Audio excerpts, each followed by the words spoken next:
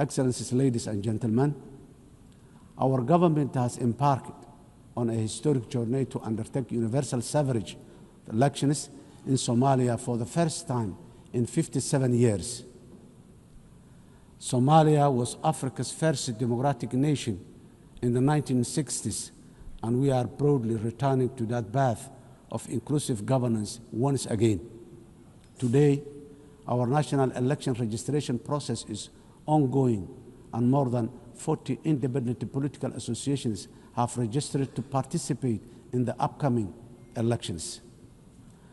Our national experience is that nothing is better than a people-centered, a people-led, guided by the rule of law to build a unified and prosperous nation in our country. Financing development, the sustainable development goals are the blueprint for achieving dignity, justice, and equality through real investment in human capital, job creation, and social protection for the most vulnerable in all our communities. However, it was very clear from the fourth Financing for Development Conference in Seville earlier this year that the financing gap between our ambitions and the reality are very far apart. Today, developing nations are facing the terrible shock of high debt burden, higher cost of sovereign borrowing, and expenditure on recurrent shocks, which is impossible to budget for annually. The traditional economic model of forecasting predictable expenditure supported by clear revenue streams is no longer this simple. Governments of the developing nations are also now subjected to real-time investment cuts in core developmental activities, including health, education, and basic infrastructure. This is because of realignment of the already dwindling development assistance they use to receive from the developing nations. This is not sustainable, and if we, as a community of nations, are to achieve collective developmental progress together. Excellencies, ladies and gentlemen, in Somalia, we are taking responsibility of our own economic development by building on the successes of our recent reform based on the debt relief. Today, we are focused on mitigating the excruciating cost of public service investment by continuously raising domestic revenue, strengthening public financial management systems, and enforcing strict expenditure controls while enhancing transparency and accountability. Furthermore, we are committed to benefiting from strategic location and natural resources through trade with our region and the world. In line support of this ambition, Somalia has joined the East Africa Community and is ratifying the African Continental Free Trade Area policies and joining World Trade Organization. Process is going on very well. Climate emergency, we are also resolute in our commitment to combat the devastating impact of climate change in the most vulnerable communities, especially those who are unable to mitigate and adapt effectively. Climate change is wreaking havoc across the world, with the most vulnerable countries suffering systemic and repetitive meteorological and socio-economic shocks. These devastating economies, destroying livelihoods and diverting limited public resources towards mitigating and adaptation responses, which take away from other vital social investment like education and health. The impact of climate change is forcing governments in developing countries, including my own, to make impossible financial trade-offs, which hamper our own aspiration for investing in resilience and development. Around 10% of the developing nations' budgets are diverted to responding to climate change. This needs to be addressed urgently through developed industrialized nations by meeting their financial obligations for climate crisis they continue to exacerbate. The climate crisis that continue to exacerbate. Excellencies, ladies and gentlemen, the resilient Somali people live with the climate crisis every day. For us, climate change is not an abstract. It is a horrible reality of disrupted and destroyed lives. Somalia's contributes almost nothing to global emission, yet we endure some of the harshest consequences. Droughts, floods, and rising seas erode livelihoods and displace families, threatening to undo the progress we are making towards peace and development. As a government, we understand that addressing the adverse impact of climate change is a global public good that requires a strong partnership and genuine burden sharing. On our part, Somalia has adopted the national climate change policy, updated our national determined contribution, and is preparing its first biennial transparency report. We are also developing a robust national climate finance strategy to guide how we mobilize and manage resources to address the challenge. To ensure these resources are used effectively, we have established the National Climate Fund, a dedicated institution to channel climate financing transparently and directly to the communities on the ground, to the communities on the ground. We are restoring degraded lands, strengthening water security, and piloting nature-based solutions that protect both people and ecosystems. Despite our efforts, accessing climate finance remains too slow and complex. As our government strengthens its domestic revenue capacity and initiates the process for pre-arranging disaster risk financing, we call for financial support that is accessible, affordable, predictable, and just from the international financing institutions and capital markets. Nations on the front line, like Somalia, cannot be left to face this crisis alone, unsupported by the dominant global financial architecture, which is not fit for the purpose in this age of great challenge. Excellencies, ladies and gentlemen, in conclusion, the 80th anniversary of the UN General Assembly is the best possible opportunity to take stock of our global achievement as far as our common commitments to sustainable development are concerned. We quietly transitioned from the Millennium Development Goals to now the Sustainable Development Goals. Now, I wonder, with the clock rapidly ticking very fast towards 2030, what the next acronyms of our global development aspirations will be. For us, being better together means common ownership, common responsibility, and genuine partner sharing on the global achievement of sustainable development through investment in a resilient and fair future for all. I thank you.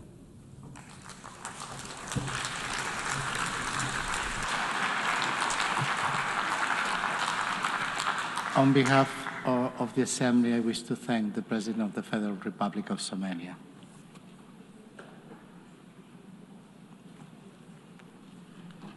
And now the Assembly will hear an address of His Excellency Jakub Mitovic, President of Montenegro. I request protocol to escort His Excellency and invite him to address the Assembly.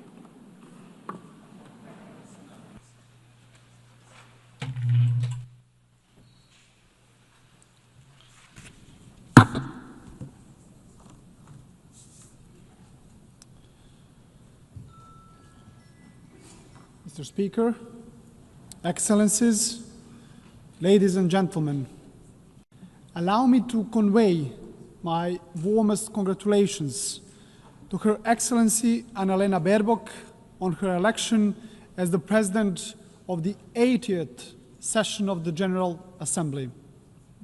This election is both historic and inspiring, as she is only the 5th woman entrusted with this very high responsibility. We recall Vijaya Lakshmi Pandit from India, who spoke with the voice of a liberated Asia. Angie Brooks, a Liberian diplomat and a judge who championed the rights of small states and women in Africa. Haya Rashid Al Khalifa from Bahrain, who brought a message of dialogue and international law from the heart of the Middle East. And Maria Fernanda Espinosa from Ecuador, who raised her voice for climate action and indigenous people of Latin America. And each of them left a mark of their time. So this election gives Europe the opportunity to embody the principles of the unwavering defense of human rights and multilateralism. Dear colleagues, this year, as we commemorate 80 years since the founding of the United Nations, we reflect on the remarkable journey of this great organization that was created as a mission of global peace. Born from the ashes of the Second World War, the United Nations emerged as a beacon of hope for humanity. Dear colleagues, imagine the devastated cities throughout the world back in 1945. Warsaw, reduced to ashes. St. Petersburg, shattered after the years of the siege. Berlin, in ruins. Hiroshima and Nagasaki struck by the unimaginable horror. And my hometown and the current capital of Montenegro, Podgorica, was also in the bombings virtually razed to the ground. And imagine at the same time the world leaders gathered, who despite their wounds looked to the future. And at that very moment, when the trenches between nations still existed and the graves of the loved ones were still fresh, the Organization of the United Nations was born. The idea that light could emerge from darkness and that solidarity could triumph over despair.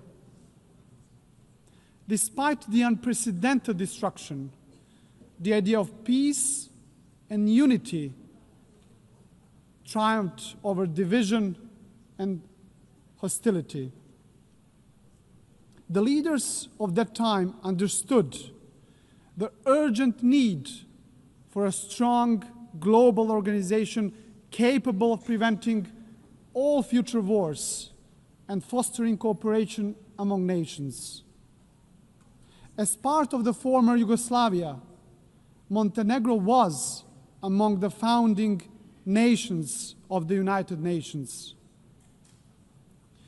We have so far established an international system that promotes peace, upholds rules-based global order, safeguards human rights, and fosters sustainable development. Dear colleagues, without the United Nations, much of our collective progress would have remained just a distant dream. Yet, even after 8 decades, we must also acknowledge a sobering truth. The absence of the World War has not always meant the presence of genuine peace and prosperity in the world. Today, multilateralism is being tested like never before, and our world is confronted with devastating conflicts, rising polarization, grave human rights violations, deep economic inequalities, and the corrosive spread of disinformation. Those challenges remind us of one essential fact: we cannot afford the marginalization of the United Nations, nor the silencing of the international law. Dear colleagues, now more than ever, we need to renew our commitment to the founding principles of the UN Charter. And despite its imperfections, the United Nations remains the only global organization where every nation has a seat and a voice, and where international law remains the basis for international legitimacy. And that makes the United Nations indispensable. Ladies and gentlemen, since regaining our independence back in 2006, Montenegro worked hand in hand with the United Nations to advance reforms in sustainable development, human rights and good governance, and in line with our European Union membership aspirations. Next year, we will proudly mark 2 decades of regaining our independence, as well as 2 decades of our UN membership. So over the past 20 years, Montenegro has evolved into a modern democracy. This transformation is also reflected in our economy, which has grown steadily, driven by key sectors such as tourism and energy. Our resilience has been tested by many global crises. Yet, Montenegro remains firmly committed to building a knowledge-based economy that fosters sustainable development and contributes to regional stability and regional prosperity. Montenegro's commitment to the United Nations and multilateralism remains a cornerstone of our foreign policy, fully in harmony with our European and Euro-Atlantic paths, and our dedication to good neighborly relations and regional cooperation. With NATO membership as the pillar of our security, our strategic focus is now on joining the European Union by 2028. It's an ambitious goal, dear colleagues, yet one that is now firmly within our reach. And as the most advanced EU candidate country, Montenegro remains steadfast in implementing structural reforms and fully aligned with the European Union's common foreign and security policy. We are convinced that the EU integration is a catalyst for lasting progress, stability, and ultimately security of the European continent. And in this process, Montenegro is not only a beneficiary, but also a contributor, demonstrating that enlargement strengthens the European Union as much as it strengthens the candidate countries. Your Excellencies, to strengthen multilateralism, we also must confront its weaknesses. The Security Council is increasingly paralyzed and unable to fulfill its mandate as the primary guardian of peace and security. The latest example is the war in Ukraine, which has brought unimaginable suffering to the people of Ukraine. And Montenegro welcomes recent diplomatic efforts of the international community led by the United States, aimed at achieving a just and lasting peace. And we sincerely hope that these efforts will succeed. At the same time, Montenegro is deeply concerned about the unfolding humanitarian suffering of the Palestinian people in Gaza. and we call for an immediate ceasefire.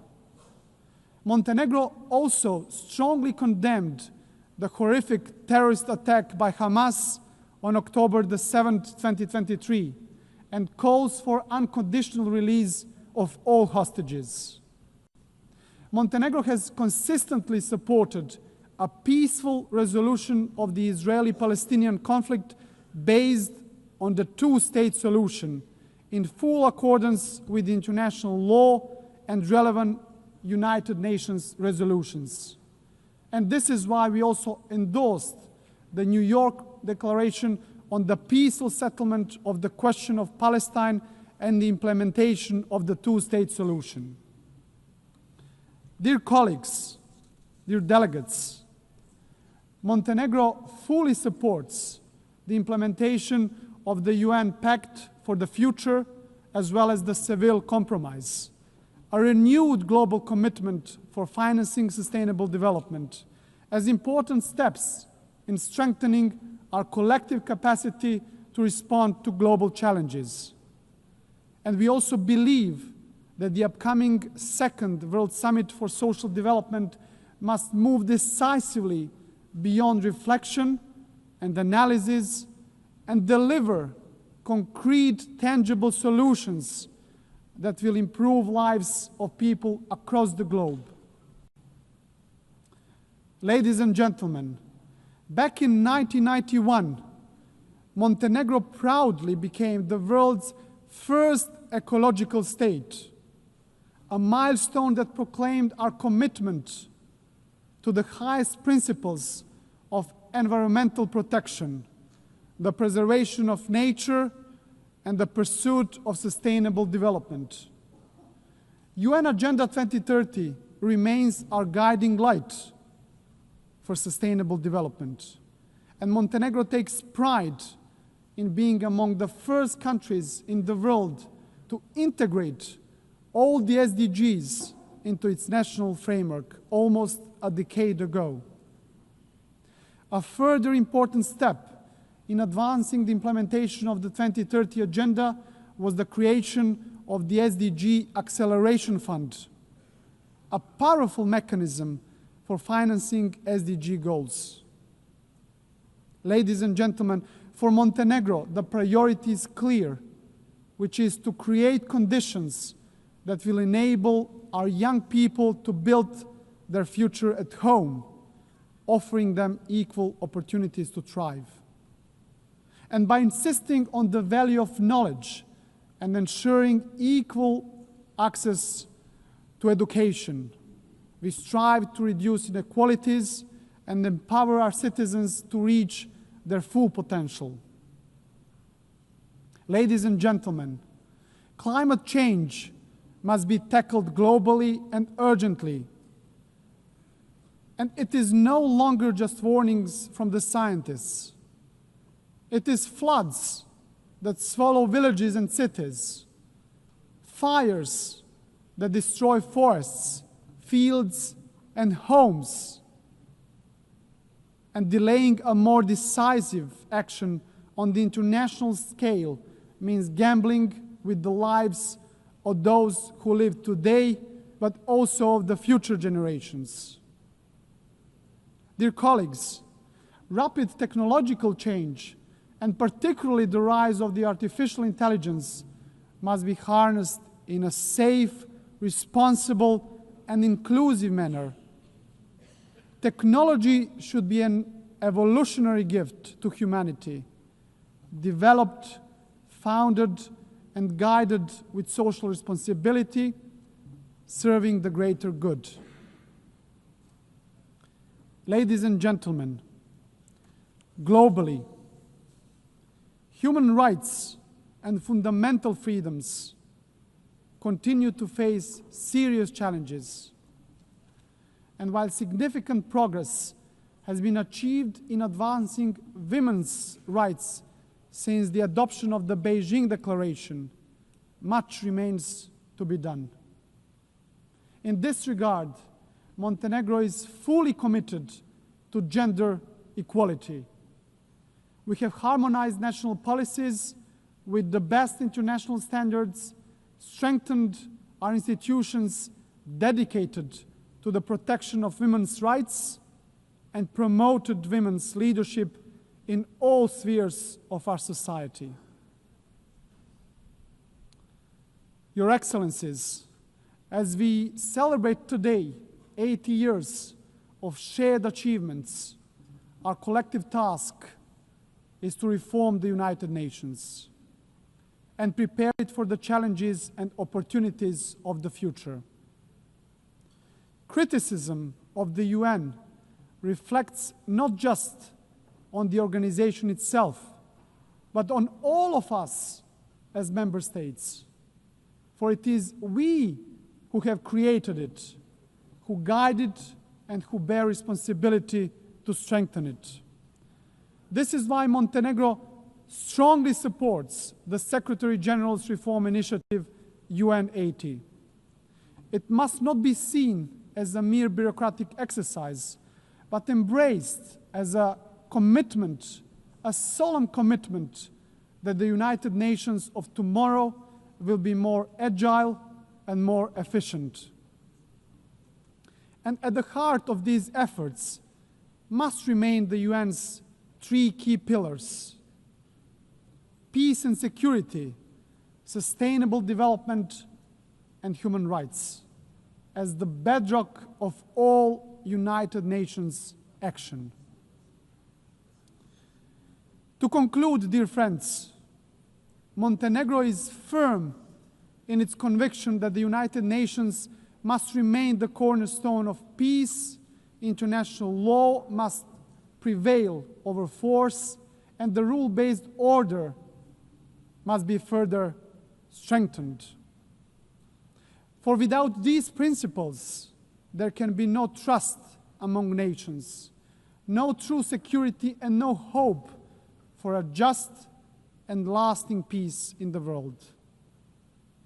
And let me, at the end, quote the most famous writer from our part of the world and the Nobel Prize laureate, Ivo Andrić, who wrote in his masterpiece, The Bridge on the River Drina, of everything that man erects and builds in his urge for living, nothing is, in my eyes, better and more valuable than bridges. They are more important than houses, more sacred than temples, for they belong to all and are equal for everyone. Dear colleagues, this timeless truth reminds us that bridges are not only structures of stone, but structures of peace. It is a dialogue that builds bridges, and it is only through bridges that nations can walk towards peace. So our task is not to be passive heirs of history, but active builders of a better legacy. So let the next 80 years of the United Nations be not years of hesitation, but of courage and solidarity. So guided by these values, Montenegro will continue to build bridges, strengthen dialogue, and work tirelessly towards a future of stability, future of progress, and future of common success, fully aligned with the very spirit and mission of the United Nations. Thank you very much for your attention.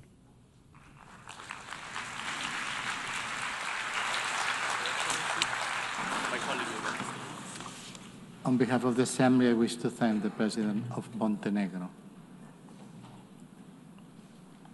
In accordance with Resolution 80/1 of 19 September 2025, I give the floor to the distinguished observer of the Observer State of Palestine to introduce an address by the head of a state.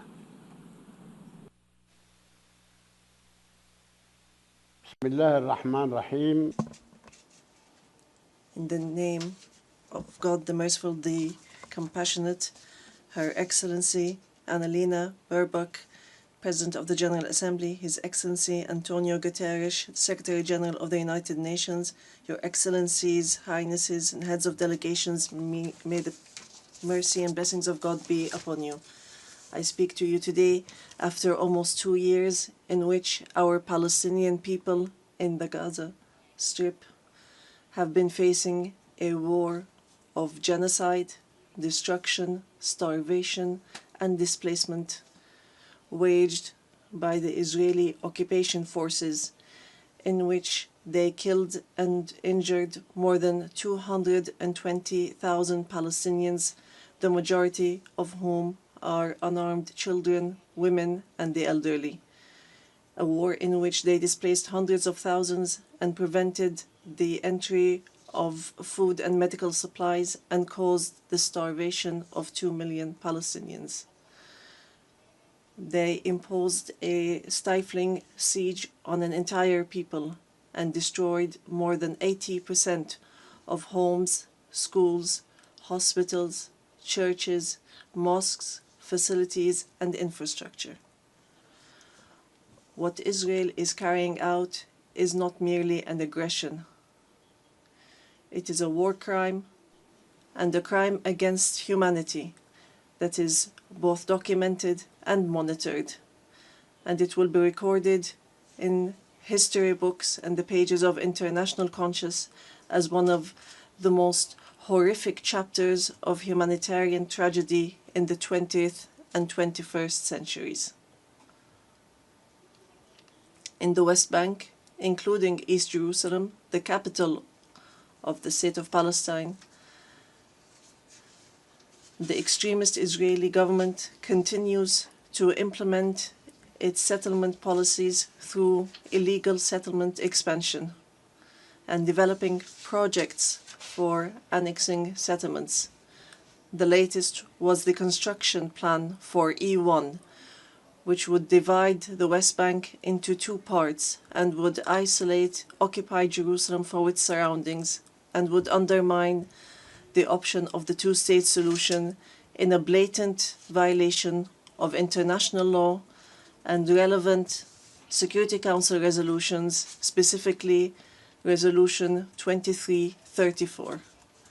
Furthermore, the Israeli Prime Minister announced a plan for what he calls Greater Israel, which we reject and completely deplore, and which involves expanding into sovereign Arab states.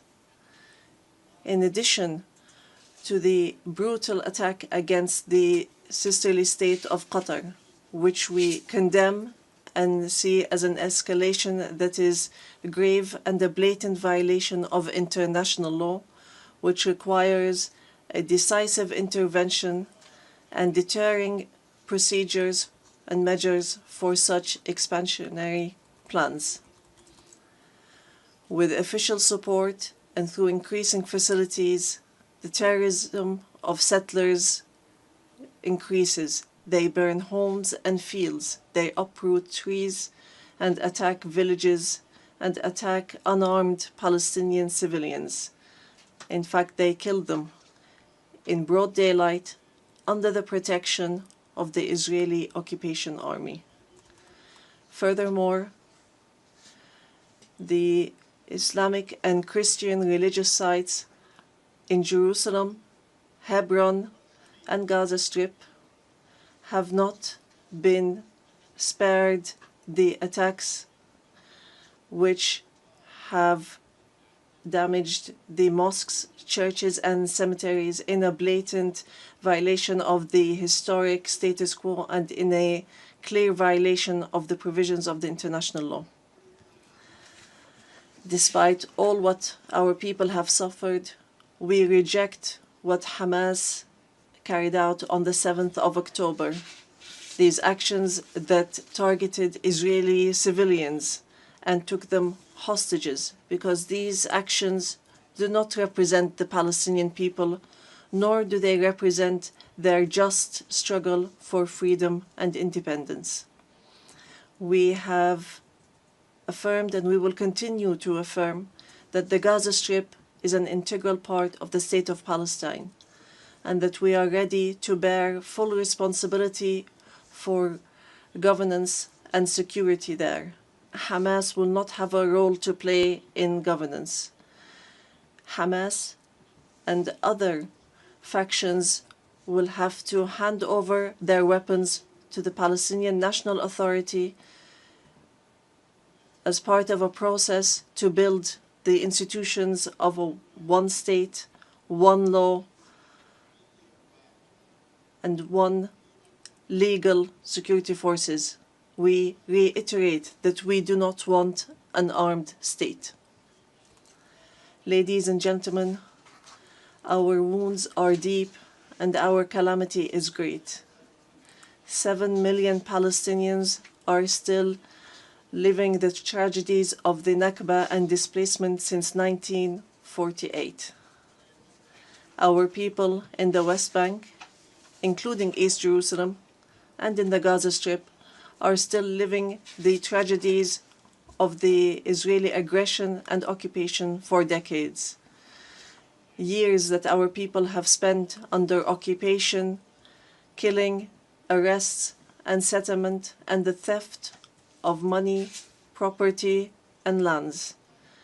And this still continues without any deterrent or accountability. Years of oppression, deprivation, and the protection for the occupier, and enabling the occupier instead of protecting the people under the occupation, and more violations of the rights of our Palestinian people to self-determination, to freedom, dignity, independence, and sovereignty on the land of the occupied state, on the land of the state of Palestine occupied since 1967, including East Jerusalem. More than 1,000 resolutions at the United Nations, not one of them was implemented. There have been many efforts, many international initiatives, without reaching an end to this tragic situation that the Palestinian people are living under the yoke of occupation. In 1993, we signed the Oslo Accords, and we adhered to all its items, and we recognized the state of Israel. Israel, at the time, recognized the Palestine Liberation Organization as the sole legitimate representative of the Palestinian people. Based on that, we restructured our institutions, and we amended our national charter, and we rejected violence and terrorism, and we adopted a culture of peace. We made all our efforts to build the institutions of a modern Palestinian state that lives side by side in peace and security with Israel. But Israel did not adhere to the signed agreements and has worked systematically on undermining them. Ladies and gentlemen, just 3 days ago,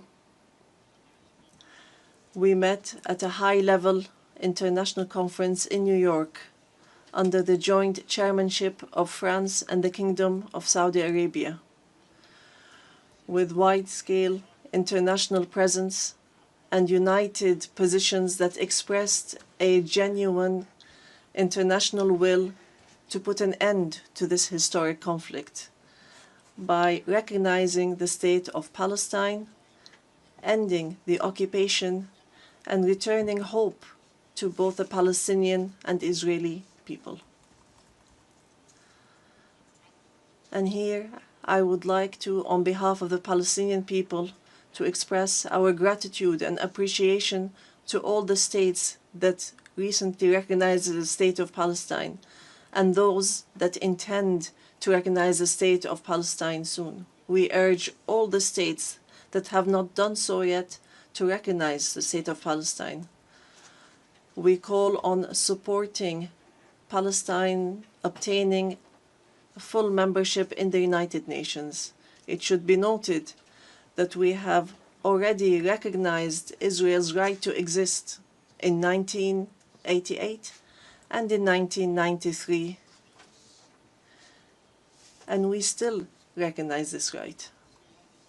In this regard, We would like to thank France, the UK, Canada, Australia, Belgium, Portugal, Luxembourg, Malta, Monaco, San Marino, Andorra, and Denmark for their recognition of the State of Palestine. We would like to thank all 149 states which had previously recognized the State of Palestine. Our people will not forget this noble position.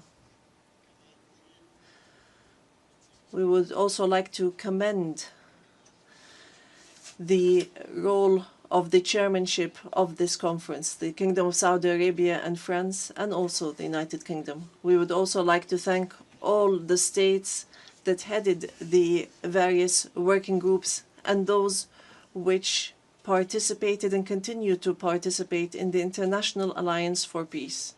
We would also like to thank the states that are supporting our efforts to stop the genocide and the occupation and achieve peace.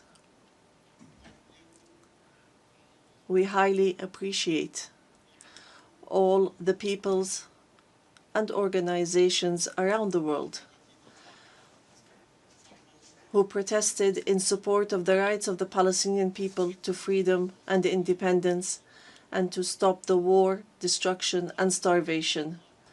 We reject confusing the solidarity with the Palestinian cause and the issue of anti-Semitism, which is something that we reject based on our values and principles.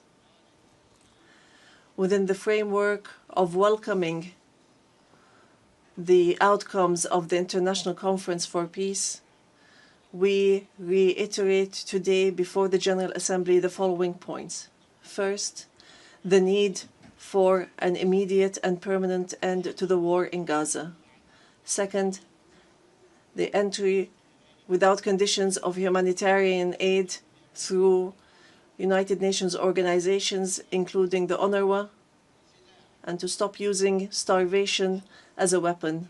And here we would like to thank the brotherly and friendly states and organizations that have been sending aids. Third, the release of all hostages and prisoners on both sides. Fourth, the complete withdrawal of the occupation from the Gaza Strip and the rejection of the plans for displacement and putting an end to settlement, the terrorism of settlers, and the theft of Palestinian lands and property under the headline of annexation, and stopping the aggression against the status quo in holy sites. These are all unilateral actions that undermine the two-state solution in Gaza, the West Bank, and Jerusalem. Fifth, the state of Palestine should take their full responsibility, starting with the Administrative Committee for the Gaza Strip, which is chaired by a minister in the Palestinian government, to manage the affairs of the Gaza Strip for a temporary period, and then to connect that with the West Bank, all through Arab and international support, and with Arab and international presence to protect civilians in Gaza and support the Palestinian forces under the umbrella of the United Nations, rather than being a replacement. Sixth, to guarantee that the residents of the Gaza Strip remain on their lands without displacement, and to implement a recovery and reconstruction plan in both the Gaza Strip and the West Bank. Seventh, releasing the Palestinian tax money that is being held by the State of Israel unjustly, and lifting the economic siege and the barriers from the Palestinian cities, villages, and refugee camps. Eighth, supporting our national efforts towards reform and conducting presidential and parliamentary elections within a year after the end of the war. The practical procedures has begun. A committee has been assigned to draft a temporary constitution, and it will end its work within 3 months, so that we move from authority to state.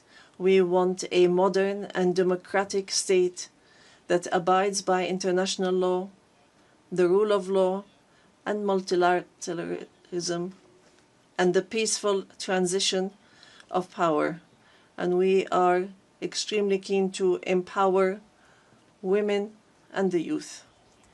Ninth, we declare that we are ready to work with US President Donald Trump and with the Kingdom of Saudi Arabia and France, the United Nations and all partners to implement the peace plan that was approved in the conference that was held on the 22nd of September in a way that would lead towards a just peace and regional cooperation. Ladies and gentlemen, today we say clearly, peace cannot be achieved if justice is not achieved. And there can be no justice if Palestine is not freed. We want to live in freedom, security, and peace like all other people on earth, in an independent, sovereign state on the borders of 1967, with East Jerusalem as our capital, in security and peace with our neighbors. We want a modern civilian state that is free of violence, weapons, and extremism, one that respects law, human rights, and invests in people, development, technology, and education, not in wars and conflict. The time has come for the international community to do right by the Palestinian people so that they may obtain their legitimate rights to be rid of the occupation and to not remain a hostage to the temperament of Israeli politics, which denies our rights and continue in their injustice, oppression, and aggression. We are continuing to move forward, and we will continue our peaceful, legal, and diplomatic fight to obtain our rights. In conclusion, we say to our sons and daughters in the homeland, in the exile, and in the diaspora, no matter how much our wounds bleed, and no matter how long the suffering lasts, it will not break our will to live and survive. The dawn of freedom will emerge, and the flag of Palestine will fly high in our skies as a symbol of dignity, steadfastness, and being free from the yoke of occupation. Palestine is ours. Jerusalem is the jewel of our heart and our eternal capital. We will not leave our homeland. We will not leave our lands. Our people will remain rooted like the olive trees, firm as the rocks. We will rise from under the rubble to rebuild and to send from our blessed and holy land the messages of hope and the sound of truth and right, and build the bridges of just peace for the people of our region and the entire world. May the peace and mercy and blessings of God be upon you.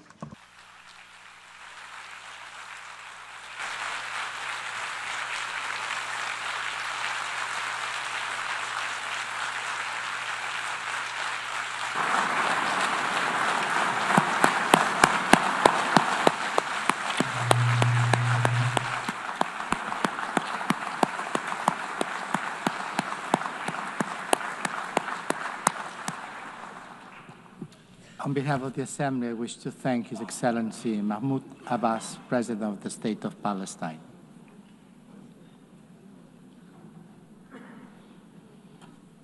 The Assembly will hear an address now by His Excellency Rashad Mohammed Al-Alimi, President of the Presidential Leadership Council of the Republic of Yemen.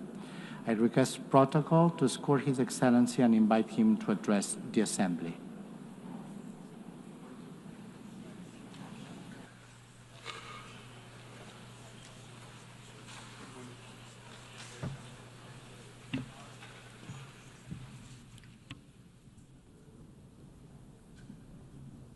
Bismillahirrahmanirrahim. In the name of God, most gracious, most merciful. My statement today will be entitled, For Yemen, for the World.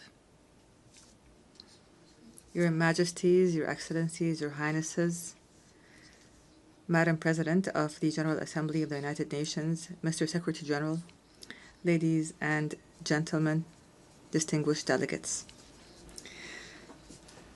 I would first like to offer Madam Annalena Baerbock and her friendly country, the Federal Republic of Germany, I'd like to offer them our sincere congratulations on her election as President of the United Nations General Assembly.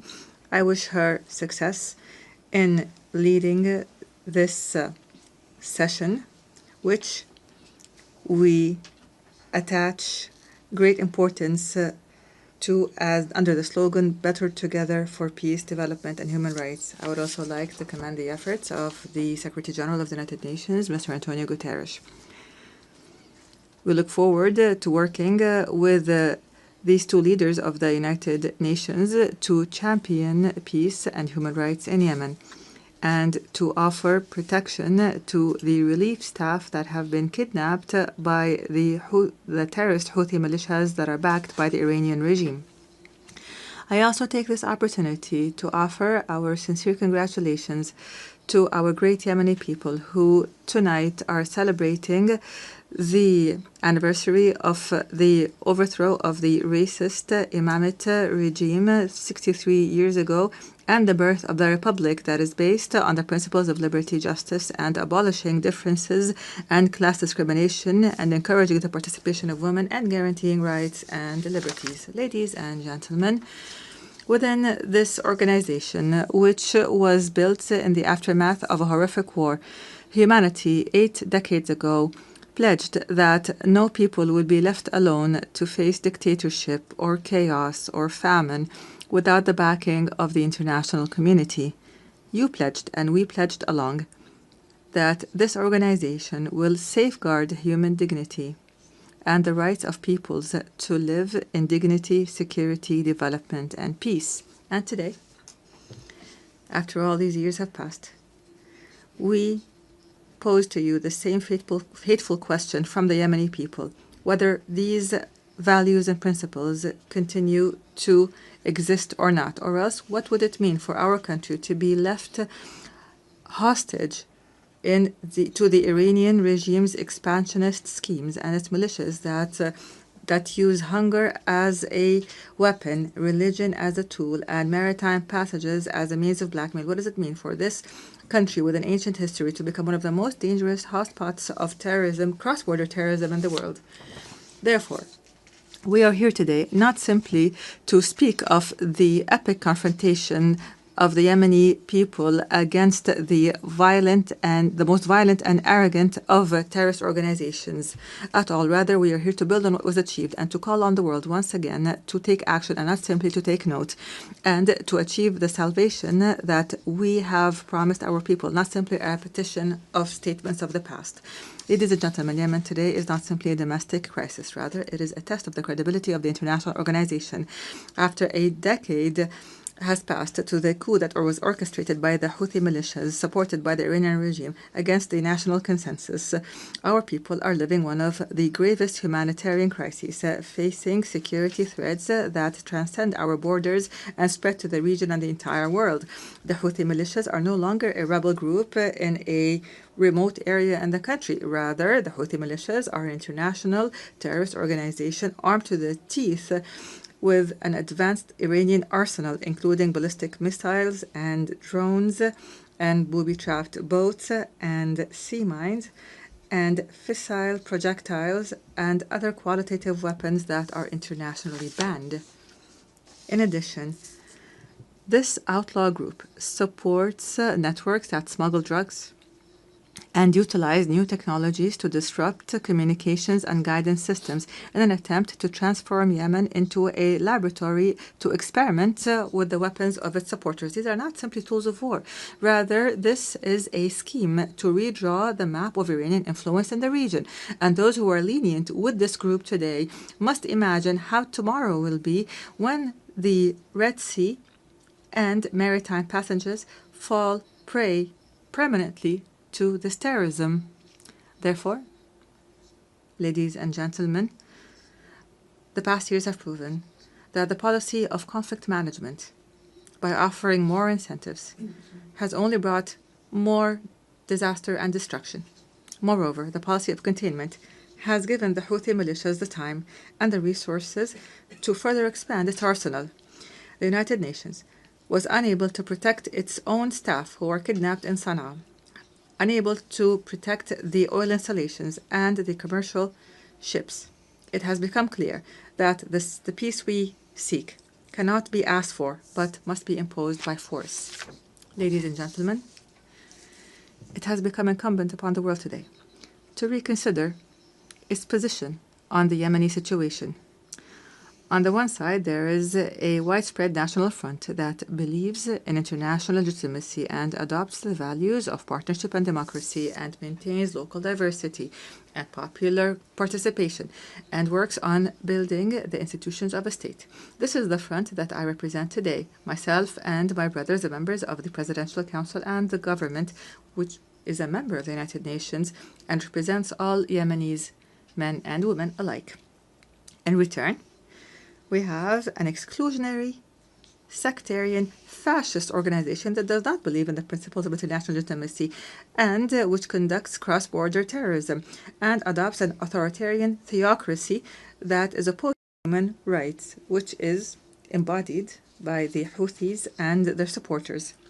Unfortunately, the disregard by many of the essence of the Yemeni crisis has encouraged the Houthi militias to go further in threatening peace regionally and internationally and targeting energy sources and maritime passages and even kidnapping and abusing United Nations staff. Ladies and gentlemen, I have spoken to you from this podium in the past.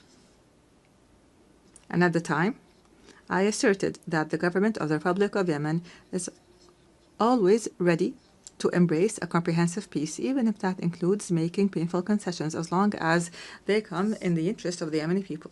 However, and after our efforts to maintain peace have failed, it has become necessary to move collectively and firmly to impose peace. Therefore, I call on you today to form an effective international coalition to restore security and stability to Yemen, a coalition that would rebuild the institutions of the state and would liberate the country from the clutches of the militias and all forms of terrorist groups. Ladies and gentlemen, the United Nations General Assembly, in its 80th session, seems to be in dire need to prove to its members that international law is not simply a myth, and that the rules-based international order is not simply a selective call. Yemen and Gaza, in this context, are the moral testing ground of this important organization. They are the place where we can definitely confirm that the might of right is still able to confront the right of might. And here, the Palestinian cause lies in the heart of this issue as a wound that continues to bleed and the central cause of the Arab people, which is now also witnessing an important transformation, so the overwhelming recognition of an independent state. And here we would like to express our sincere gratitude to our brothers and sisters in the Kingdom of Saudi Arabia for their efforts, along with their French partners, to achieve these unprecedented political gains. We'd also like to confirm here our full support for the Palestinian Authority and the two-state solution in accordance with international legitimacy resolutions and the Arab Peace Initiative. And we call upon the rest of the member states to recognize Palestine and to support the rights of its people and their dignity. And at the same time, we reiterate our rejection of the use by outlaw militias of this just cause that has as a trading card, which has only brought Palestine more isolation and destruction. Your Majesties, Excellencies, and Highnesses, in the midst of this suffering of the Yemeni people that has lasted for 11 years, our brethren have not left us alone, namely the Kingdom of Saudi Arabia, the United Arab Emirates, who have not only worked to protect the Yemeni state from collapse, but for the entire region from falling into the clutches of the Iranian scheme. They have presented a practical model of strategic partnership based on development. The world must adopt this model and not simply watch it. At the end of last week, our brothers in the Kingdom of Saudi Arabia once again announced additional economic aid to the country's budget and basic services at a time when the Yemeni government is facing extreme financial bottlenecks. And we hope that the international community would join this effort so that we could keep millions of Yemenis alive. Mr. President, ladies and gentlemen, the title of my statement today was For Yemen, for the World. We are not calling upon you today to simply work for Yemen, but for the entire world. Yemen must not be left to fall prey for blackmail and terrorism, because this would mean opening the door to more victims, and this would deliver a blow to the credibility of this organization and its principles. What we ask from you are not new statements, but international action, firm international action to support the legitimate government as a trusted partner on the ground. The time has come to launch an international coalition that will liberate Yemen from terrorism and rebuild its national state, and would guarantee the security and the security of the region and the world from the dangers of cross-border terrorism. And this is what we call for, to regain sovereignty in our country and put an end to the chapter of militias once and for all. I thank you, and peace and God's blessings be upon you.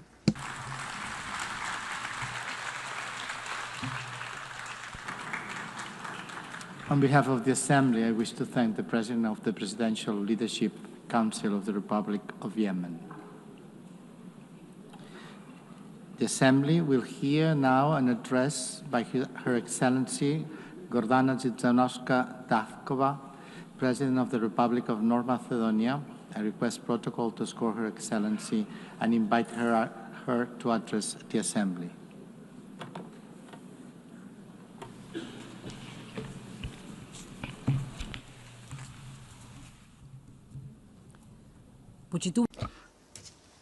Honorable Member President of the United Nations General Assembly, Annalena Baerbock, Distinguished Secretary General of the United Nations, Mr. Guterres, esteemed Excellencies, ladies and gentlemen.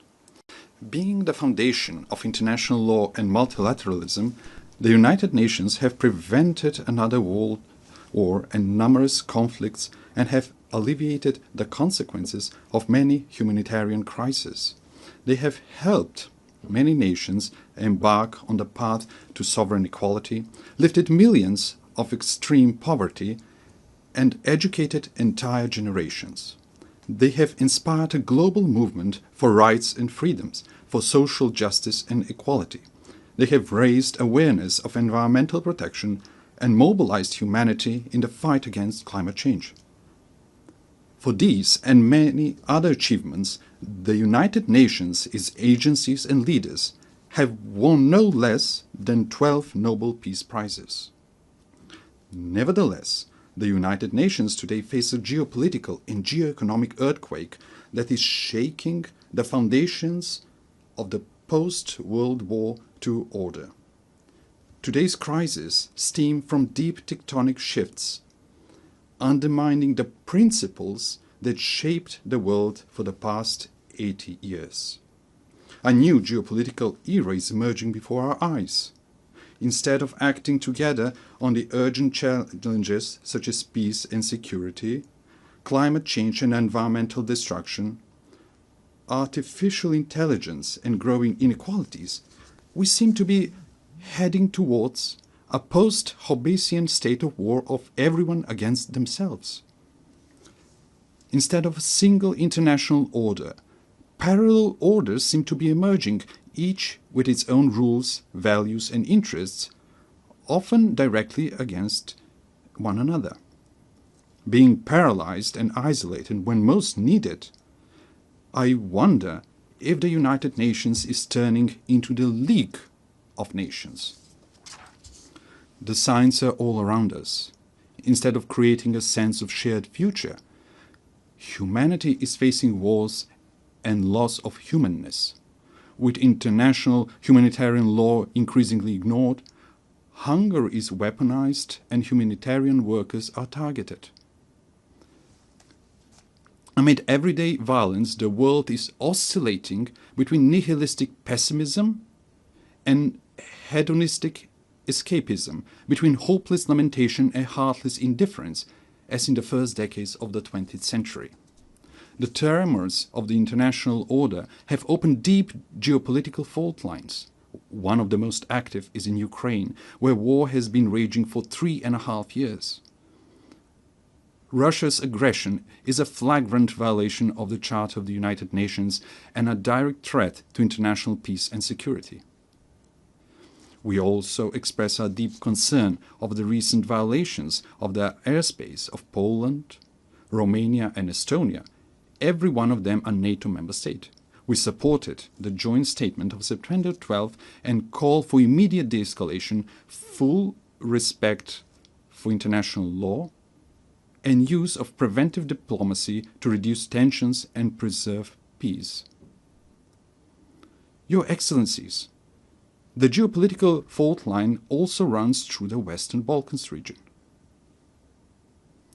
The Macedonian accession process to the European Union has been continuously obstructed for 20 years, but not on the basis of objective Copenhagen criteria, but for subjective nationalistic reasons. The latest EU condition to start our negotiations is a new imposed amendment to the Constitution. The Constitution, lex superior and, in Rousseau's sense, a social contract between citizens, represents the most internal matter of any state. Our Constitution provides 4 initiators for amendments: the President of the Republic, the government, at least 30 members of parliament and 150,000 citizens. It is clear that neither our neighbors nor the European Union are authorized proposers of amendments. We emphasize that conditioning the start of negotiations to new constitutional amendments once again reopens issues of history, culture and language, questions we have been assured were settled by the Prespa agreement with Greece. We are constantly reminded that agreements must be respected. Pacta sunt servanda. I agree. We note that the Treaty of Friendship, Good Neighborliness and Cooperation with Bulgaria contains no provisions for constitutional amendments. Finally, through the constitutive acts, the EU defines itself as a unity of diversity and commits to respecting cultural and linguistic diversity, national and cultural identity, and dignity and integrity. How then is it possible that we are asked to discuss and negotiate with a neighbor about history, culture, and language? Time and again, we stress that we perceive ourselves as Europeans and deeply believe in the European project that brought peace and economic prosperity after the Second World War. The European ideal remains our greatest inspiration and strategic aspiration. As a country dedicated to good neighborly relations and regional cooperation, we do not seek disputes with our neighbors. What we desire is to be integrated in the Union, but without additional conditions and with national dignity preserved. We warn that after the war in Ukraine, the blocked European integration of the Western Balkans is not only a political, but also a security issue. With the political door closed for the Western Balkan countries and the door wide open for influences of third geopolitical centers of power, it is ironic that the Union calls for resilience towards them. Must we end up on the Security Council's agenda for the EU to unblock enlargement?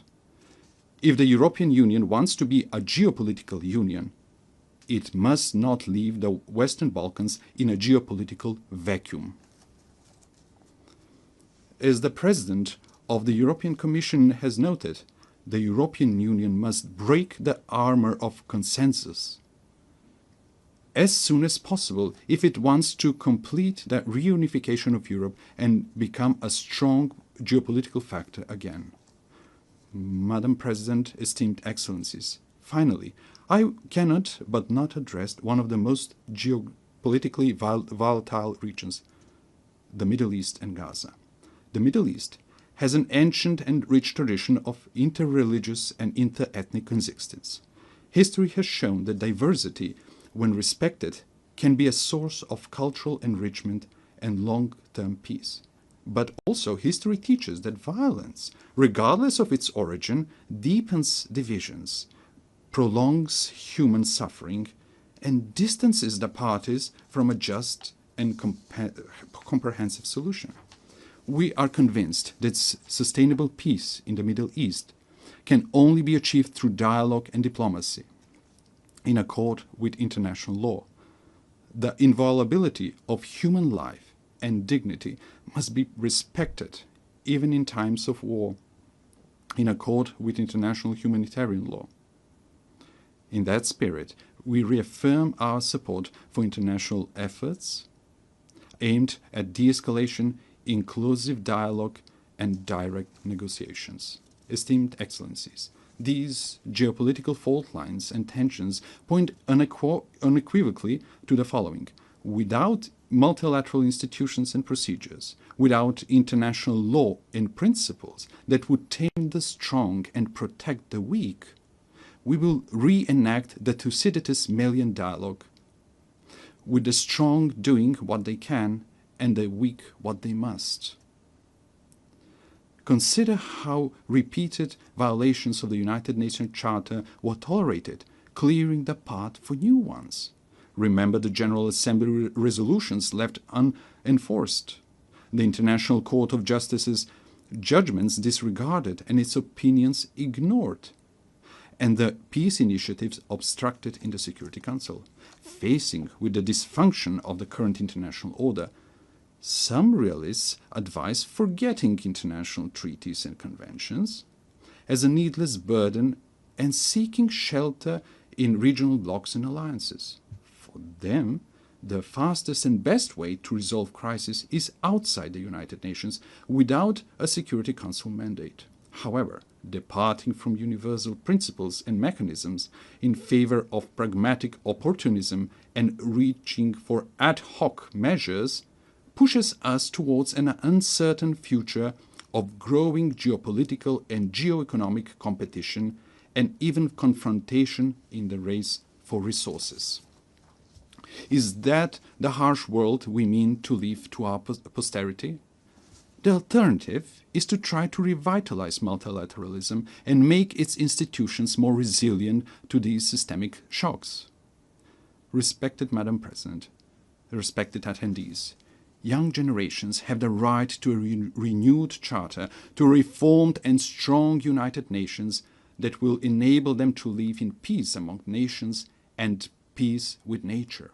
These reforms must not be cosmetic, but profound, to enable greater inclusiveness, harmonization between values and mechanisms, optimization of national and global interests, and functional institutions. The UN reforms depend on whether they are seen as an opportunity to renew the rules-based international order or as a challenge to the privileges of some member states. Yet, what is the point of being a privileged member state of a dysfunctional, irrelevant, marginalized international organization?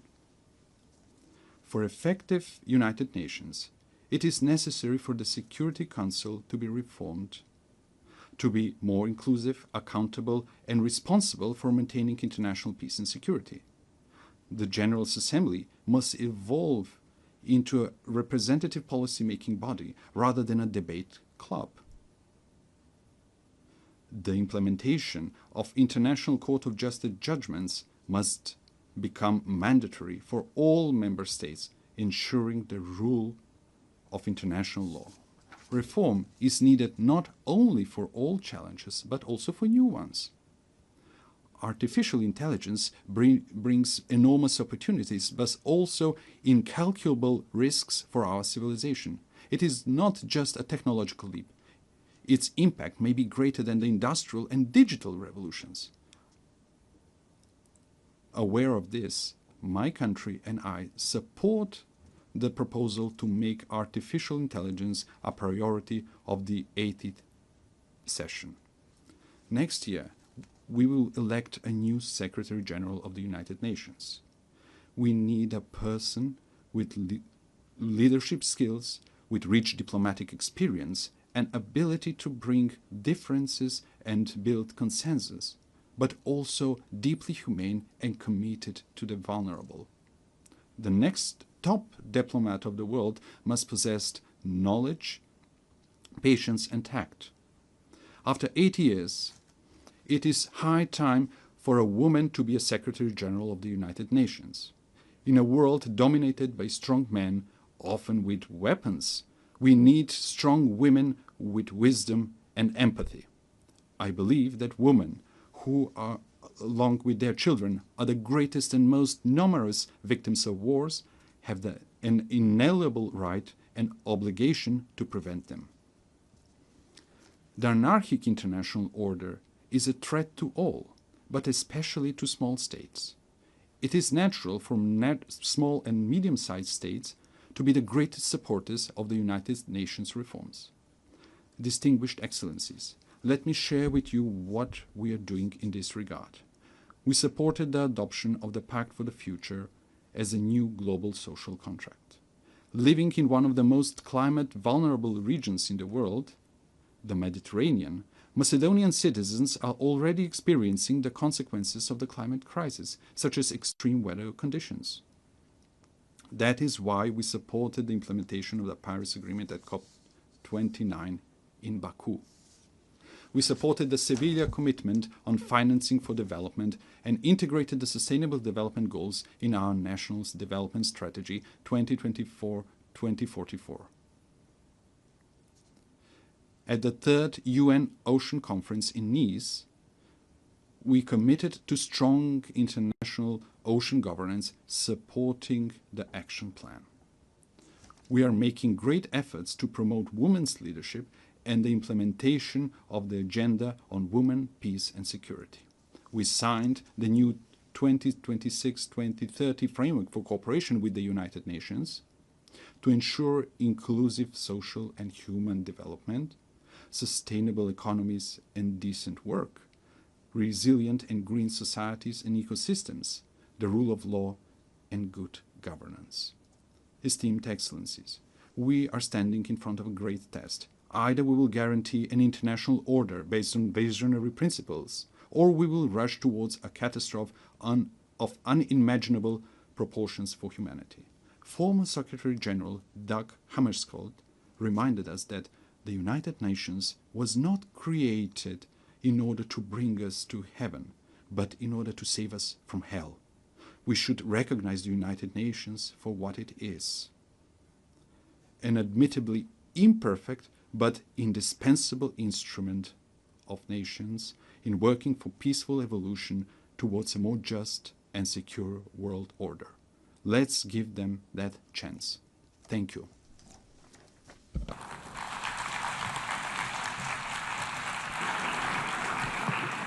On behalf of the Assembly, I wish to thank the President of the Republic of Macedonia.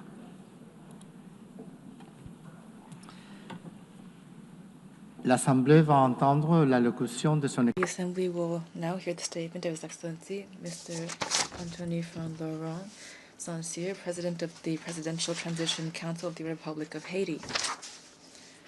I request Protocol to accompany His Excellency, and I invite him to speak before the Assembly.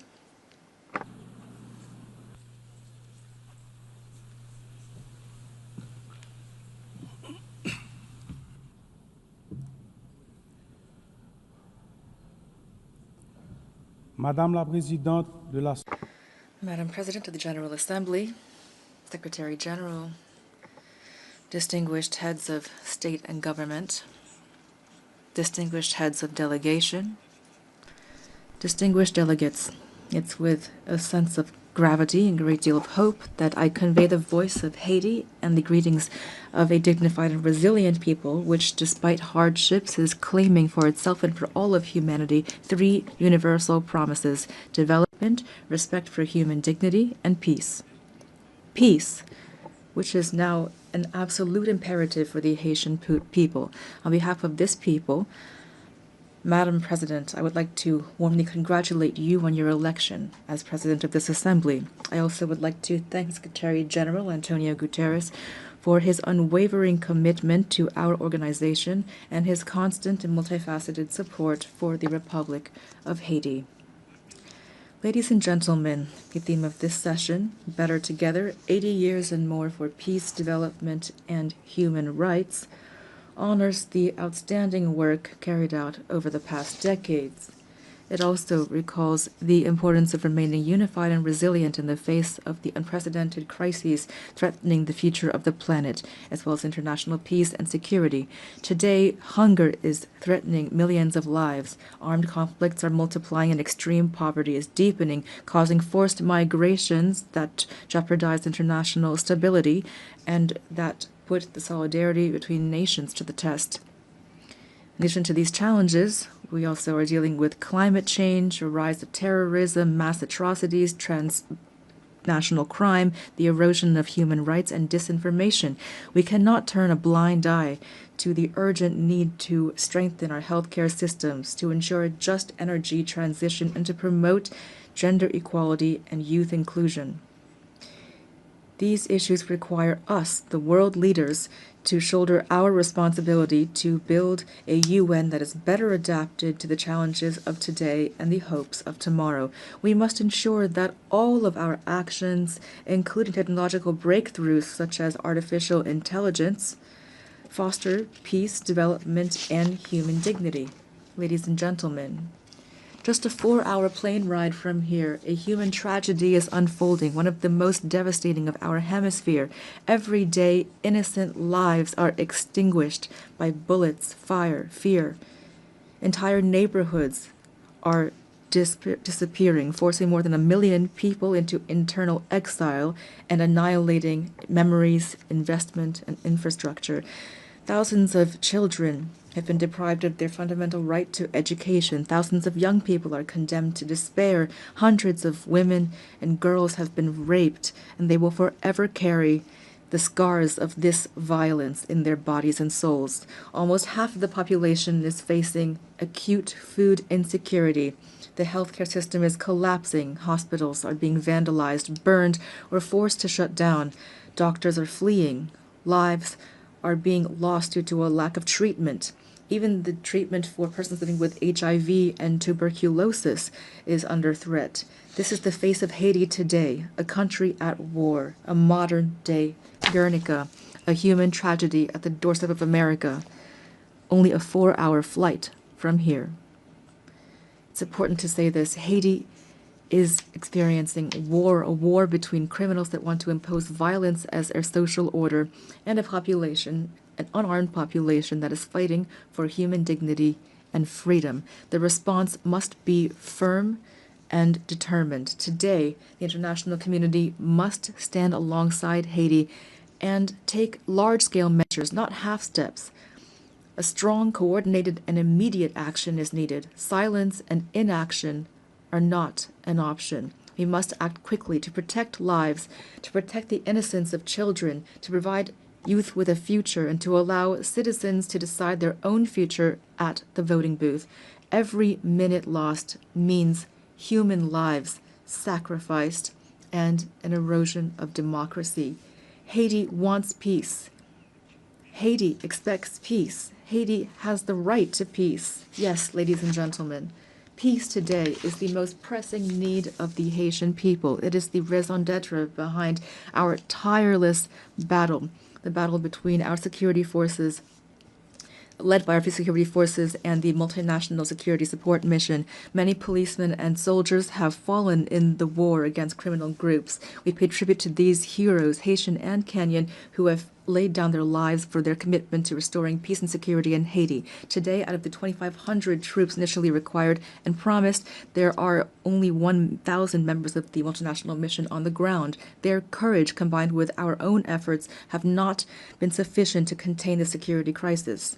And yet we have increased by 40% the budget for our security forces. We've recruited new members. We have strengthened our troops and acquired more material and equipment. We must face the reality. Haiti is at the epicenter of an unprecedented regional threat. Powerful and heavily armed criminal networks are trying to destabilize our country and take over the economies of our entire common space.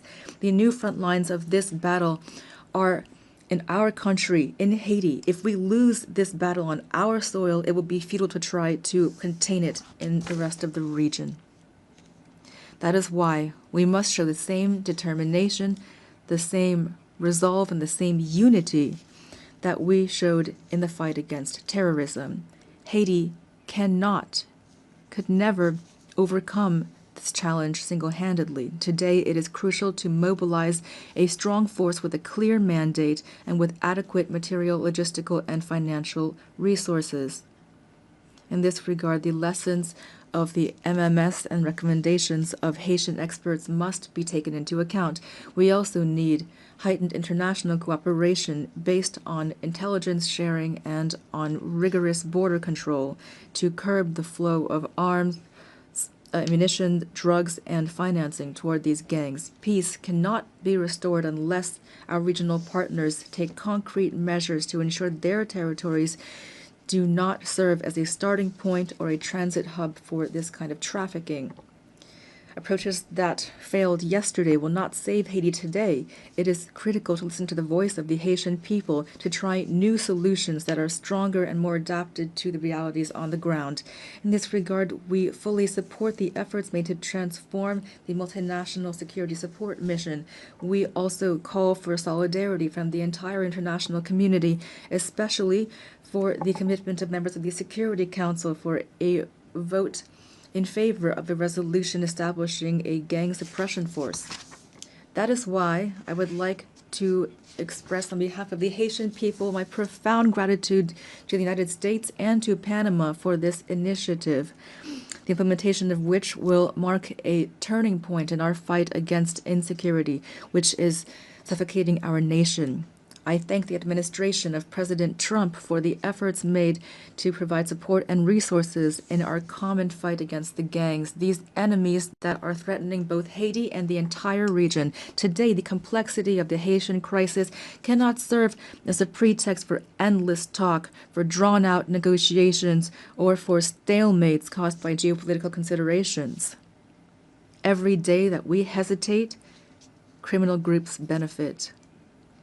We urgently need to be proactive, to transcend divisions, to act together, to promote the values that bring us together, peace and human dignity. Haiti would welcome the holding of a high-level meeting to overcome obstacles and to make tangible progress. In this regard, we welcome the countries of the region and thank them for their constant support, especially through declarations in various regional organizations, including the Organization of American States and CARICOM. We appreciate their support and advocacy with partners in the Security Council for a real solution to the security crisis in Haiti. We also pay tribute to all of those states which during previous crises stood by our side and express the hope to be able to count once again on their commitment. Together, we can and we must resolve this crisis, which has lasted for too long already. 12 million women, men, and children are expecting this of us. Ladies and gentlemen, the Presidential Transition Council was born of a political consensus that stemmed from intense negotiations between the nation's political parties. This council, establishment which was supported by various international partners and facilitated by leaders of CARICOM, has a clear agenda which centers on holding free and credible elections. I repeat, free and credible elections. Despite the many challenges caused by the security crisis, the electoral process, for which the PTC and the government have shown real political will, has made real headway. The The Electoral Council, Provisional Electoral Council, has already identified more than 85% of the voting centers, mobilized more than 70% of the elections personnel, and national financing to the tune of $65 million is guaranteed. The Presidential Transition Council is working closely with the MMS, the OAS, CARICOM, and BNU to ensure free, transparent, and inclusive elections reflecting the sovereign will of the Haitian people and guaranteeing the full and effective participation of young people, women, people with disabilities, and marginalized groups. To ensure productive political cooperation, constant efforts are being made and will continue to expand dialogue with the various political parties to strengthen consensus and to prevent a power vacuum which would be fatal for democracy and stability. The Haitian people must be able to choose its own leaders. The state wants credible elections. Our greatest challenge remains restoring security. The urgent and solemn call that we have once again issued to resolve the security crisis in Haiti must not be left to languish on paper nor be lost amid rhetoric and unkept promises. In Haiti, peace can no longer wait. Ladies and gentlemen, the transitional period does not allow us to launch all of the major structural reforms the country needs, but the humanitarian crisis we are currently experiencing must be overcome. To this day, the Haitian state has provided 72% of emergency assistance for IDPs and is assisting families to relocate. We are profoundly grateful to our international partners that have assisted us in the humanitarian response, and we are keenly interested in the promising initiatives put forward by those which, like the Association of Caribbean States, have chosen to join our effort. But our strategy is not limited to immediate assistance. We must move from assistance to investment. To this end, the government is determined to develop two major economic hubs, the Great North and the Great South, based on strategic sectors such as agro-industry, textiles, renewable energy, tourism, and services. Haiti will continue to count on its key partners to weather this difficult period and to relaunch its economy. We call for their support through the establishment of concrete mechanisms such as the renewal of the Hope Help Law or launching urban renovation projects which will allow us to create jobs, to put an end to the humanitarian impasse, and to reduce migration pressure on Haitians in the region. Ladies and gentlemen, 2025 marks the bicentennial of the order forcing Haiti to pay a ransom for recognizing its own independence. We call for reparations, not out of bitterness or vengefulness, but out of a desire for justice and truth. We noted with satisfaction the statement by the French presidency recognizing the need to open spaces for dialogue and historic truth, as well as the resolution of June 5, 2025 of the French National Assembly recognizing the injustice of this ransom. Haiti has established a National Reparations and Restitution Committee.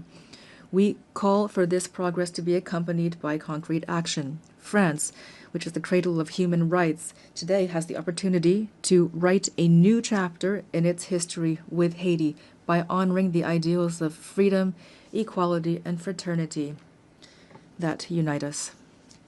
Ladies and gentlemen, I must underscore the invaluable support provided by the Haitian diaspora throughout the world, who are often living in hardship. Whether in America, in Europe, in Africa, or elsewhere, the millions of Haitians living abroad contribute to the development of Haiti. We are undergoing a multidimensional crisis, and we call for patience and understanding from our partners and friends so that our nationals are always treated with respect and dignity. Behind every migrant there is a face, a family, a history, and a contribution to be made to their new country of residence. Haiti reaffirms its commitment to dialogue and to bilateral cooperation in the spirit of neighborliness and mutual respect to identify balanced and long-term solutions to Haiti's problems. The safe and orderly circulation of goods and of people, especially through air transport, is crucial for a shared future and common prosperity. Ladies and gentlemen, the Haiti of tomorrow deserves peace and prosperity, a future based on an independent judiciary, universal education, affordable health care for all, and an economy that provides every citizen with the same chance at success.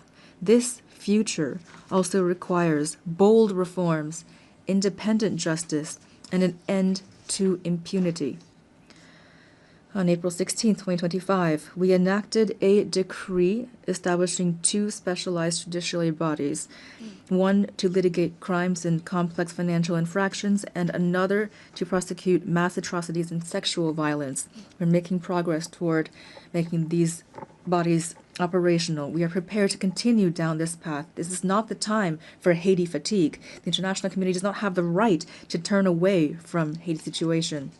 In light of this crisis, silence would not be neutrality, it would be complicity.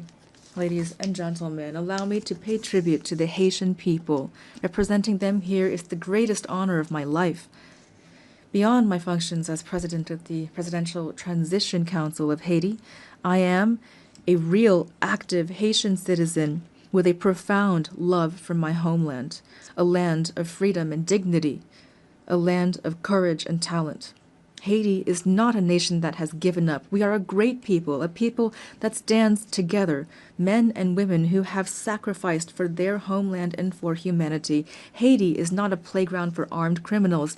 Rather, it is a nation on its feet, comprised of dignified, resilient families who every day, despite terrible adversity, are fighting for a better future. I pay tribute to my fellow countrymen and women who are, without a doubt, among the most resilient people on earth. They deserve better. Giving them new hope is my only mission, and that is why now I call upon you to stand side by side with Haiti. We must build peace in Haiti, for the Caribbean, for the Americas, for all of humanity. Thank you.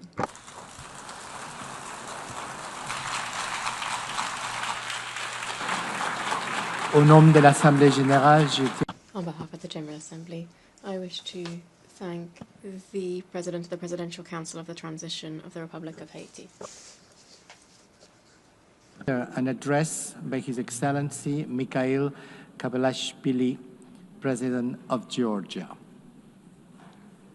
I request protocol to score His Excellency and invite him to address the Assembly. I can see it here. Yeah.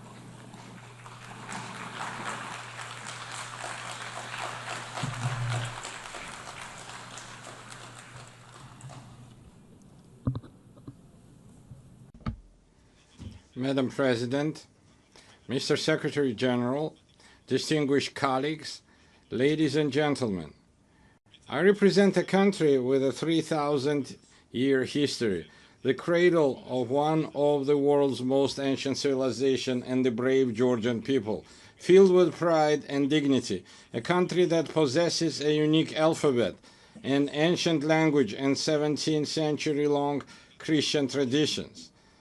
The history of Georgia is continuous chronicle of our people's struggle for survival against invaders, through which we have miraculously managed to preserve our cultural identity, traditions, and national character.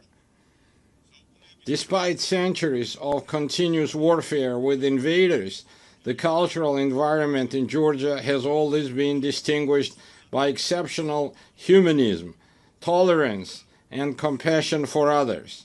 Tolerance, openness to others, harmonious coexistence, and diversity form the cornerstone of our ancient culture, which is brilliantly reflected in Georgian polyphony, in our national traditions, and in the world-renowned Georgian epic Shota Rustaveli's The Knight in the Panther's Skin.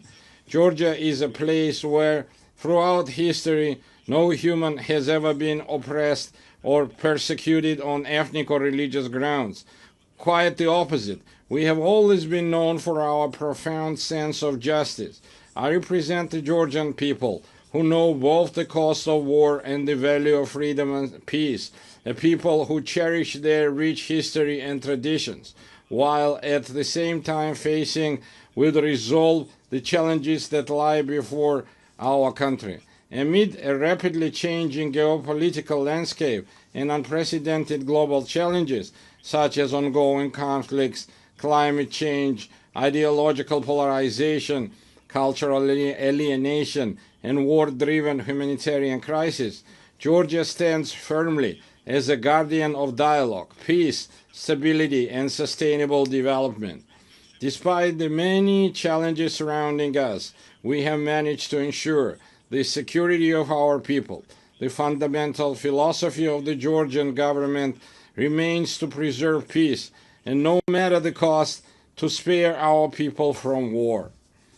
For the fourth year now, a horrific, bloody war has been raging in Ukraine, bringing catastrophic consequences and immense human suffering. Drawing on the bitter experience of the 2008 war, whose wounds have not yet healed for the Georgian people, we understand better than many the pain that Ukrainian nation endures today. Now as before, Georgia expresses its firm and unwavering support for Ukrainian people. As we deeply understand the importance of peace, Georgia contributes to the transformation of the South Caucasus and strives to turn it from a zone of conflicts into a space of dialogue among civilizations and economic prosperity. We welcome President Donald Trump's peace initiative between Armenia and Azerbaijan, as well as his efforts to bring the bloody war between Russia and Ukraine to an end soon. Georgia has always supported and actively strived to establish sustainable and long-term peace in the South Caucasus, as well as to deepen trust and cooperation amongst its neighbors. For centuries, our country has been a crossroads of civilization and a space for dialogue among diverse cultures. Today, Georgia is reclaiming its historical role. Close relations with the countries of the South Caucasus and Central Asia, existing agreements with the European Union, and Georgia's key position in the Middle Corridor all give our country a special significance, both within the region and across the Eurasian continent. Georgia is the shortest connecting route and natural bridge between Europe and Asia, the West and the East. Thanks to our geographical location and pragmatic foreign policy, Georgia is emerging as a multidimensional and multifunctional regional hub, both in terms of trade and energy transit. Georgia makes a significant contribution to the development of the Middle Corridor strategic route and does everything to ensure that the corridor becomes the fastest, most reliable, and most stable connecting route between East and West. We are actively working with international investors, developing infrastructure and facilitating the creation of new energy transit routes, all of which ultimately enhance the connectivity between Asian and European markets. Within the framework of the Middle Corridor and its development, Georgia has launched strategically significant projects aimed at increasing the volume and intensity of rail, sea, and air transportation. Among them, the railway modernization project has already been completed, while work is actively underway on the deep sea port in Anaklia, the new international airport in Tbilisi, and the Black Sea submarine cable projects. These projects, on one hand, provide landlocked countries in Central Asia and the South Caucasus with maritime connectivity to the rest of the world. On the other hand, the projects are implementing help diversity energy routes. We are implementing help diversity energy routes, thereby significantly enhancing the energy security of Europe and South Caucasus. To promote the development of the Middle Corridor and enhance connectivity between the two largest markets, Asia and Europe, Georgia has been hosting the Tbilisi Silk Road Forum for 8 years. It is an international platform for dialogue and new opportunities, attended up to 2,000 delegates from 60 countries. Our goal is to develop constructive relations based on mutual respect and shared benefits with major economies such as the United States, China, European Union, and others. We are open to any dialogue and cooperation, but at the same time, we demand respect and fair and dignified approach. What the Georgian people will never accept is being spoken to in the language of ultimatums, blackmail, or intimidation. Georgia is a faithful adherent to the fundamental principles of values of the United Nations and a dignified, responsible member of the international community, as evidenced by the considerable efforts by the current government of Georgia to improve the protection of human rights. It is precisely thanks to the pragmatic and rational policies of the government of Georgia that we have maintained peace and economic growth, significantly improving the quality of life of our citizens. Despite numerous challenges in recent years, Georgia has demonstrated remarkable resilience to external shocks. The positive trajectory of Georgia's development is reflected in and confirmed by the international rankings and indicators of the world's most reputable organizations.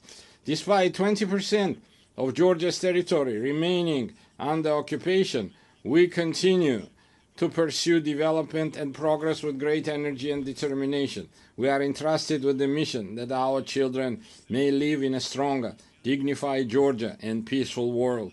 And now I want to address our Abkhaz and Ossetian brothers and sisters on the other side of the occupation line. For centuries, we have written Georgia's history together, a history filled with the heroism of our ancestors through our shared struggle for survival of our nation and the love for our motherland. We have never been a large empire imposing its rules on the others. We have always been a country proud of its diversity. Georgia is a place where civilizations have met, blended and balanced each other for centuries. Our culture is the very product of this complex and enduring synthesis. My Abkhaz and Ossetian brothers and sisters, our cultural code has not changed. For us, diversity is not a problem. It remains an essential formula for our existence, which is why we always meet our compatriots from the other side of the occupation line with open hearts and outstretched hands. It's our duty through joint efforts to overcome artificially created obstacles, rebuild broken bridges, and leave past grievances to history as a people of exceptional patience and resilience. I believe that one day we will live with our children in a united, happy, and developed Georgia, where nothing will stand in the way of our harmonious coexistence. Herewith, I would like to express my gratitude to the international community for its unwavering support of Georgia's sovereignty and territorial integrity. Georgia, like the entire world, is going through a pivotal moment in modern history. We live in a transitional era where the future of the international order remains uncertain. The United Nations must ensure our planet's transition to a peaceful, stable, and fair, multipolar international order. Georgia is responsible, as a responsible member of the international community, is ready to support the United Nations in becoming the inevitable alternative to war and the principal guarantor of peace. I would like to reiterate that we are prepared and open, taking into account our national interests, to engage in dialogue with all parties on issues of global and regional significance. The current reality requires us to face difficult issues and initiate an open, pragmatic, and result-oriented dialogue. I believe that only in this way we can overcome common global challenges and unlock new opportunities for the benefit of our countries, peoples, and future generations. Thank you very much for your attention. May God bless humanity. On behalf of the Assembly, I wish to thank the President of Georgia. La Asamblea escuchará. The Assembly will now hear an address by His Excellency Luis Alberto Arce Catacora, Constitutional President of the Plurinational State of Bolivia. I request protocol to escort His Excellency and invite him to address the Assembly.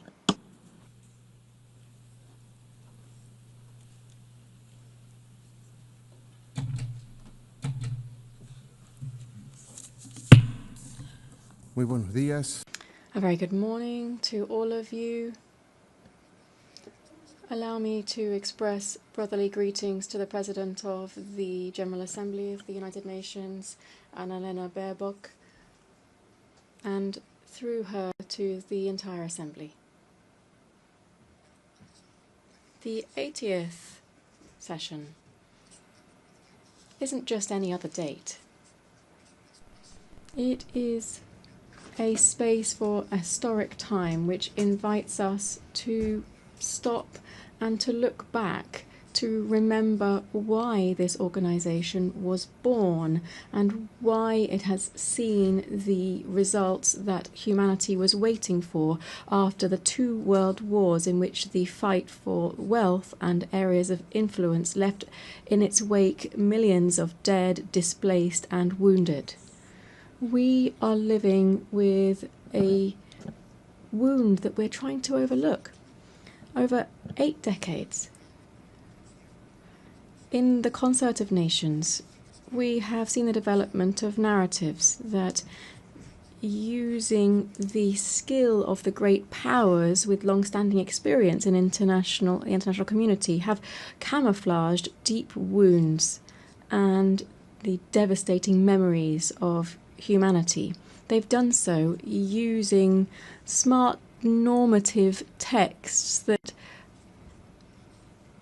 pretend to be the duty of the United Nations through audiovisuals and others that are not very effective in facing flagrant problems such as neocolonialism in all of its expressions, territorial occupation, economic, political and cultural interference, racism, discrimination, the arms race and violence which is implicit in all of this without taking into account other aspects such as hunger, climate change, the food crisis and the increasingly frequent economic crises.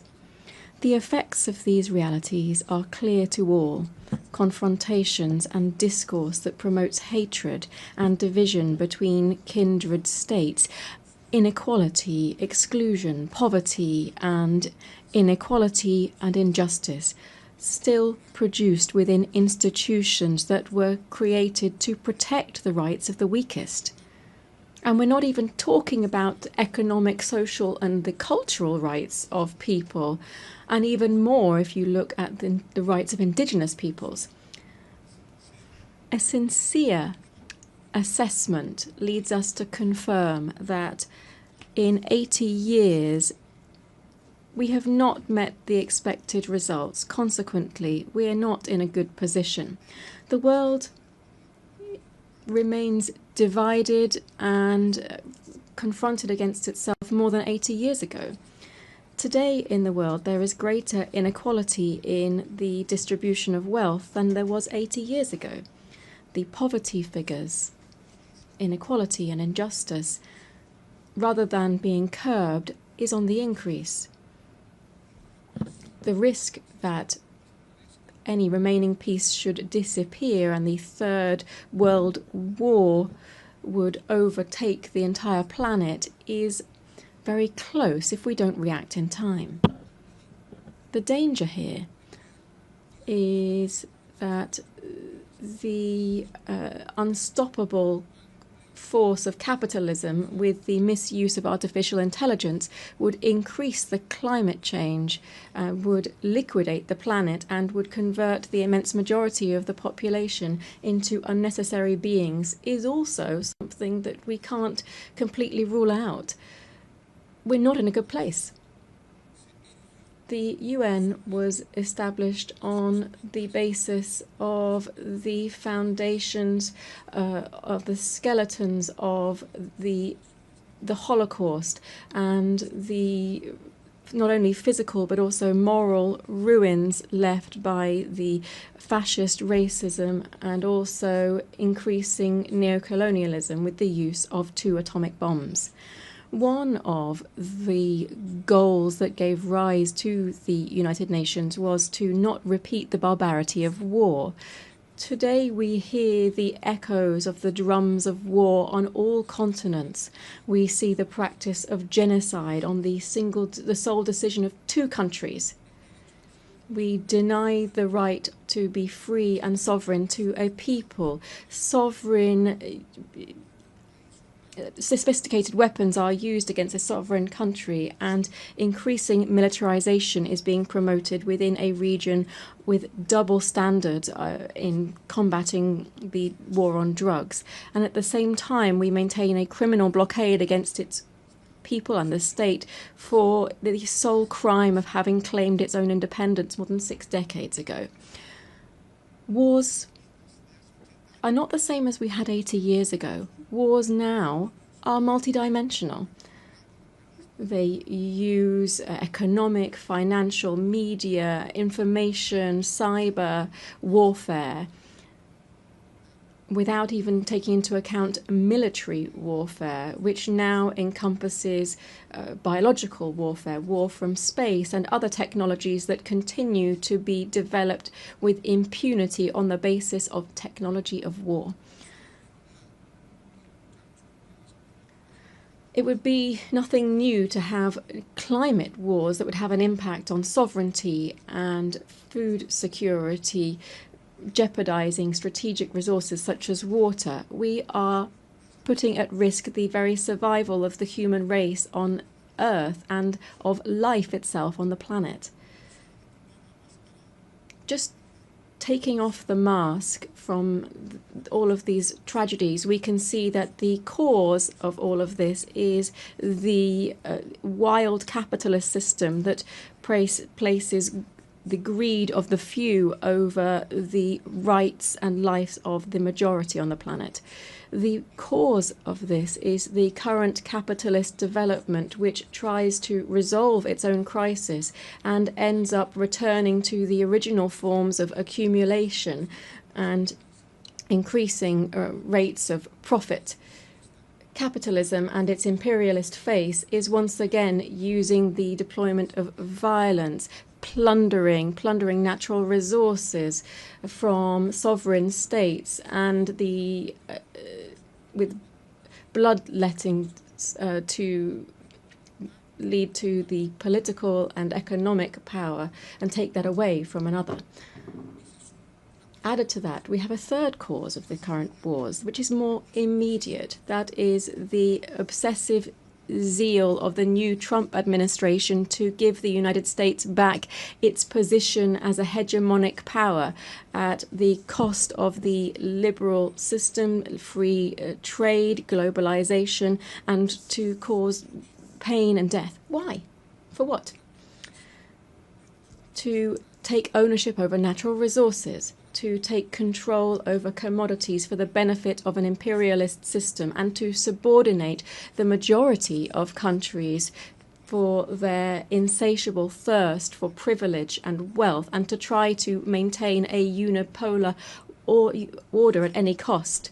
The recent publication of the US Strategic Defense Policy sets out a deployment of its troops around the world to in its areas of influence, Canada, Central and South America, among others. The recent history with our neighbours has made us realise this is nothing else but a new way of implementing Monroeism, which was a doctrine which said that America is for the North Americans, generating conditions for a new era of neocolonialism.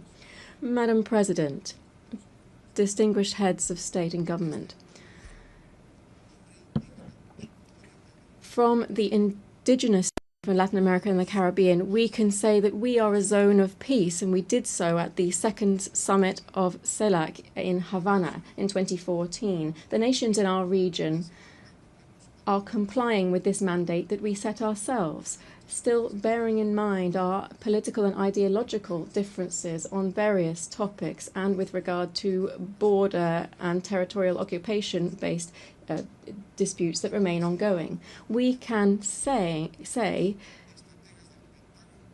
when we invert the equation of the Pentagon, that it is peace rather than war that guides our international relations. In hearing this declaration statement in 2022 in this same place, I came to appeal to the United Nations for a General Assembly to declare to the world that it would be an entire territory of peace. And 11 years have passed since that historic declaration of CELAC, and 3 years since I made that statement in this assembly. Not only have we not declared the world as a zone of peace, rather we are facing the harsh reality of seeing how death is becoming increasingly normalized in international relations. We also feel the threat of fascism in all of its variants to try to exploit and dominate peoples at the current time. The threat of death has made is covering Latin America and the Caribbean. We are seeing a bellicose potential, which would even go so far as to use missiles, submarines, helicopters, using the pretext that this maritime space is being used against the national security of the United States through the illegal introduction of cocaine through illegal gangs belonging to drug cartels. Beyond violations of international law, this provocative action of imperialism has two intentions. First, to intervene into our kindred Bolivarian Republic of Venezuela that since 1999 has been raising high the flags of the freedom of its people and the sovereignty of its state, and which possesses considerable natural resources, particularly in oil, which the North wishes to appropriate and claim. Secondly, to try to reconquer the Latin America and the Caribbean on the basis of it undermining liberal democracy, to impose militarization and to use other colonialist practices that we should call out. Imperialism is said to be used to combat drugs trafficking. This is a fallacy, because if this were true, it would actually be taking effect within their own country, where the demand for this type of drugs is high, and where in its origins, where we see different types of organized crime. What the United States is trying to do is to give our region the role of holding back the edification of a multipolar world and to submit it to its own interests. Added to these military actions, the images of which have been seen around the world, we see other types of devastating actions, such as those aimed at strengthening the economic blockade against Cuba. Billions of dollars are owed by the United States to the Cuban state due to these unilateral coercive measures, which are explained on the basis of rejecting the first communist revolution, which will never be destroyed. The threat of death is also afflicting the Middle East. In the Middle East, the pain of millions of families and the death of hundreds of thousands of Palestinians finds no consolation. All of this history tells us has the unconditional support of the United States, which wants to speed up the displacement of the Palestinian people as quickly as possible. Peace will be an empty world while the Palestinian people continues to face practices of genocide and does not have its own land and full sovereignty with East Jerusalem as its capital. But in this region, that's not the only thing that's happening. The fragile political and geopolitical stability is threatened by preventive attacks against the Islamic Republic of Iran and against the small nation of Yemen, very similarly to what is happening, what was done by ex-President George Bush. The threat of death is also clear in Eurasia. in Eurasia, despite the intermittent attempts to achieve a political outcome, the expansionist ambitions of NATO, which is nothing else than the military arm of concentrated capital, is trying to protract the military conflict by using Ukraine as a launch pad against the Russian Federation. The threat of death also hangs over Asia. The East China Sea, which is an area of great geostrategic and economic importance, is facing two problems that could have an impact not only on the region but also the entire world. The overcoming of the sovereignty of Taiwan by the People's Republic of China is another example of explicit neocolonialism that is encouraged by the United States, as well as the dispute on the Senkaku Islands, the sovereignty of which is disputed between Japan, Taiwan, and China. It appears that these islands are home to important hydrocarbon resources. Furthermore, the constant tension between North Korea and South Korea could not only become a problem that affects these two countries, but also the entire security of the world. Heads of state and government, I've been referring to this entire world to say that in this new imperialist intervention, we should call it what it is, neocolonialism. And what should we do? I'm asking this because it's led to one of the most outstanding strategies of the fight for the emancipation of labor over capital. This is also the fight of life over death. I wish to propose that we firstly establish a commission for reparations following slavery, apartheid, genocide, and colonialism in the countries of the global south. To do so, the United Nations should find a way to ensure that those designing war and death pay their billions of dollars rather into a reparations fund. I hope that this rostrum, the highest on the international stage, will also serve to be able to launch an appeal and recognize that colonialism and neocolonialism was and is an historic mistake that brings and continues to bring a social wound over the population that it victimizes. It also does this with indigenous societies that it affects in particular. Today, on behalf of the construction of a fair future, we have to condemn the devastating impact of colonialism in the past and the present. I appeal to the heads of state of CELAC and the African Union to join forces and to oppose the adverse consequences of colonialism. This commission that I've mentioned should set up effective mechanisms to restore historic justice in the following spheres: reparations, land rights, recovery of the environment destroyed through the action of the colonizers and transnational corporations, apologies for the colonial past through the restitution of cultural goods of the indigenous peoples that were taken by the colonizers during the period of expansion and genocide, the prevention of neocolonial practices, programs for the development of indigenous peoples and the preservation of their cultural identity.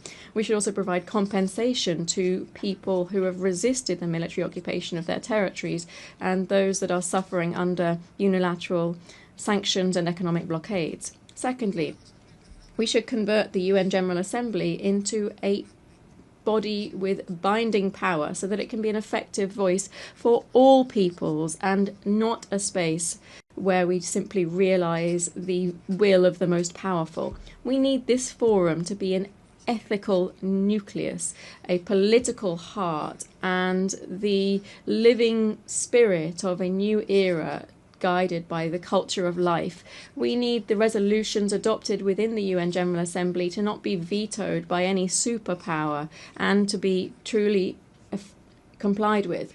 This means ensuring that multilateralism is truly valid and not just a formality. We should declare the world as a zone of peace and promote demilitarization as far as possible. The immense majority of the population in the world refuses to accept that the revitalization or overcoming the cyclical crises of capital should be done on the basis of investment in billions of dollars to manufacture all types of conventional and unconventional weapons. Just 1/3 of military expenditure would give us better and greater education, health and housing guaranteed for everyone. The UN has to become a pact for peace and for life as the shared destiny of everyone who believes in living together. 4, we need to undertake a profound reform of the Security Council that would prevent one of 2 countries holding up global stability. We need to ensure this reform and ensure the reform that the countries of the Global South have been insisting on for several years. Democratizing the Security Council would be giving effect to the principle of the legal equality of states and democratizing the future.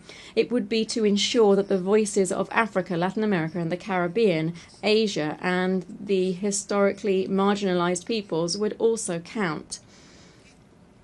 5, we should move towards the Universal Declaration of the Rights of Mother Earth. Bolivia, together with the Amazonian peoples, speaks up to recall the urgent need for international cooperation to strengthen the conservation of the Amazon. We should do so through strengthening the sovereignty of Amazonian countries over this strategic biome for the world. Defending the Amazon means defending life. 6, we must reject all forms of commercial war and work to reduce economic and social divides between the countries of central capitalism and the countries on the periphery. Trade wars not only affect companies, but also the immense world of work. It also lessens to alarming levels the possibility for lower classes to access acceptable food.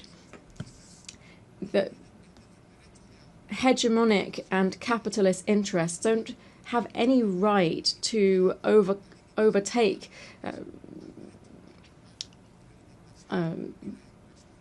rights of trade and reduce the right to employment, food and education for the working classes.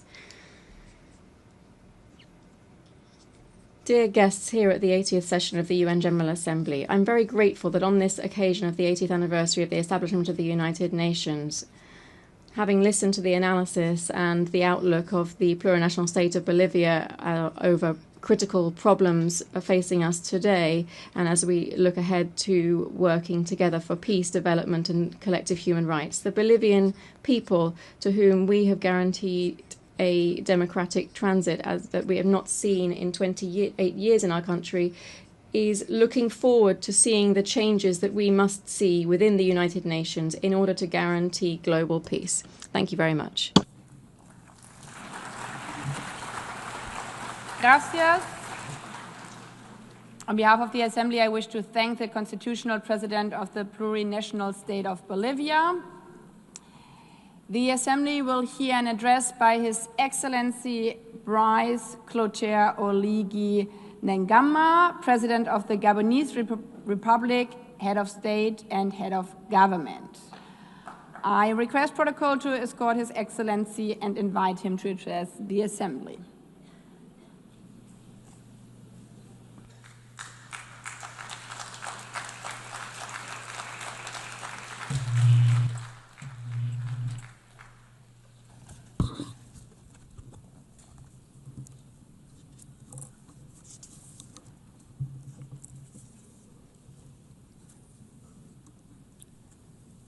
Madame la Présidente.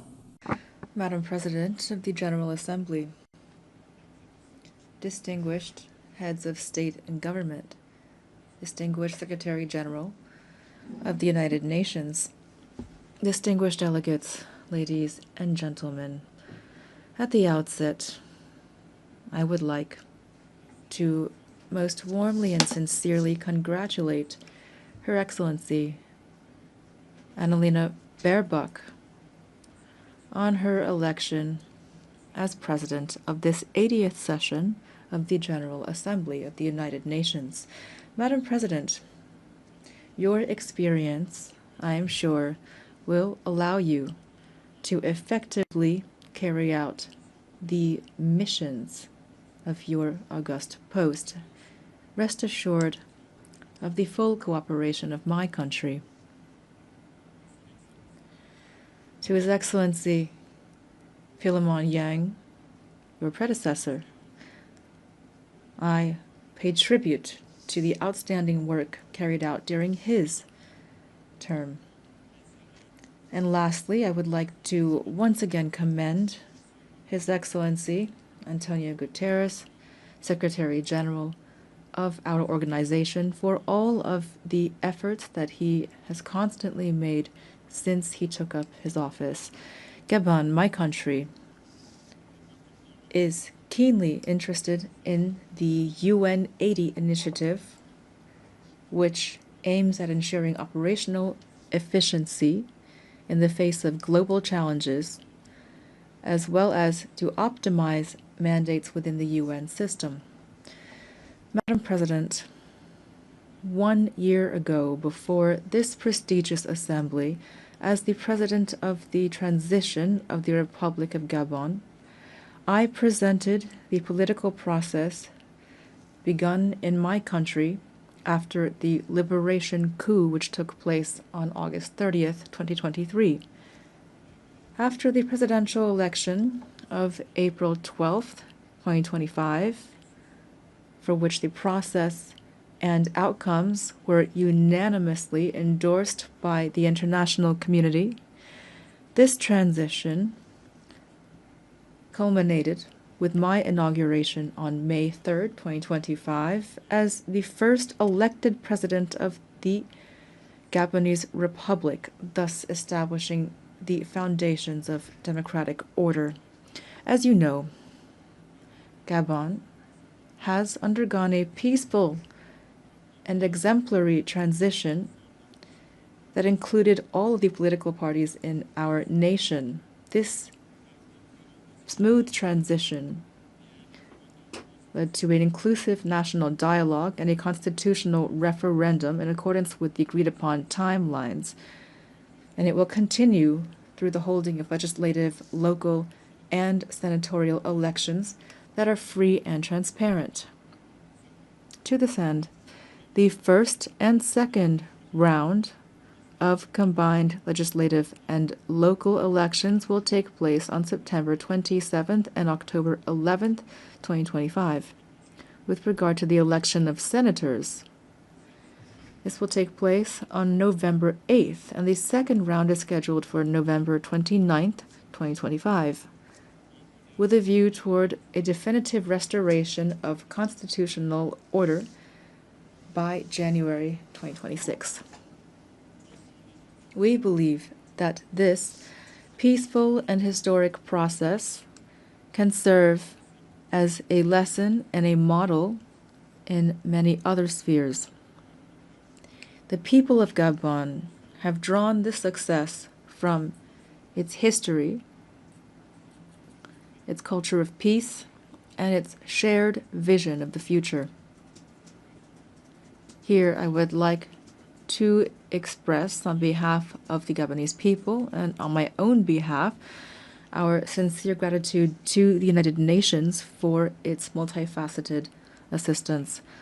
I know that I can count on the support of the UN as we implement our National Growth and Development Plan. This plan focuses on bolstering our energy capacity, on strengthening infrastructure, developing the digital sector, and on enhancing youth employment. Ladies and gentlemen, Gabon is standing before you again with a clear message. Our country has changed.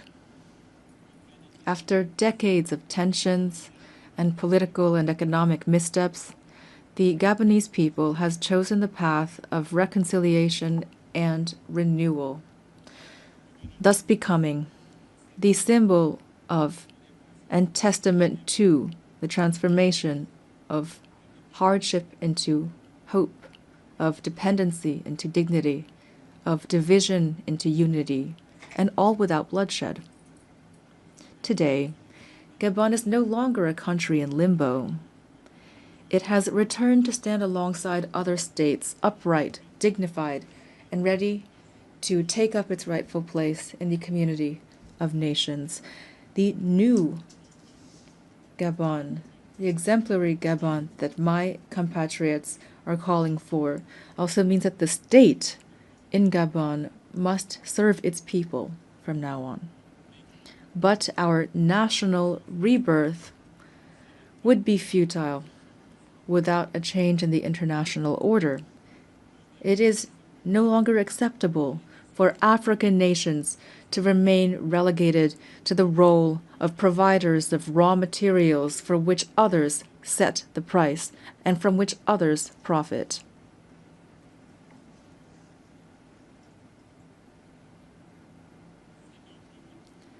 Therefore, I would like to invite public and private investors to support us through win-win partnerships. We have decided to process our resources on our territory, to create jobs at home, to develop African industries, and to interact with the world on the basis of equity, integrity, and mutual respect as we strive toward happiness.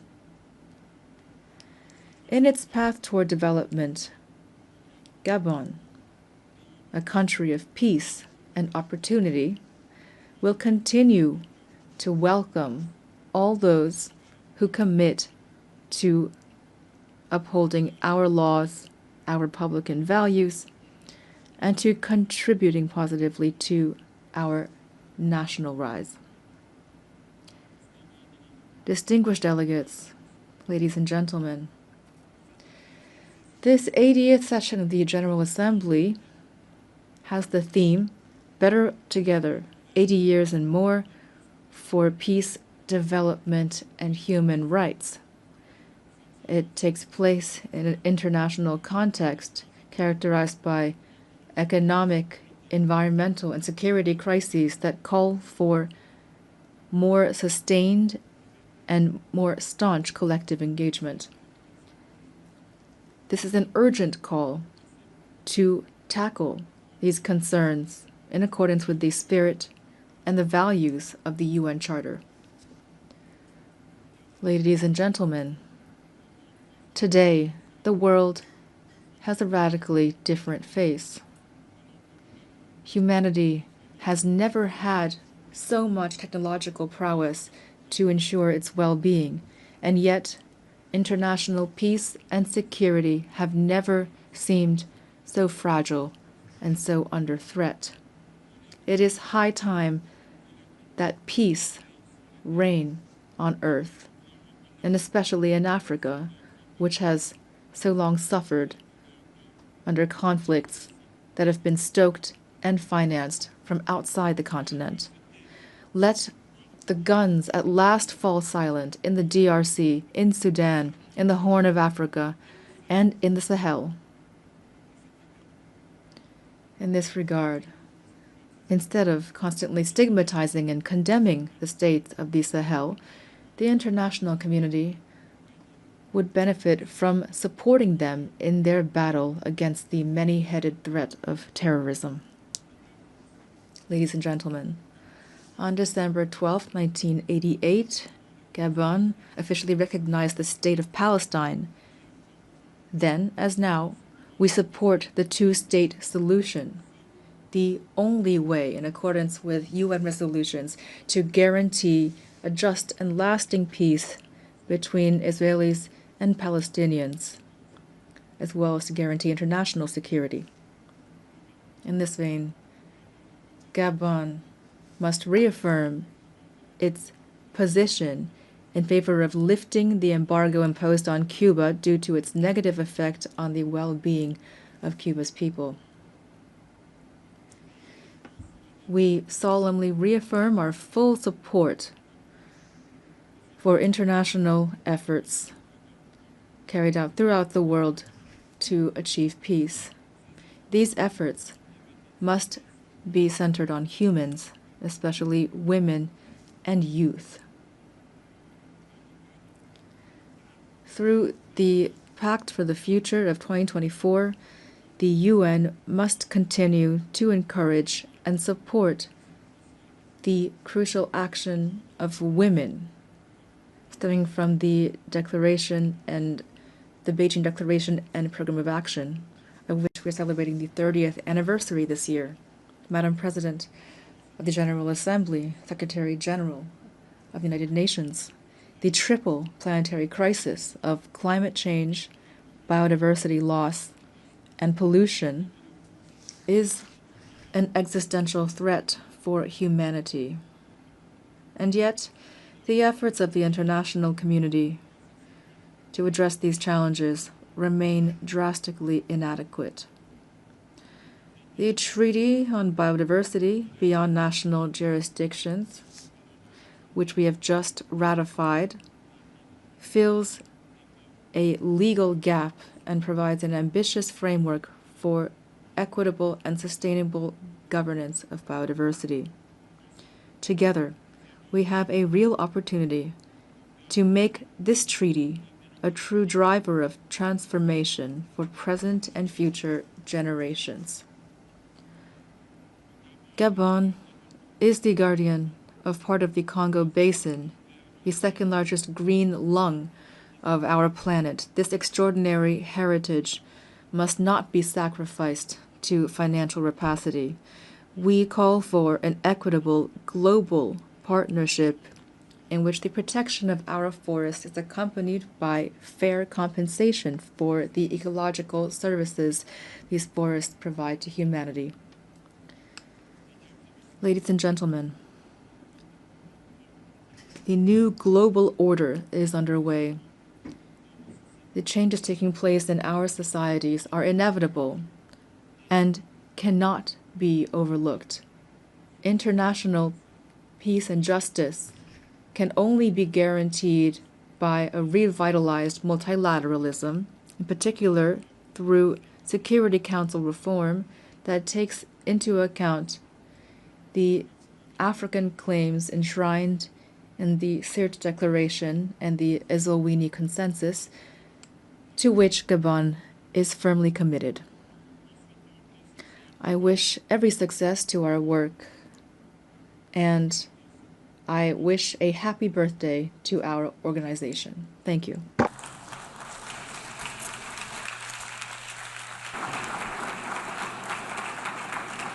I thank you and happy birthday to all of us. On behalf of the Assembly, I wish to thank the President of the Gabonese Republic, Head of State and Head of Government. The Assembly will hear an address by His Excellency John Dramani Mahama, President of the Republic of Ghana. I request protocol to escort His Excellency and invite him to address the Assembly.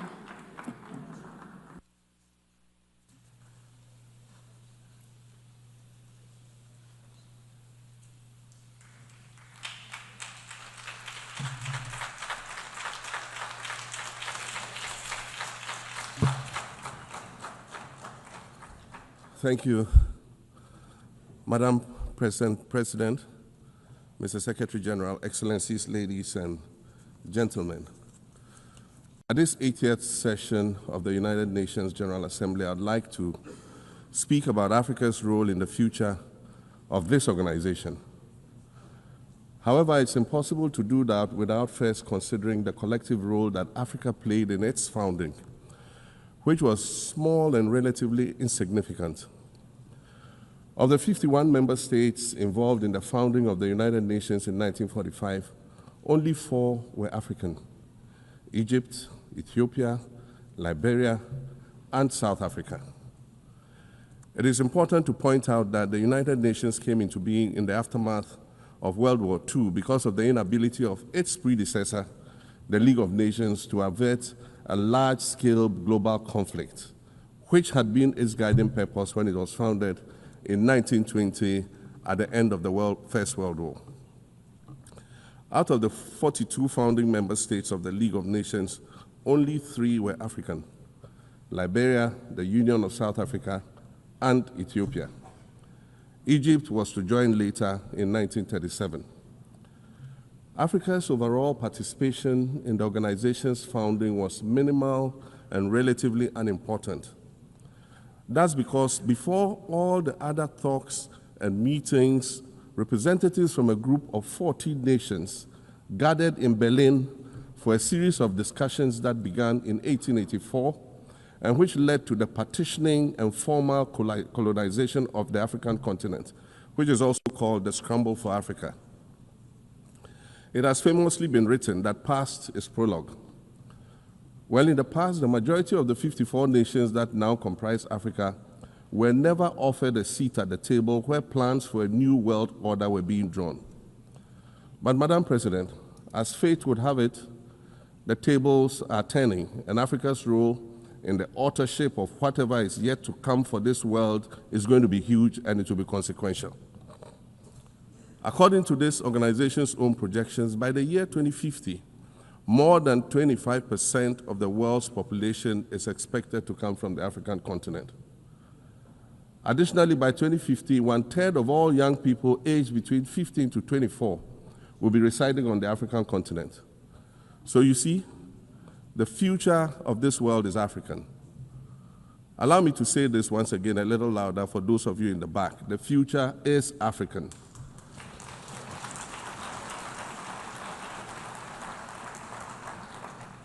Already today, Africa is a catalyst for human potential and development, as well as for economic reform and ecological stability. Africa is a catalyst for systemic change. If this reality, which is fact-based and straightforward, seems provocative or unsettling, perhaps it's because you are viewing it through the lens of centuries of filters, colonialism and imperialism, and the resulting implicit bias. Maybe you are unaware of the resilience of African nations or their remarkable ability to make a strong comeback just when you think it's safe to count them out. That is what is happening right now in my own country, Ghana. Our constitution limits leaders to 2 4-year terms. In January, I was sworn in for a second term, which, let me point out, was non-consecutive with my first term. Our currency, the Ghana cedi, was rapidly depreciating, faced with rising inflation, a huge debt burden, and low morale amongst our citizens. My new administration settled down quickly and embarked on an ambitious program of comprehensive transformation designed to restructure Ghana's economic foundation and enhance our competitive standing globally. We refer to this process of recalibration as our reset agenda. In just 8 months, we have achieved significant reduction in inflation from 23.8% in December 2024 to 11.5% in August 2025, restoring price stability for our citizens. Additionally, our currency, the Ghana cedi, has appreciated considerably against other currencies, with Bloomberg reporting it as the best performing currency in the world at one point. Our improved sovereign credit rating reflects increasing investor confidence in our economy. And our 24-hour economy initiative promises to transform our economy. And there's a renewed willingness amongst our people to trust that their elected officials have Ghana's interests at heart and that we're progressing together. Madam President, I believe that in honor of this milestone celebration, the United Nations should also embark on a process of serious recalibration and establish its own reset agenda. Since the organization's founding, the number of UN member nations has nearly quadrupled. And quite frankly, it is not the same world that it was back then when the UN was formed. I mentioned earlier that I began my second non-consecutive term as president this past January. My first term ended in January 2017. In that span of time, 8 years, the world has changed with such ferocity. My first days in office after my return felt as though I had just awakened from a Rip Van Winkle-style sleep. Now, note, that was only after 8 years. Imagine then what it will be like after 80 years since the founding of the United Nations. In 1945, the sun had not yet set on the largest empire in history. The most common mode of international travel was by sea. The personal computer had not been invented, let alone made portable. And television, a new convenience, was still in its infancy, albeit in black and white color. Relations between the US and the Soviet Union were turning frosty, with Winston Churchill declaring that an iron curtain has descended across the European continent. Fast track 80 years on, in today's world, hundreds of thousands of commercial flights take off and land every day. Libraries have been digitized so that volumes of literature can exist on a small device, small enough to fit inside your pocket. We live in a world of cryptocurrency, artificial intelligence, social media, the internet and its dark hidden dungeon of the dark web, all of which carry a potential threat to global peace and security. Climate change is real, and we're fighting a losing battle against the loss of Maldives and other island nations to the rising sea level, against the loss of Timbuktu to desertification and the Amazon forest to global warming and deforestation. Madam President, the UN Founding Charter is outdated when it comes to representation in this August Assembly. The most powerful post-World War II nations are still being rewarded with an almost totalitarian guardianship over the rest of the world. And yet, the first sentence in Chapter 2, Article 1 of the UN Charter declares that the organization is based on the principle of sovereign equality of all its members. If this were true, and was the case, a continent as large as Africa, with its numerous UN member states, would have at least one permanent seat on the Security Council.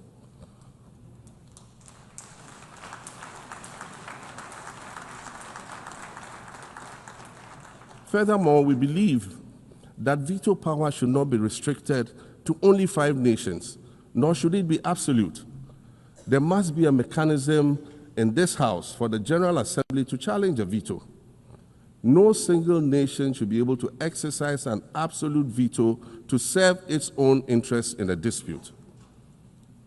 In 1995, during the 50th anniversary of the United Nations, Nelson Mandela stood in this very spot, and he said, "The United Nations has to reassess its role, redefine its profile, and reshape its structures. It should truly reflect the diversity of our universe and ensure equity among the nations in the exercise of power within the system of international relations in general and the Security Council in particular." I close quotations. 30 years later, we African leaders are still making the same simple request for a permanent seat on the Security Council with the power of a veto. So today, Madam President, I stand here in this exact spot and ask the world, if not now, then when? We demand not only a reform of the Security Council, but also a reset of the global financial architecture, which is currently rigged against Africa. Africa must have a greater say in the world's multilateral financial institutions. And while I'm making requests, I'd like to call for the removal of the blockade on Cuba. As Dr. Kwame Nkrumah, our nation's founder, famously said, "We seek to be friends with all and enemies to none." The Cuban people shed their blood on African soil in the fight against apartheid. And indeed, Cuba has been and continues to be a faithful friend of Africa. You see, the very fact that I can stand here and ask these things and say these things, and the fact that all nations can ostensibly gather here to address critical global issues, air our grievances, and express our concerns, that is what makes the survival of this organization so important. In every old city or village, you will find a town square, or a courtyard, or a plaza that once served as a gathering space for the citizens of the community and their leaders. Meetings and celebrations were held there, as were trials and elections. And these were spaces that brought people together and held them together as a community. Sadly, time and technology have eroded these spaces. Madam President, in many ways, the United Nations is the proverbial town square of our modern global village. And it has never been more critical for us to protect this one space that brings and holds the world nations together as a community. The internet, social media platforms, and artificial intelligence offer us the illusion of connectivity, when in fact what they do is reinforce isolation by using algorithms that ensure that we do not receive new ideas and perspectives, but rather more of the same content. We are served alternative facts and manipulated images, making it easy to disseminate disinformation and sow seeds of division amongst communities. Madam President, these are dangerous times. Our world is currently experiencing a rise in nationalism and economic instability. There's a general breakdown of multilateralism. Various acts of aggression have been committed against the sovereignty of others, and nations are attempting to circumvent the very safeguards that were put in place to prevent large-scale global conflict. These conditions are all too similar to the ones that led to the League of Nations' failure in fulfilling its mandate. The denial of visas to President Abbas and the Palestinian delegation sets a bad precedent and should be deeply worrying to all member nations of the United Nations. Ghana recognized the state of Palestine in 1988 and supported a two-state solution to the conflict since then. And I say, contrary to the claims of some, a two-state solution would not be a reward for Hamas. It would rather be a reprieve for the hundreds of thousands of innocent women and children and people who are facing collective punishment and forced starvation for no reason other than the fact that they are Palestinian. For nearly 2 years and for the fear of reprisals, we here in this General Assembly have been playing hide and seek with language to find the right words to help us avoid or excuse what we all know is taking place in Gaza. But here's the thing, it doesn't matter what you call it. If it looks like a duck, it swims like a duck, and quacks like a duck, well, then it must be a duck. The crimes in Gaza must stop.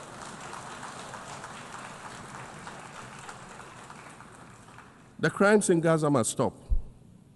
Madam President, I also want to draw particular attention to the conflict in Sudan, which this body has described as the world's largest humanitarian crisis. 12 million people have had to flee their homes.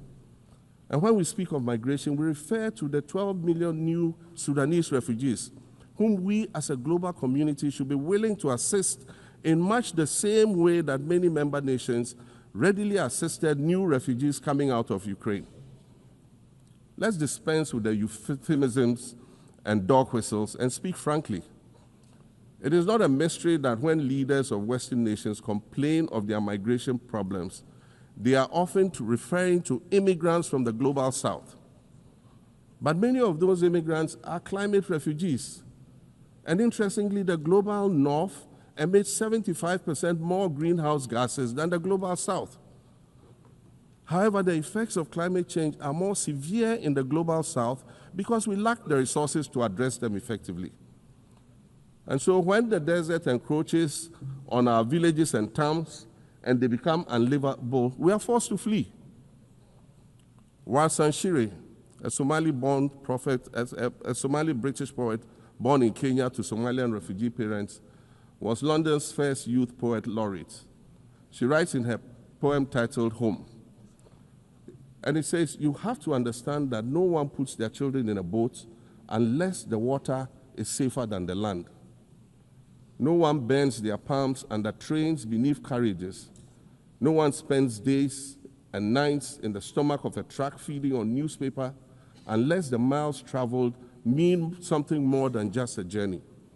Madam President, we cannot normalize cruelty. We cannot normalize hatred. We cannot normalize xenophobia and racism. If we're going to tell a story, let's not tell it slant. Let's tell all the truth. When we speak of migrants, we speak of Mami Ewusi Mensah Frimpong, a judge on the U.S. District Court for the Central District of California. She's the first black female judge on any of California's 4 federal district courts. She was born here in America to immigrant parents from Ghana. We speak of Peter Bosman, a medical doctor in Ghana who moved to the town of Piran in Slovenia in the 1980s and later became the first black mayor of Piran, the first black mayor in Slovenia and in the whole of Eastern Europe. We speak of T. Michael, the iconic Ghanaian Norwegian artist and designer. And of course, we speak of the late Kofi Annan, former United Nations Secretary General.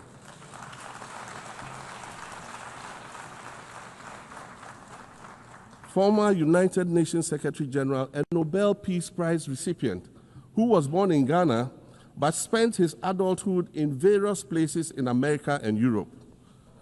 These are people who have brought great distinction to the countries that they decided to call home. Just as the migrants and the children of migrants before them did, I dare say these are not invaders. These are not criminals.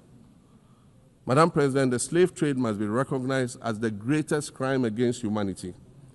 As the African champion on reparations, Ghana intends to introduce a motion in this August body to that effect. More than 12.5 million Africans were forcibly taken against their will and transported to create wealth for the powerful Western nations. We must demand reparations for the enslavement of our people and the colonization of our land that resulted in the theft of our natural resources, as well as the looting of artifacts and other items of cultural heritage that have yet to be returned in total. We recognize the value of our land and the value of our lives, as did our colonizers, as well as the governments that happily paid reparations to former slave owners as compensation for the loss of their property, in quotes, and that property for which they received compensation was paid referred to enslaved people who had been freed. Madam President, an increasingly insecure world is witnessing upward spending on defense budgets of bilateral partners and steep cuts in official development assistance. Since July 2024, it is estimated that there's been a 40% drop in humanitarian aid globally. In this era of global uncertainty, Africa must exercise sovereignty over its natural resources to raise the necessary funds to ensure the well-being of its citizens. The days of parceling out vast concession areas to foreign interests for exploitation must come to an end. We'll continue to welcome foreign investment, but we must negotiate better for a bigger share of the natural resources that belong to us. And we must insist on value addition to these resources. We're tired of the continued image of poverty-stricken, disease-ridden rural communities living at the periphery of huge foreign-controlled natural resource concession areas. We're tired of having people extract the most they can from us and in return offer us the very least by way of respect, consideration, and dignity. We're tired of not being represented in ways that reveal the richness and complexity of our history or acknowledge all that we have overcome to arrive here in this liminal space of untold possibilities. Allow me to echo the Indian-American writer Arundhati Roy, who wrote, "Another world is not only possible, she is on her way. On a quiet day, I can hear her briefing." I want to add that for the sake of Africa, and quite selfishly for the sake of my 18-year-old daughter, I hope that this new world that is arriving is a place of safety and equality for women and girls. To succeed, we must empower everyone, including women and girls, to reach their full potential.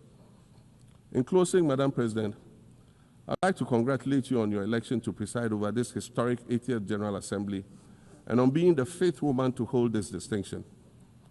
I'd also like to congratulate Her Excellency Nana Jane Opoku-Agyeman on being the first woman Vice President of Ghana.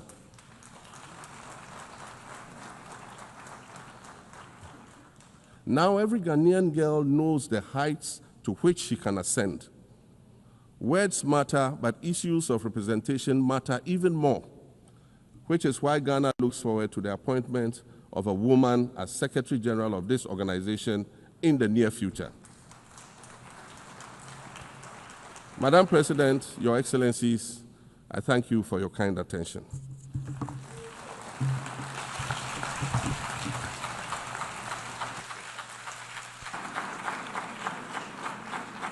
On behalf of the General Assembly, I wish to thank the President of the Republic of Ghana.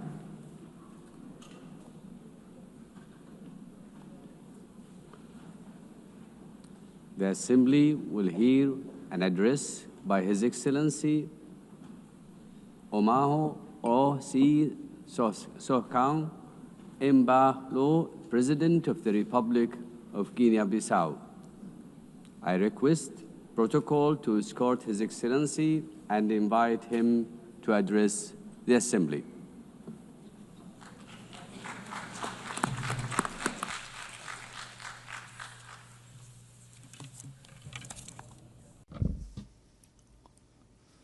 Madam President, distinguished heads of state and government, Mr. Secretary General, ladies and gentlemen, allow me to begin by congratulating Mrs. Annalena Baerbock on her election as President of the 80th session of the United Nations General Assembly. I thank the outgoing President, Mr. Philemon Yang, for his service to the international community. To Secretary General Antonio Guterres, I wish to reaffirm Guinea-Bissau's full support for his tireless efforts in favor of world peace, international cooperation, multilateralism, and sustainable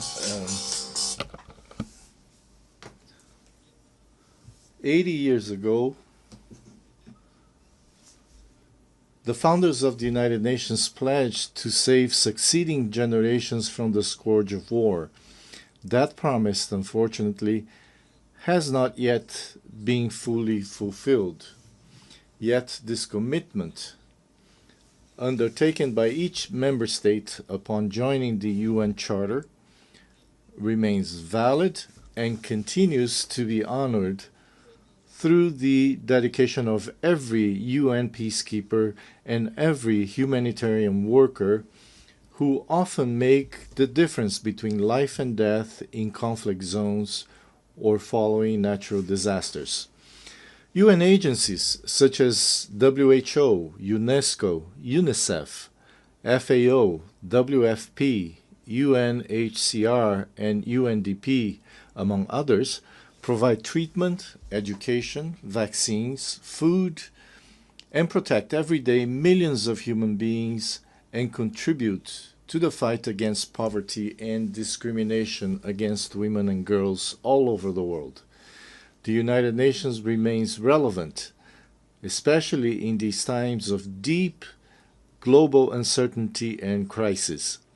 It continues to be the only forum where all nations, large and small, have a seat and a voice.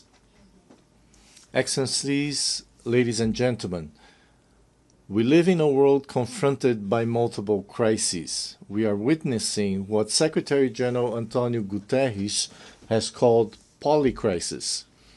Conflicts in Ukraine, Gaza, Sudan, and other regions persist. Socioeconomic inequalities, environmental shocks, political instability, and humanitarian emergencies disproportionately affect developing countries, with the greatest impact on small island developing states. Progress towards the Sustainable Development Goals has slowed significantly or even stalled. The sovereign debt burden of poor countries is increasing, while development assistance is declining.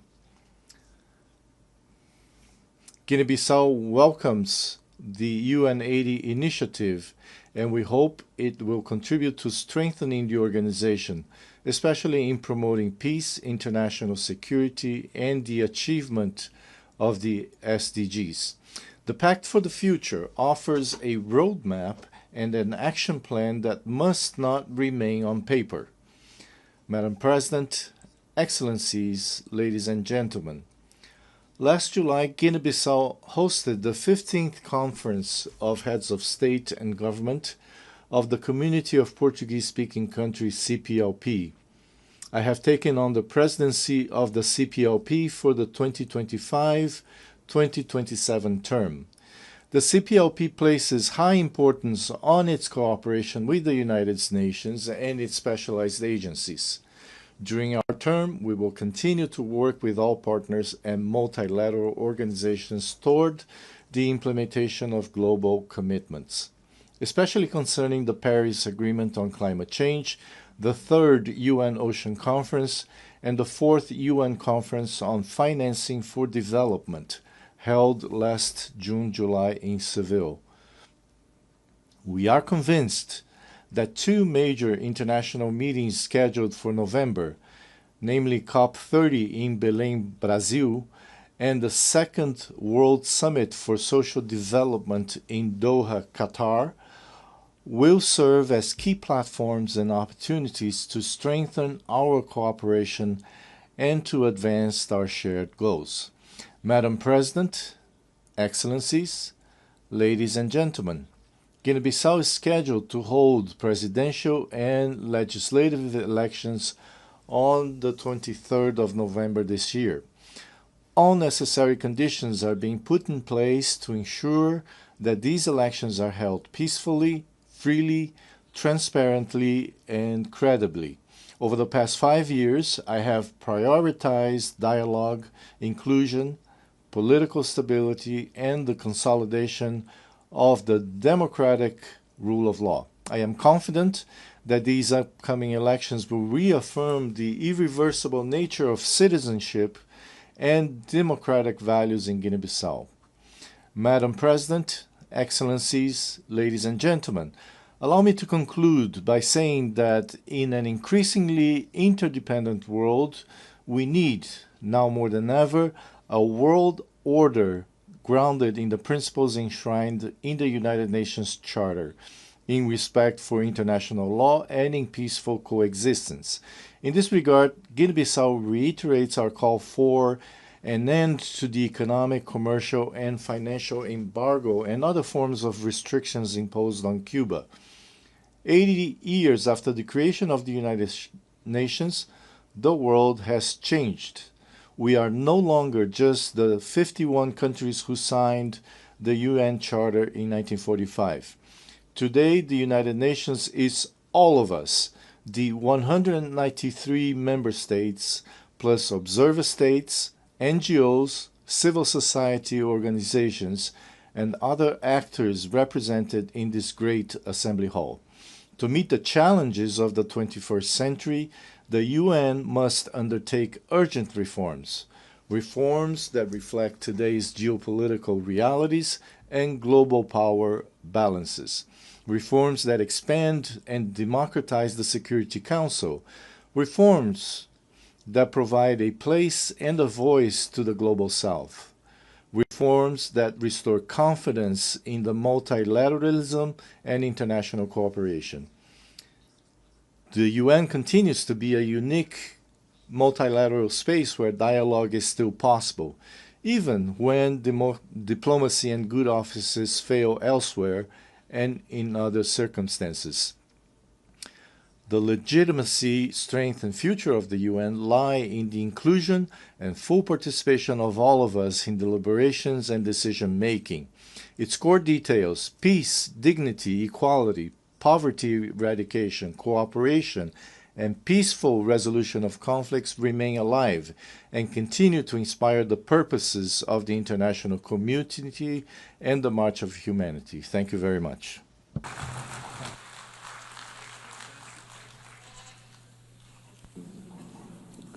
On behalf of the Assembly, I wish to thank the President of the Republic of Guinea-Bissau.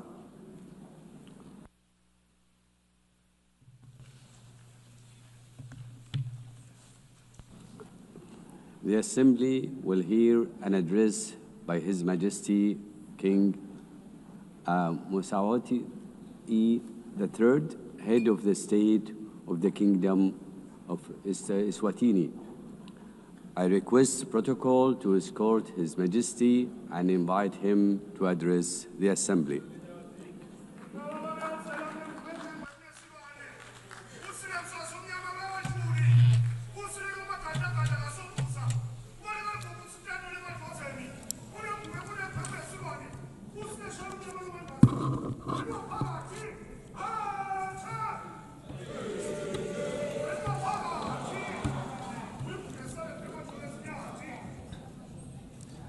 Your Excellency, Madam President of the General Assembly, Your Majesties, Excellencies, Heads of State and Government, UN Secretary General, distinguished delegates, ladies and gentlemen.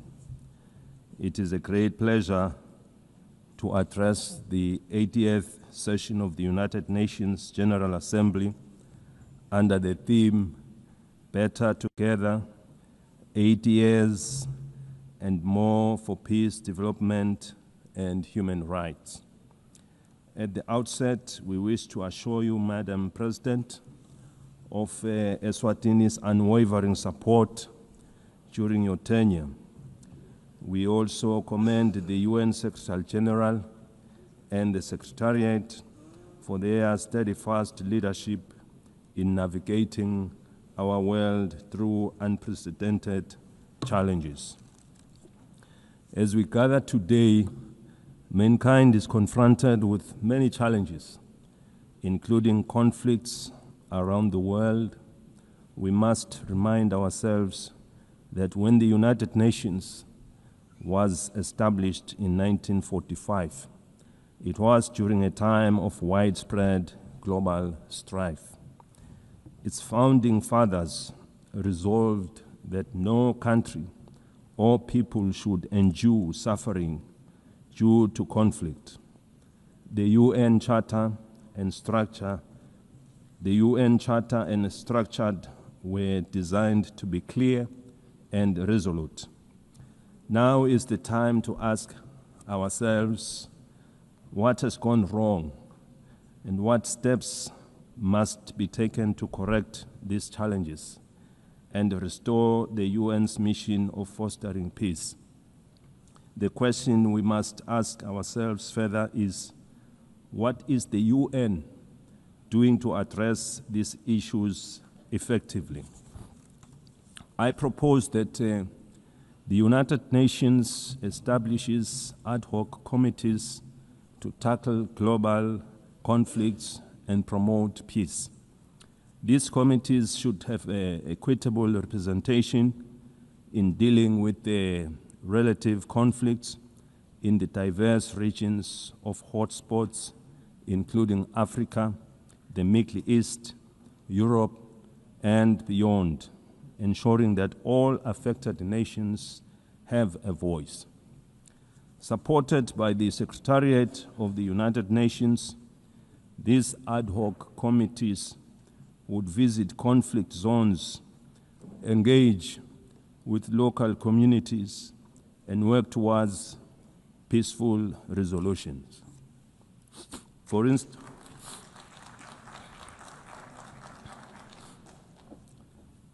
instance, in Africa, the conflicts in Sudan, South Sudan, Somalia, the Sahel, and the Great Lakes need the intervention of these ad hoc committees. In the Middle East, they should facilitate dialogue with all parties involved. The team could ask the Palestinians what it will take to release the hostages, given the fact that the Israelis would remain aggrieved as long as their loved ones are not with them. Similarly, the ad hoc committee should engage the Israelis to ascertain what it will also take for them to stop the bombardment, to avoid loss of more innocent lives, widespread destruction of property, and a growing refugee crisis. By engaging directly with the affected communities, these communities could help broker solutions that address the concerns of all sides to reduce tensions, suffering, and foster stability.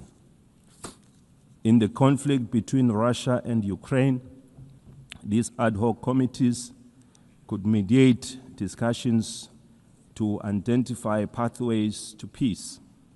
Their role would be to engage in meaningful dialogue and report back to the United Nations with actionable recommendations on what it would take to end the war. In Eswatini, we encourage that yield positive outcomes proving that dialogue is the cornerstone in nation building. We thank those countries already making means in finding solutions. This suggested approach is not meant to undermine their efforts, but it would complement them as they are already working towards peaceful resolutions. We must avoid actions that could escalate tensions further and instead focus on saving innocent lives. Millions of lives have already been lost during the COVID-19 pandemic. We therefore cannot afford to lose any more to conflict.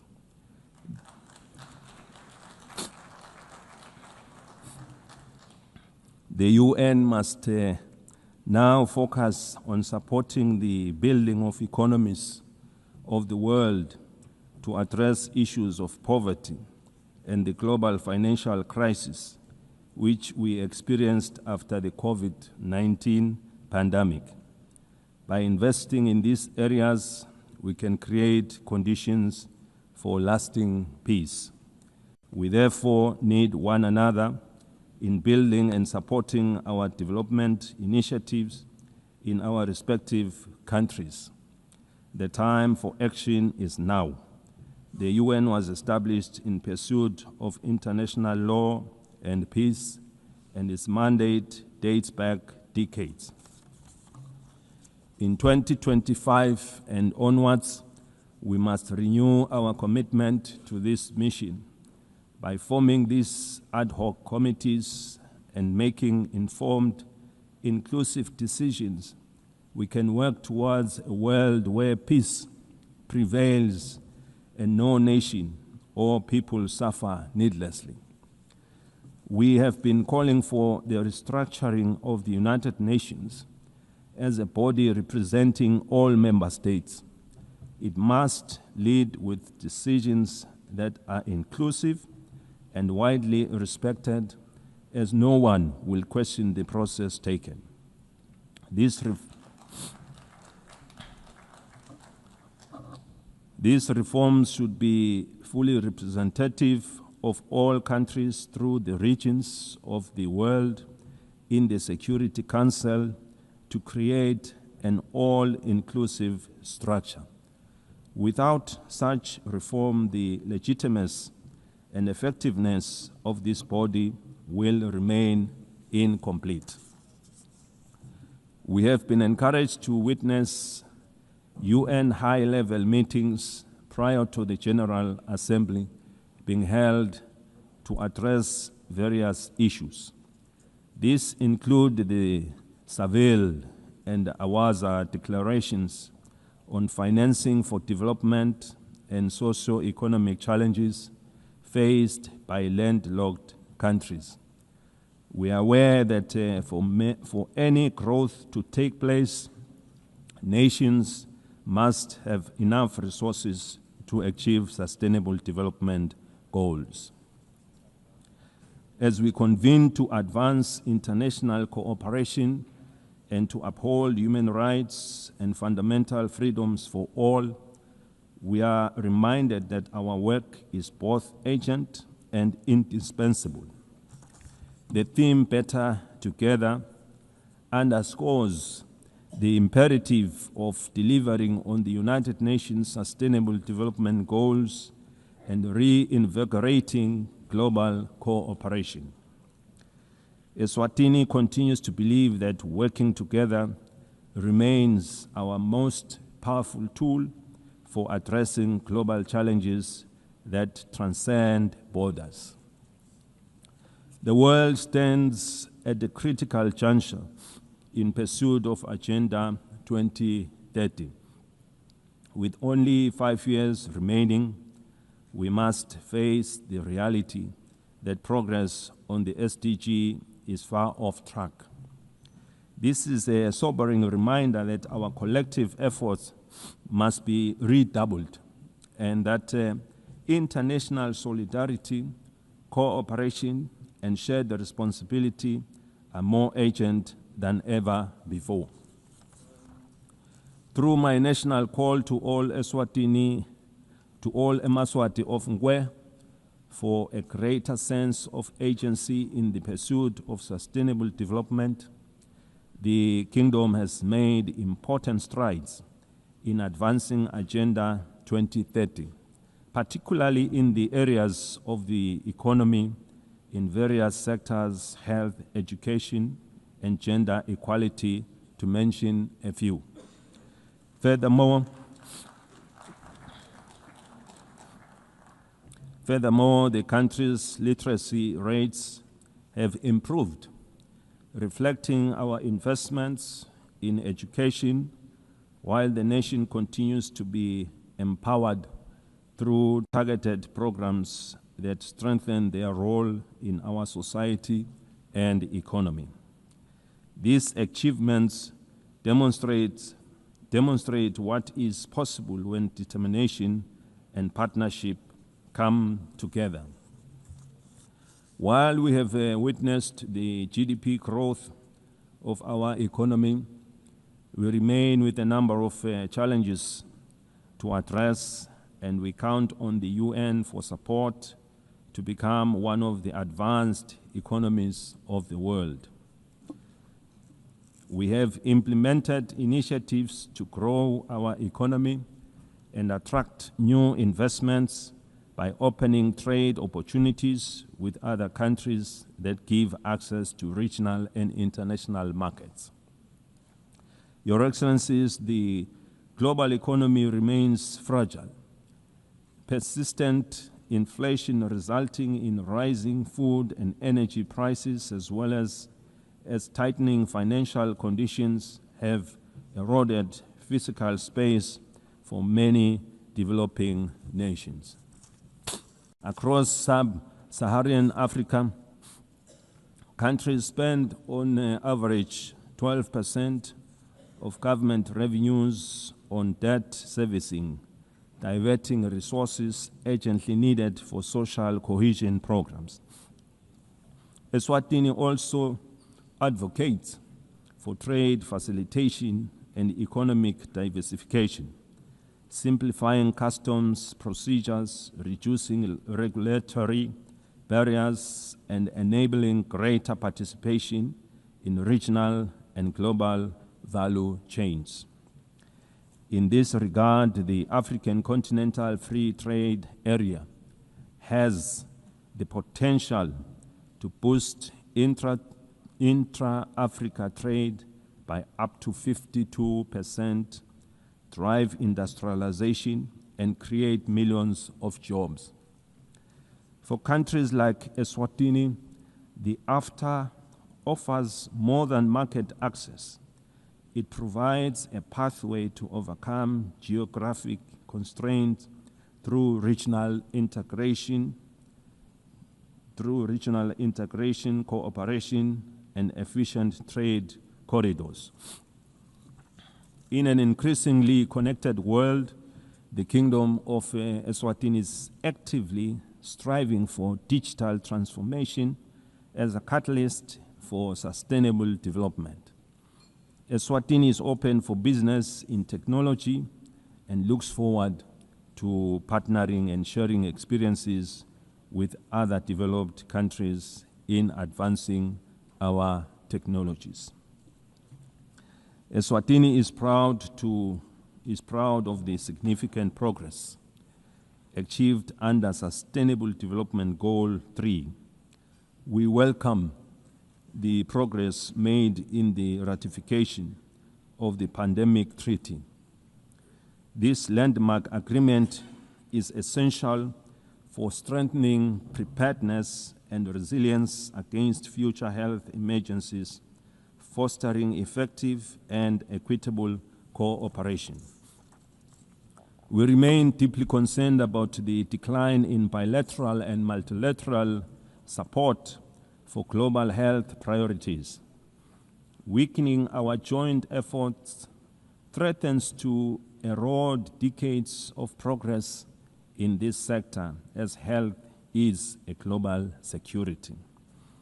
The Kingdom of Eswatini recognizes that the increasing frequencies and intensity of natural disasters, emergencies, and protracted crises highlight the urgent need for integrated responses that bridge humanitarian relief, long-term development, and peace building. We urgently need to strengthen disaster preparedness, build resilient communities, and integrate emergency responses with sustainable development. Eswatini, like other countries in the region, has many young and marginalized groups who face unemployment and inequality in various sectors. Ensuring empowerment, capacity building, and employment is our priority, and with the support of the UN programs, we are taking deliberate steps to provide a more enabling environment to guarantee their future. We equally recognize the rights and potential of persons with disabilities who continue to face disproportionate barriers to education, employment, and social participation so that they can fully contribute to and benefit from national development.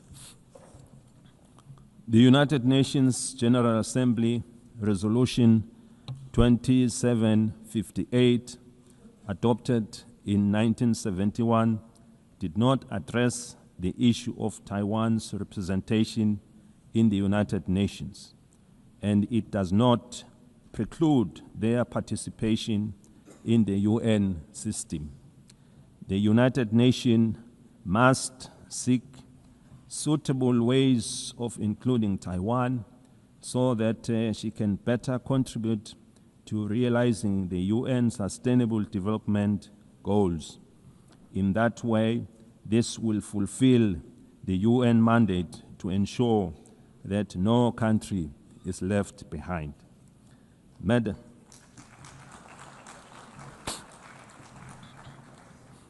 Madam President, in conclusion, we are entrusted with the hopes of our people and the future of our children. Let us not leave this assembly without reaffirming our commitment to justice, peace, and sustainable progress for all.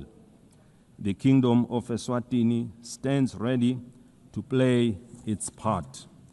The international community must remain united in addressing shared global challenges, from hunger and malnutrition to climate change, under the guiding spirit of better together. I thank you. May Almighty God bless us all.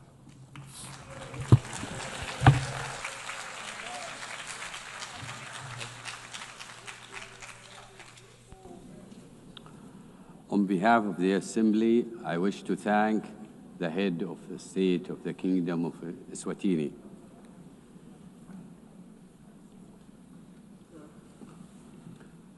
The Assembly will hear an address by His Excellency Solang Jilweb, President of the Republic of Palau.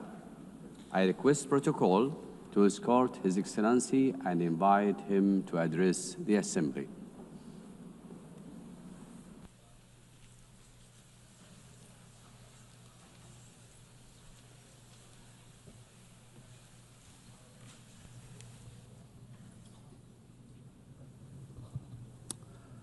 Madam President, Secretary General, Excellencies, distinguished guests, delegates. It is my great honor to address this assembly at a milestone moment, the 80th anniversary of the United Nations.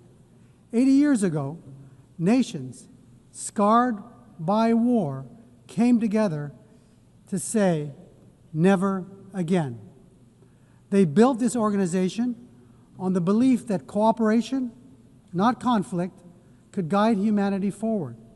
Today, as we reflect on that founding vision, let us remember the United Nations was not built for the powerful, but for all nations, large and small. In Palau, we have a saying, "Ndisenson embrari akloes." Small twigs banded together can light the fire that can bring the pot to boil. This wisdom reminds us that even the smallest among us, when united and determined, can drive meaningful change. The recent International Court of Justice advisory opinion affirms this truth, that our voice, though often overlooked, carries the weight of justice. We thank Vanuatu for their leadership and recognize the Pacific youth who co-led this charge. The advisory opinion confirmed that what we have always known. 1.5 degrees is not optional. It is now the benchmark for international law. Let us defend this limit as the political, moral, and legal anchor of the Paris Agreement. The world is at war. Defense spending is at an all-time high, approaching $3 trillion annually. We have many problems. And now more than ever, we need to come together. We are also at war. Our shores are being invaded by seawater. Our homes are being blown away by storms. Our roads are being washed away by torrential rains. Our reefs are overheating. Our fish are disappearing. And our land is on fire. This is our daily battle. And ahead of COP30 in Belém, we must see new nationally determined contributions submitted without delay, particularly from major emitters. And they must be aligned with the 1.5-degree trajectory. We applaud Australia's leadership in setting incredibly ambitious and achievable 2035 emissions reduction targets and developing clear strategies to reach its net zero emissions pathway by 2050. Australia leads the way in supporting Pacific Islands in accelerating the energy transition. This is a testament to the kind of leadership needed to defend and ensure a safe and prosperous future for all. However, ambition without implementation is an empty promise.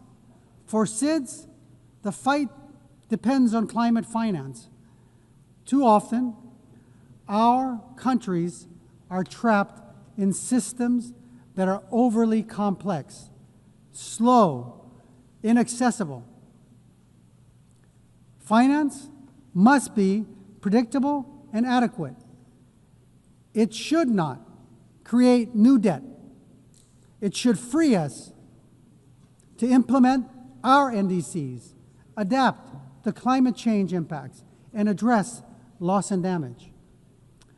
The 1.5 degrees Celsius limit remains our lifeline, and finance is the key to achieving it. We need investment, not in defense, but for us to combat our greatest threat, climate change. It is not aspirational. It is the scientifically grounded guardrail that protects the most vulnerable from the worst climate impacts. Madam President, our region has served as the world's moral compass on climate justice. We have helped secure the 1.5-degree goal in Paris. We have pushed for a mechanism on loss and damage. If the world is serious about 1.5, we urge you to come to our region, to see with your own eyes what the Pacific is facing, and be moved to act. That is why COP31 must be a Pacific COP, hosted by Australia, shaped in partnership with the Pacific. Madam President, on the issue of climate solutions, deep-sea mining has been incorrectly promoted as a silver bullet for the climate crisis. If we rush forward without understanding the consequences, we risk inflicting irreparable harm. The loss of biodiversity, the release of carbon, damage to our water column, and the destruction of fisheries that sustain our people is unfathomable. At UNOC 3, 38 countries, including Palau, came together to support a moratorium, and our message is clear. We must let science guide before we exploit the deep sea. The historic BBNJ agreement enters into force in January. And while Palau is proud to be the first ratifier, we couldn't have lit this fire alone. Like the Palauan proverb of the twigs, crossing the collective effort of over 60 countries demonstrates that we are better together. While we celebrate this achievement, we need even more nations to join this commitment to truly safeguard our ocean's future. Colleagues, the BBNJ agreement presents an unprecedented opportunity to design new ocean governance institutions where SIDS have a voice from the start. We are big ocean states, and we call on our partners, including the EU, to support a SIDS seat in the BBNJ governance structure. Excellencies, the stakes for SIDS could not be higher. Our economies are small, our vulnerabilities are acute, and our physical space is painfully narrow. The Antigua and Barbuda agenda for SIDS gives us a blueprint for resilient prosperity, but it cannot stand without tools. That is why the Seville commitment matters. The world has finally recognized that the financial system cannot be fair if it measures only income and ignores vulnerability. Multilateralism is our only shield, yet too often it is sidelined, blacklisted, and cut off from finance and boxed in by rules we did not write. We demand a seat not as bystanders, but as equal architects of our shared future. We call for the full and immediate integration of the multi-dimensional vulnerability index into the policies and frameworks of international financial institutions, multilateral development banks, and international organizations. It is time that we move the MVI from theory to practice. As we commemorate 80 years of this United Nations, we must look honestly at the strengths and its shortcomings. We welcome the Secretary General's UN 80 initiative. But let me be clear, reform cannot be cosmetic. This UN must be more responsive, more equitable, and more focused on delivery. Madam President, Palau knows too well the heavy cost of war, having endured the devastation of World War II on our islands. That history reminds us not only of the suffering left in the wake of conflict, but also the sacred value of peace. Palau has always stood for dignity of every human life and for the peaceful resolution of disputes through dialogue and respect for international law. Our positions, whether in support or restraint, are always guided by a deeper purpose, the pursuit of peace that is just, lasting, and stable. We believe that a durable solution, one that envisions two peoples, Israelis and Palestinians living in two democratic states, side by side, in peace and in dignity and security, within mutually recognized borders, is essential for lasting peace.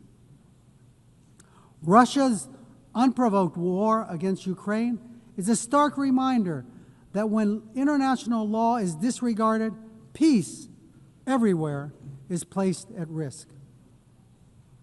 It is only through respect for the rules-based order that all nations, large and small, can live securely.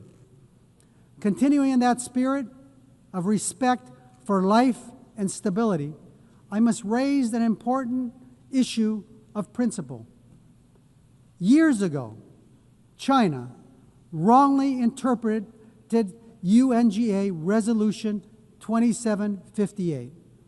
And today, it continues to claim that Taiwan is a part of the People's Republic. The end result has been Taiwan been silenced. The 23 million people's voices have been kept unheard, keeping Taiwan out of fully participating in the UN system and contributing to the world. Palau believes that inclusivity, which includes Taiwan, strengthens the United Nations, and that no community should be barred from contributing to the solutions of our world that it so desperately needs. Madam President, let me close with another Palauan proverb. It's about tides. Dol raidis. An incoming tide should lift everyone. The choices we make together are about lifting all of us, ensuring the next generation inherits a world that sustains them just as it has sustained us. As we face today's greatest challenges, climate change, ocean decline, debt, inequality, wars, and conflict, no nation can carry the weight alone. But together, guided by the spirit of the UN's founding and strengthened by 80 years of hard-learned lessons, we can turn the tide. Let this assembly be remembered not only for the words we speak, but for the actions we take and for the resilience we build, the justice we uphold, and the future we secure for the generations yet to be born. We are better together. God bless you. Sulang, thank you.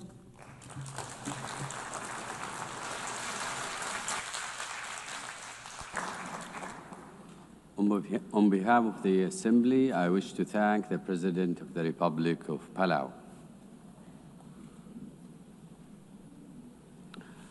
The Assembly will hear an address by His Excellency Ilhamu Haydar Ogolo Aliyu, President of the Republic of Azerbaijan.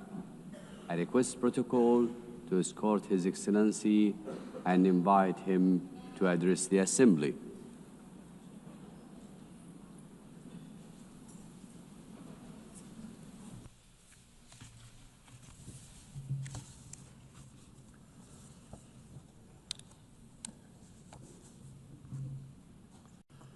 Ladies and gentlemen, for many years, I spoke from this tribune about tragedies of aggression, occupation, and injustice experienced by Azerbaijan. Today, I will speak about our long road to victory and peace, and a new era in Azerbaijan's history, about how we managed to end the occupation through a liberation war and how we won peace by political means. For nearly 3 decades, almost 20% of Azerbaijan's sovereign territory remained under military occupation by Armenia. 1 million of Azerbaijanis were expelled from their homes as a result of the policy of ethnic cleansing and war crimes conducted by Armenia. Their fundamental human rights were grossly violated. 4 United Nations Security Council resolutions adopted in 1993 demanded immediate, complete, and unconditional withdrawal of Armenian armed forces from the occupied territories. Sadly, these resolutions were never implemented. Armenia demonstratively ignored them because no sanctions were imposed on it by the international community. The OSCE Minsk Group, established in 1992 to facilitate a settlement, has failed in its mission. Instead of enforcing the norms and principles of international law, its co-chairs sought to preserve the status quo and keep the conflict frozen. In 2020, after almost 30 years of ineffective negotiations, Azerbaijan was forced to exercise its legitimate right to self-defense under Article 51 of the UN Charter. During the war, Armenia shelled our towns and cities with ballistic missiles and cluster munitions, killing more than 100 of innocent civilians. Azerbaijan, in its turn, conducted the war in strict compliance with international humanitarian law. We ensured protection of civilians and refrained from targeting non-military infrastructure. In 44-day patriotic war, our armed forces liberated occupied territories and restored Azerbaijan's territorial integrity in accordance with international law and relevant UN Security Council resolutions. The 10 November 2020 marked the capitulation of Armenia and restoration of Azerbaijan's territorial integrity after nearly 30 years of occupation. Right after our victorious war, Azerbaijan declared its readiness to open a new page in relations with Armenia, based on mutual recognition of territorial integrity and sovereignty. We proposed 5 basic principles rooted in international law. We tabled the proposal for a peace treaty. Then we initiated a negotiation process on its draft text, which lasted from October 2022 to summer 2025. Despite several attempts to derail the process, the negotiations produced positive results as they were conducted on a strict bilateral basis, free from any kind of external interference. On August 8 this year, the foreign ministers of Azerbaijan and Armenia in Washington, in the White House, in presence of the leaders of the United States, Azerbaijan, and Armenia, initialed the text of peace agreement. The same day, the President of Azerbaijan and the Prime Minister of Armenia signed the joint declaration. President of the United States, Donald Trump, also signed it as a witness. Moreover, Azerbaijan and Armenia jointly appealed for the closure of the OSCE Minsk Group and related structures as an obsolete mechanism no longer relevant to the peace process. Accordingly, on 1 September, the OSCE adopted decision to permanently close these structures. Regional connectivity has been at the core of our vision for lasting peace. Another key outcome of the Washington summit is the Trump Route for International Peace and Prosperity, TRIP, which will ensure unimpeded access through the Zangezur corridor and foster regional connectivity. The recent Washington summit has also signaled a new phase in Azerbaijan-US relationship. Together with President Trump, we signed the Memorandum of Understanding between the two governments regarding the establishment of a strategic working group to develop a charter on strategic partnership between Azerbaijan and the United States.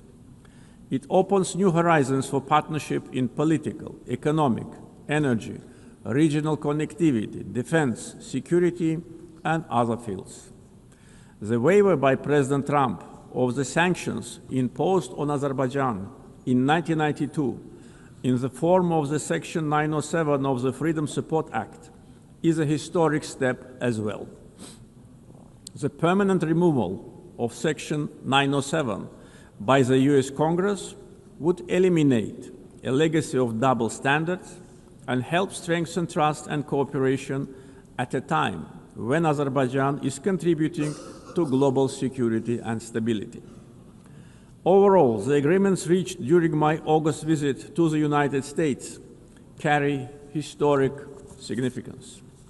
I want to express my gratitude to President Donald Trump for opening a new chapter in the US-Azerbaijan relationship, for his decision to elevate it to the strategic partnership level, and for his support to the peace process between Azerbaijan and Armenia.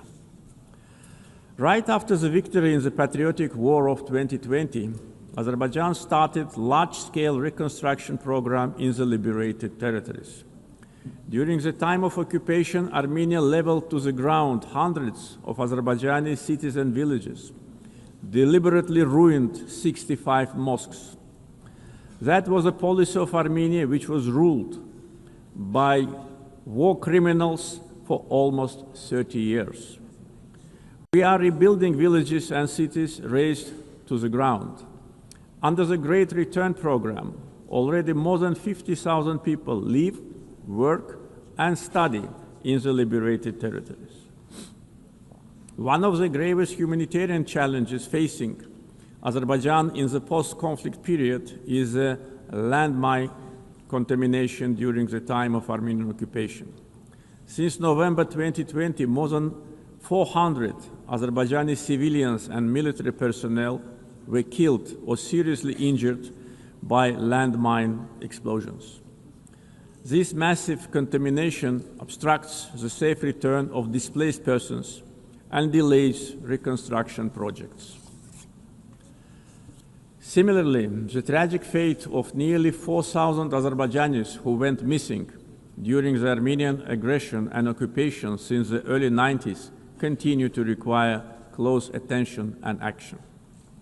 Ladies and gentlemen, coming to the global challenges we are facing, we believe that response must be inclusive, fair, and universal. Through its many initiatives, Azerbaijan has shown its clear commitment to advancing sustainable solutions. Azerbaijan is proud to have hosted COP29 last year, where we achieved important outcomes in advancing climate action, the green transition, and equitable access to financing. As a host of COP29, we guided negotiations towards ambitious and balanced outcomes, ensuring that all voices, particularly those of the developing world, were heard. The adoption of the new collective quantified goal at COP29, also known as Baku Finance Goal, is a historic milestone in global climate finance. This commitment brings previous $100 billion annual climate finance goal to at least $300 billion per year through 2035 from public sources in developed countries to developing countries. Azerbaijan also successfully finalized the long-awaited framework for carbon markets under Article 6 of the Paris Agreement, making the Paris Agreement fully operational 9 years after its adoption. Several key agreements were signed at COP29 to make the Loss and Damage Fund fully operational, providing critical support for vulnerable communities impacted by climate change. Being strongly committed to the green transition, we at the same time should not put unrealistic targets in front of us. The world cannot live without fossil fuels today and in foreseeable future. Energy security is closely linked to peace, regional connectivity, and economic development. Azerbaijan continues to play a proactive role in advancing these objectives globally. Azerbaijan has established itself as a reliable and indispensable partner in providing energy security to many countries. We play a strategic role connecting the Caspian region with international markets through diversified oil and gas pipeline systems. As of today, we are supplying natural gas to 14 countries. This ranks Azerbaijan as a top country in the world in terms of number of countries it supplies with pipeline gas. This reflects our strategic role in enhancing energy security and diversifying supply routes across Europe and beyond. Moreover, Azerbaijan and Syria have recently strengthened their bilateral partnership, focusing on energy supply, infrastructure development, and post-conflict reconstruction. Since August this year, Azerbaijan started to supply Syria with natural gas via Turkey, significantly reducing its electricity shortages. Azerbaijan also attracts large investments in renewable energy sources, like solar, wind, and hydropower. Almost 40% of our energy will be generated by renewables by 2030. Connectivity projects like East-West and North-South corridors cross our country. We have witnessed almost 90% growth in cargo volumes through the Middle Corridor since 2022. The transit time along the corridor have been significantly reduced. The biggest trade fleet in the Caspian, Alat International Trade Port, with its annual capacity reaching 25 million tons in the near future. The Baku-Tbilisi-Kars Railroad, 9 international airports, the biggest air cargo company in the region, and many other factors have turned Azerbaijan into one of international transport hubs. There is a great potential for cooperation in digital connectivity. Azerbaijan leads the Digital Transformation Initiative through such ambitious projects as the Digital Seaway. This project includes plans for the advanced fiber optic cable network under the Caspian Sea, establishing Azerbaijan as a key regional digital hub. Azerbaijan achieved significant economic growth by focusing on diversifying its economy beyond oil and gas, developing the non-oil sector, and improving the investment climate through reforms and transparency. Reducing poverty and unemployment to the historic low of 5% is another achievement of our country. Recently, 2 major international rating agencies, Moody's and Fitch, have increased Azerbaijan's ranking. Azerbaijan was provided with favorable investment-grade status, citing very strong external balance, low public debt, and substantial sovereign wealth assets as a key strength. This underscores our economic resilience, strong fiscal discipline, and favorable investment climate. Our foreign debt is only 6.5% of GDP, which is one of the lowest in the world. Azerbaijan's foreign exchange reserves exceed its foreign debt almost 16 times. Back in 2022, at the summit of the Caspian littoral states, I raised the issue of environmental degradation of the Caspian Sea. Today's situation is much worse. Caspian Sea is shrinking rapidly. The main reason is not climate change. Joint efforts of littoral states are needed to stop ecological catastrophe with unpredictable consequences. Azerbaijan is also ready to cooperate closely with the UN to tackle this problem. Ladies and gentlemen, Azerbaijan is proud of its global humanitarian assistance efforts. We are providing aid to countries affected by natural disasters, conflicts, and public health emergencies. Azerbaijan contributed to the COVID-19 response, donating financing, protective equipment, medical devices, and vaccines to more than 80 countries in need. Azerbaijan has entered a new era. We won both war and peace. We ended the occupation and started reconstruction. Justice has triumphed. Sovereignty has been consolidated, and peace is de facto reached. We stand prepared to share our positive experience. The achievements of the recent years are not only a victory and success of Azerbaijan, they are also a demonstration that international law must ultimately prevail.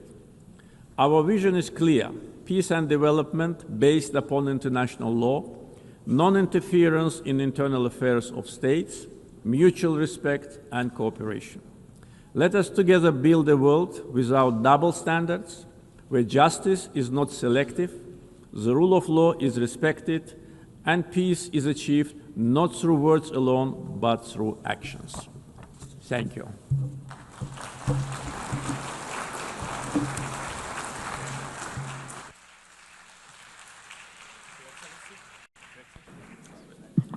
On behalf of the Assembly, I wish to thank the President of the Republic of Azerbaijan.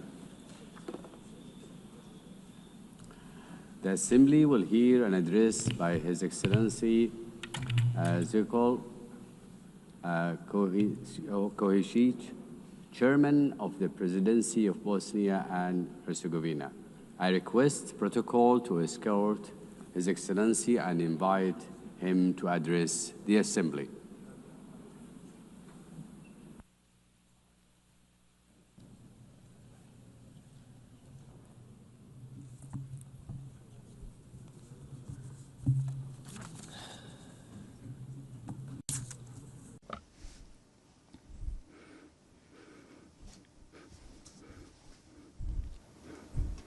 Dear Chairperson, Secretary General, dear colleagues, ladies and gentlemen. To start with the theme of this year's session of the United Nations General Assembly, Better Together, 80 Years and More for Peace, Development and Human Rights, allow me to express my congratulations to the United Nations from this important place on behalf of Bosnia and Herzegovina and all its citizens. The UN is celebrating 80 years since its founding, and at the same time 80 years of continuous work on the fundamental goal of this organization. That goal is to secure and maintain peace in the world. History will give the final judgment on how successful the UN has been in the past, as well as on the results of the work and participation of several generations in the United Nations itself, its bodies and organizations. At the same time, I believe it is important to clearly express our common position today. Peace in every part of the world has no alternative. We must continue to work together persistently on this. I would like to believe that we all share the same positive opinion, that we must protect peace in every part of the world. However, reality and what is happening today in different parts of our planet clearly show us that world peace is often not in the interest of certain geopolitical actors. For them, conflict or war is a means to realize their own political and economic interests. These interests largely diverge from the goals set out in the United Nations Charter. If we add to this the fact that attempts are being made to change the borders of state around the world by means of armed force in a manner that is contrary to the United Nations Charter, we can draw a simple conclusion. International law is not applied equally to all states that are subject of that very international law. We have been witnessing that in the past period, certain armed conflicts have been deliberately provoked. What follows is the use of significant armed force, which a state with a smaller or weaker armed forces simply cannot resist. After that, the attacked state is required to sit at the negotiating table and sign a waiver of parts of its territory, ostensibly in the name of peace, but in reality in the name of force.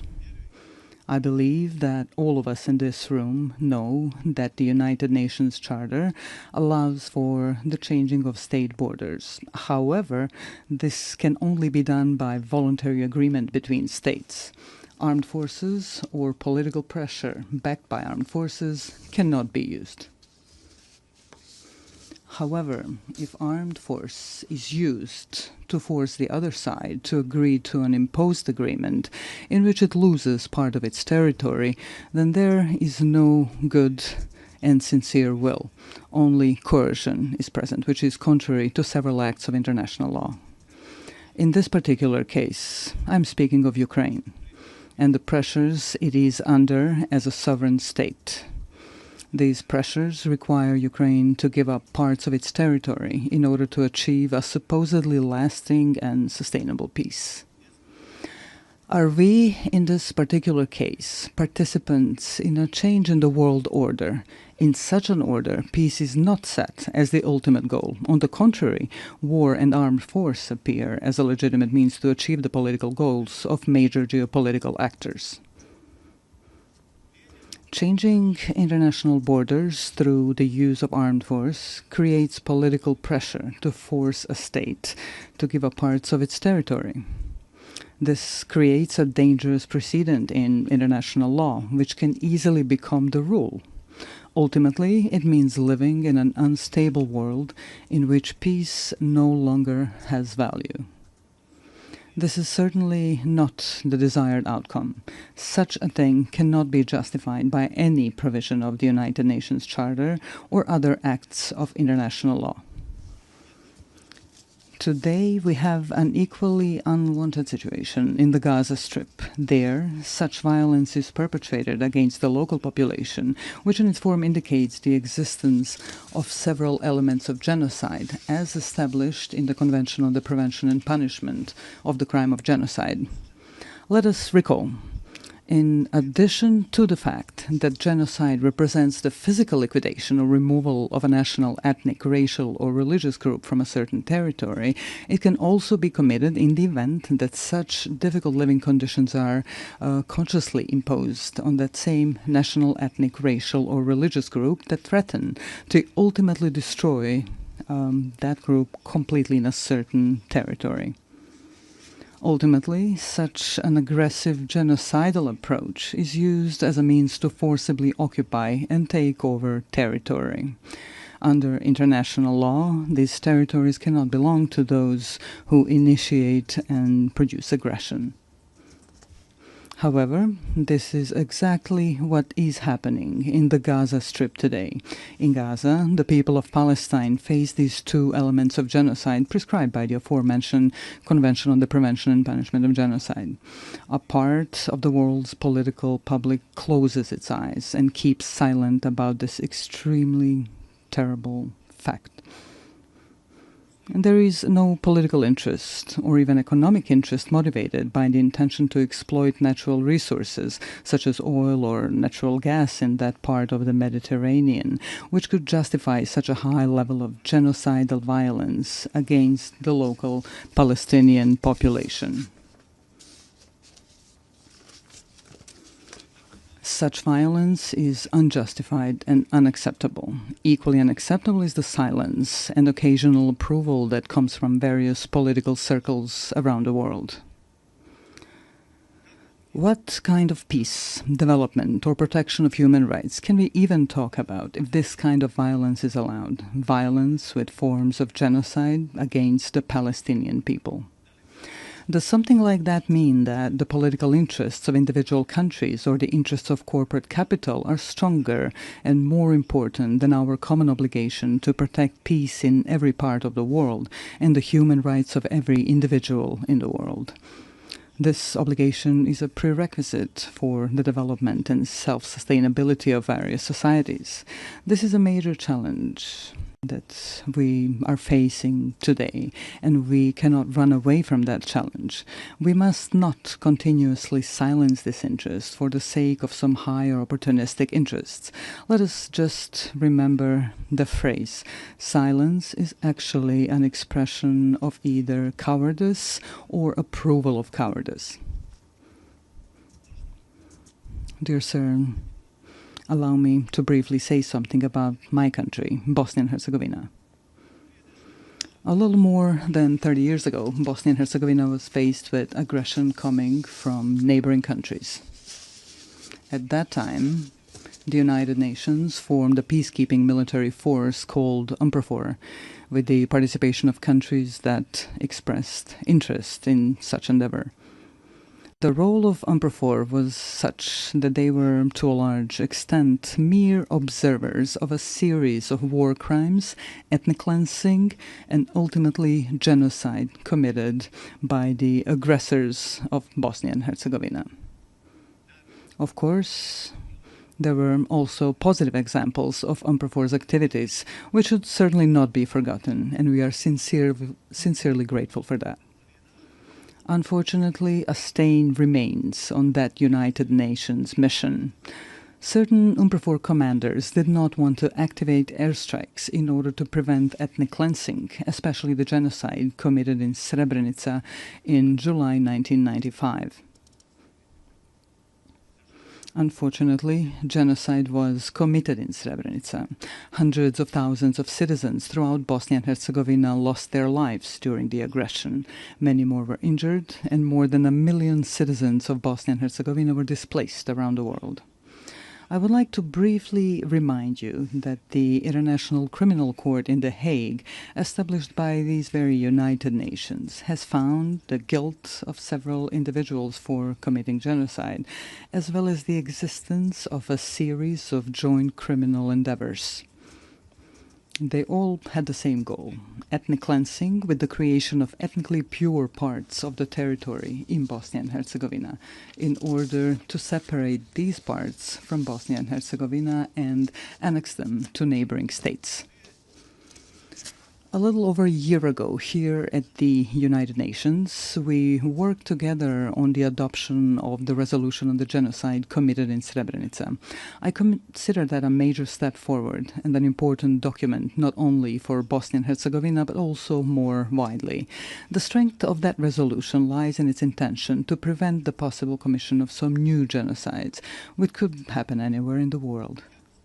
Although we were faced with lobbying from several countries not to adopt such a resolution, it was nevertheless passed.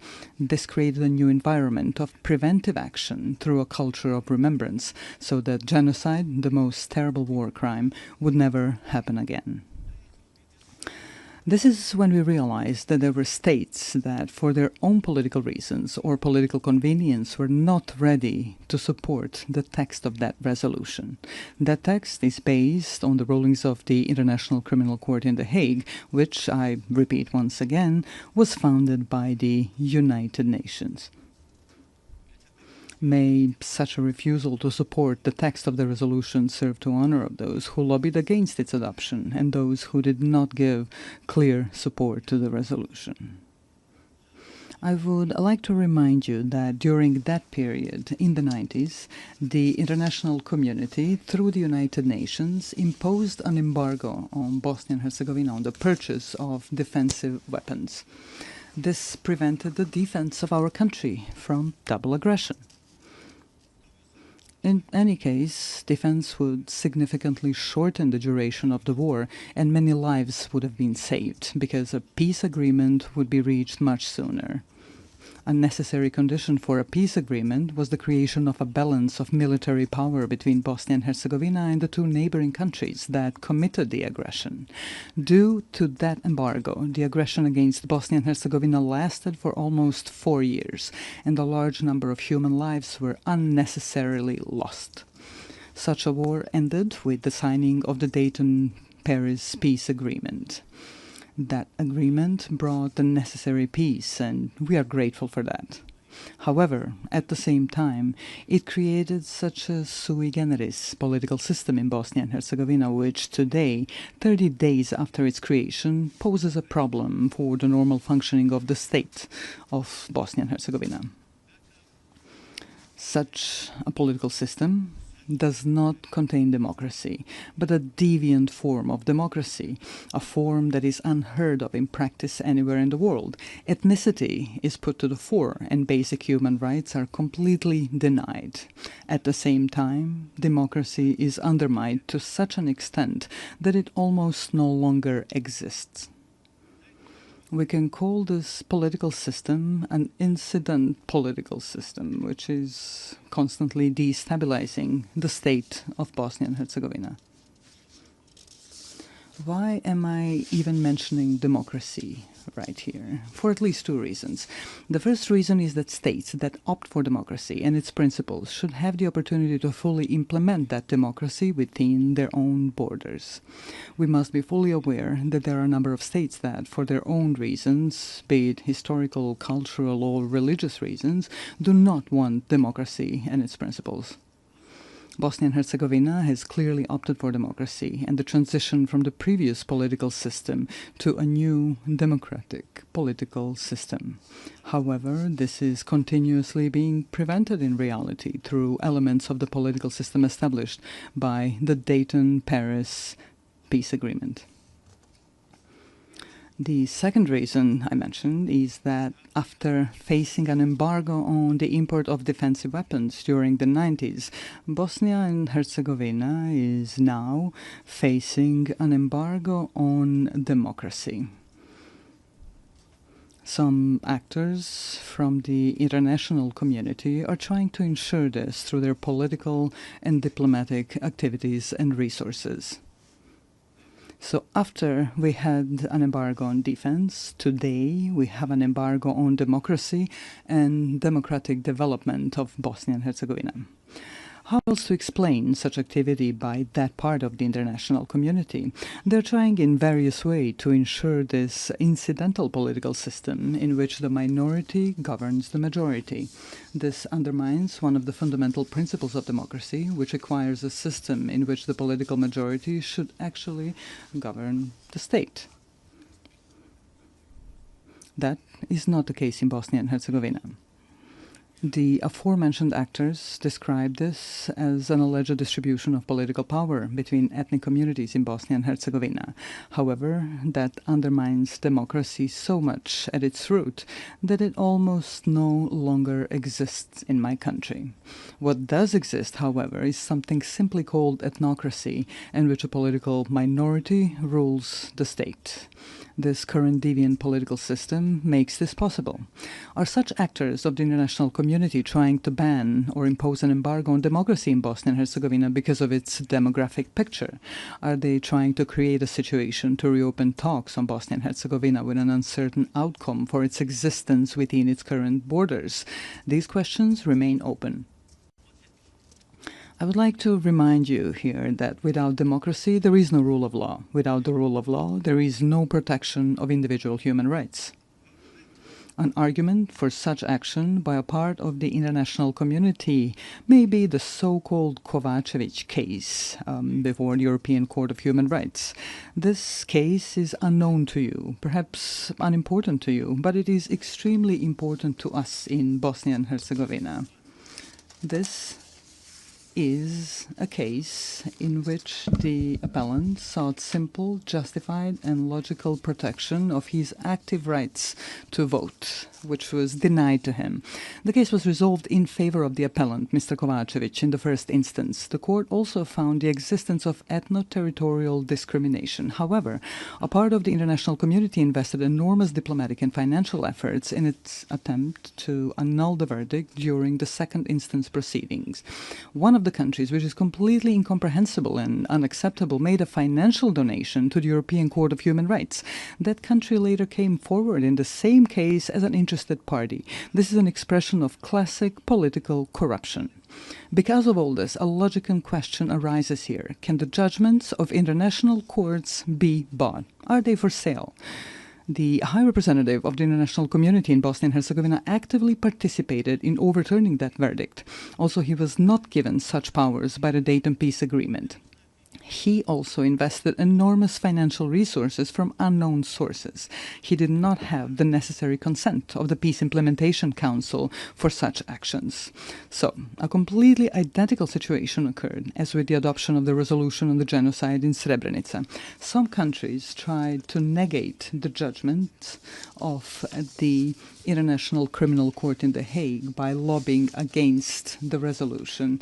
In the case that I am now citing as an example, some other countries tried and are still trying to annul the judgment through their own lobbying and broader diplomatic activity.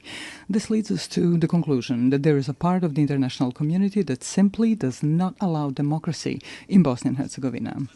Yesterday, we faced an embargo on weapons necessary for the defense of our country. Today, we have an embargo on democracy and human rights. Therefore, I would like to briefly remind you of another United Nations document called the International Covenant on Civil and Political Rights. This document guarantees, among other things, to vote and to be elected at periodic elections, which shall be held by universal and equal suffrage and shall be held by secret ballot, with the guarantee of free expression of the will of each voter. Unfortunately, in Bosnia and Herzegovina, we are not allowed to do this.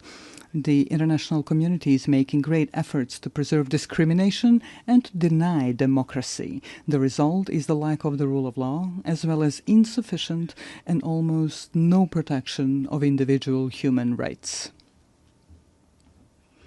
The logical conclusion that arises is the following. Democracy, as well as the right to defend the country, are privileges whose application is determined and enabled by political elites from larger and richer countries. Small countries and poor countries can only receive as much democracy as those who are larger and richer allow them to get. That is certainly not an expression of equality that we should all strive for today. Here we come to the issue of human rights. To be more precise, I am referring to the equality of every individual in their own country and beyond.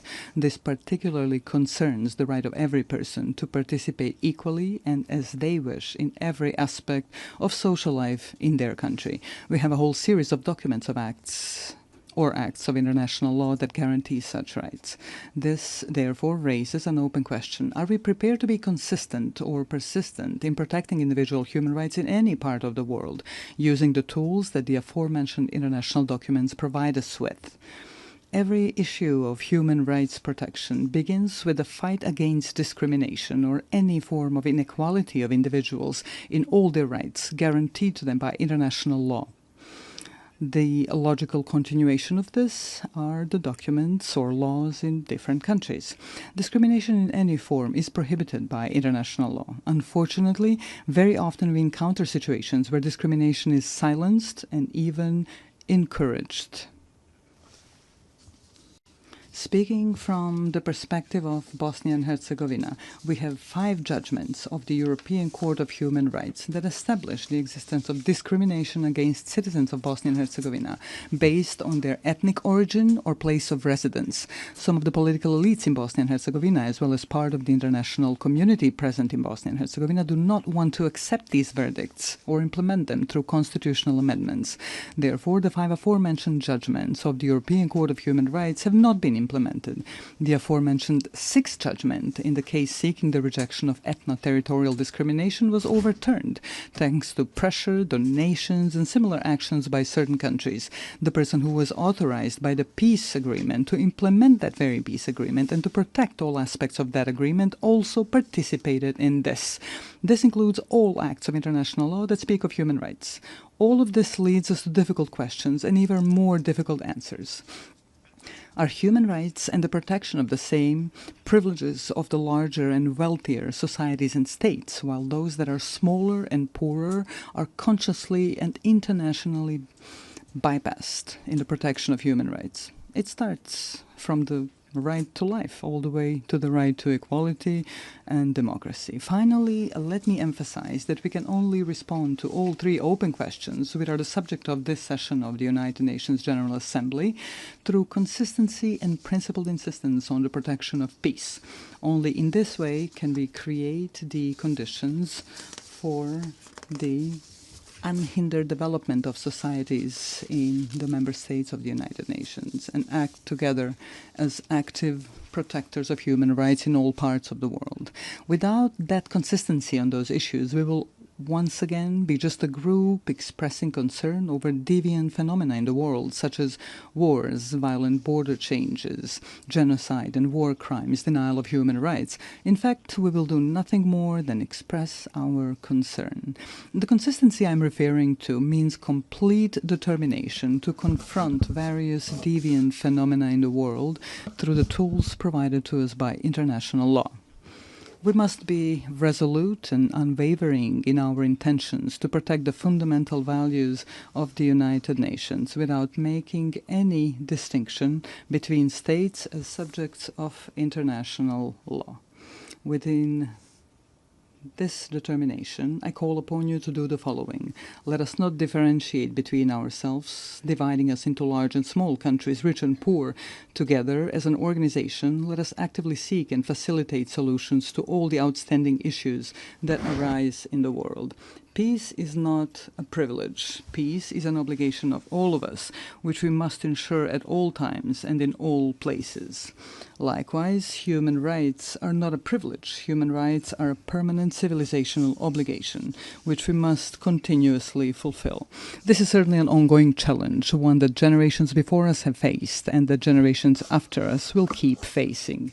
Our mission is to leave them a better world than the one we live in now. Such a goal requires persistent and continuous active work. Ladies and gentlemen, Your Excellencies, thank you for your attention.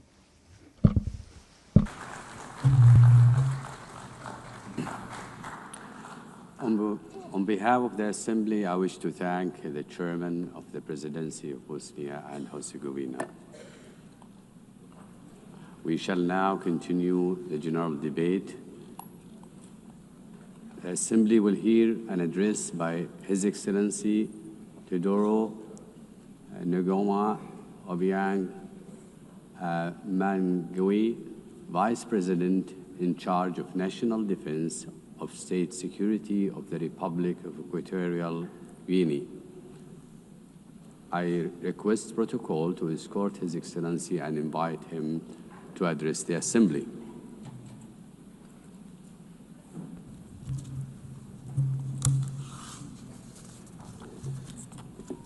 Excelentísima. Your Excellency, Ms. Annalena Baerbock, President of the 80th session of the United Nations General Assembly, Heads of State and Government, Heads of Delegations, Excellencies, Your Excellency, Mr. Antonio Guterres, Secretary General of the United Nations, ladies and gentlemen, I am honoured to take the floor on behalf of His Excellency Obiang Mbaso, President of the Republic of Equatorial Guinea, to share with you my country's most dearly held convictions at this 80th session of the General Assembly, being held at a time in which the world is calling for a fairer, more equitable and effective international system. Madam President, 80 years ago, the founding states established this organization, aspiring to build a multilateral system based on cooperation, respect for international law, and the dignity of all human beings. This commitment was enshrined in the United Nations Charter. That charter remains a lodestar for states' collective action. Today, under the theme Better Together, 80 years and more for peace, development and human rights, we celebrate important achievements. The UN, over these 8 decades, has been a universal forum for dialogue and a space for international cooperation. It has helped to avoid conflicts. It has supported decolonization processes. It has promoted sustainable development. And it has served to pique our moral conscience in service of human rights. However, this anniversary must serve as an opportunity for critical self-reflection. It would be a mistake to simply mark the anniversary and not to recognize the woeful shortcomings of our multilateral system. Excellencies, the peoples of the world trust in the United Nations to tackle the major challenges of our time. Armed conflicts, violence, climate change, growing inequalities, migration crises, cyber threats, and the lack of technological transfer are all some of these challenges. However, all too often, the response provided to those challenges has fallen short. The United Nations has been brought to a standstill by individual interests and straitjacketed by an institutional platform which no longer reflects the reality of today's world. Talking about leaving no one behind becomes meaningless if millions remain marginalized in systems of dependency and exclusion. The Security Council, the body responsible for upholding international peace and security, is perhaps the clearest example of the extent to which the United Nations is out of step. 8 years after its inception, the UN's membership structure remains rooted in the geopolitical state of play we had in 1945, and not that we see in the 21st century. Consequently, the United Nations' legitimacy and representativeness are quite rightly called into question. Security Council reform is an urgent need. Without that reform, the Security Council will continue to be perceived as an exclusive club of historical privileges, powerless to respond legitimately to current threats. Africa is demanding what is hers by right: full and permanent representation on the most important security organ in the world. We want to see an international governance system which serves the interests of all of us, not those of an elite. We demand a Security Council which represents the world of today, not the world of yesterday. Let us take real steps forward towards collective action which is more democratic, more equitable and effective. If not, we risk finding ourselves with a United Nations which is increasingly on the sidelines and one which holds less and less weight in the international arena. Our commitment with this organization remains intact. We believe in the United Nations. We believe in the strength of international law and the force it holds. We believe in international cooperation as the only way to address challenges which no nation, however powerful it may be, can resolve alone. Our commitment is not unthinking. Rather, it must be rewarded with results, reforms, and a UN that can move with the times. On this anniversary, we must recall that peace, development, and human rights are inextricable pillars. Peace is not sustainable without development. Development is false if it is not rooted in dignity and rights for all. As such, let us state here again that we remain steadfast in our support for Agenda 2030, despite the fact that we recognize difficulties and delays in its implementation. Agenda 2030 is a collective commitment which reflects our desire to build a world free of poverty, free of hunger, and with dignity for all. However, we have less than a decade to fulfill it, and the pace of progress is all too slow. Excellencies, climate change is the greatest threat of our age. The most vulnerable nations pay a disproportionate price for climate change.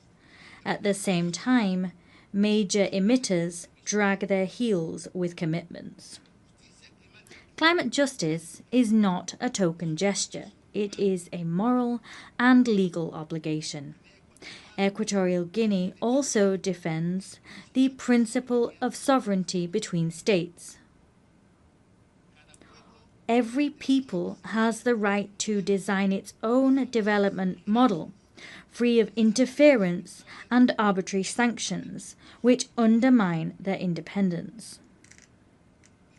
We must believe in a world of peace and create one, a world in which no country is considered an enemy for being the friend of another. Allow me to share with you a recent example of the contribution that Equatorial Guinea makes to international peace. The historic agreement reached with the Republic of Gabon on the sovereignty of the Mbanye, Cocoteras, and Conga Islands. For decades, His Excellency Obiang Nguema Mbasogo handled this dispute with patience and dialogue, until it was resolved peacefully before the International Court of Justice. This case has not only created a historic precedent on the African continent, rather it demonstrates also that conflicts can be resolved in accordance with the spirit of the UN Charter and in line with states' political will. Excellencies, promoting human dignity is a shared responsibility. Equatorial Guinea reaffirms its commitment to the protection of the rights of the child and those of persons with a disability. Rights to food security, housing, drinking water, and the sovereign exploitation of natural resources are an inextricable part of human rights as a whole. without dignity that comes through material comfort, freedom is an empty ideal. Faithful to the principles of an inclusive international community, we insist that the economic, commercial, and financial embargo imposed on the Republic of Cuba be lifted. Keeping such measures in place not only gravely affects the development of a sovereign nation, it also runs counter to the fundamental principles enshrined in the United Nations Charter.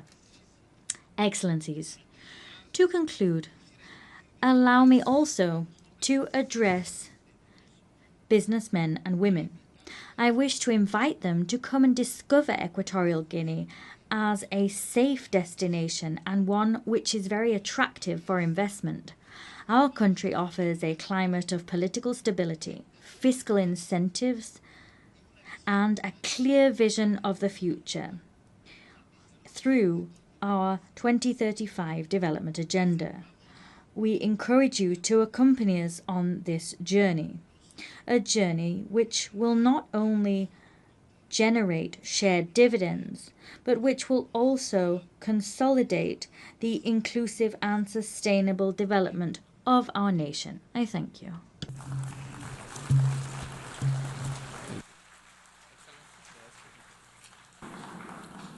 On behalf of the Assembly, I wish to thank the Vice President in charge of National Defense and State Security of the Republic of Equatorial Guinea. The Assembly will hear an address by Her Excellency Josephine Joseph Lago, Vice President of the Republic of South Sudan. I request protocol to escort Her Excellency and invite her to address the Assembly.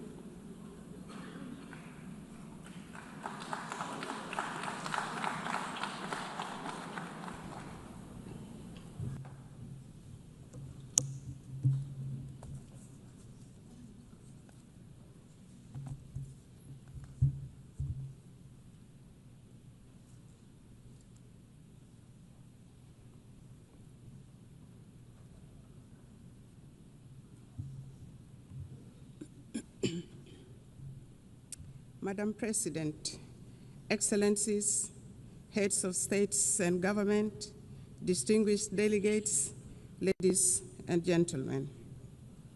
I bring you warm greetings and best wishes from my President, His Excellency Salva Kiir Mayardit, the President of the Republic of South Sudan. I also bring you greetings from the government and the people of South Sudan, a message of peace, unity, development, and unwavering commitment to global partnership. I wish to extend my sincere congratulations to you, Madam President, on your election to preside over the 80th session of this esteemed Assembly.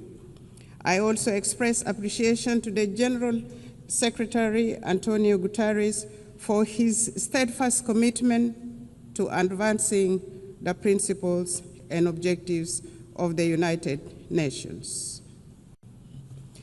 The theme of this year's session, Better Together, 80 years and more, for peace, development, and human rights, resonates with objectives and aspirations of our country. South Sudan is the youngest country in the world and the 193rd member of the United Nations. After 50 years of brutal armed liberation struggle, it gained independence in 2011. Unfortunately, 2 years later, the country descended into an internal civil war. With the support of regional and international community, a peace agreement was signed between the warring parties in 2018, known as the Revitalized Agreement for the Resolution of the Conflict in South Sudan. This led to the formation of the current revitalized transitional government of national unity, a coalition government comprising the warring parties, other peace partners, and stakeholders. The peace agreement has provisions on governance structure, security sector reforms, transitional justice mechanism, economic sector reforms, and Truth and Reconciliation Commission. The agreement also stipulates 35% affirmative action on women representation at the national, state, as well as local government levels. The presidency consists of a president and 5 vice presidents, 2 of whom are female, thus achieving 40% of female representation at the highest level of government. In the first phase, the unified forces have been trained, some of the forces have been deployed, and the rest are waiting deployment. The second phase of the security sector reforms is due to start imminently this October 2025. This will complete the second phase of the second protocol of the agreement. Other protocols, including public finance management reforms, are ongoing. Transitional justice mechanisms are in progress, and the Truth and Reconciliation Commission will be established under the auspices of the African Union. Although the implementation of the peace agreement has been slower than we would have wanted due to financial constraints, some of the members of the international community have been contributing in kind. On the whole, the implementation of the peace agreement is about 60% executed. The agreement has held for 7 years, and a relative peace has been attained, thus giving hope to our people. Many South Sudanese have returned from the neighboring countries and the diaspora and are rebuilding their lives and contributing to national development. Work is ongoing, including preparations for general elections in December 2026. Until recently, the permanent cessation of hostilities was observed and relative peace attained throughout the country. Climate change and environmental sustainability. South Sudan is one of the countries adversely affected by the impact of climate change, despite contributing minimally to global emissions. For the last 5 years, our country has suffered recurrent floods on the one hand and prolonged droughts on the other, thus contributing to crop failures, biodiversity loss, and mass displacement.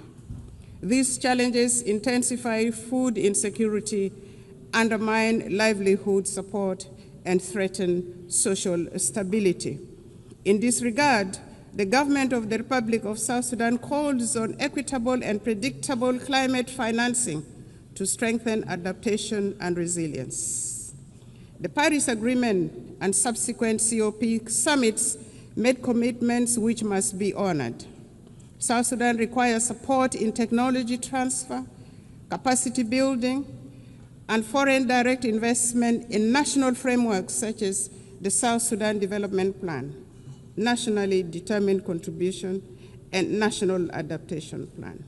This support is essential to address the intertwined challenges of development and environmental stability. The global community cannot afford to ignore climate injustice. Collective action is imperative for these challenges which transcend national borders to be addressed effectively. South Sudan has embarked on planting of 100 million trees by 2030, expanding renewable energy generation and strengthening water infrastructure with women, youth, and people with disabilities at the center of these efforts. Our commitments to sustainable development goals. At independence, South Sudan inherited rudimentary state structures and hardly any infrastructures such as roads, electricity. We inherited poor health care, inadequate educational infrastructure, abject poverty, and food insecurity. The SDGs are aligned to our national priorities. For example, each vice president is in charge of a cluster which includes governance cluster, economic cluster, service delivery cluster, infrastructure cluster, and gender, youth, and humanitarian cluster. Madam President, the 2030 Agenda remains a vital framework for peace and prosperity. South Sudan has made some remarkable progress in agricultural transformation, including commercialization and value addition, which will create jobs for women and youth, including in crop production, livestock, and fisheries. This will enable people to produce their own food rather than relying on imported foods. Our policy is, let us produce what we eat. And as a consequence, some states in our country now are self-sufficient in food production, which contributes eminently to reduction of poverty, thus the attainment of SDG 1 and SDG 2. In collaboration with our development partners, government is providing health care, building health care infrastructure, improving maternal and child care, raising awareness about communicable diseases, and providing vaccinations for diseases such as cholera, mpox, and malaria. Access to clean water and sanitation is being improved. As part of the health sector transformation program, we aim to attain universal health care for all in South Sudan. The recent pandemic outbreaks around the world revealed the urgencies of strengthening health systems and equitable vaccine access. South Sudan advocates for global health framework that prioritizes preparedness for pandemics and embraces health as a universal human right. In his latest statement to Parliament in June 2025, His Excellency President Salva Kiir Mayardit identified education as a key priority area for the government. There is improved enrollment in primary schools and secondary schools, and many young people are aspiring now to go to universities and colleges. Enrollment has risen from 300,000 to 2.1 million children, with gender parity in primary schools nearly achieved. This is a remarkable national achievement. There is focus on teacher education to improve the overall quality of education. Despite these efforts and achievements, 2.8 million of our children are still out of school.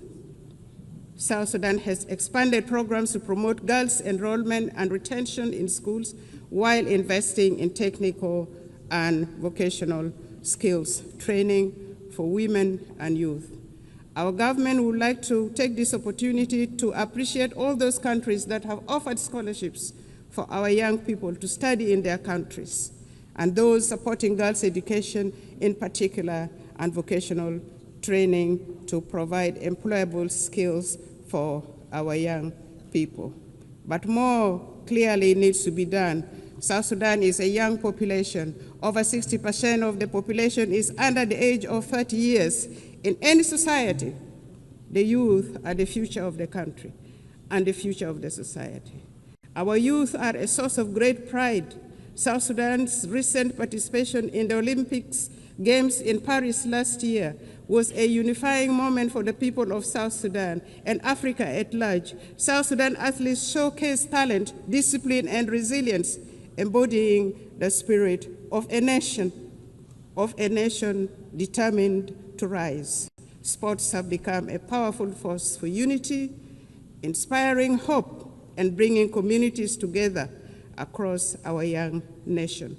The South Sudan basketball team emerged as the best team in the continent of Africa during the last Olympic Games and nearly beat the defending champion in the world.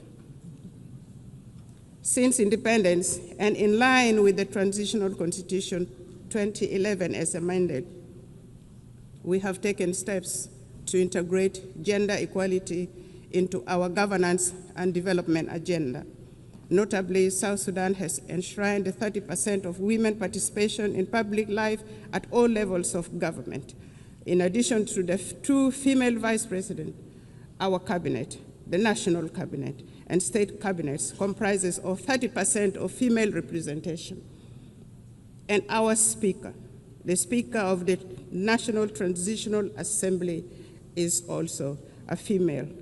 We have adopted national gender policies to advance women's rights and are working to harmonize our laws with international commitments. Efforts have been made to address gender-based violence through new legislation and establishment of a special court.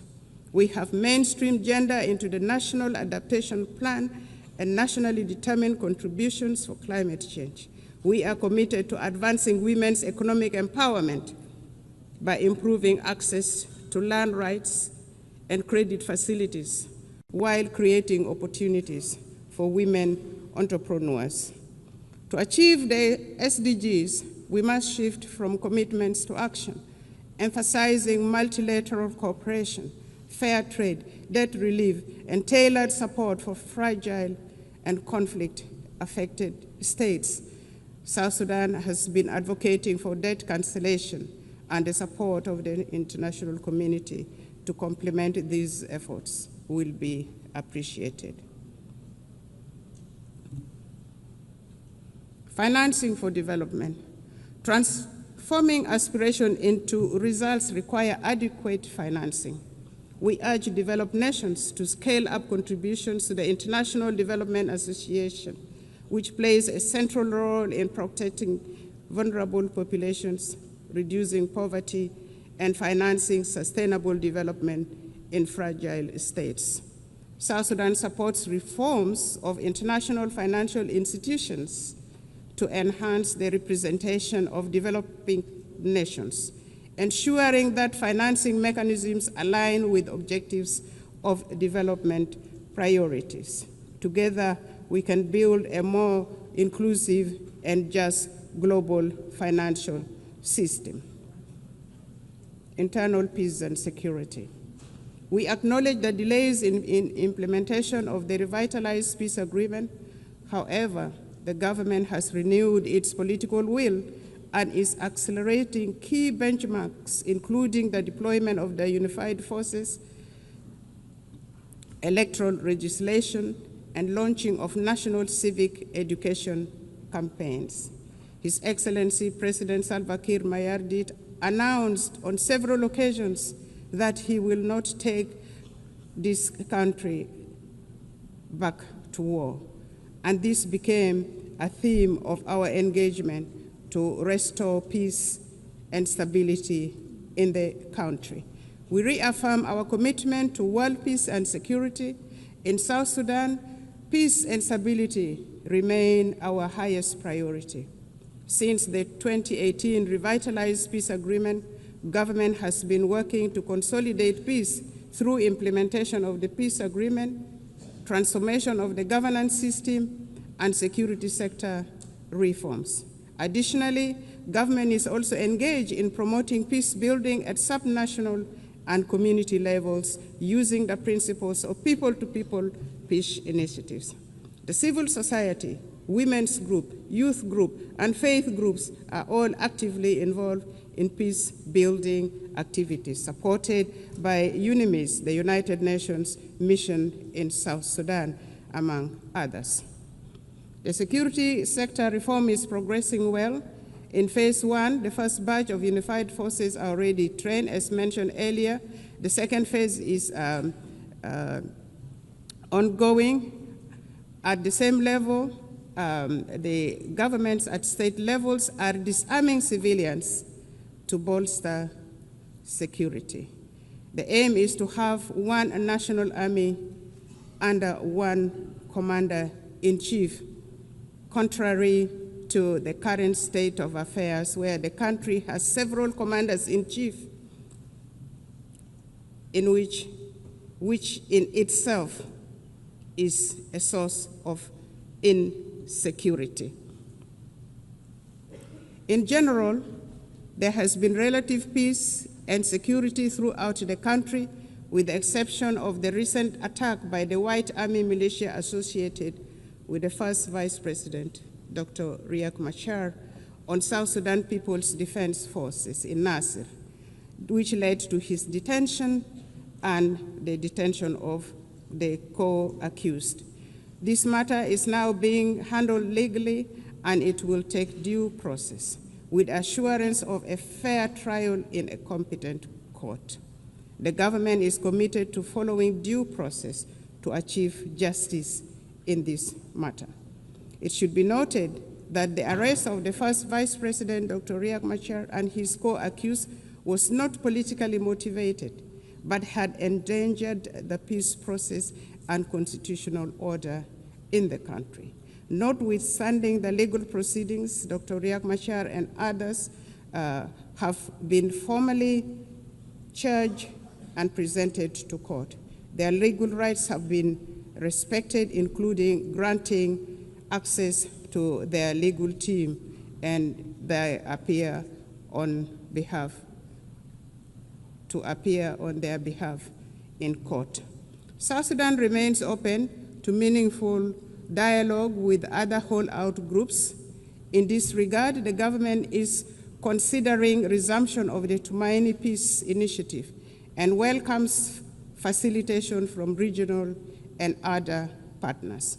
We urge regional and international communities to urge the holdout groups to renounce armed violence and engage in political dialogue. Furthermore, we appeal to the international community to continue supporting South Sudan's efforts and democratic process through provision of technical assistance, capacity building, and development support. It is worth mentioning that consolidating peace in South Sudan is not only vital for our people, but also for stability across the Horn of Africa, the Great Lakes, and beyond. Since our last statement to this General Assembly, South Sudan has embarked upon a transformative journey. We have launched the South Sudan Development Plan 2026 to 2036, a forward-looking 10-year blueprint to diversify our economy, fortify our institutions, and reduce reliance on oil. This plan is anchored in the principles of transparency, inclusivity, and resilience. It guides comprehensive reforms in public financial management and service delivery. We have initiated independent audits, strengthened procurement oversights, and recommitted ourselves to the fiscal reforms outlined in the 2018 Revitalized Peace Agreement. We are determined to foster a culture of integrity, accountability, and good governance. Determined to shift from oil dependency to a green, sustainable economy, South Sudan is investing in the future of its land and people. The Agriculture SME Grant Initiative 2025 now empowers farmers, agro-processors with vital tools, training, and market access. Our investment in irrigation, seed distribution, and post-harvest technologies are boosting productivity and strengthening food security. We have successfully established effective governance structures both at the national and local level, including establishment of relevant commissions such as the Constitutional Review Commission, the Judicial Review Commission, among others. The constitutional making process is in progress. Civic education and voter rights training have commenced and are progressing well. The National Bureau of Statistics will advise on options available for elections. The Political Parties Council has been established and has started registering political parties intended to contest in elections. Therefore, with these positive developments, the government of the Republic of South Sudan appeals for the removal of targeted individual sanctions and the arms embargo on South Sudan. Elections. According to the peace agreement, The transitional period must end with the conduct of general elections currently scheduled for December 2026. This will enable the people of South Sudan to democratically elect their leaders for the first time in the history of this young nation. His Excellency President Salva Kiir has reaffirmed the government's determination to deliver credible, inclusive, and peaceful elections. The establishment of electoral institutions, namely the National Election Commission, the Political Parties Council for registration of political parties, and voters' right education have been established. The Bureau of Statistics has been restructured to deal with the issues of census. The restructured Permanent Constitution Review Commission has been actively working to ensure that the country has a new permanent constitution by the time of the general election in December 2026. Civil society groups are being facilitated and have started civic education of the general public, especially among women and the youth. South Sudan is committed to promoting and protecting human rights. We are strengthening national institutions, promoting accountability, empowering women and youth. We have taken steps to integrate gender equality into our governance and development agenda, not forgetting the people with disability. Civil society is actively engaged in the promotion of human rights and civic education. We believe constructive engagement and dialogue are the best path for building resilient and just institutions. Some regional concerns. Madam President, South Sudan and Sudan share deep historical and economic ties, as well as the longest border in the region. For instance, South Sudan's oil is at the moment being transported through Sudan. Developments in Sudan directly affects development in South Sudan. Since the outbreak of conflict in Sudan in 2023, South Sudan has opened its doors for Sudanese refugees and returnees from Sudan. In partnership with the international aid agencies, we are providing humanitarian assistance, and we have also gone further and given plots of land for refugees to cultivate and produce their own food, thus integrating them into our local communities. However, there are still outstanding issues with respect to the Comprehensive Peace Agreement 2005. Among these are issues of border demarcation and final status of Abyei, including the status of the Ngok Dinka of Abyei, which remains unresolved. We are committed to working with the government of Sudan to amicably resolve these outstanding issues. Furthermore, the current composition of the Security Council no longer, in our view, adequately reflects the realities of today. And for this reason, South Sudan supports the call for the expansion of the permanent membership to include African representation.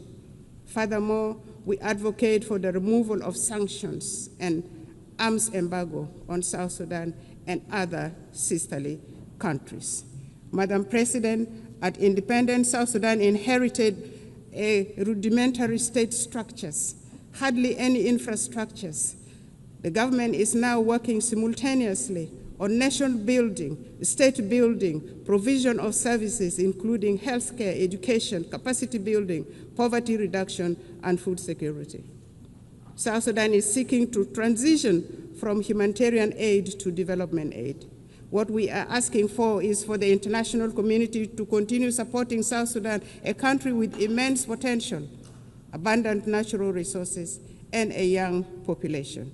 We are actively empowering women and young people for the country to become a useful and productive member of the international community. And we are already seeing signs of progress. To conclude, Madam President, Excellencies, and distinguished guests, the United Nations was founded on the belief that humanity is stronger together. The theme of this 80th session, Better Together, is a reminder of our shared responsibility for survival and progress. Notwithstanding the challenges, South Sudan, with the resilience of its people under the leadership of His Excellency President Salva Kiir Mayardit, remains committed to a multilateral solidarity and partnership with an aim of building a fairer, safer, and more prosperous world for all, for us in South Sudan. It is, a more prosperous world for all. And for us in South Sudan, we all know that it is better together. It is better together for us nationally. It is better together for us globally.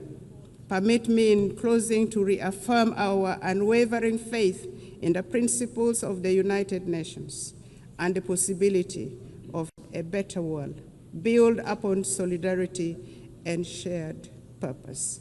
May God bless the people of South Sudan. May God bless the nations of the world. I thank you for listening. Thank you.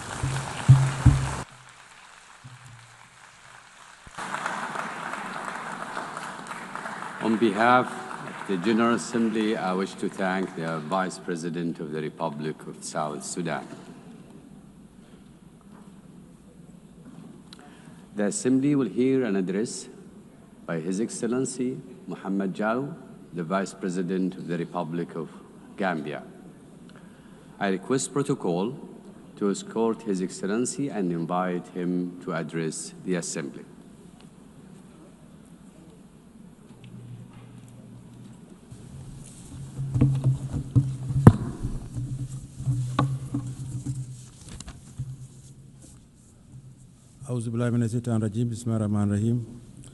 Your Excellency Annalena Baerbock, President of the 80th Session of the United Nations General Assembly, His Excellency Antonio Guterres, Secretary General of the United Nations, Your Majesties, Excellencies, Heads of State and Government, Heads of Delegation, distinguished delegates, ladies and gentlemen. As we commemorate the 80th anniversary since the founding of the United Nations, it is with great honor and profound sense of commitment that I stand before you to deliver this statement on behalf of His Excellency, Mr. Adama Barrow, who could not be here due to circumstances beyond his control. At the outset, allow me to convey warm greetings and best wishes for a successful session from His Excellency, Mr. Adama Barrow, the President of the Republic of the Gambia, and government and people of the Gambia. Madam President, let me also use this opportunity to congratulate you on behalf of the government of the Gambia on your election as President of the 88th Session of the United Nations General Assembly. Your election is a testament to the importance our organization attaches to gender mainstreaming and the empowerment of women. It constitutes an affirmation that more than ever, women are capable of leading organizations like the United Nations and achieving remarkable success. The Gambia, therefore, assures you of its unwavering support and continued cooperation in the discharge of your duties while reaffirming our faith in the relevance of multilateralism and the sacrosanct foundational principles of the United Nations Charter. Allow me to seize this moment to also thank and congratulate Mr. Philomen Yang, President of the 79th Session of the General Assembly, for his leadership and for competently guiding the work of the Assembly during his tenure. The 80th Session of the General Assembly is being held at a very pivotal moment for the international community. The enormity of the challenges of managing and resolving various wars, conflicts, and ongoing threats to international peace and security require all member states to reaffirm their collective commitment to abiding by the noble principles stipulated in the United Nations Charter. The Charter, crafted with great optimism and anchored in the ideals of maintaining and promoting world peace, security, human rights, and development, promise a new age and a new world.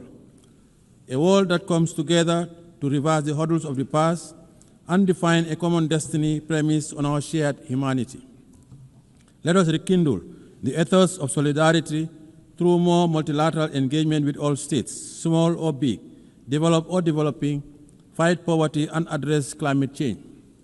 Madam President, the 80th Session of the General Assembly conveys a profound symbolism for the Gambia. Our long-standing commitment to the United Nations and our election as chair of the second committee during this session is not only historic, but speaks to the great strides we have been making towards shaping a stable and prosperous multilateral global order. Let me assure you that the Gambia will continue its active participation in the work of the Assembly. We remain committed to supporting optimal ways in the search for innovative and timely solutions to the common challenges facing us, and would collaborate with all member states as we address these pressing global challenges. Madam President, in 1945, the world stood united with a deep sense of solidarity, strong commitment, and an enduring hope to establish the United Nations to save the succeeding generation from the scourge of war. The creation of the United Nations served as a driving force for multilateralism by reaffirming our collective faith in the sanctity of human rights while guaranteeing international peace and security to all peoples around the world. Our collective security arrangements were rooted in multilateralism.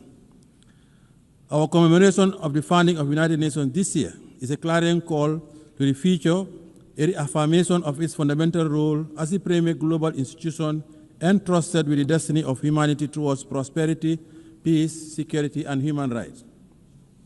Madam President, last year our Assembly adopted the Pact of the Future to revive multilateral engagement and rekindle global solidarity. We must do more to fulfill the commitments that we assured under the Pact. 80 years on, the world is still encountering the challenges of protracted conflicts and geopolitical fragmentation, including the threat to the spirit of multilateralism under the United Nations. As the world continues to grapple with complex and unprecedented challenges on different fronts, the peace and security landscape of our world is becoming increasingly fragile. Amid the changing nature of conflicts, we are also witnessing a serious disregard for the principle of international humanitarian law in conflict zones. What is even more profound is that the rules-based international order is under enormous stress, losing its momentum, relevance, and moral underpinnings. Today, we live in a world that is undergoing profound geopolitical transformation, presenting unique emerging challenges and reflecting an international community that is still trying to find answers to the challenges it faces in the 21st century. However, despite the challenges we are confronting, the Gambia believes that the United Nations' enduring relevance and structural institutions contributed to significant historic achievements in the past, particularly for countries in the global south.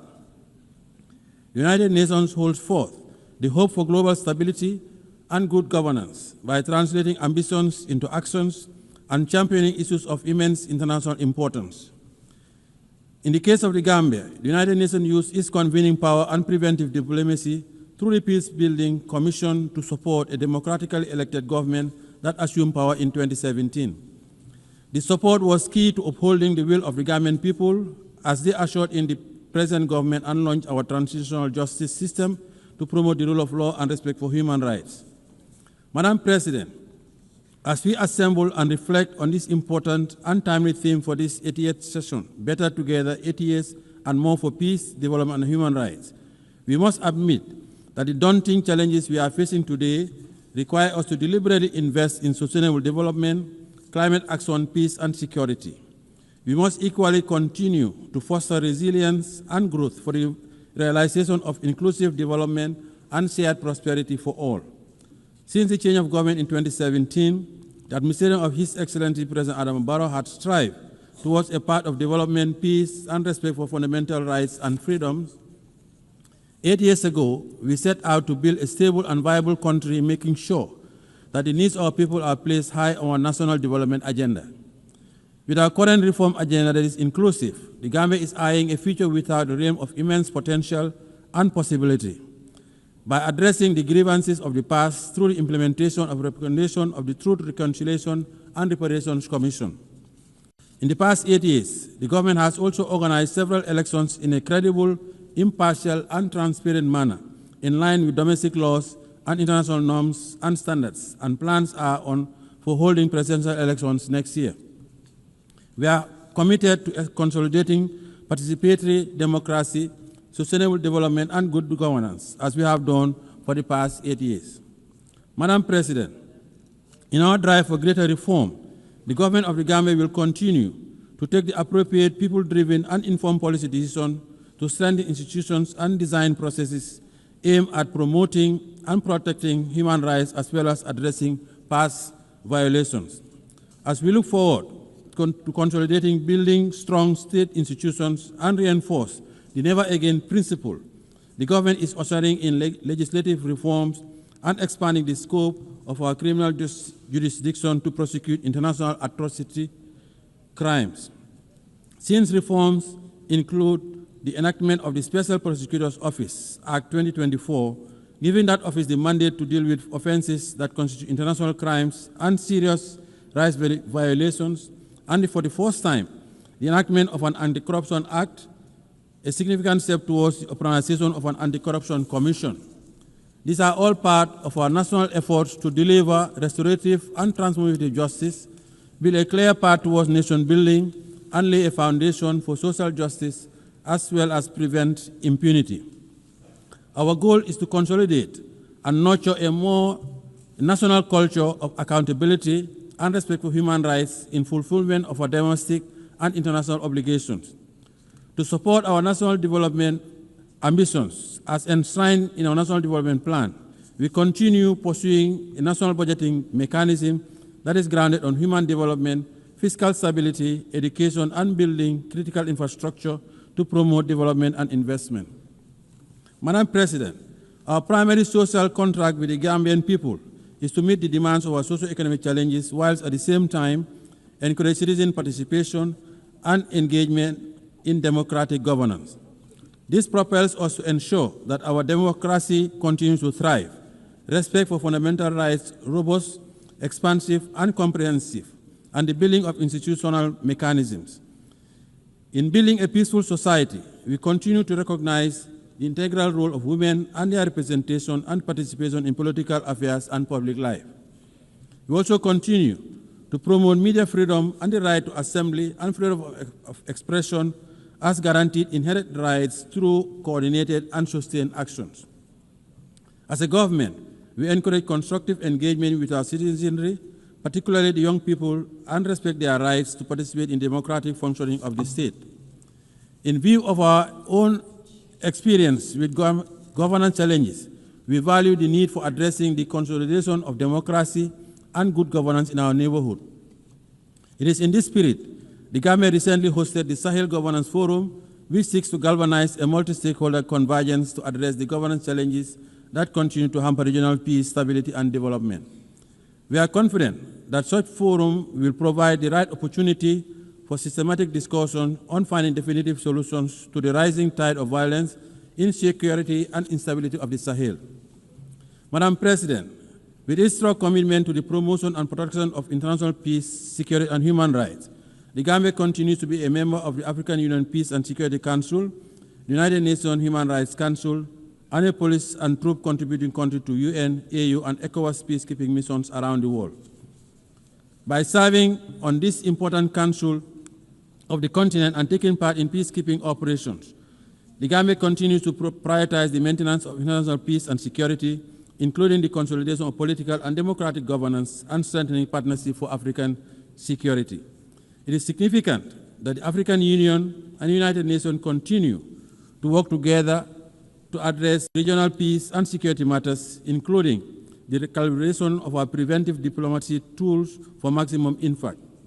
We need to strengthen the early warning mechanisms as well as prioritize the protection of children affected by armed conflict.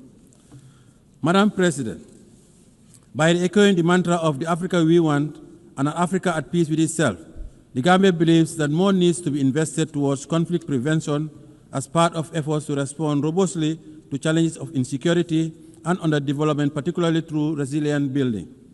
We call on the United Nations Security Council to step up and meet its responsibility towards the resolution of conflicts in Africa and beyond. The rising level of inequalities are indicative of the unequal global economic system, creating huge imbalances for countries in the global south, particularly in Africa, to address poverty, debt, and unemployment. It is indeed disheartening that 5 years towards the end of the targeted Agenda 2030 deadline, much remains to be accomplished and the realization of its goals and ambitions appear to be profoundly remote. Madam President, In 2025, when the world should be forging towards a path of development and prosperity, we are once again confronted with the scourge of more conflict and war. Therefore, the 2025 Peace-Building Architecture Review presents a unique opportunity to agree on building stronger preventive arrangements and measures for conflict prevention. The ongoing conflicts raging around the world would need to stop immediately. The unnecessary deaths, displacement, and untold suffering of civilians from Palestine to Sudan, Lake Chad Basin, Ukraine to Russia, Haiti, Libya to the Sahel, and in other corners of the world is unacceptable. As members of the United Nations and as conscientious global citizens, we cannot relent on our collective quest for durable peace. We must continue to pursue responsive and purposive actions by exhorting the parties to the conflicts and make progress on key milestones on their journey to political dialogue. We must all assist by putting in necessary security arrangements and frameworks for ending conflicts, including the protection of civilians, particularly women, children, and the elderly. Parties to the conflicts must allow immediate and uninterrupted humanitarian aid to reach the suffering population, and they must commit to ending the hostilities. It is the responsibility of the international community to collectively muster the necessary political will and courage to end intractable conflicts. The bleeding must stop. Madam President, as we celebrate the 80th anniversary of the founding of the United Nations, the plight of the Palestinians remains unresolved, with the people continuing to face alarming difficulties under dire humanitarian conditions. The situation of Palestine continues to be about the core principles of justice, respect for international humanitarian law, and self-determination. The ongoing situation needs to stop. We cannot remain unperturbed by these worsening conditions, and it is imperative that we act urgently and collectively by utilizing our leverage to revitalize the prospects of an inclusive peace process for Israel and Palestine and the region. In this context, we reaffirm our call for the two-state solution to urgently enable the Palestinian people to regain their legitimate national rights as recognized by the international community through its recognition of the state of Palestine within the 1967 borders with Al-Quds al-Sharif as its capital. We also support the membership of the Palestine in the United Nations. In this spirit, we express our appreciation to the Kingdom of Saudi Arabia and France for the recently concluded high-level conference on the question of Palestine. Madam President, as part of our call for proactive engagement towards the resolution of global conflicts, the Gambia reaffirms its support for the efforts undertaken by UN Secretary General in launching the roundtable process in the Moroccan Sahara to achieve a realistic, pragmatic, and sustainable political solution to the regional dispute over the Moroccan Sahara. The Gambia welcomes Morocco's commitment to the ceasefire, full cooperation with NISRO, and relaunching the political process based on the parameters of Resolution 2756 of 2024. In this regard, we call on Polisario to abandon its unilateral withdrawal from the ceasefire, lift restrictions imposed on the freedom of movement and the provision of supply to MINUSO, and urge all parties, Morocco, Algeria, Mauritania, Polisario, to work towards a realistic, pragmatic, and sustainable political solution based on compromise. The positive impact of the Moroccan Autonomy Initiative, a realistic, credible, and serious effort for the settlement of this regional dispute, is already well recognized, and the people of the region continue to enjoy peace and development and protection of their human rights. Thanks to the government of the Kingdom of Morocco's new development model for the Moroccan Sahara region. Furthermore, the Gambia also lauded the launch by His Majesty Mohammed VI, King of Morocco, of the Morocco-Nigeria gas pipeline, the Atlantic African Initiative, and the Sahel countries' access to the Atlantic. The three regional royal initiatives would give new impetus to the Moroccan Sahara region by establishing it as a new platform for security, stability, and co-development in the Atlantic, the Sahara, African, and Mediterranean areas. Madam President, the Gambia also continues to stand with the government and people of the People's Republic of China on the One China policy. China's commitment to international cooperation and support for the critical spaces of development in different sectors demonstrate that the sustainable development of South-South and triangular cooperation are possibilities. The Gambia continues to reiterate the call for the lifting of economic embargo against the brotherly people of Cuba. The embargo continues to inflict undue hardship and economic devastation, occasioning substantial challenges for the government and people of Cuba. We believe it should come to an end now. Friendly cooperation is the way forward. Madam President, as we mark 25 years since the adoption of Security Council Resolution 1325 on women, peace and security, we should take a moment to renew our firm conviction that the attainment of sustainable development and the consolidation of peace and security are anchored in the full and inclusive representation of women in all spheres of political and decision-making processes. While considerable progress has been made towards the realization of women's inclusion, women's participation in the consolidation of peace and security, there continues to be significant impediments that we must overcome. Women must always have a seat at the negotiating table. They usually bear the brunt of conflicts. Therefore, as we prepare for the Fourth World Conference of Women, and as nations sharing the same destiny, we have a moral obligation and a collective responsibility to act swiftly to address all issues hampering the empowerment of women, including institutional advancement and their contribution to the consolidation of peace and security. Madam President, in view of the outcome of FFD4, it is our hope that international financial architecture and mechanism will change for the better as the current international financing architecture, especially as it relates to debt restructuring, continues to hamper the development aspirations of developing countries. Due to limited fiscal space exerted by debt distress, developing countries find it hard to make significant investment in the social sector. The challenge is even more profound when it comes to investment in the productive base of their economies to engender growth, employment, and development. This situation significantly contributed to the dismal attainment of only 17% of the SDGs. Therefore, to accelerate the full and effective implementation of the SDGs within the targeted framework, we must enhance international finance cooperation and review of the international financial architecture to create arrangements, facilities, and mechanisms that would cater for targeted investments in industrialization, mechanized agriculture, provision of quality education, energy, health, and water. Madam President, the Pact of the Future adopted last year at the 79th session of the General Assembly presents a unique opportunity to review our realities, invigorate the implementation of the SDG Agenda 2030, and intensify our efforts towards confronting the pressing challenges of our time. The Pact is about advancing our advanced prosperity. The Gambia supports the convening of the preparatory process for the review of the Pact in 2028 to align effectively with the prevailing and upcoming intergovernmental processes such as the 2025 Peacebuilding Architecture Review, the high-level plenary meeting to commemorate the 30th anniversary of the World Programme of Action on Youth, and the World Social Summit. The success of these reviews will depend primarily on our commitment and concerted push to build a more equitable and resilient global governance framework that supports the attainment of our global goals. Madam President, our reform agenda is still incomplete without reform of the Security Council. The Gambia supports the reform of the United Nations Security Council and the Common African Position on the reform of the Council as set out in the CIRT Declaration and the Eswatini Concession. We strongly believe that the ongoing review and reform process of the United Nations needs to make good progress, and Africa's underrepresentation in the permanent and non-permanent categories of the Security Council is a historical injustice that urgently needs to be corrected.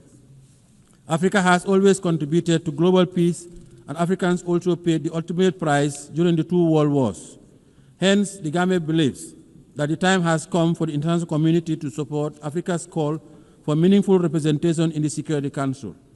The reform of the Council guarantees its legitimacy and credibility as the body responsible for the maintenance of international peace and security.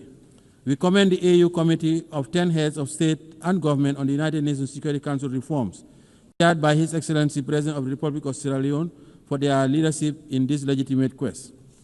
Madam President, as the world continues to witness heightened level of insecurity, the threat of climate change continues to aggravate security challenges, especially in the Sahel. We must address the impact of the climate crisis as part of the vital resilient measures that mitigate climate-related risks where they intersect with political, social, and economic factors. The Gambia would like to acknowledge the progress made at COP29 in Baku, Azerbaijan, for moving from $100 billion to the new collective quantified goal which is still not adequate to finance all the mitigation and adaptation actions, especially for countries in special circumstances. We need to take concrete decisions at COP30 in Belém, Brazil, to galvanize support for more climate financing. The Gambia calls for more ambitious nationally determined contributions by all states due to their submission this year to achieve net zero emissions by 2050. Madam President, as I conclude, allow me to call on member states to use this 88th session of the General Assembly to forge a new consensus to confront our new reality, a consensus that unites us behind our shared determination to make the United Nations a potent instrument to serve our common purposes and aspirations as one human family. This is our only planet. Let us preserve it for posterity. The Gambia is ready to play its part in making our world a better place for all. On behalf of His Excellency President Adama Barrow, the government and people of the Gambia, I wish you all fruitful deliberation towards advancing the theme of the 88th session of the General Assembly. I thank you for your kind attention.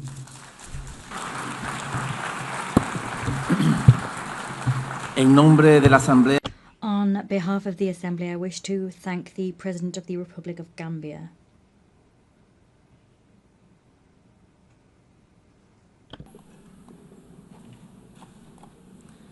Doy ahora la palabra. I now give the floor to Her Excellency Sabine Monauni, Deputy Prime Minister and Minister for Foreign Affairs, Environment and Culture of the Principality of Liechtenstein.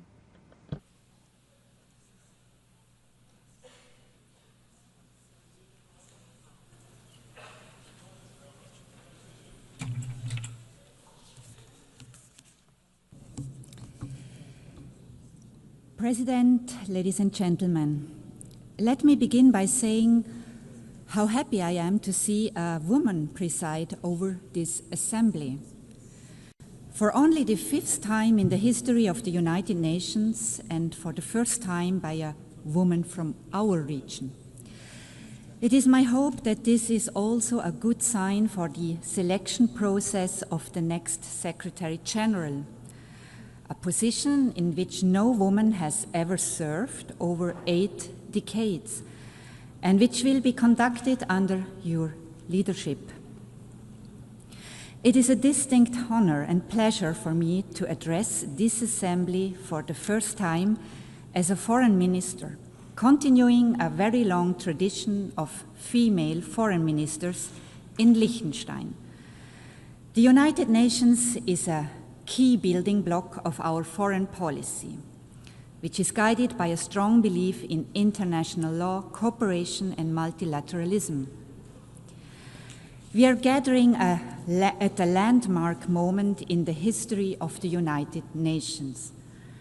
For over 80 years, this has been the place where nations have come together, where international law has been developed, where human rights have been codified, where we have agreed on common development goals.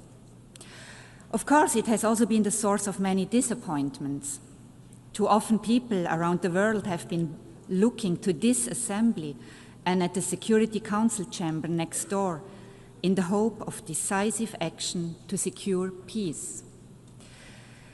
The key purpose of this organization, only to realize that political paralysis was shattering these expectations, justified as they were.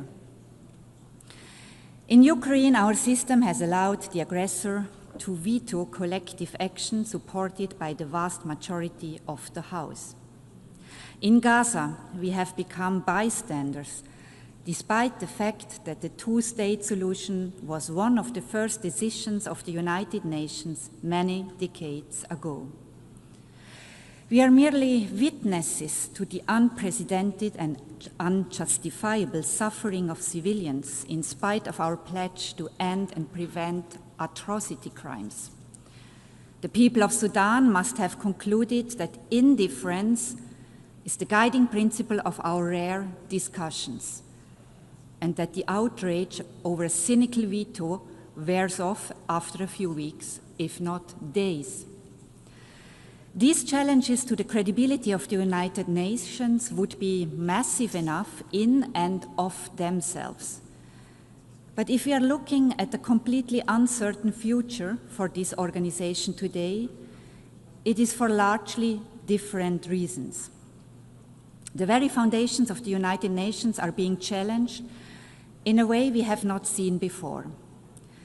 Such efforts threaten to undermine our joint commitments to solve common problems together on the basis of the principle of sovereign equality, the principle that we set ourselves rules that apply to us all equally and that they are enforced equally, and the belief in the value of international law as the common ground that allows us to govern world affairs in a way that is predictable, equitable, and fair. For us in Liechtenstein, the United Nations, which we joined 35 years ago, occupies a special place. It has been instrumental in our progress towards gender equality. Our membership in the organization has helped to put human rights at the center of our foreign policy. The Sustainable Development Goals have been embraced by civil society and the private sector. Most essentially, the Charter of the United Nations is the guarantor of our sovereignty. The United Nations is also our window to the world and the one place where we can connect with everyone. And it offers a unique foreign policy platform where we can present our initiatives and ideas as a sovereign equal. We have done so with commitment and enthusiasm, and I believe with some success. Today we feel a special bond with every other state, which is small in size, but not small in ambition and vision. Today we realize more than ever that we need this organization. We need a world based on rules that we have all agreed to. And especially now, those who share these views need to join together in common purpose to safeguard our common interests. The times we live in are fast-paced and full of challenges that can seem incredibly daunting.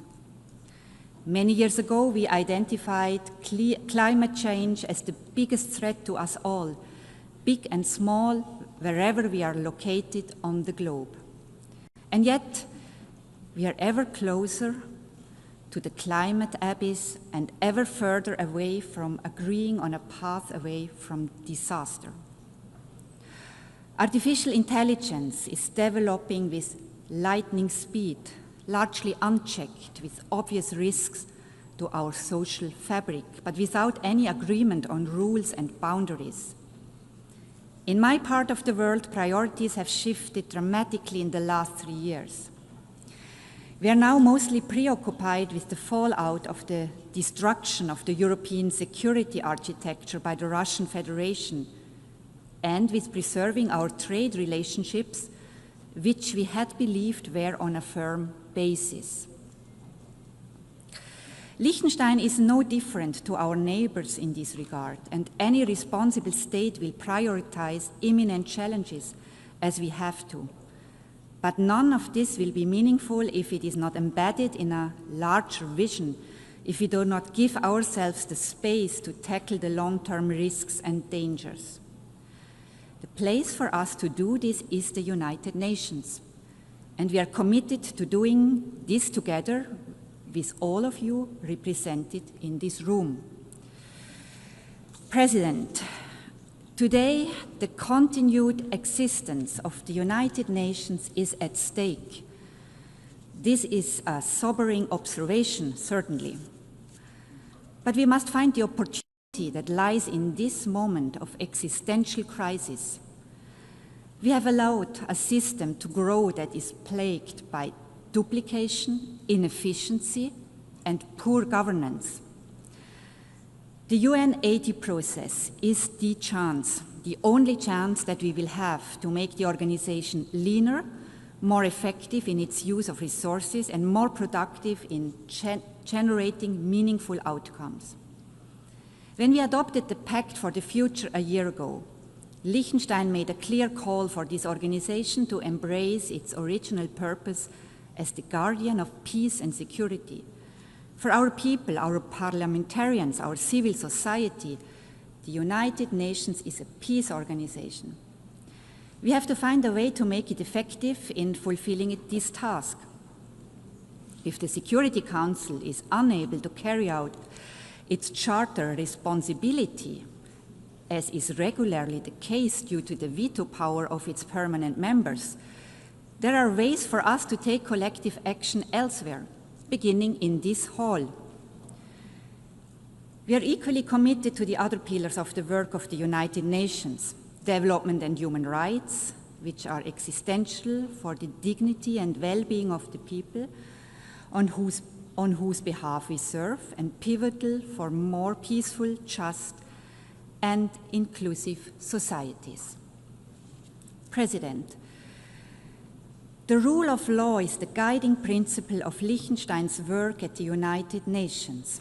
This can come as no surprise for one of the smallest members of the organization that does not have armed forces and is not member of a military alliance.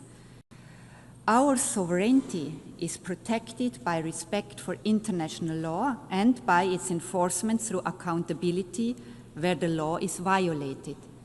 Naturally, we are strong supporters of international courts, the indispensable enforcement mechanism of international law. Key amongst them is the International Court of Justice, which Liechtenstein joined decades before becoming a member of the United Nations. Liechtenstein has been an active participant in the court's proceedings. We are very pleased to see the attention the court's work has been given, particularly in recent years, and the high respect its decisions enjoy among governments and beyond. The recent advisory opinion on the question of climate change stands out in various ways. The initiative to ask for such an advisory opinion originated in the youth climate movement. The mandate to request it was adopted by this assembly by consensus, and Liechtenstein is proud to have been among the states drafting the text of the decision. The proceedings before the court found unprecedented attention inside and outside the courtroom. Finally and importantly, the advisory opinion was agreed on unanimously by all 15 judges, giving it further authority. We have welcomed this decision, in particular its focus on the area of human rights, where important questions remain unaddressed, and we look forward to working with all of you to put it to the most productive use possible. For us, the International Criminal Court is a complementary and equally important institution. It is the first permanent court in the history of humankind that has jurisdiction over the crimes that are defined as the most serious ones under international law: genocide, crimes against humanity, war crimes, and the crime of aggression. Almost 2/3 of all states have joined this project, the most ambitious treaty since the adoption of the Charter itself. Its central statement is unique and also uniquely important for the rule of law. Nobody is above the law. Nobody is protected from investigation and prosecution for what we have all agreed are the most serious crimes under international law. As we look at the flashpoints around the globe, be it Ukraine, the Middle East, or Sudan, we see how the basic rules of international law are violated, not just frequently, but systematically. This is why we have created the International Criminal Court, to offer protection for the victims and the vulnerable, but also to safeguard international peace and security. Today, the court finds itself under significant political attack and is targeted by unprecedented sanctions. This is the moment for us to protect this unique institution, one of the most powerful statements we can make to express our commitment to international law. President, the most among many worrying trends with regard to the respect for the United Nations Charter is the rapid erosion of the rules governing the use of force. instances of the blatantly illegal use of force without any consequences or accountability, the threat of the use of force to solve disputes, and the suggestion that aggression may not only go unpunished, but in fact be rewarded and incentivized as part of a political agreement. These dangerous trends can set us back to a time we all believe we have left behind, and they are an attack on the very core of the Charter of the United Nations. Mitigating the fallout of armed conflict will sadly remain part of our daily work. But it is time that we become serious about our central task: preventing war in the first place, ending war where it takes place, and ensuring accountability for illegal war-making. The International Criminal Court, the only institution with jurisdiction over the crime of aggression, is therefore key to enforcing the UN Charter, and thus deserves the support of all states, including those who have yet to join it. President, our world is in a very difficult place today, with the forces of destruction and indeed self-destruction on the rise. If we are to have a chance to be successful in our fight against them, to safeguard our planet for future generations, we need this place, a stronger, better United Nations that we can shape together. I thank you.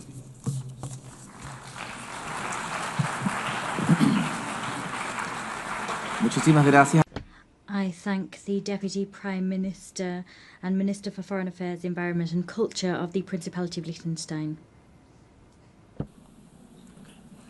Hemos escuchado. We have heard the last speaker in the general debate for this meeting.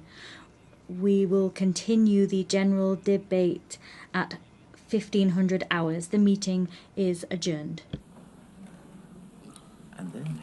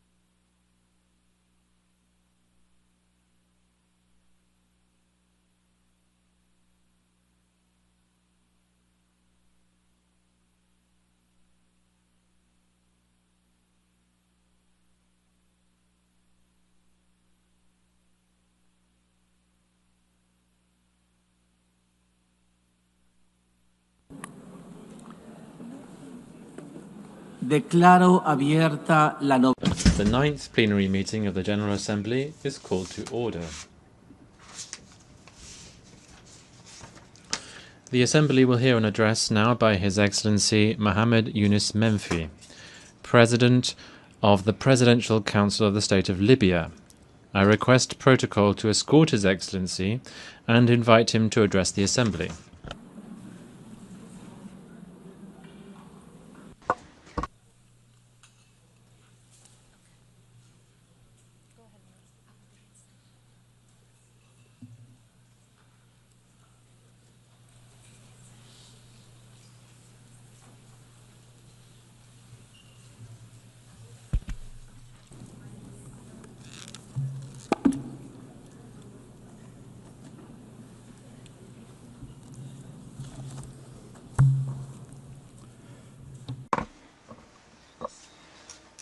Your Excellency Annalena Baerbock, President of the 80th session of the General Assembly of the United Nations, Your Excellency Antonio Guterres, Secretary General of the United Nations, Your Majesties, Your Highnesses, Your Excellencies, ladies and gentlemen.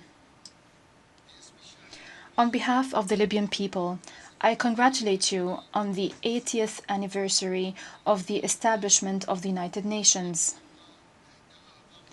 It remains one of the greatest pillars of the international order, one of the beacons of multilateralism over the history of humanity. We appreciate the holding of this session under the theme Better Together, 80 Years and More for Peace, Development and Human Rights. These are principles that we firmly believe in, principles that we are consolidating at the national, regional, and international levels. As we celebrate this global anniversary, we're also celebrating the 70th anniversary of Libya joining the United Nations. It was the culmination of the struggle of the Libyan people when Libyans raised their voices in this hall, demanding freedom and independence following decades of colonization. The organization heeded this urgent call and adopted the historic resolution that led to the independence of Libya in 1951, reaffirming thereby the right of peoples to self-determination. Ladies and gentlemen, I stand before you today representing the will of a people that is still holding on to hope, still believing in its ability to build a stable and prosperous future. Libya is not a zone for fighting. It's not an arena to settle scores or a place to which crises can be exported. It is a nation rich in natural resources, a cohesive society, with young people that have tremendous potential. They are the backbone to build a modern state.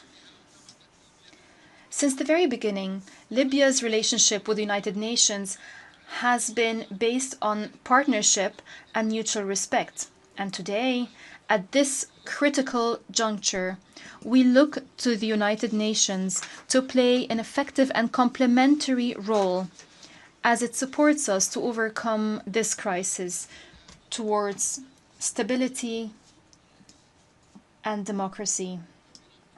Despite the challenges, despite the threats, our people firmly believes that its experience, its society, the diverse society, its noble history will allow it to stay strong and overcome any crisis. But let me be honest with you.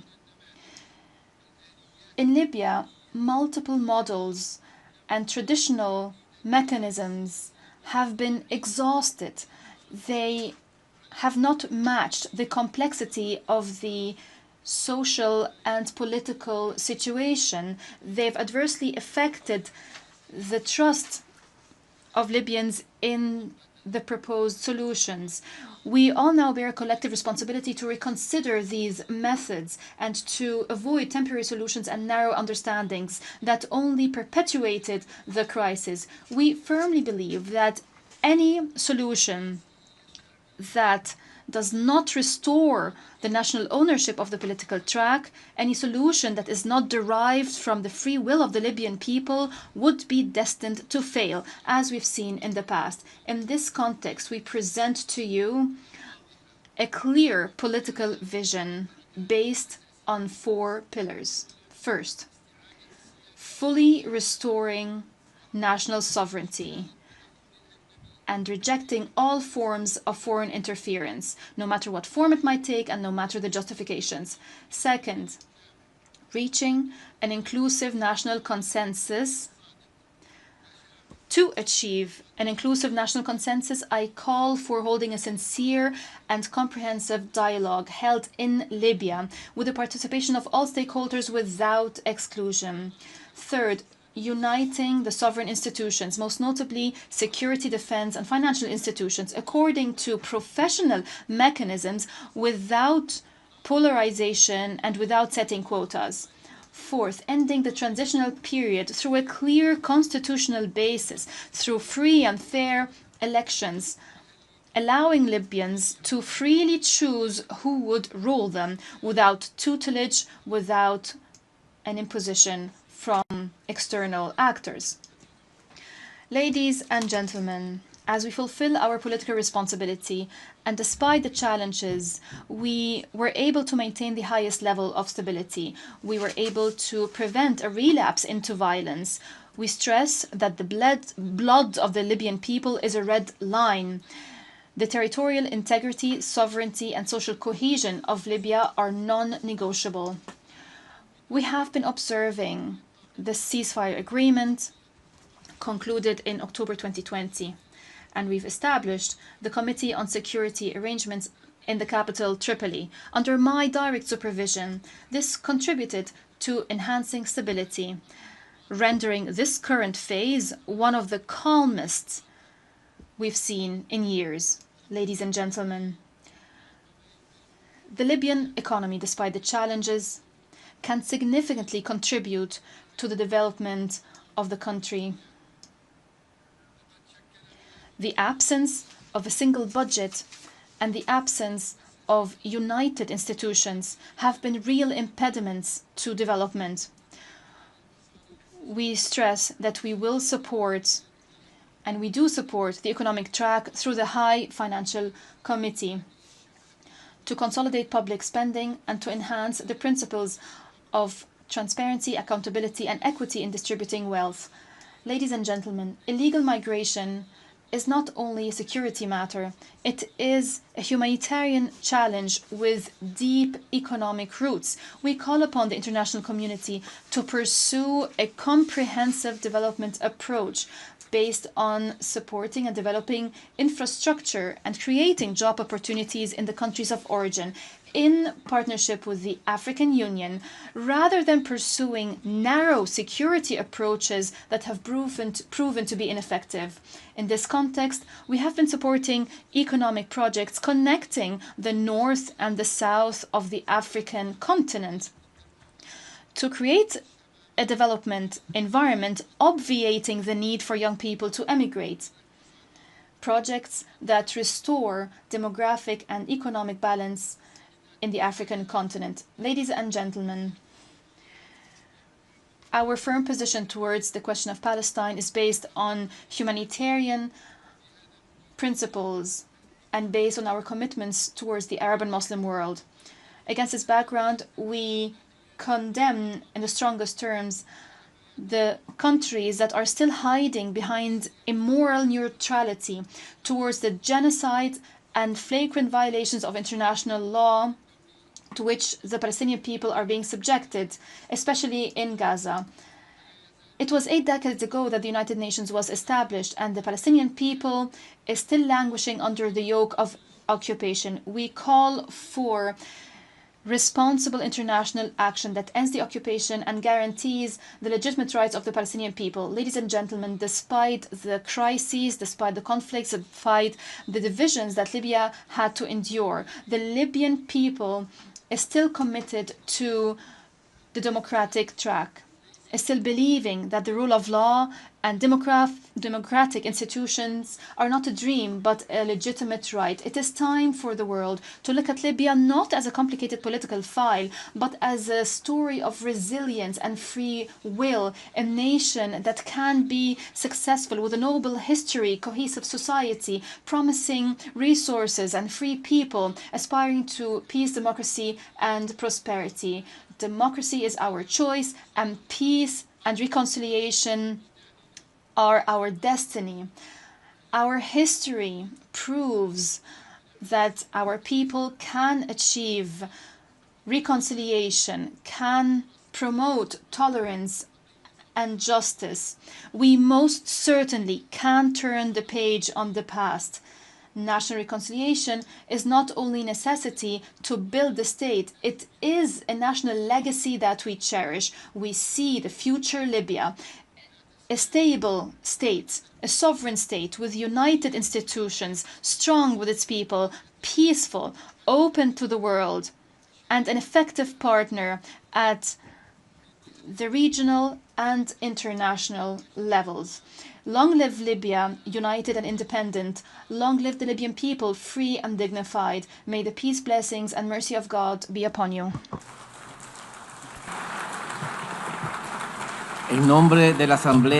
On behalf of the Assembly, I wish to thank the President of the Presidential Council of the State of Libya. The Assembly will now hear an address by His Excellency Duma Gideon Boko, President of the Republic of Botswana. I request protocol to escort His Excellency and invite him to address the Assembly.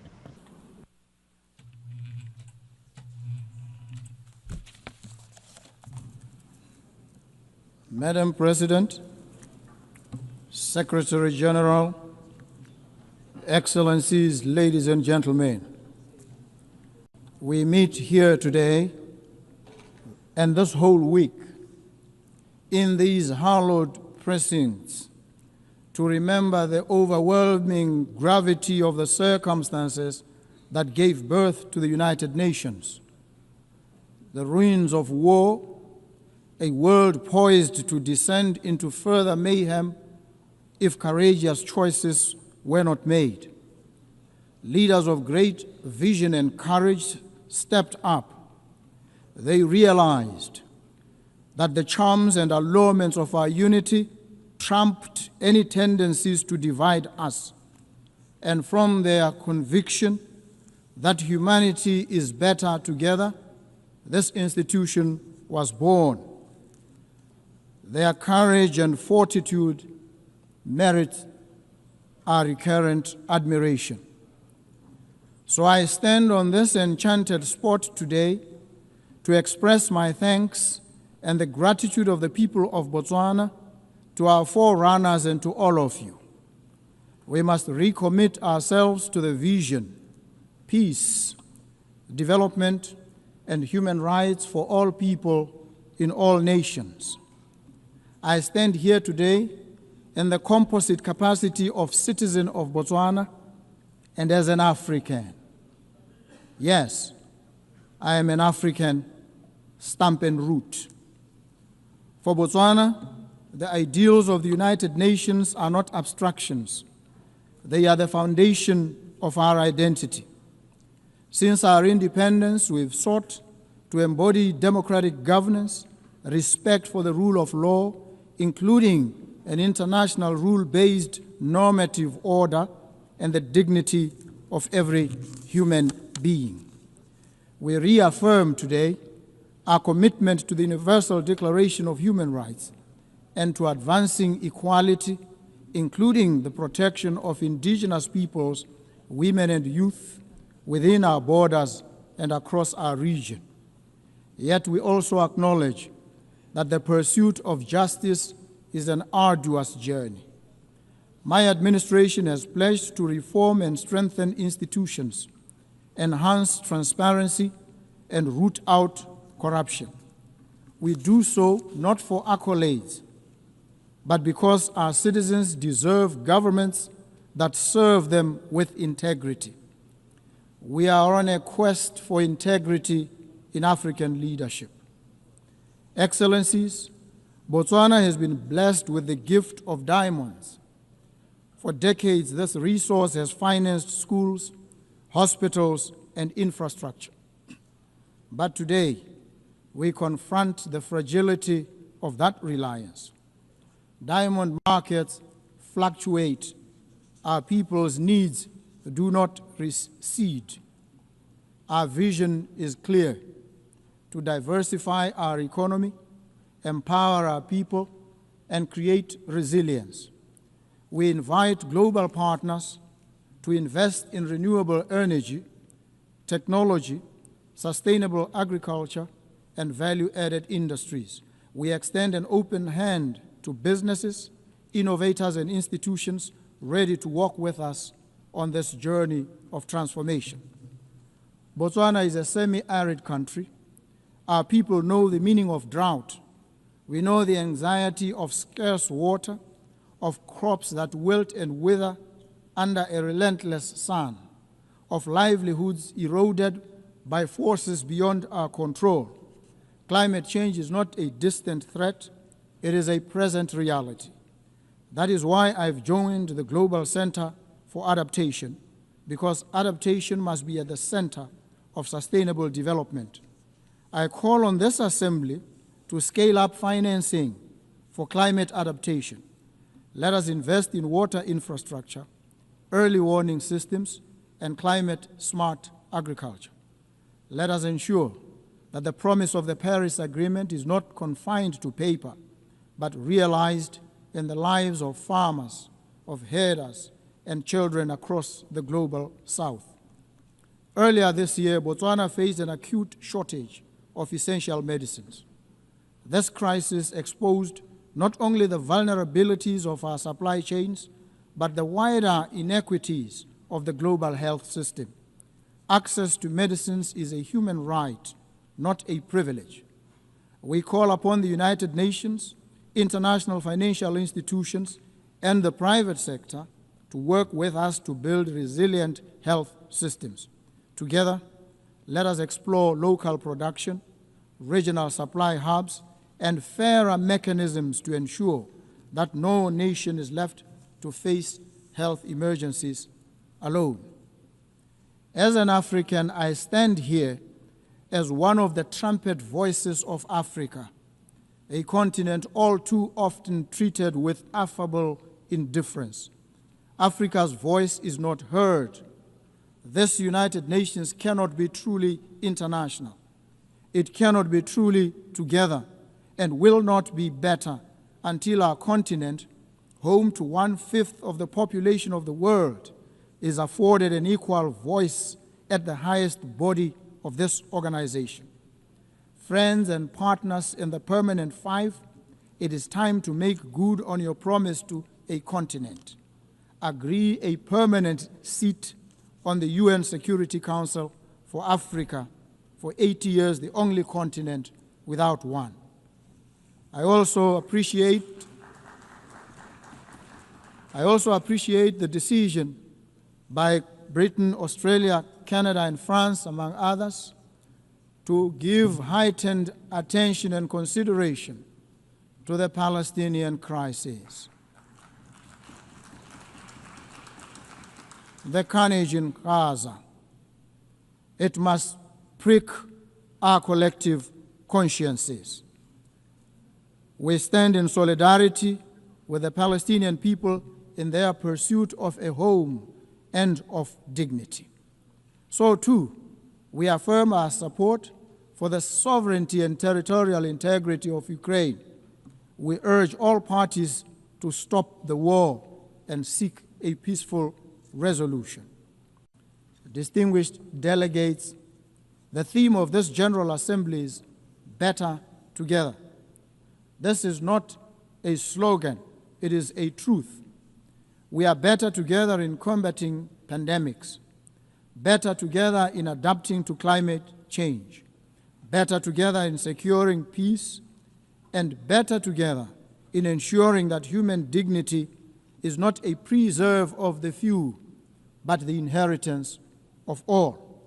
Let us therefore recommit ourselves to multilateralism, not as a matter of convenience, but as a matter of deep necessity.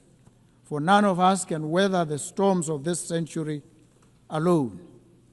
As Botswana looks to the future, we do so with humility, but also with determination. We stand ready to contribute, to partner, and to lead where we can. Together, let us ensure that when future generations mark 100 years of the United Nations, they will say of us, they were a generation that turned words into action, promises into progress, and hope into reality. I thank you. Thank you so very much. En nombre de la Asamblea, agradezco. On behalf of the Assembly, I wish to thank the President of the Republic of Botswana. The Assembly will hear an address by Her Excellency Sylvanie Burton, President of the Commonwealth of Dominica. I request protocol to escort Her Excellency and invite her to address the Assembly.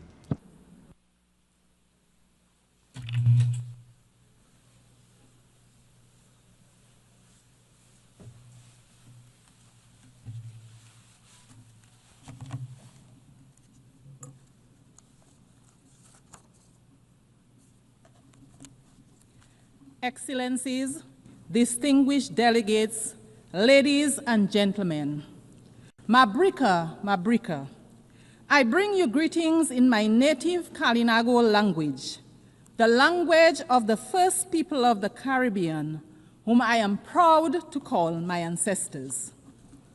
Madam President, on behalf of the government and people of the Commonwealth of Dominica, I am pleased to congratulate you, my fellow woman, on your appointment to guide the affairs of the 80th session of the United Nations General Assembly, a responsibility for which you are eminently qualified. We wish you every success in your new role. Excellencies, I address you at a pivotal time in the history of this organization, and indeed of this world. I am reminded of the words of the famous British novelist Charles Dickens in his acclaimed novel, and I quote, "A Tale of Two Cities," end of quote. A novel set in a time of social upheaval, division, and transformation. I quote, "It was the best of times. It was the worst of times," end of quote. Although this novel was written over 160 years ago, these words remain relevant today. As we celebrate 80 years of the existence of the United Nations, we are living a tale of two worlds. For some, it is indeed the best of times. Strong economies, access to education, medicines, top-class healthcare, clean water, sanitation, and housing. They are at the frontier of the artificial intelligence and other emerging technologies with expanding digital infrastructure and rising standards of living. But for many, it remains the worst of times. Persistent poverty, growing hunger, displacement, instability, and war. Nations on the front lines of climate change, enduring the worst impacts and death crises, not of their own making, but a price they pay for the excesses of others. Unfortunately, this is not fiction, but our shared reality. If we as the United Nations do not confront this duality, this inequality, we will write a catastrophe of our own.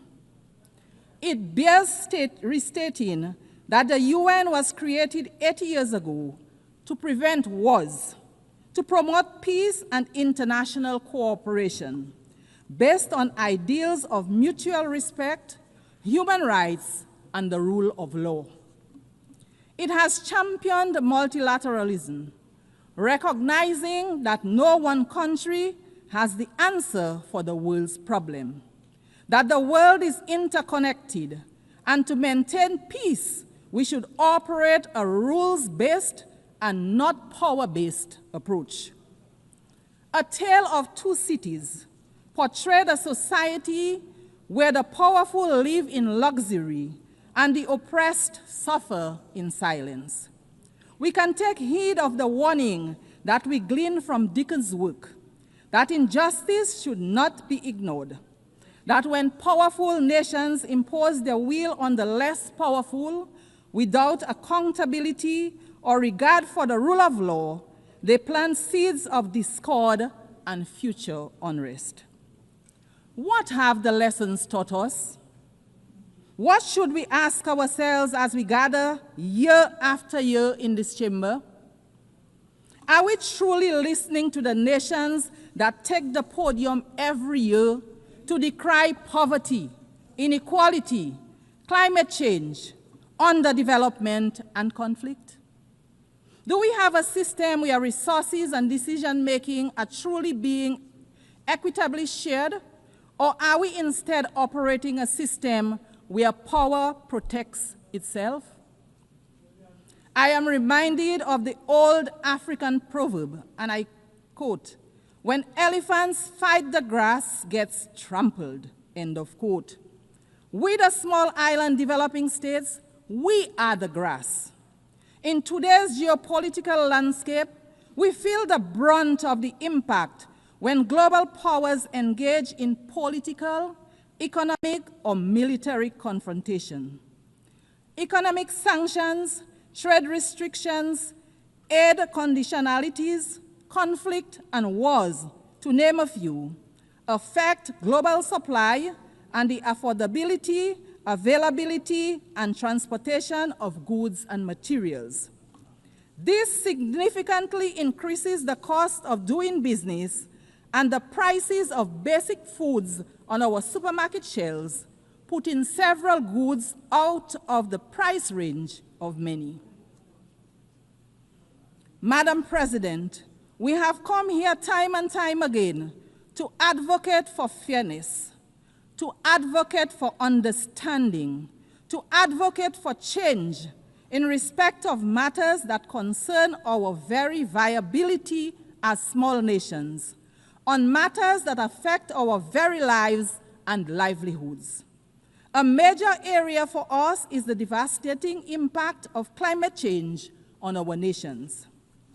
Yet, in climate negotiations, powerful nations still drag their feet. Polluters enjoy protection, and adaptation and mitigation efforts are underfunded. Meanwhile, our countries, which everyone accepts contribute the least to the climate crisis, continue to risk extinction from rising seas, extreme flooding, devastating storms, drought, amongst many other negative impacts of climate change. Madam President, how can this be fair? How can this be morally defensible? While we complain about these things, equally horrifying is the indiscriminate and deliberate loss of life that we see around the world from bombings, from induced hunger, from sanctioned violence and genocide. We do not have the power to prevent the storms and to bring the rains where there is drought, but we do have the power to limit further climate change and help countries adapt and mitigate its impact. So too, we have the power to end wars and not start new ones. We have to be willing to talk to each other, to empathize with each other. We should return to the founding principles of the United Nations. Wherever there is conflict, be it in the Horn of Africa, the Middle East and Southeast Asia, or sad to say, in the Caribbean, major powers engaging in geopolitical conflicts result in civilians becoming collateral damage, economies collapsing, increase in prices and instability. I want to emphasize here today that there is no place in the Caribbean for war. The Caribbean is a zone of peace. Any military conflict in the Caribbean will have significant negative impacts on the Caribbean and Latin America. There is a better way to resolve differences. We urge the powers that be to find another way. And so, Madam President, I return to our tale, where a man dismissed by society gives his life for another. Are the wealthiest nations willing to give up dominance for fairness, to make sacrifices to ensure justice, equity, and climate resilience for all? Will we choose compassion and empathy over control and indifference? Madam President, we stand in solidarity with the people of Haiti. We insist, like other CARICOM member states, that the current crisis being confronted by our sister CARICOM state in no way nullifies the entitlement of its people to the recognition of their sacred sovereignty and their right to be central in the search for a fair and durable peace in their country. The government of Dominica remains convinced that our sister CARICOM state, Haiti, faces major challenges today, in part because of the glorious contribution Haiti made to the quest for justice and freedom in our region and the world. Indeed, the current complexion of this august body would have been unimaginable without the heroic struggles of the Haitians. As such, the crisis in Haiti is much more than a Caribbean crisis, and its solution requires a united response and the support of the United Nations to resolve. My delegation unreservedly supports the position of CARICOM on the situation in Haiti, a position that rightly calls for a Haitian-led and owned transition process to bring across systematic changes for the benefit of the Haitian people. Let us provide them with all the support that they need. Nothing less is demanded of us. Madam President, the Commonwealth of Dominica is keen to underscore its commitment to advocating for unity, justice, peace, and the sustainable human development that they foster. In this regard, we continue to urge that the long-running, unjust, and illegal economic embargo against the people of Cuba be revoked. Maintaining this embargo is harmful, not only to the long-suffering people of Cuba, but also to the image and profile of its sponsors. Cuba, like every other country, has a right to its self-determination. Dominica continues to stand in solidarity with Cuba. The trade and economic embargo imposed against our brothers and sisters in Cuba continues to be of great concern to us in the Caribbean.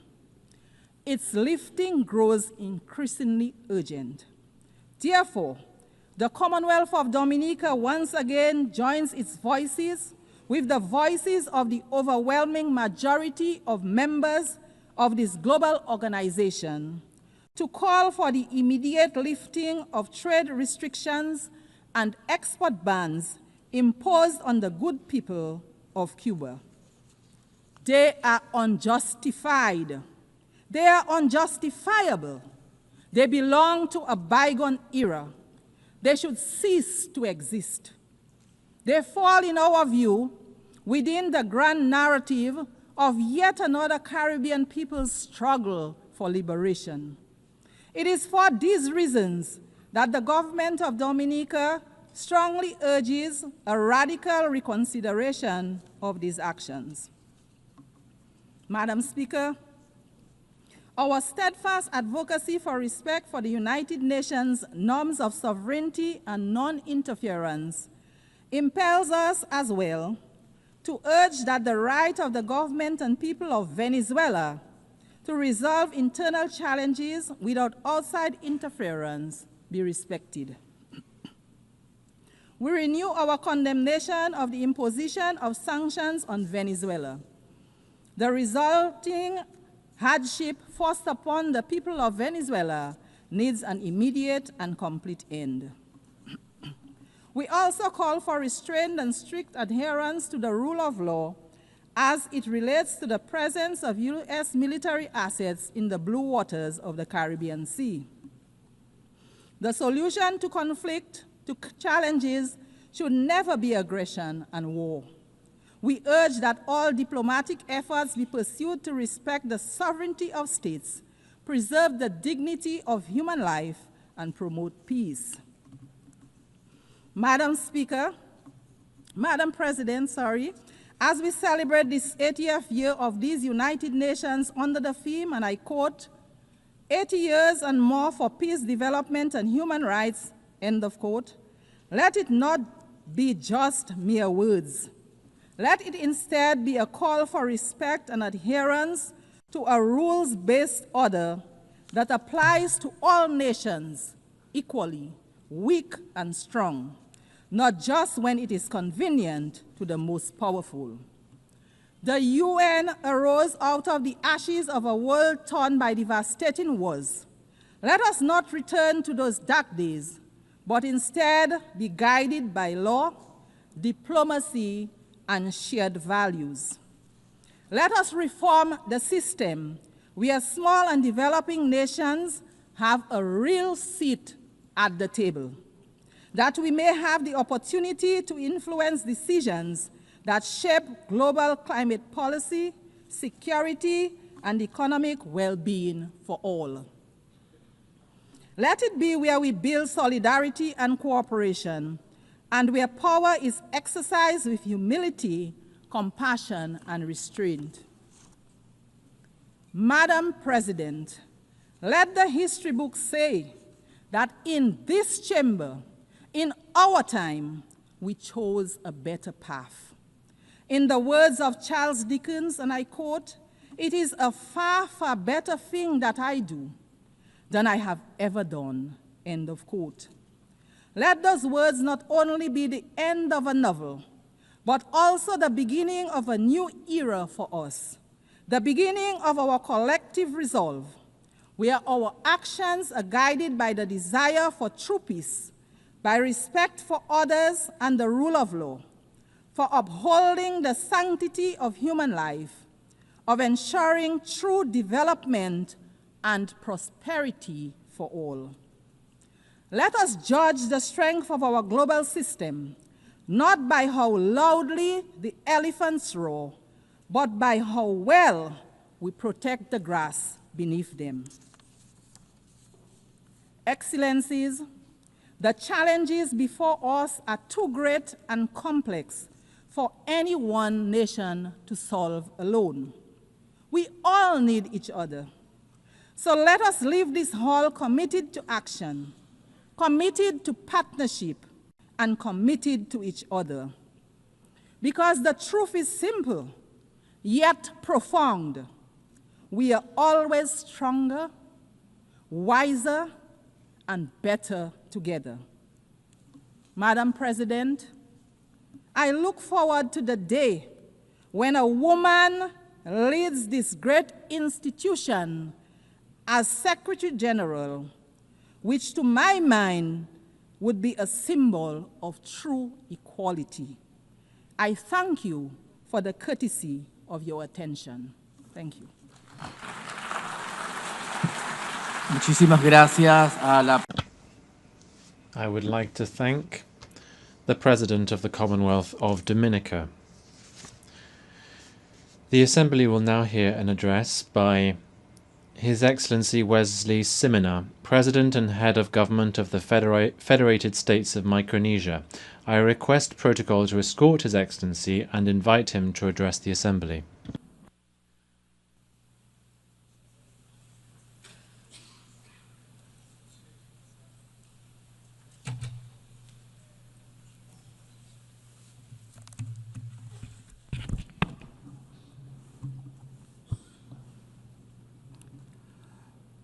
Madam President, Mr. Secretary General, Excellencies, ladies and gentlemen, on behalf of my people of the Federated States of Micronesia, I am honored to extend our heartfelt national greeting and camaraderie to you on this momentous celebration of the 80th session of the General Assembly.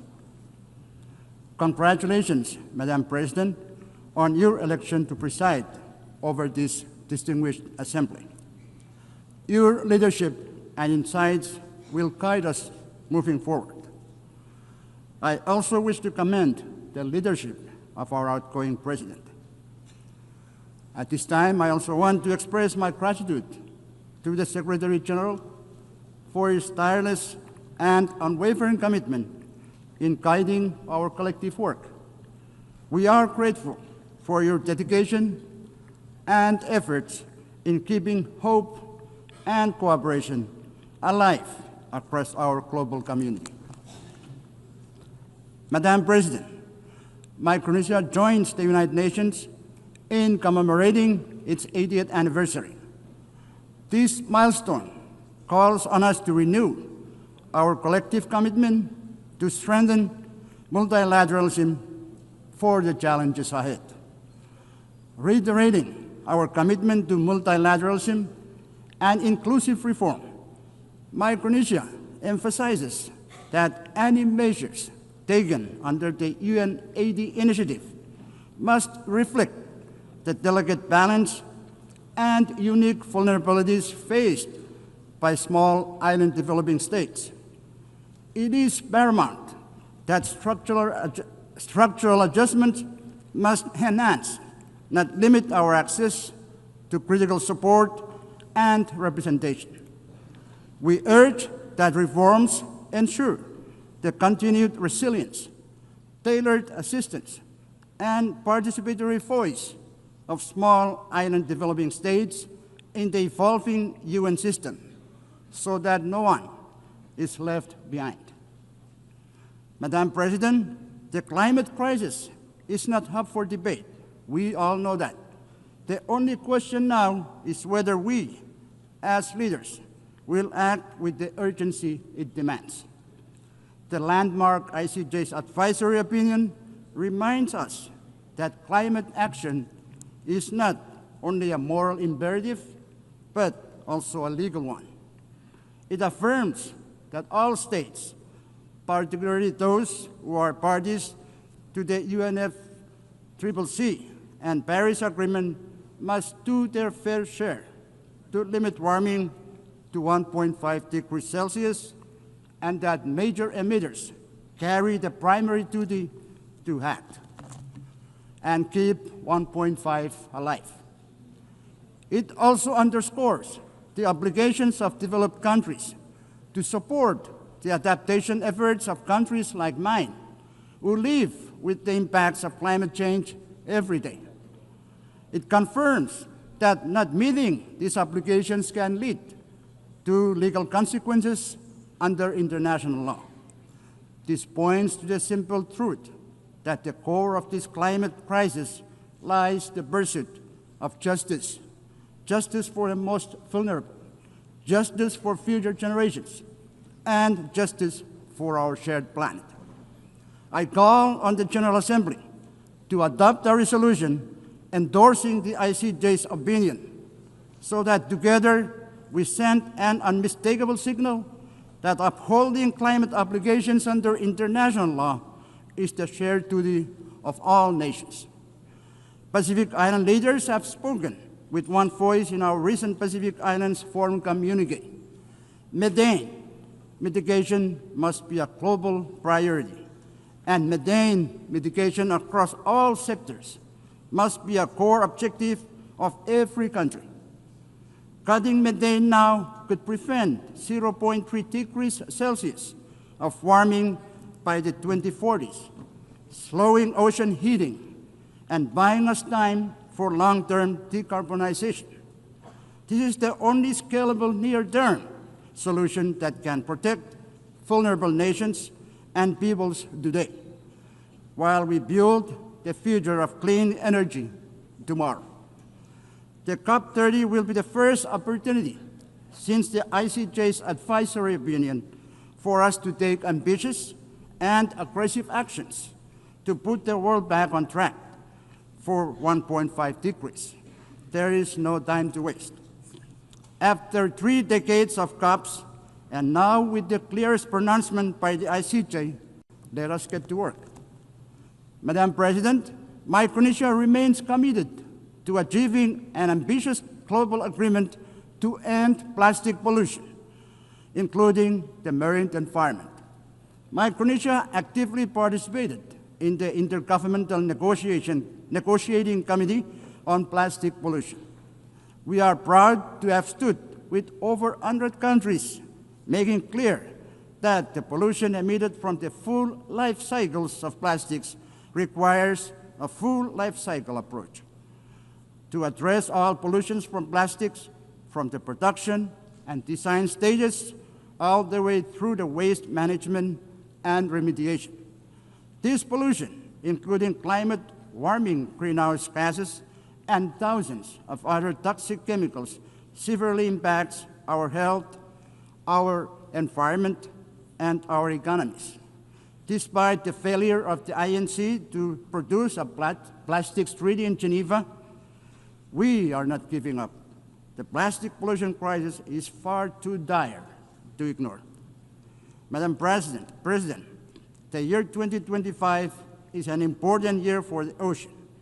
In June this year, the UN Ocean Conference adopted the Nice Ocean Action Agenda, a forward-looking document to guide us all.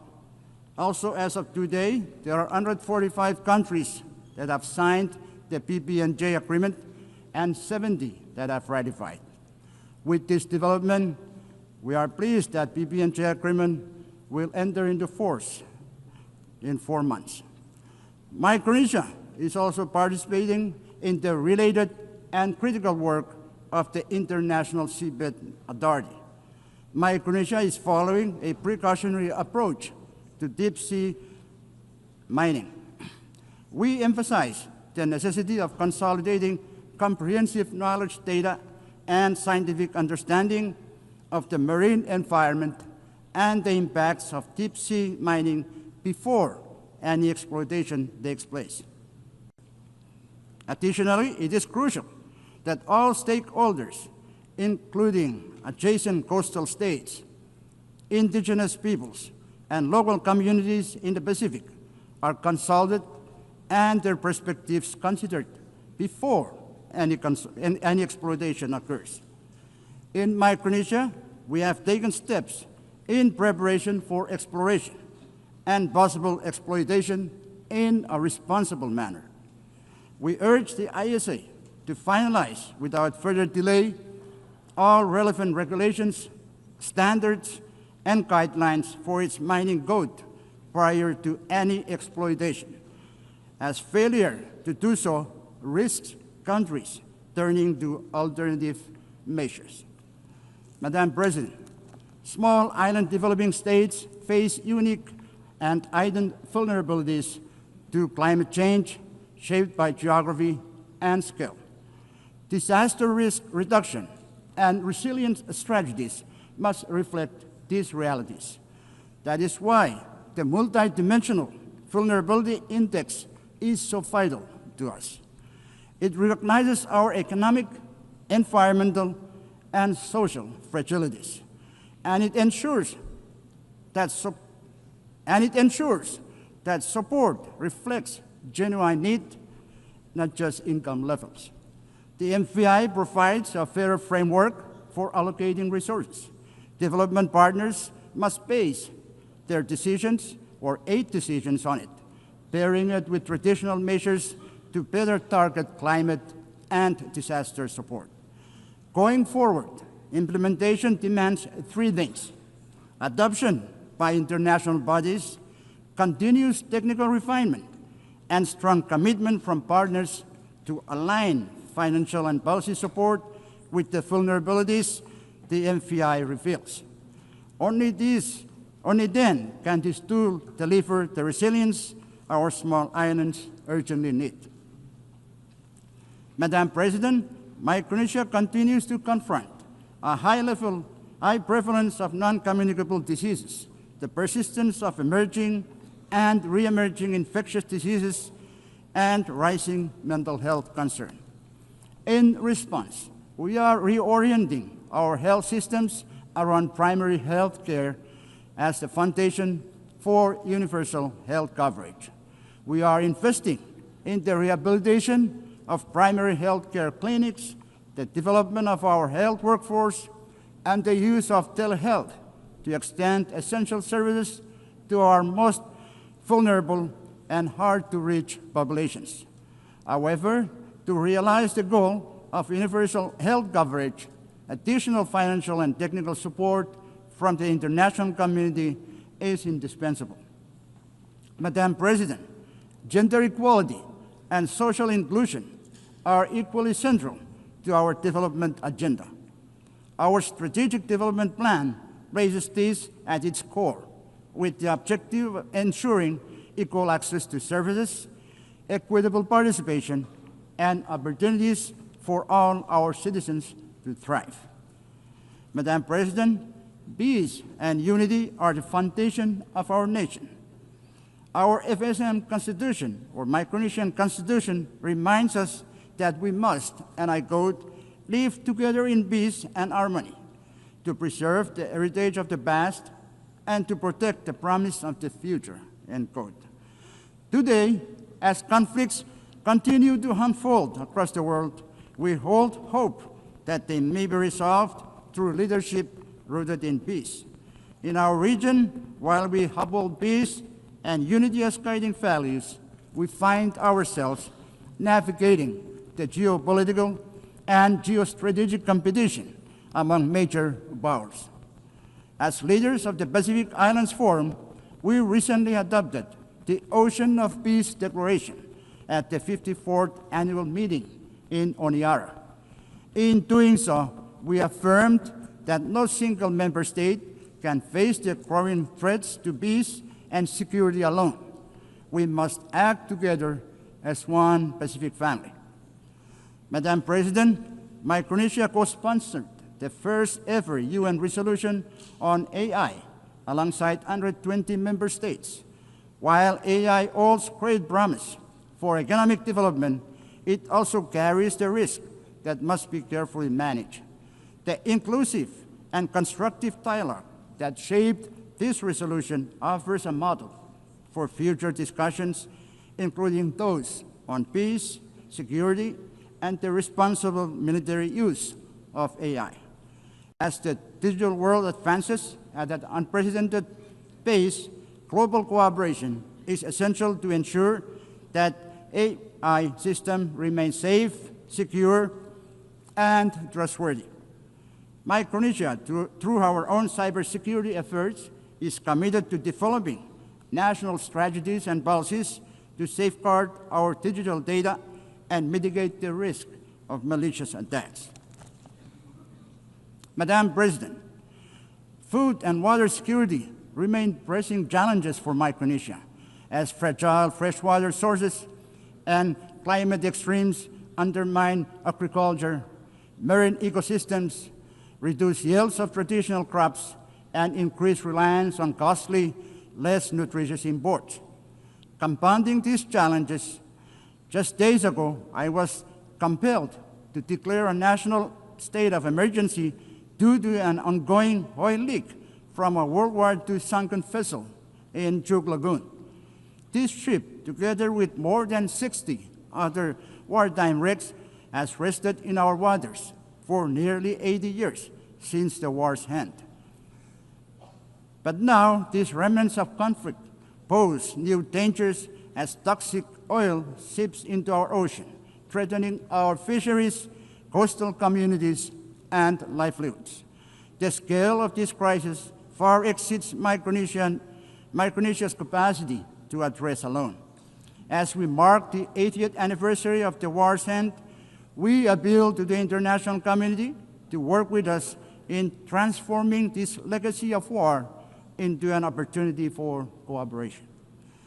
Madam President, Micronesia again emphasizes the urgent need to address the current structure of the United Nations Security Council, which fails to represent the geopolitical realities of the 21st century. The exclusive nature of its permanent membership creates inequities and hampers effective responses to global crises. To enhance legitimacy and accountability, we must restructure the Council to include underrepresented voices, including Japan, India, Germany, Brazil, and the African continent. Such reforms would better reflect modern international dynamics and strengthen the Council's role in promoting peace and security. Madam President, 8 years ago, the United Nations was founded on a simple but enduring truth. Every nation, big or small, has a voice, a vote, and a role to play in shaping the world we share. Micronesia may be small, but our voice, our vote, and our place within the international community is committed to choosing that we are, in fact, better together. That truth must guide us still, because, big or small, every nation has the power to choose peace over conflict. Big or small, every nation has the power to choose peace over conflict. Big or small, every nation has the duty to protect our planet from harm. Big or small, every nation has the responsibility to defend justice and human dignity. Big or small, we always have been and always will be better together. I thank you. Muchísimas gracias al presidente. I would like to thank the President and Head of Government of the Federated States of Micronesia. The Assembly will now hear an address by His Excellency Taye Atseselassie Amde, President of the Federal Democratic Republic of Ethiopia. I request protocol to escort His Excellency and invite him to address the Assembly.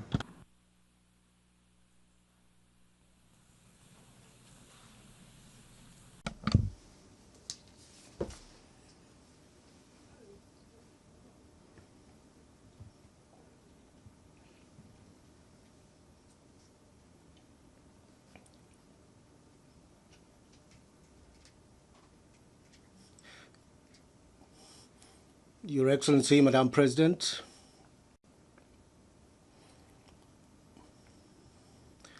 Your Excellency, Secretary General Antonio Guterres, ladies and gentlemen, Excellency Annalena Baerbock, I would like to extend my heartfelt congratulations to you and your country, Germany, on your election as President of the 80th session of the United Nations General Assembly, and wish you a productive tenure.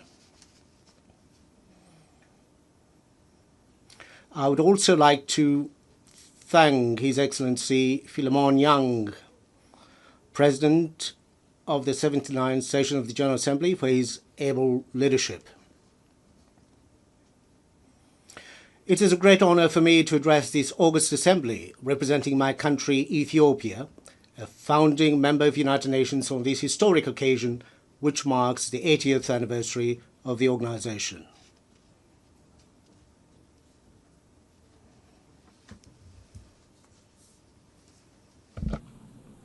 Madam President, looking back on the 80 years of its existence, the United Nations has considerable achievement to celebrate. Our sacrifice for decolonization has left a lasting legacy on the global body, making it truly universal with the admission of newly independent states. Armed conflicts are prevented, humanitarian catastrophes are averted, and deadly pandemics successfully contained. Global cooperation under the framework of the Millennium and Sustainable Development Goals has resulted in a reduction of extreme poverty and paved the way for climate action. These achievements, however, cannot conceal the outstanding need for reform and revitalization. The most glaring one is the inequitable representation of states in the global security, political, and financial architecture. The United Nations must also overcome the systemic problems it suffers from a lack of impartiality, selectivity, and double standards. The emerging controversy over the fundamentals of the international system and the principles of the United Nations Charter is risking the very foundation of international cooperation. These trends should not be normalized or serve as a baseline in the determination of our standards and targets.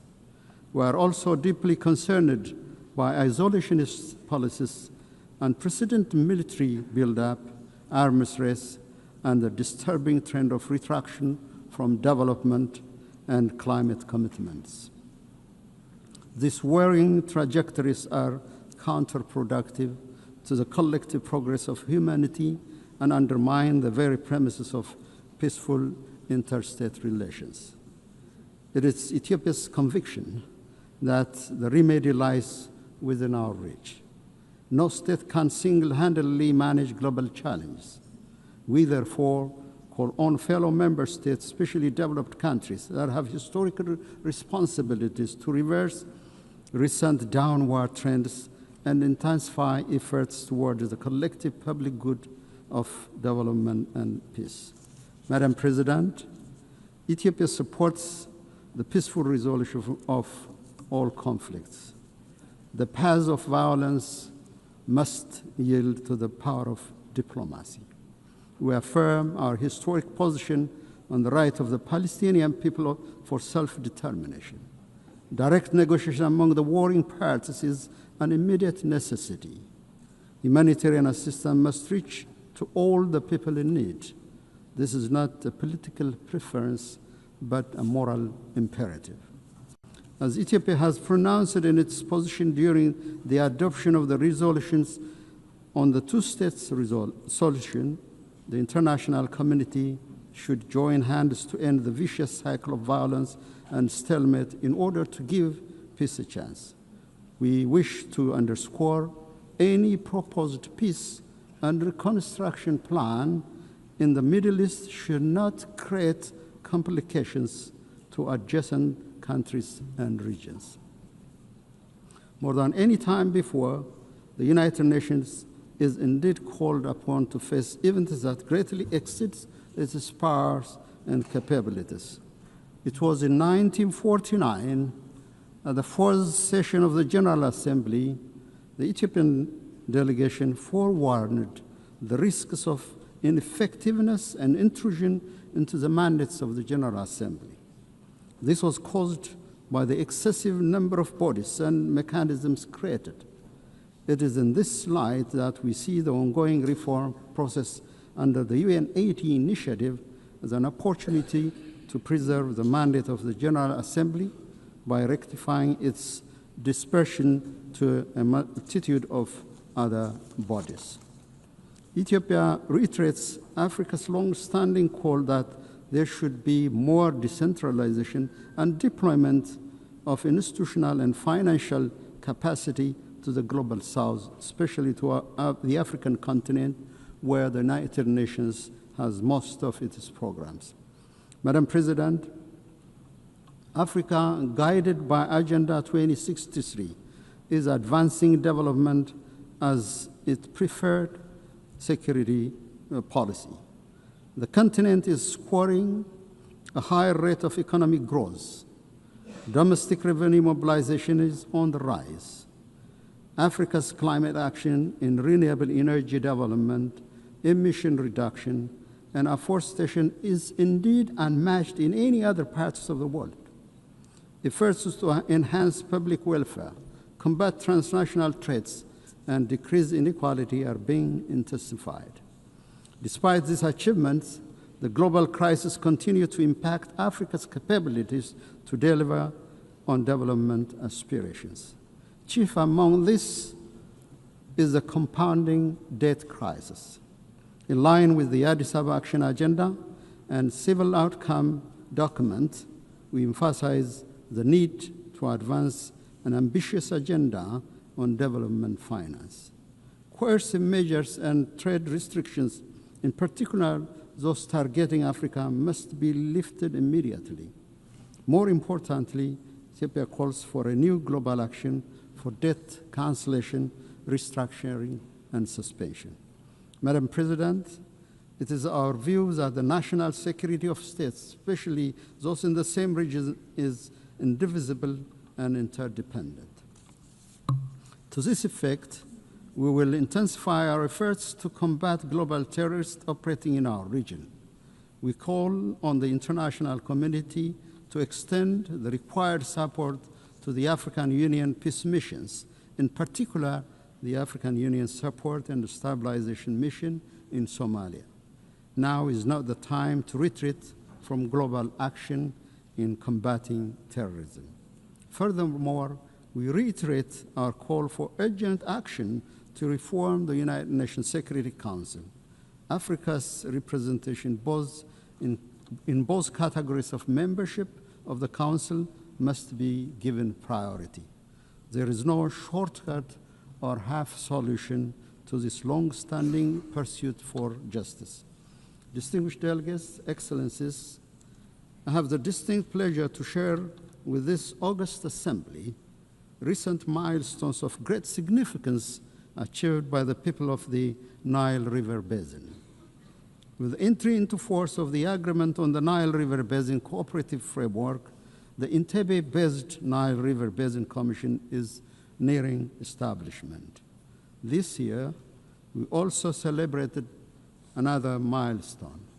On the eve of the Ethiopian New Year, Ethiopia commissioned the Grand Ethiopian Renaissance Dam, which transforms Ethiopia's renewable energy generation capacity.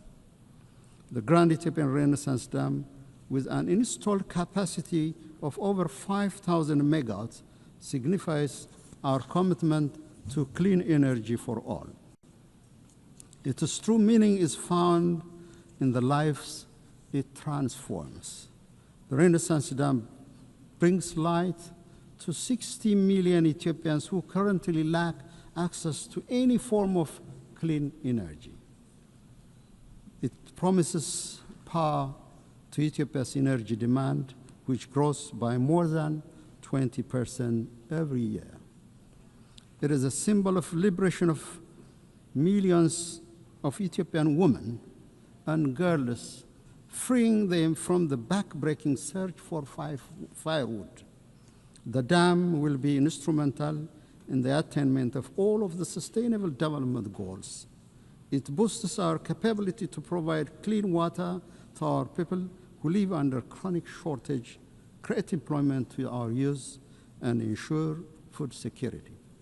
GERD also enhances regional connectivity. The overwhelming support and solidarity we received on the occasion of the inauguration inspired greater efforts to forge cooperation among the riparian countries of the Nile River Basin. Madam President, our Pan-African aspiration to break the vicious cycle of underdevelopment should bring our countries together to realize initiatives that will transform the lives of our people. The time is now to work towards Africa's true independence, driven by African agency and guided by the common destiny of our people. Ethiopia, with its second largest population in Africa and significant maritime trade, places high importance on the safety and security of maritime navigation in the Red Sea and the Indian Ocean. We concur with the Secretary General's statement during the Awaza conference that no state should be locked out of opportunities for growth, finance, and technology due to geographical circumstance. The international law maxim that defines the high seas as a common heritage of mankind and guarantees equal right of access and use to all states must be brought to reality. In collaboration with other states, Ethiopia will work towards a comprehensive approach to ensure equal development and security for all states along the Red Sea and the Indian Ocean. Ethiopia will also keep on advancing this legitimate policy objective through diplomacy and peaceful engagement. Madam President, in conclusion, I'm convinced the spirit, genius, and competence of humanity towards unity, justice, and collective well-being will triumph over the current atmosphere of rivalry and hopelessness. For its part, Ethiopia is firmly committed to upholding multilateralism centered on the Charter of the United Nations and to contributing to the maintenance of collective security and sustainable development. I thank you, Madam President.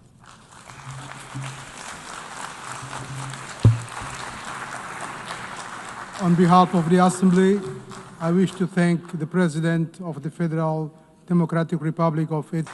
On behalf of the Assembly, I wish to thank the President of the Federal Democratic Republic of Ethiopia.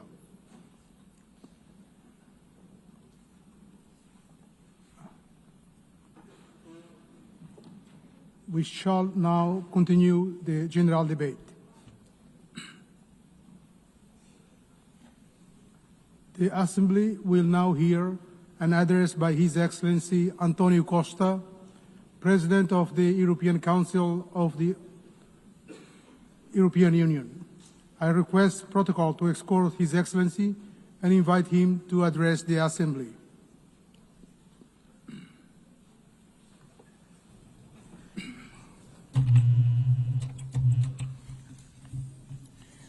Senhor Presidente, Excellencies, ladies and gentlemen, the world faces a crucial choice.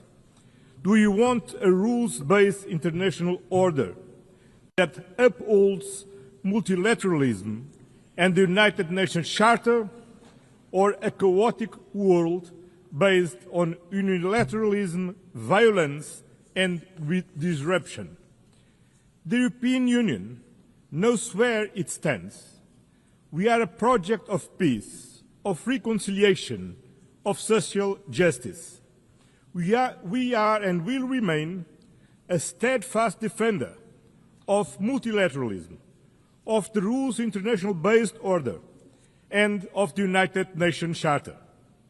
The alternative to this international rules-based order is a chaotic and violent world.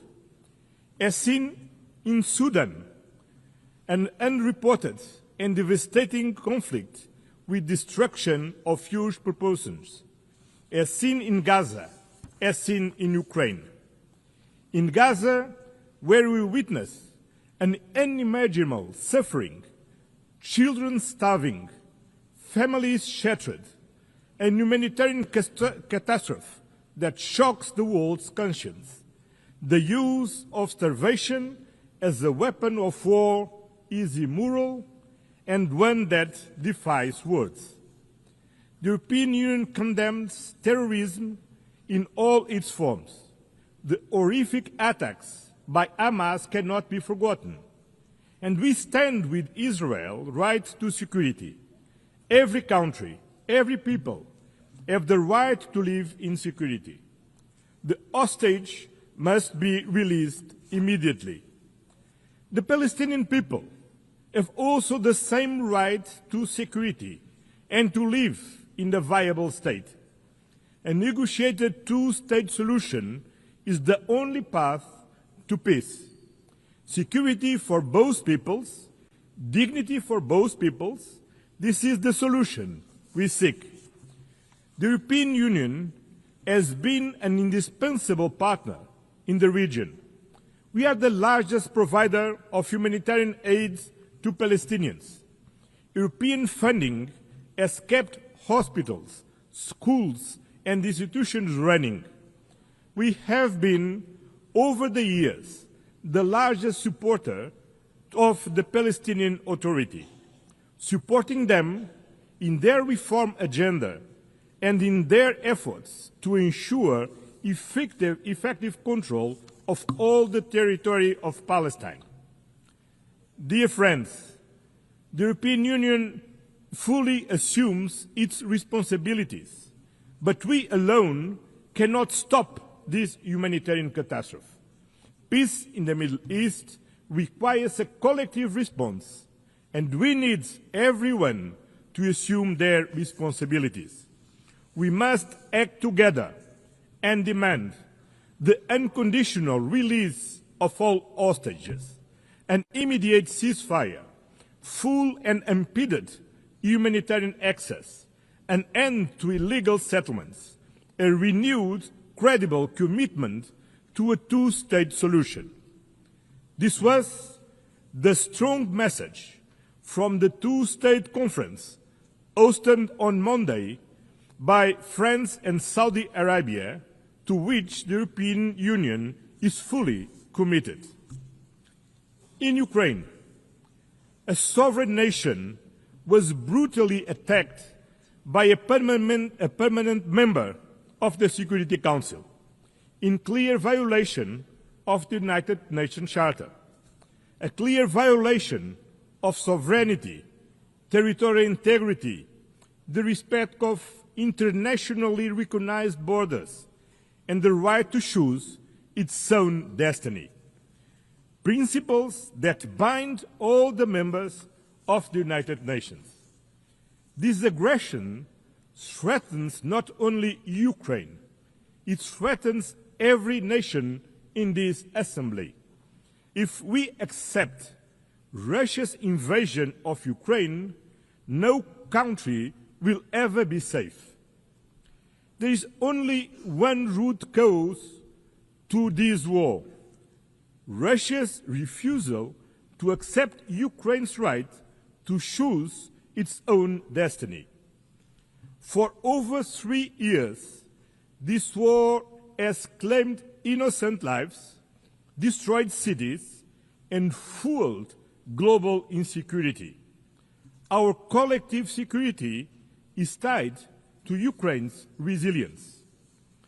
The European Union stands firm in supporting Ukraine in their fight for a just and lasting peace, in their efforts to bring an end to the killing and Russia to the negotiation table, in their future reconstruction, in providing security guarantees to prevent future attacks, in their path to full membership in the European Union.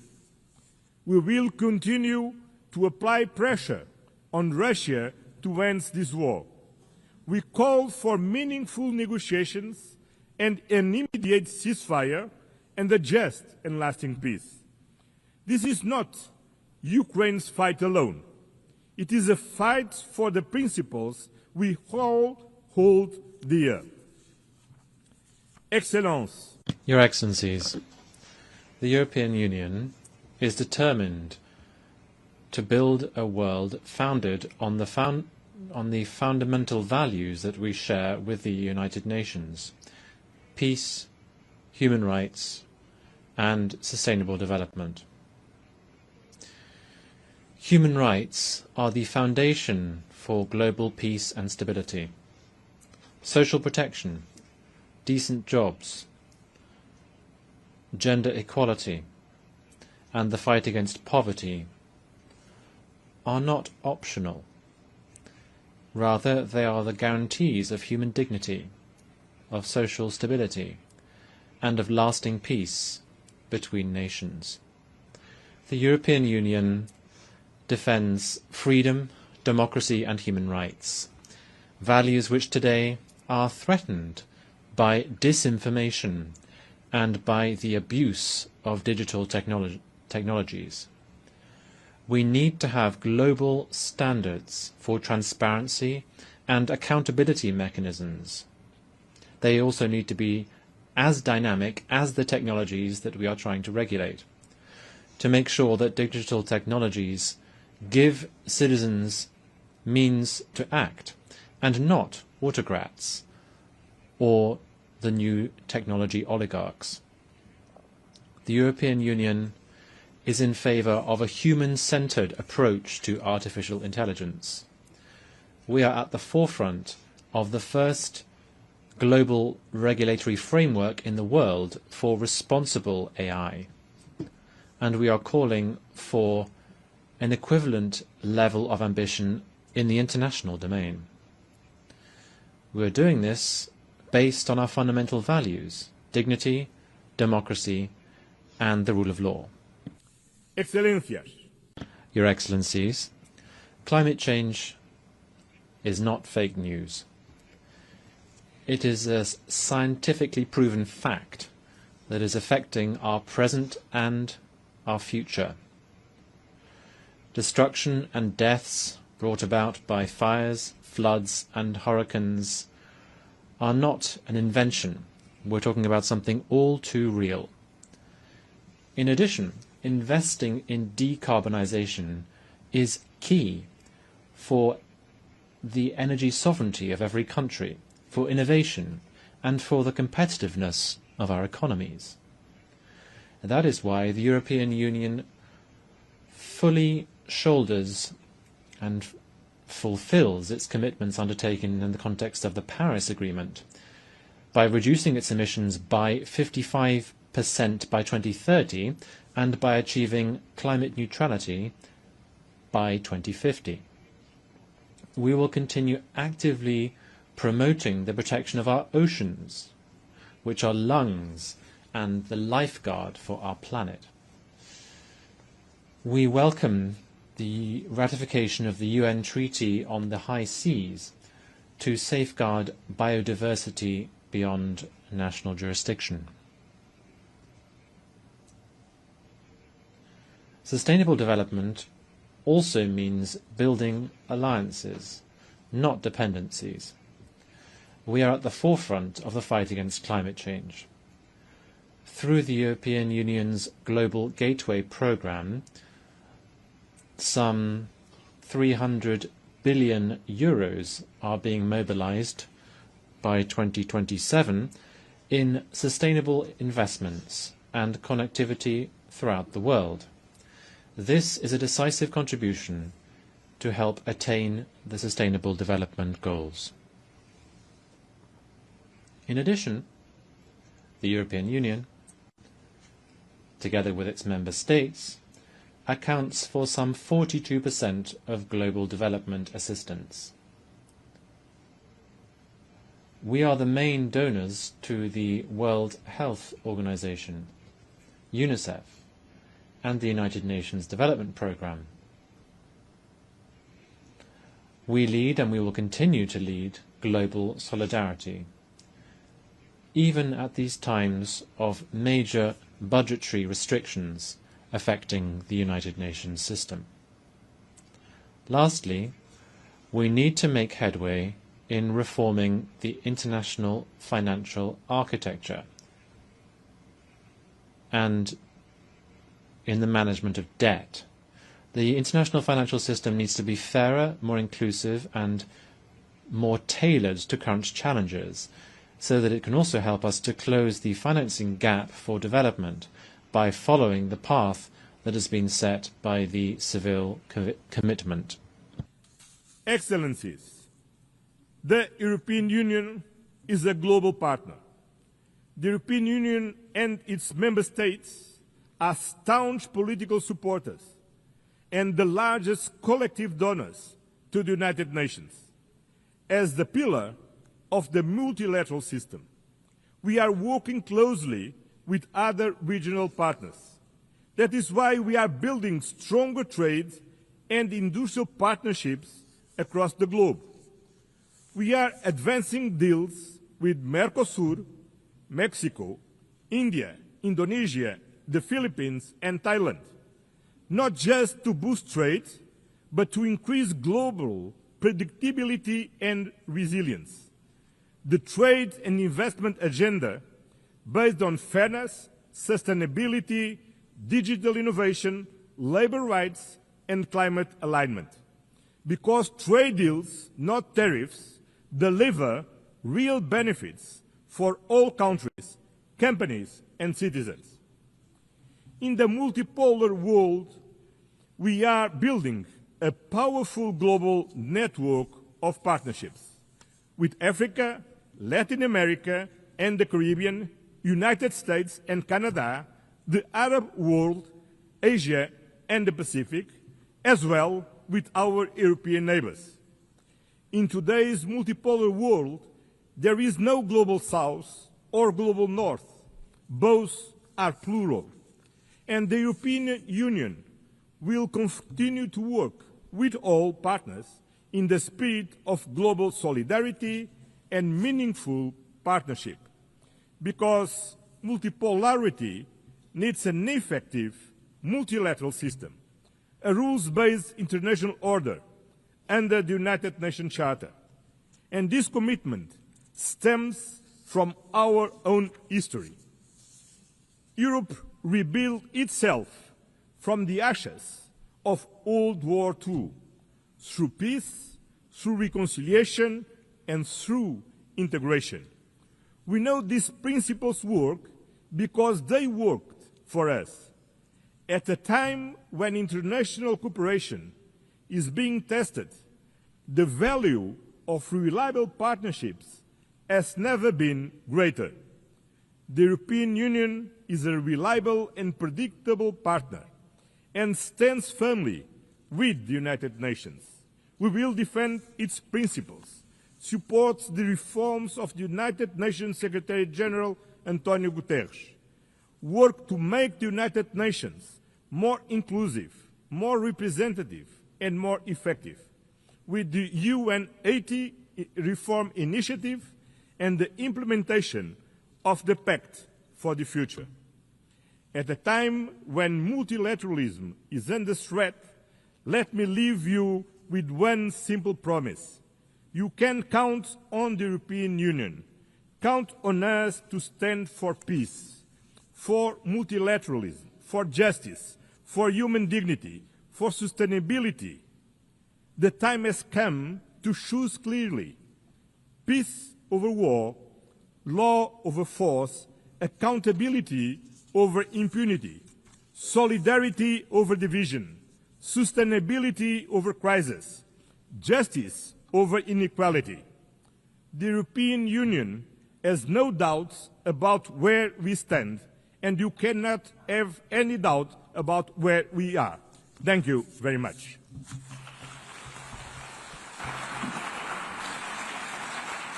On behalf of the Assembly, I wish to thank the President of the European Council of the European Union.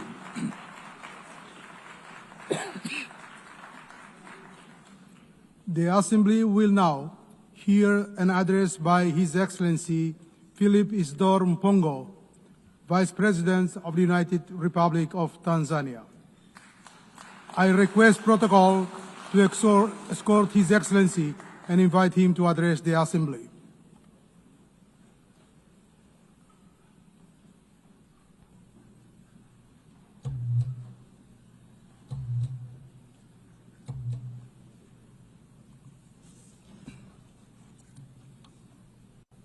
Madam President, Excellencies, distinguished delegates, this year we gather at a historic moment when we are commemorating 80 years since the founding of the UN, but in a somber mood.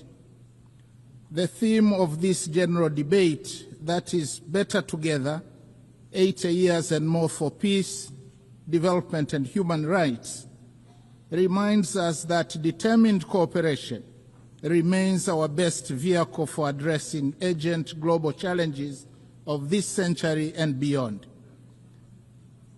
Yet, we are faced with chaos in the form of unilateralism with arrogance, barbaric wars, persistent poverty, injustice, pandemics, as well as an impending climate catastrophe. As we mark 80 years of the UN, we are called to rekindle the vision of its founders, anchored on two pillars. First, nations can overcome difficulties and accomplish more when they work together in solidarity. Second, peace is humanity's truest desire, which we must seek and pursue relentlessly on the basis of international law. By contrast, war is undesirable.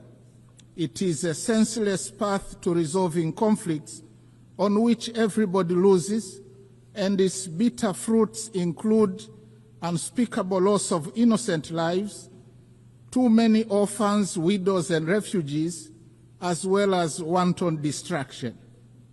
Yet the United Nations Charter has guided us through many challenges over the past 80 years, reminding us to uphold peace, justice, cooperation, and dialogue to resolve conflicts. Today, as the world faces new tests, we must therefore hold firmly to these same principles, for it is only by respecting and living by the Charter that we can honor the past and build a safer and better future for all of us.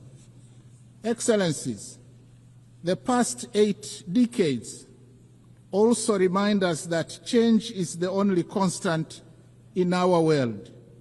The challenges of today are not the same as those of yesterday, nor will they be the same tomorrow.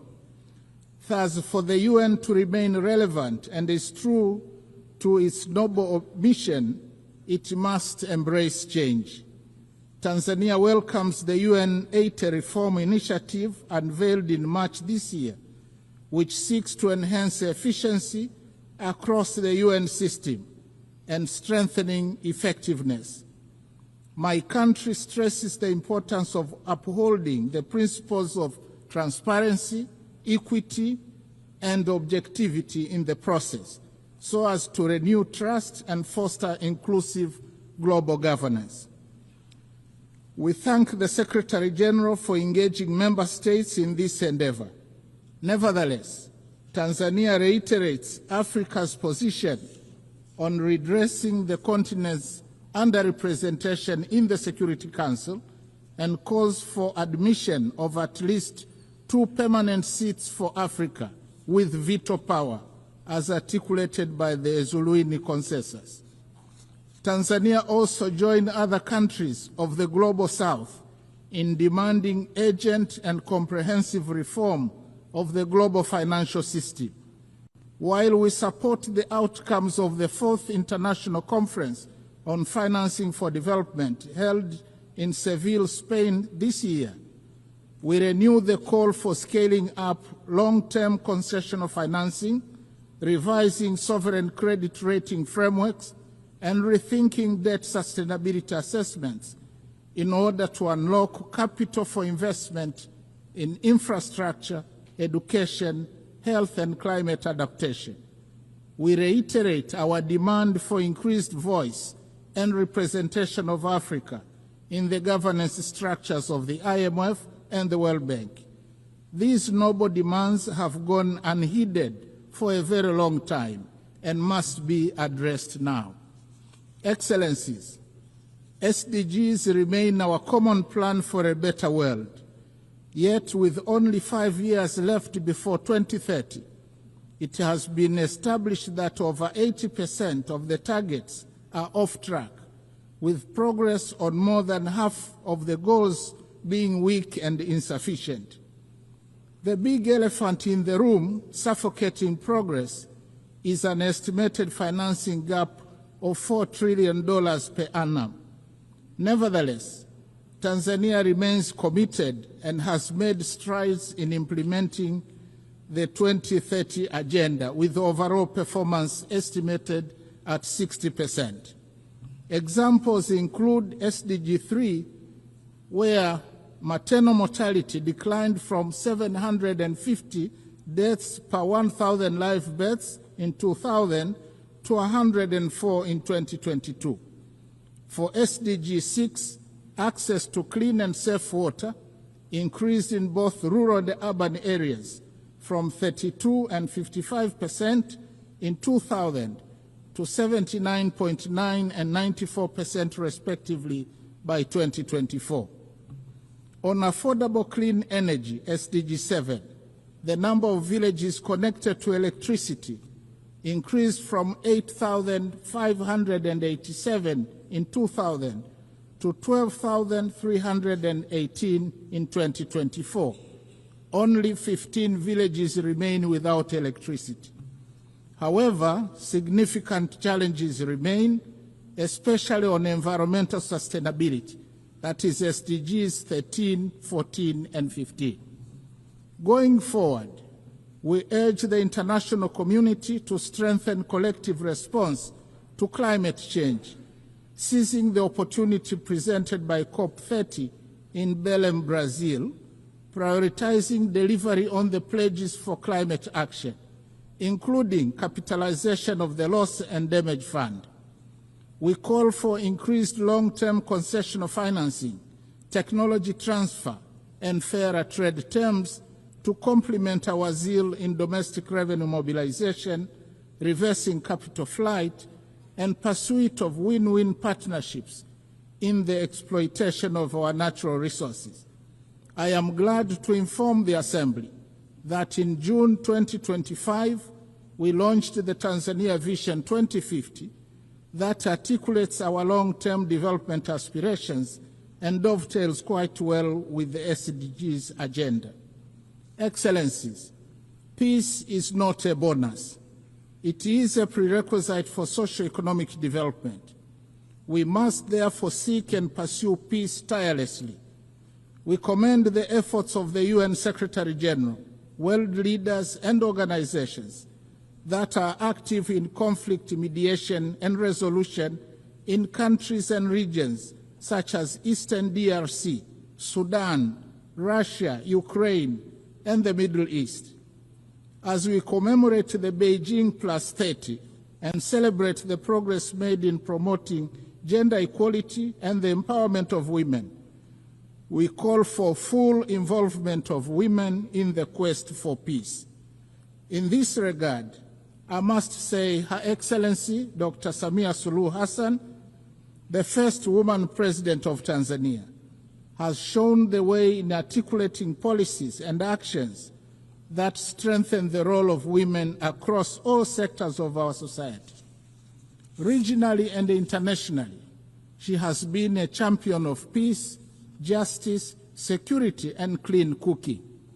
Tanzania, as a member of the African Union Peace and Security Council, and in our then role as chair of the SADC organ on politics, defense, and security cooperation over the past year, actively contributed to peace initiatives and supported measures to prevent and resolve conflicts.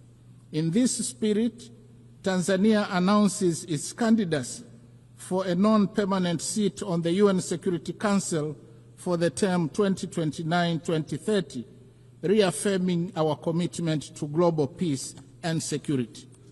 Excellencies, Tanzania opposes the continued imposition and proliferation of unilateral coercive measures which undermine the principles of sovereign equality and peaceful coexistence enshrined in the UN Charter. Such measures, often applied without mandate of the Security Council, represent a form of economic aggression that disproportionately harms innocent civilians by depriving them of essential needs such as food, medicines, and capital goods. In this context, Tanzania reiterates its principled solidarity with nations, including Zimbabwe and Cuba, and the peoples who continue to endure the adverse effects of the long-standing economic embargo and sanctions. We stress that these embargoes and sanctions contravene international law. Similarly, Tanzania stands in solidarity with the people of Palestine and Sahrawi, who continue to be denied the fundamental rights of freedom, sovereignty, and self-determination. Tanzania also strongly condemns all forms of terrorism carried out within or across national borders.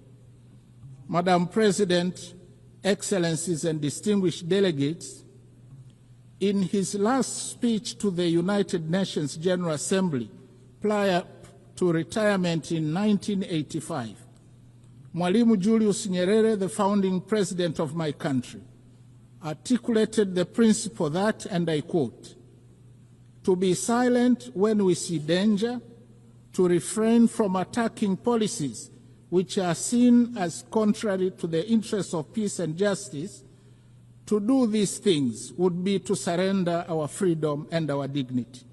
That we shall never do." End of quote.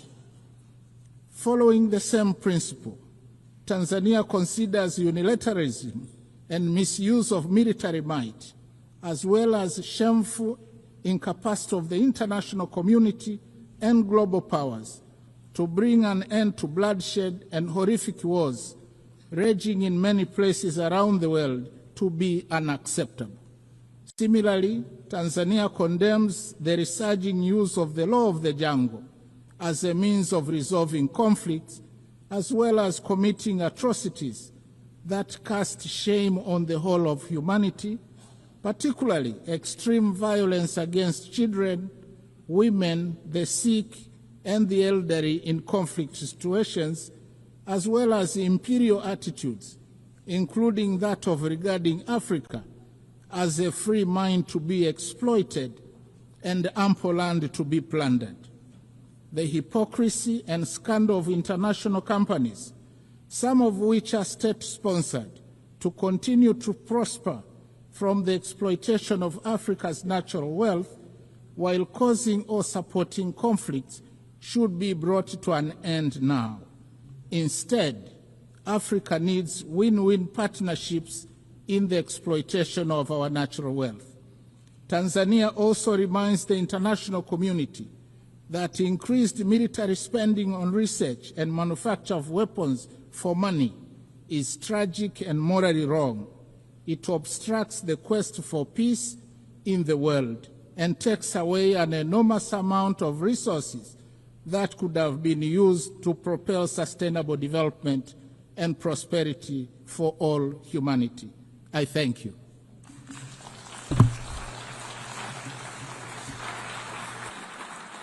On behalf of the Assembly, I wish to thank the Vice President of the United Republic of Tanzania. The Assembly will now hear an address by Her Excellency Jessica Rose Epelalupo, Vice President of the Republic of Uganda. I request protocol to escort Her Excellency and invite her to address the Assembly.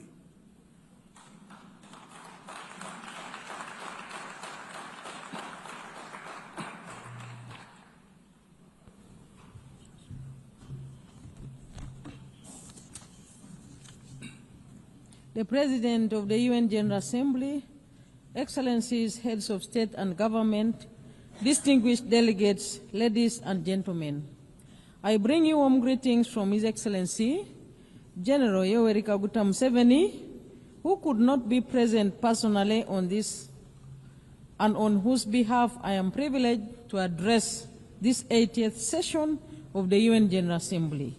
Madam President, let me begin by warmly congratulating you on your election as the President of the 80th session of the UN General Assembly. Uganda assures you of its full support throughout your tenure, and I also extend our appreciation to His Excellency Philomen Yang for his capable leadership during the 79th session. We commend the Secretary General, His Excellency Antonio Guterres, for his continued commitment to the roles and responsibilities of the United Nations.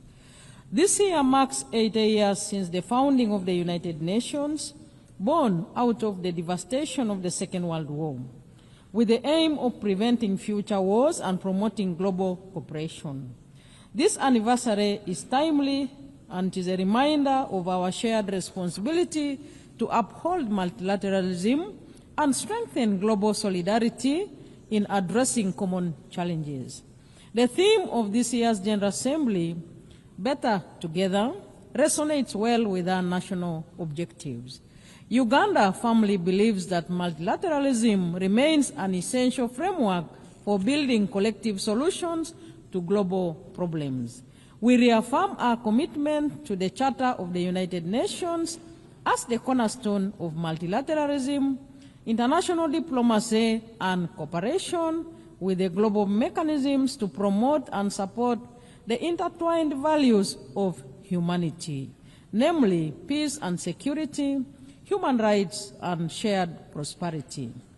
We are equally committed to fast-tracking the achievements of the 2030 Agenda on Sustainable Development and implementation of the Pact for the Future.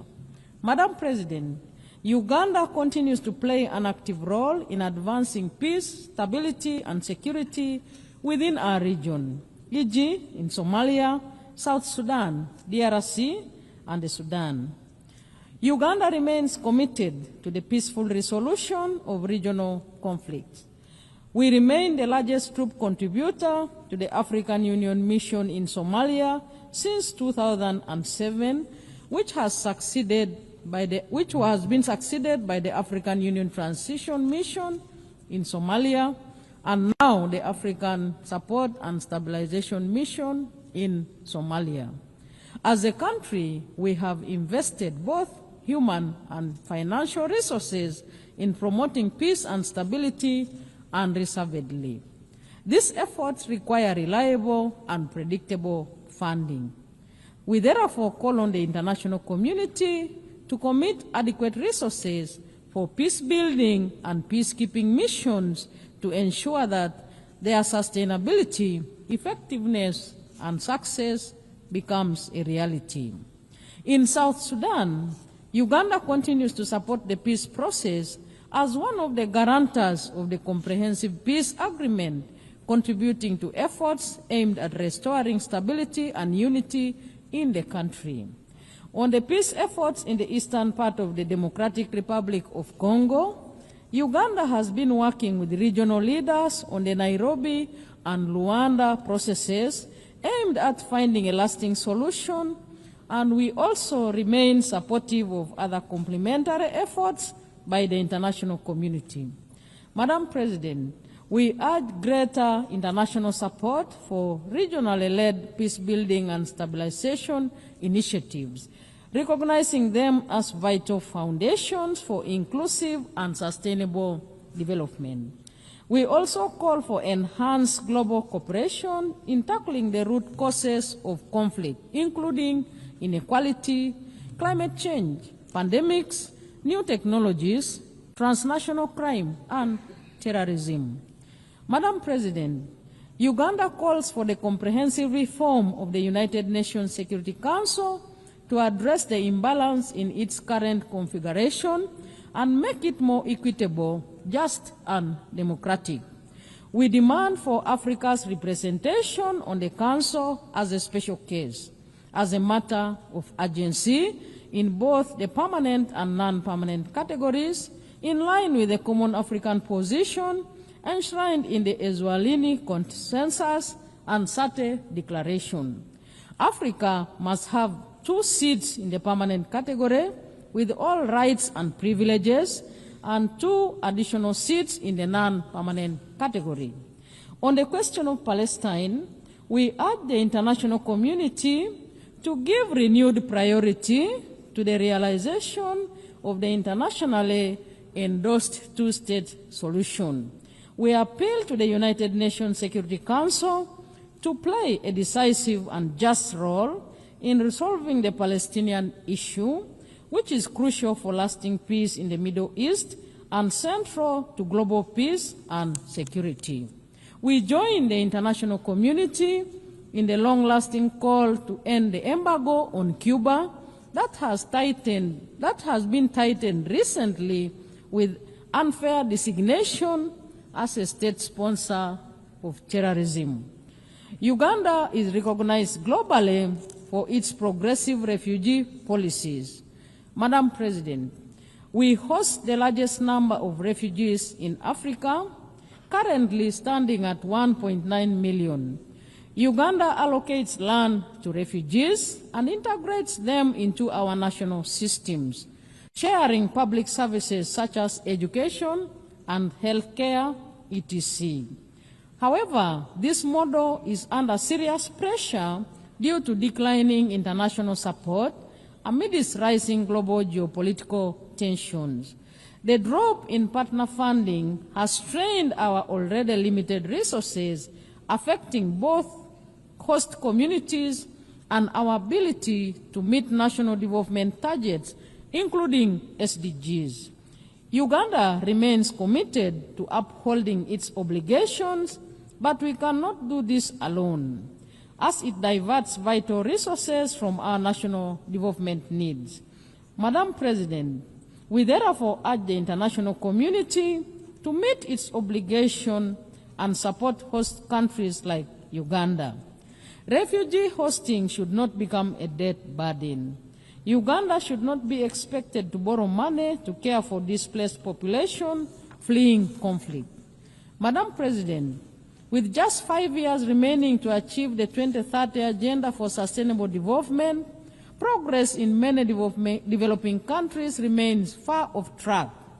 Bridging the estimated $4 trillion annual financing gap is crucial. The failure to mobilize adequate resources highlights the shortcomings of current international financial cooperation.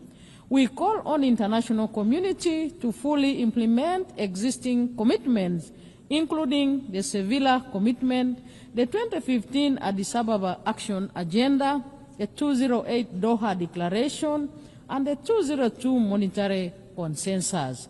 These agreements provide a framework for enabling developing countries to expand their physical and policy space and drive balanced and inclusive development.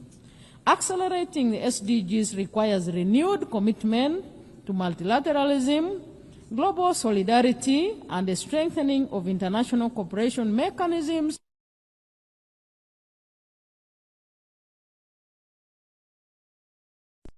of human rights remain central to our national development agenda.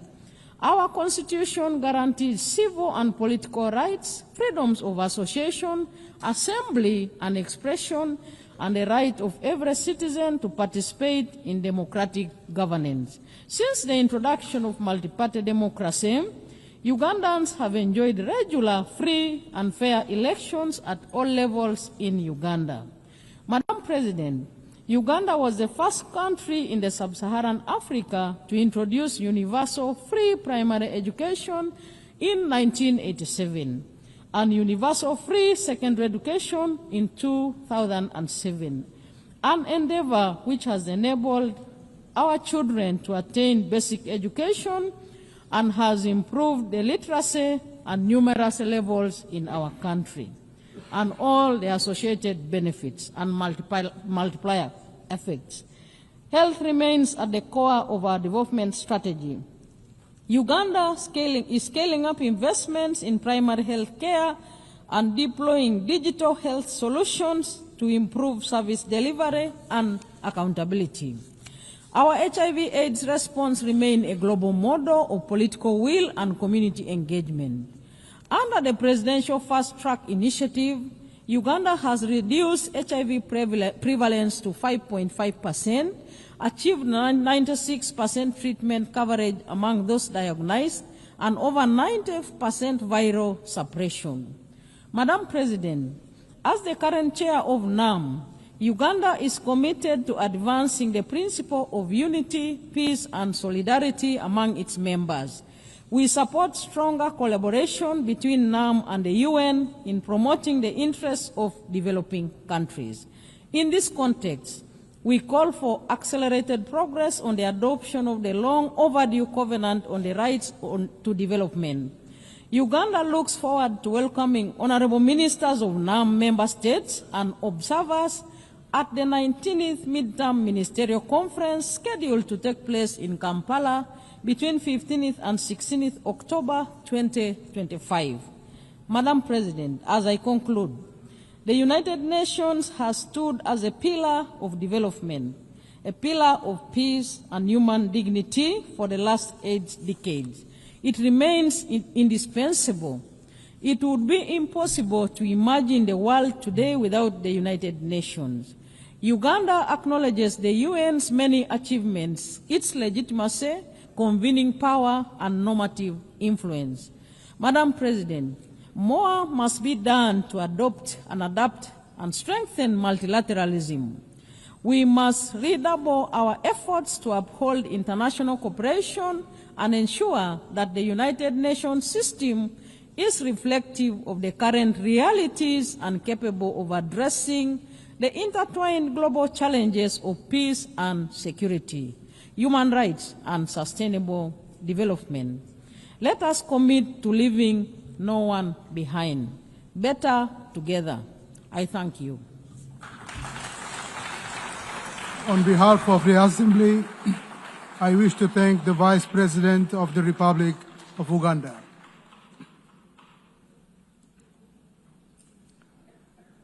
The Assembly will now hear an address by His Excellency Dick Schoof, Prime Minister of the Kingdom of the Netherlands. I request protocol to escort His Excellency and invite him to address the Assembly.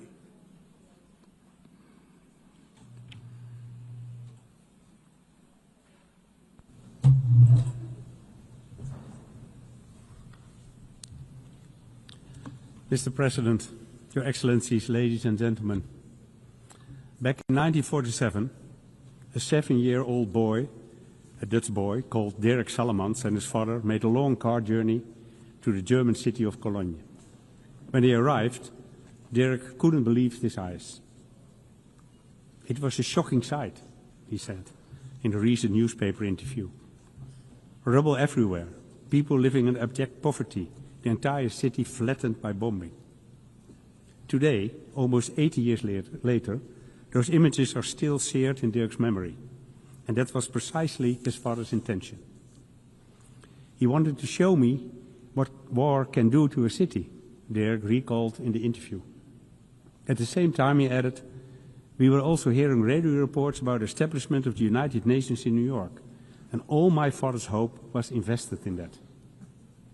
When the interviewer asked what exactly the hope was based on, Dirk recalled the opening words of the United Nations Charter, we the peoples. And indeed, it is the peoples of the world, the people, who task their governments with saving them from war, human rights violations, and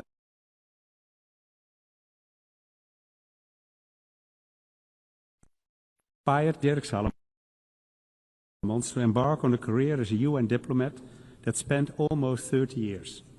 And it is those same words, 80 years on from the UN Charter, that still remind him and us of that task. Of course, the world has changed dramatically since then, and unfortunately we must acknowledge that the mission, no more war, has failed. In fact, this year, even as we celebrate the United Nations 80th anniversary, we have heard it said that the UN can no longer justify its existence. Anyone who says that, however, has forgotten where we came from. Without the UN, there will be no disarmament treaties, no international court of justice, no climate agreements on sustainable development goals.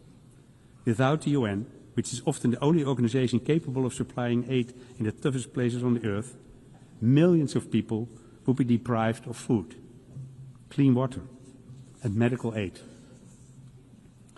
Over the past 80 years, we've taken the UN's achievement for granted. We've neglected to look back on where we've come from and all the milestones we have achieved along the way. And although the situation right now might be especially difficult, I know this too. It has never been easy. Every achievement was preceded by the lengthy consultations. Countries were often at loggerheads, and sometimes it was tempting to throw in the towel. But that never happened. And the reason can only be that, despite our many differences, we all understand what's at stake. That's the context in which I view the increasingly frank debate on the UN future. Yes, the world has changed. Yes, international relations have changed. And yes, The way we work together has changed. But I believe that this can lead us to only one conclusion, that we must change with times. And that's exactly what we're doing.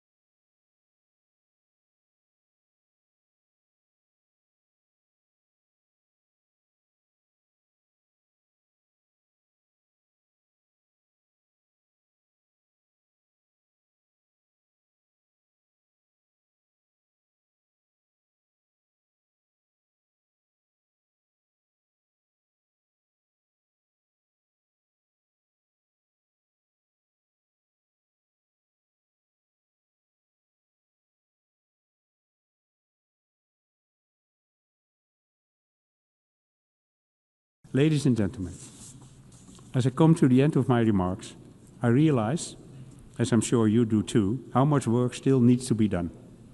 How many areas in which we, the UN, have fallen short. And how long we've waited to adapt to this changing world. So I understand that some of us may be tempted to give in to despair. And yet, we cannot allow that. Because 80 years ago, a Dutch boy stood hand in hand with his father amid the ruins of Cologne. And in that wasteland appeared a glimmer of hope, sparked by what happened here in New York. A glimmer of hope that inspired Dirk Salomons and his father, and the peoples of these United Nations. We, the peoples. Thank you. On behalf of the Assembly, I wish to thank the Prime Minister of the Kingdom of the Netherlands. The Assembly will hear an address by His Excellency Bart de Wever, Prime Minister of the Kingdom of Belgium. I request protocol to escort His Excellency and invite him to address the Assembly.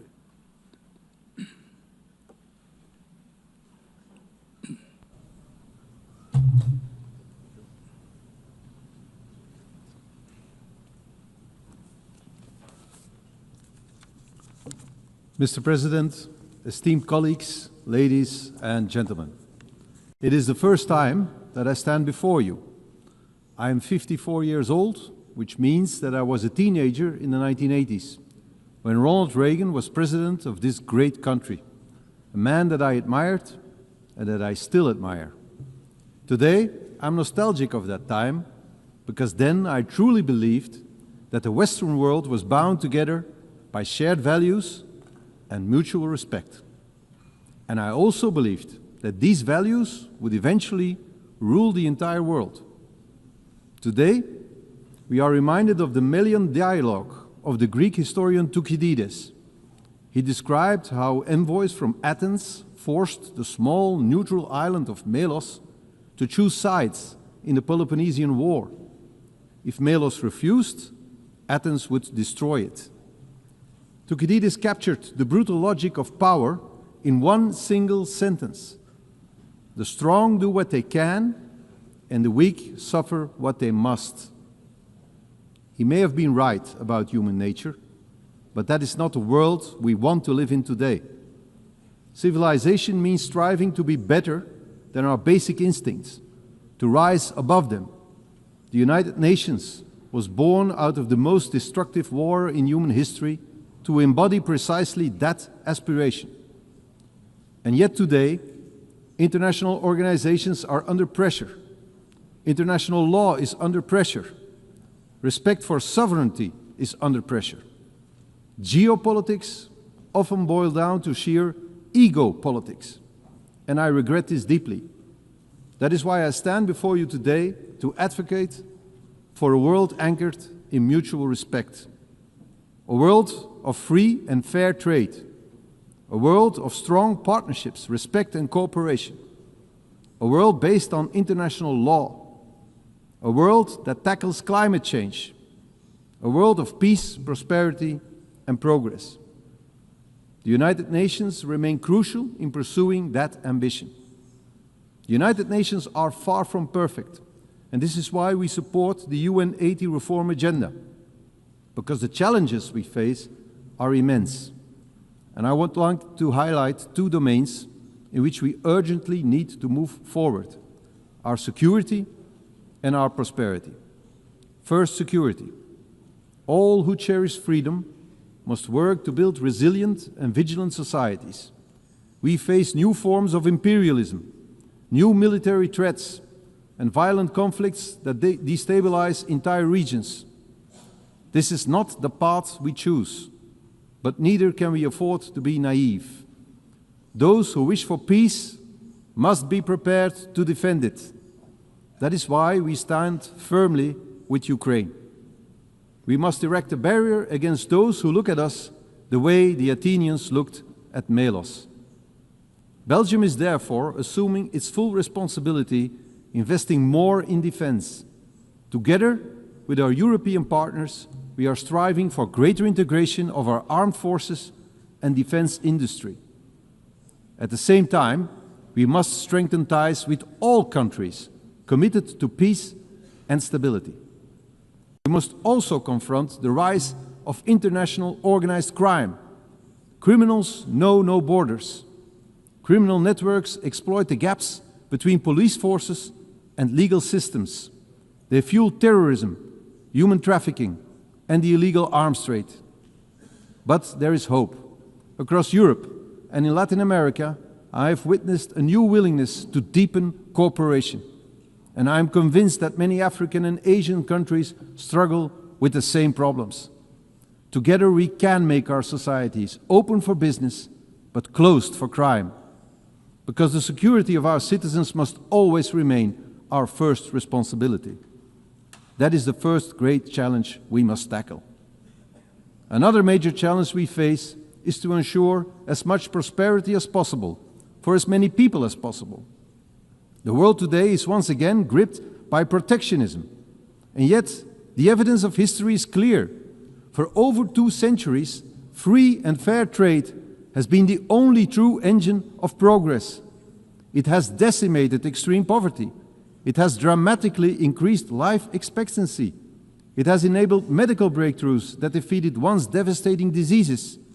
Free and fair trade is the way forward. We must nurture it, and we must defend it. We must tear down trade barriers. We must allow our economies to grow across borders. We must stimulate productivity, strengthen labor markets, and invest in innovation. In short, we must create prosperity that is globally shared. And let us remember, prosperity engenders peace. Prosperity builds trust. Belgium stands ready to be your partner in this endeavor. Belgium is and will always remain open for business. Mr. President, distinguished delegates, let us not succumb to the harsh logic of Thucydides. Let us prove that the destiny of humankind is not to dominate or to suffer, but to cooperate and to prosper. This is and should always remain the mission of the United Nations. I thank you. On behalf of the Assembly, I wish to thank the Prime Minister of the Kingdom of Belgium. The Assembly will now hear an address by His Excellency Allah Maye Halina, Prime Minister and Head of Government of the Republic of Chad. I request protocol to escort Her Excellency and invite her to address the Assembly.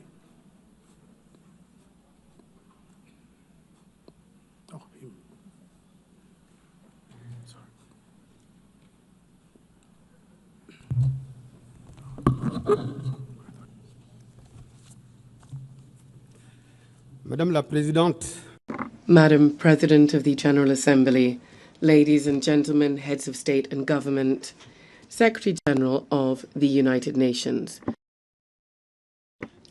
Because of constraints linked to his national agenda, Marshal Mahamat Idriss Déby Itno, President of the Republic of Chad, head of state, who wished to be involved in this important meeting at the United Nations, has not been able to come to New York. He would like to convey his sincere regret for not being here and has conferred upon me the task of delivering his message, which reaffirms Chad's commitment to the principles of multilateralism and the sovereignty of peoples. It is therefore for me a great honor to deliver to this august assembly the message of the President of the Republic of Chad, head of state, and I quote, Madam President of the General Assembly, ladies and gentlemen, heads of state and government, Secretary General of the United Nations, I would like at the outset to honor God, the all-powerful force of wisdom and strength that enabled us to come here together in a spirit of dialogue to look at the challenges of our time and of our world, primarily the questions of development, but also international peace and security.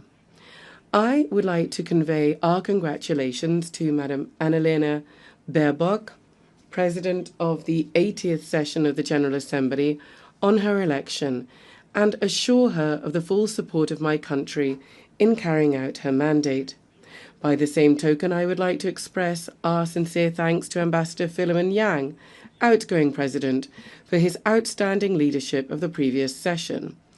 Thus, I would also like to express our sincere appreciation and our full support to Secretary General Mr. Antonio Guterres for his unfailing efforts to fly the flag of multilateralism high, embodied by the UN, whose mission and even raison d'etre is currently being tried by numerous challenges that are constantly affecting our common bedrock of humanity. Madam President, Your Excellencies, ladies and gentlemen, I am speaking to you before this august assembly with the great weight of history and the force of a sincere conviction. The United Nations, 80 years after it was born, in the pain, so to speak, of wars, must come to life once again in the truth of our hopes. Better Together, 80 years for peace, development and human rights is more than just a celebration. It is something that strikes us an invitation to re-examine the role, the relevance and the political and moral legitimacy of our shared organization. It would be wrong to deny the historic merit of the UN. The UN has contributed to preserving global peace.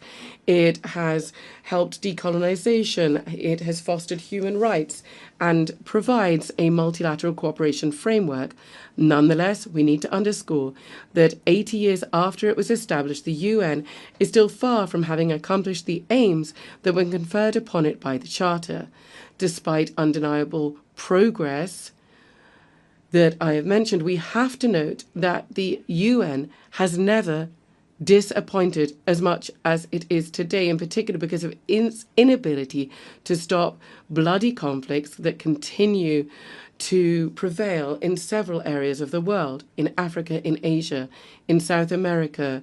There is increasing defiance because too often major decisions taken by this organization seem to serve the interests of some great powers to the detriment of the aspirations of the countries of the South, because the Security Council remains a very fixed structure, a legacy of the post-war period, where Africa, the cradle of a fifth of humanity, remains excluded for all major representation, because sanction and intervention mechanisms are often selective and indignation seems to be conditioned on where it's happening geographically. We need to be bold enough to say here, peacekeeping missions of the UN have often failed in their promises and in their duty, be this in Haiti, in the CAR, in the Democratic Republic of Congo, or in Mali. The Blue Helmets, in certain cases, have been accused of inaction and even behavior that runs counter to the very principles of the organization that they represent. How can we understand that instead of protecting, some have been complicit in violations? How can we explain that after being there for decades, conflicts still persist and in some cases are worsening? These failures, often tragic, erode the legitimacy of the UN on the ground and in people's hearts. It is crucial for peacekeeping operations to be reformed very deeply and evaluated in a transparent way, refocused on their fundamental mission to protect civilians. Madam President, ladies and gentlemen, for more than 7 decades, the world is witness powerless to a human and political tragedy. I'm talking to you about the Israeli-Palestinian conflict, the current situation in Gaza with indiscriminate bombing,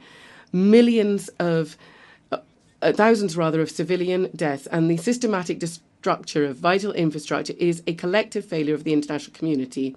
We're not just talking about a conflict anymore. We're talking about a humanitarian scandal and an unprecedented moral challenge. The latent war between Israel and Iran, regional tensions and the inability of the UN to bring a lasting solution undermines not only stability in the Middle East, but peace throughout the entire world. As long as justice has not triumphed in Jerusalem and Gaza, there will be no clear, people's consciences will not be clear here in New York. As long as international law is flouted in Palestine, it will be weakened elsewhere. We are calling this year, as we do every decade, for the effective recognition of the Palestinian state in the 1967 borders, the immediate end to illegal settlement, and a political solution that guarantees the coexistence of two viable, free and secure states. To this end, my country welcomes the adoption by a broad majority of the New York Declaration on Palestine, dated the 12th of September 2025. This is a historic step forward and a major step in the quest for a just, comprehensive and lasting peace in the Middle East. Our collective duty from now on is to transform this strong declaration into specific acts and to turn the hope of the Palestinian people into a reality. Madam President, ladies and gentlemen, in the area of development, the UN is struggling to make the collective step forward that is needed to ensure the implementation of international agendas, and primarily the 2030 agenda. 5 years from the fateful deadline, we are going to have to mobilize annually more than $4,000 billion to meet the development financing deficit in poor countries. To this end, the Seville commitment is, there is no doubt, our last chance to move from words to action to speed up the implementation of the SDGs. Madam President, ladies and gentlemen, whether we're talking about peace or international security or development or climate action, the future of multilateralism, to which we're all committed, is really at stake here.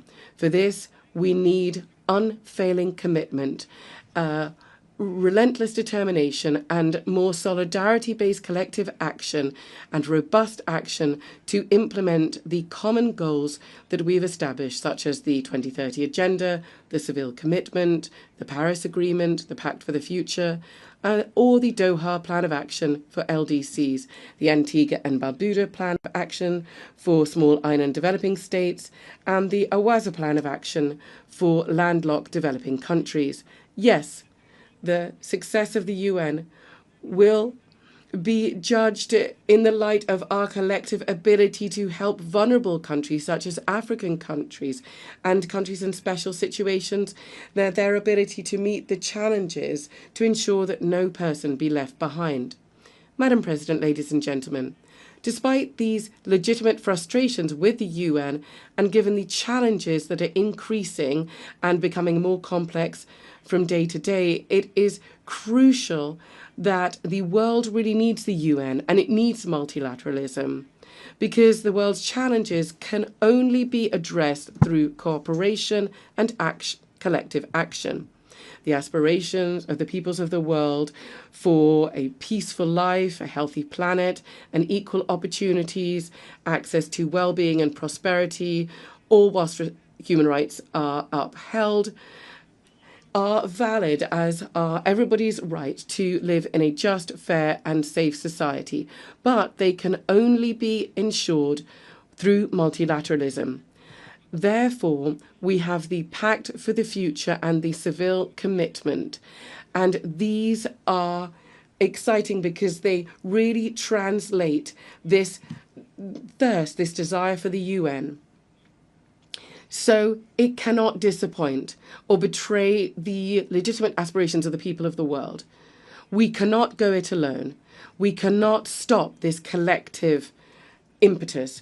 Of course, we're fully aware of the troubles that are there in the world because of the increase in unilateral actions and geopolitical tensions. But development aid here is seeing drastic cuts that are having a significant impact on the most vulnerable countries and communities and are really hitting at the heart of the operations of the entire UN system. UN entities and agencies have had to cut off vital services that were benefiting the most vulnerable in the most fragile of countries, refugees, women, children, AIDS sufferers. Just overnight have been found cut off from treatment and healthcare, and therefore their lives are now in danger. It is crucial to preserve what has been achieved in carrying out the reform of the UN very painstakingly, because a fatal blow must not be brought to the UN, because it must carry out its most noble task to assist the most vulnerable. Madam President, ladies and gentlemen, strengthening and preserving multilateralism, and it's something that we all want, also involves a long-expected reform of global governance. My country, therefore, has quickly implemented the recommendations of the Pact on the Reform of the International Financial Architecture and the UN by improving the working methods and strengthening the General Assembly. But also, we very much want to see the reform of the Security Council, and it is an extremely urgent matter. It goes without saying that if there is one body that really embodies all frustrations, all injustices, and all double standards, it is the inability of the UN to respond to the expectations of the people, then that is embodied in the Security Council. It is totally unacceptable that Africa, the cradle of humanity, the demographic lungs of the entire world, and the strategic driving force of the 21st century, remains marginalized in the highest echelons of international governance. This exclusion is not just a political aberration, it is a historic injustice, and this injustice must be addressed without delay. For several years now, Africa has been calling consistently and with dignity for what is its right. 2 permanent seats in the United Nations Security Council with a veto right in line with the Eswatini consensus. This is not a favour or a concession. It is a call for justice, for representation, and for coherence. The world cannot claim to be in favour of peace, balance, and legitimacy while more than 1 billion people are held to one side, kept to one side of vital decisions for the future of the planet. We are not asking for permission in Africa. We are reaffirming our voice, our vision, and our vocation in Africa. Unfortunately, many people believe that a lot of the world is indifferent to the ills that Africans are facing, and the Security Council is just providing very basic service. There are multiple meetings on issues pertaining to the continent, but they have very little impact on people.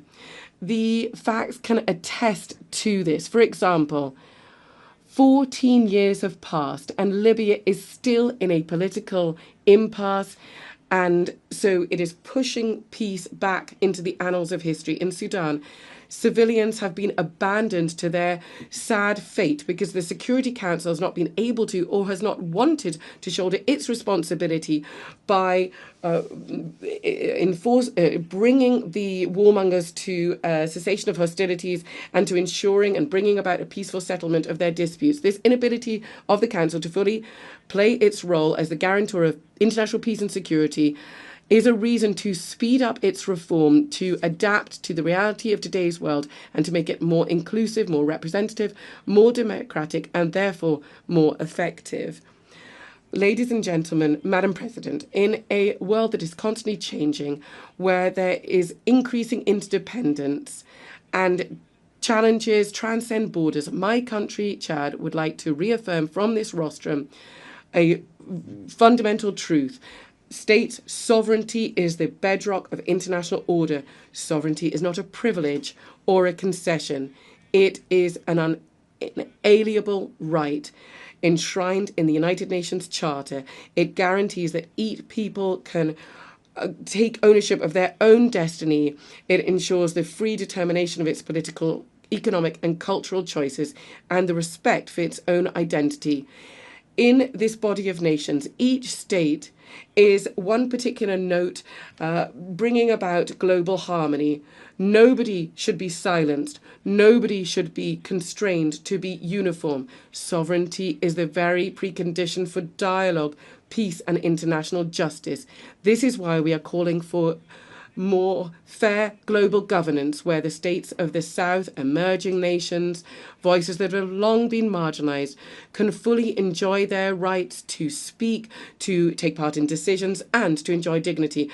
Africa is calling for its legitimate place in global governance. The United Nations can not just accept symbolic arrangements anymore. A root and branch institutional reform is necessary. Madam President, my country, Chad, in the heart of Africa, is both witness to and part of the struggle for peace and security. We're at the crossroads of all contemporary challenges: security, humanitarian, climate challenges, but also major sources of hope. Our country is facing the persistent threat of terrorism, which is destabilizing the region of the Lake Chad Basin. Given the threat posed by Boko Haram, Chad has not received any external support and has had to deal with this on our own. This sacrifice bared by the people of Chad, which has often been done without receiving gratitude, bears witness to our country's commitment to bring about peace and security. It is time for the international community to recognize this reality and to support us in this struggle. Above and beyond security, Chad is also facing the tragic effects of climate change. We are seeing droughts and natural disasters affecting our food security and undermining our development.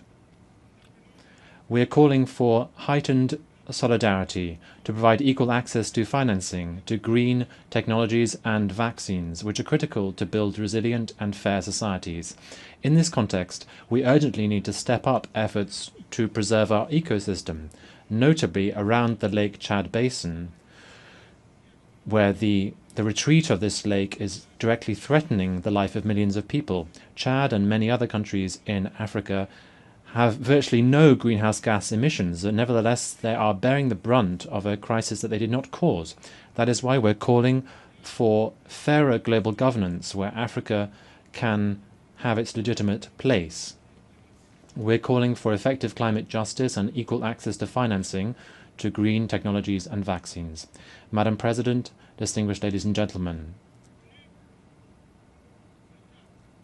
Chad has been through many different political convulsions and is part of a sub-regional context which is marked by crises, conflicts and wars.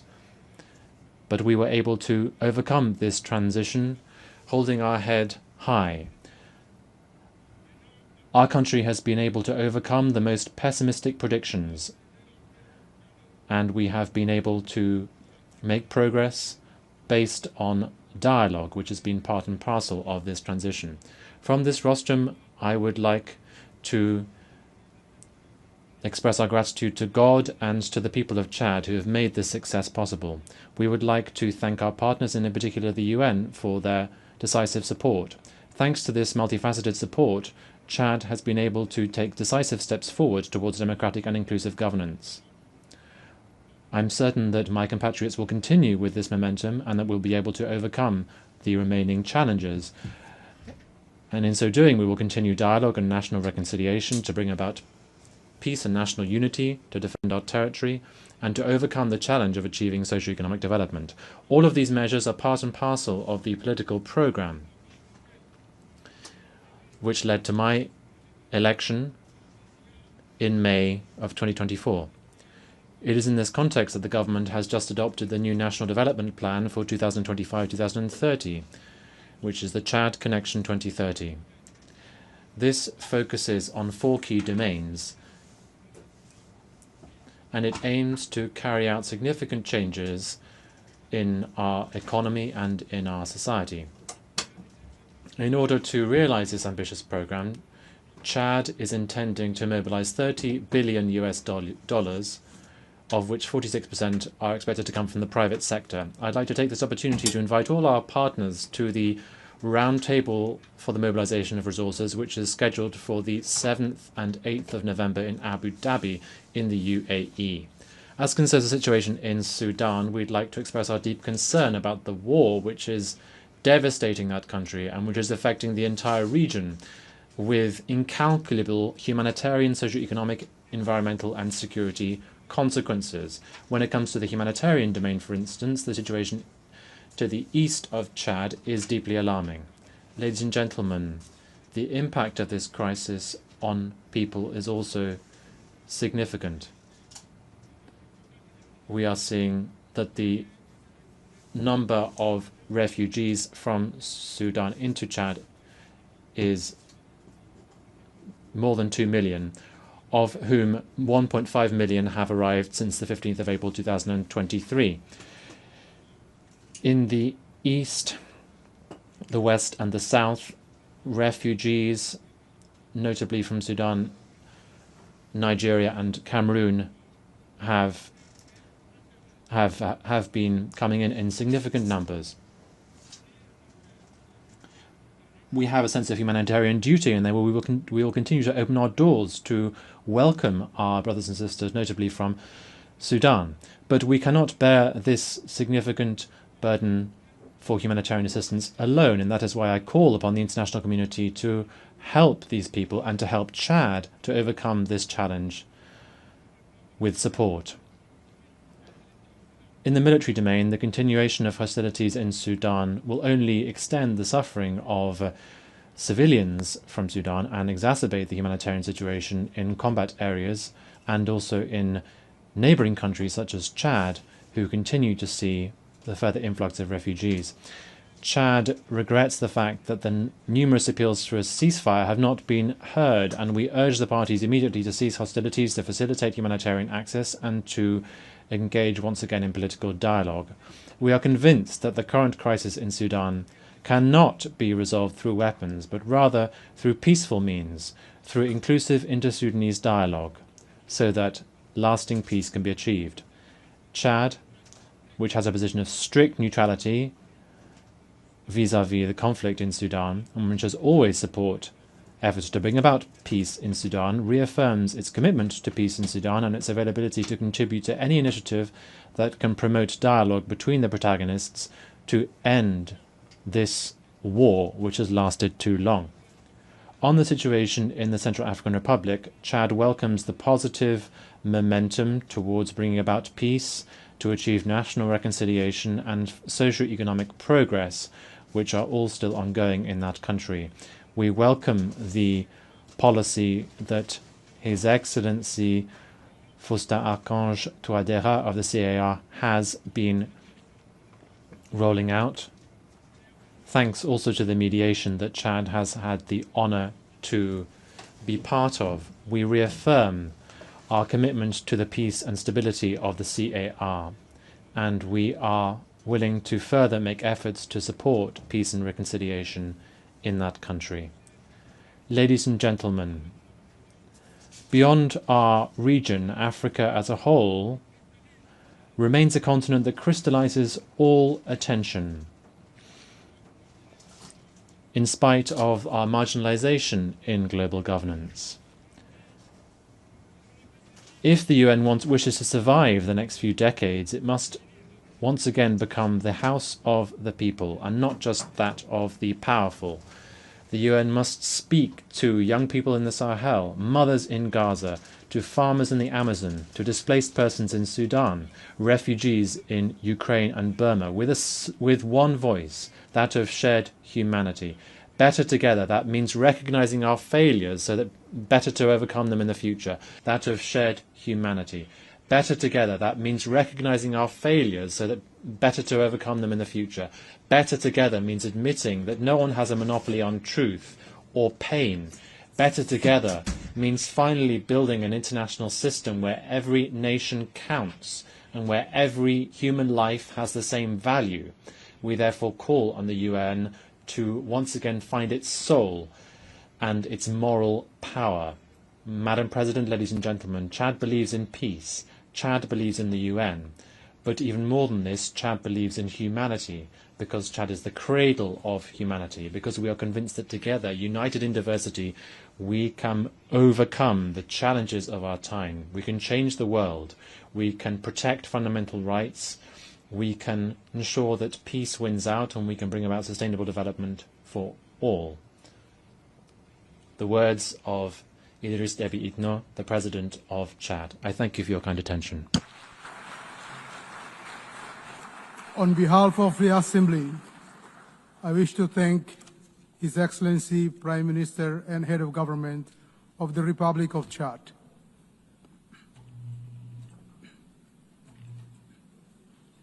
The Assembly will now hear an address by His Excellency Camille El Tayeb Idris,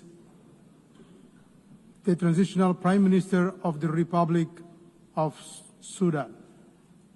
I request protocol to escort His Excellency and invite him to address the Assembly.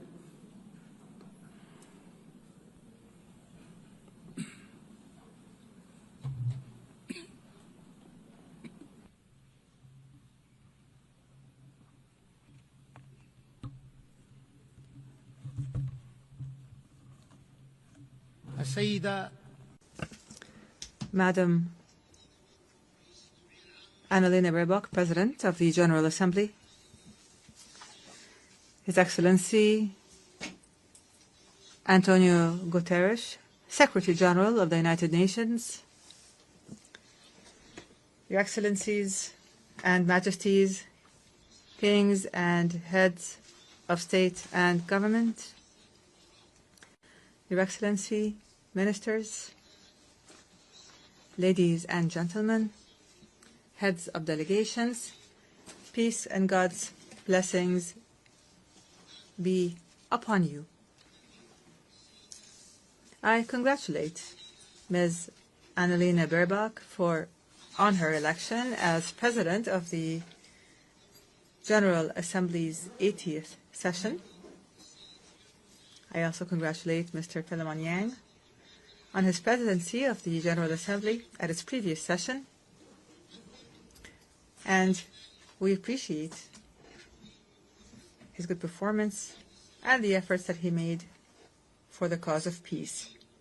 We especially appreciate His Excellency, the Secretary General of the United Nations, Mr. Antonio Guterres, for his tireless efforts and valuable initiatives for peace and justice, and for the achievement of the goals and principles of the United Nations, and for his support for the causes of developing countries. I stand before you today. I stand before you today on behalf of the civilian government of the Sudan.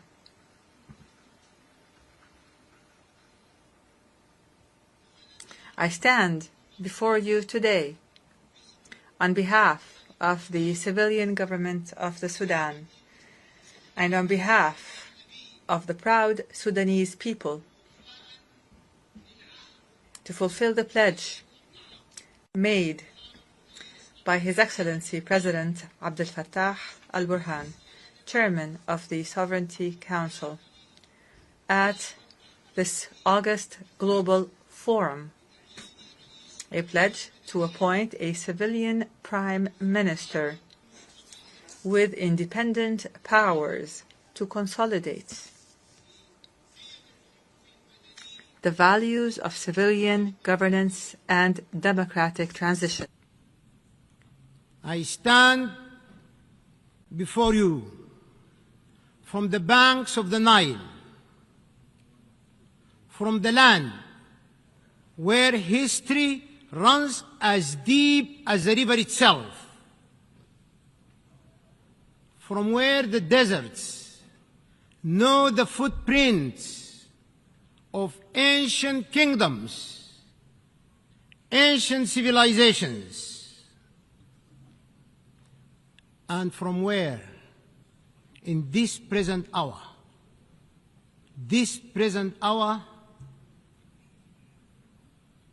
the dust still carries the scent of war.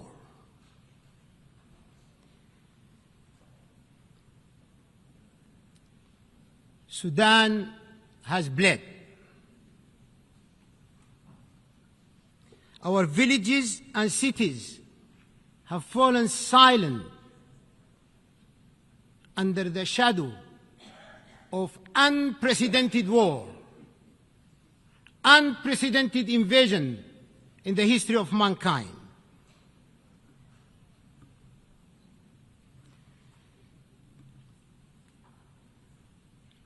Our children have known fear before they have known the meaning of life. And yet, amid the ashes of war, there is a unique pulse that refuses to die. It beats in the refugee's quiet prayer, in the farmer who plants, though he may never reap, and in the mother who sings her child to sleep beneath an open sky. From that pulse,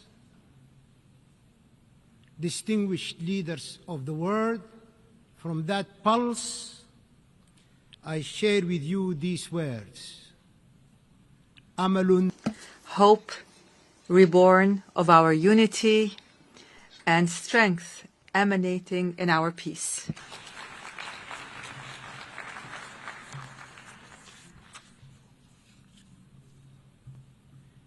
I wish to say, in addition to this, that Sudan is a great civilization. Its resources are necessary for the entire world. Madam President, we are witnessing great challenges. We are facing enormous dangers posed to the principles of the Charter and multilateralism, while threatening regional and international stability.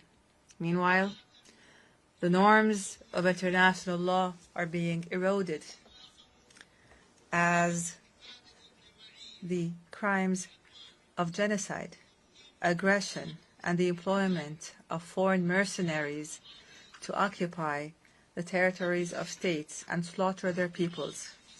These crimes multiply in contempt of the Charter and in violation of international law, as is now happening in my country. Mr. President, we must build trust. We must reinforce transparency and strengthen the role of the General Assembly, preventive diplomacy, and the peaceful settlement of conflicts. The capacity and the role of the United Nations can be strengthened through collective action and multilateral international cooperation. We can take advantage of the momentum generated by the UN Haiti initiative, the outcomes of the future summit, and of major international conferences.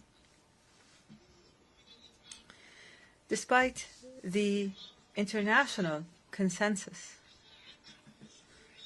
on the illegality of unilateral sanctions and unilateral coercive measures which violate international law, these sanctions continue.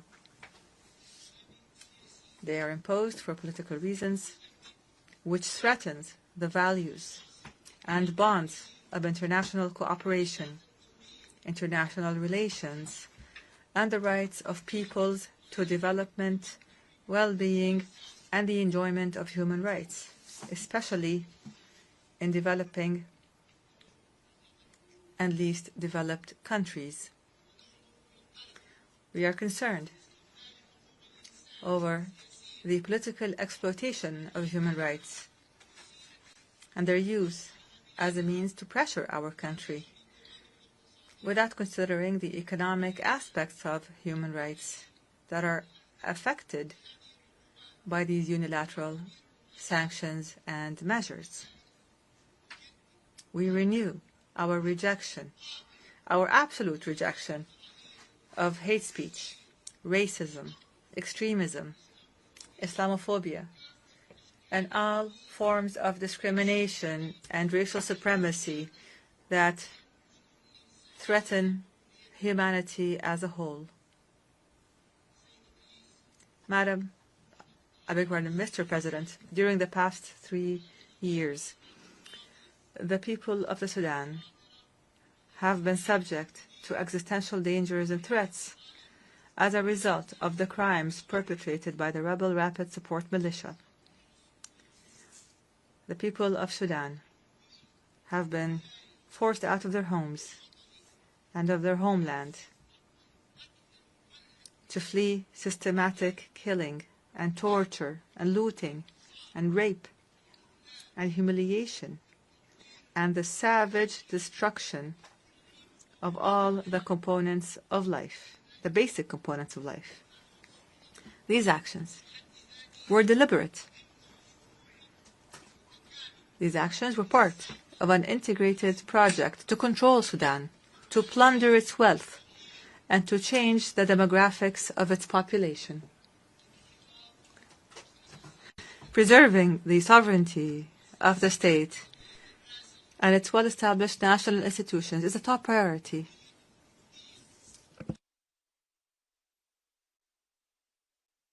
It is an existential issue for the Sudanese people. Therefore, the civilian transition and democratic transformation under the leadership of the civilian government of hope and the establishment of peace will not be achieved without ensuring that we have strong national institutions that preserve the sovereignty and territorial integrity of the state.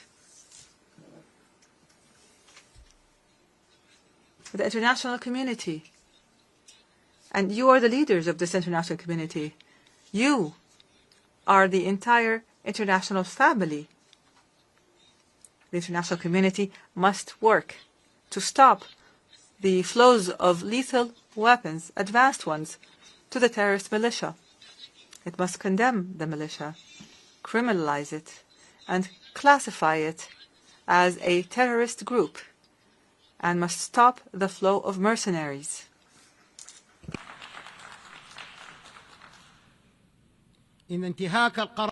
Violating Resolution 1591 threatens to prolong the war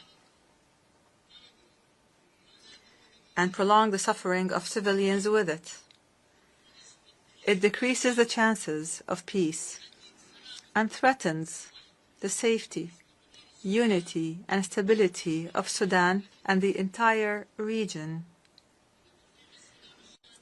Achieving comprehensive peace in Sudan requires the participation of Sudanese political forces and the different walks of Sudanese society in decision-making and in determining their future, because they are the true stakeholders.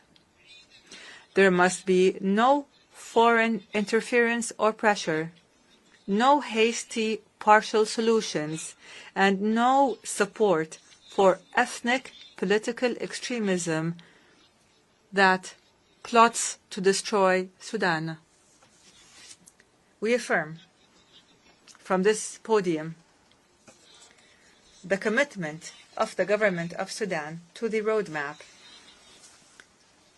which was drawn up by a group of national forces and civil organizations, and which we presented to the United Nations and to the mediators. This roadmap includes a ceasefire, accompanied by the withdrawal of the terrorist rapid support militia from the areas and cities it occupies. It includes lifting the siege of the city of Al-Fashir immediately. Lifting the siege on the city of Al-Fashir immediately, as well as the city's environs, in implementation of Security Council Resolution 2736, adopted over a year ago. Imagine this. This resolution was adopted by the Security Council over a year ago, and nothing has happened to this very day. Is this plausible? Let us take a moment to reflect. Children are dying. Women are dying. The elderly are dying because of starvation, and the international community is silent.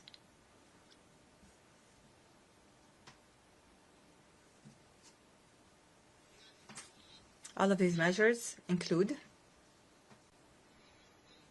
the dignified and safe return of the displaced and of refugees.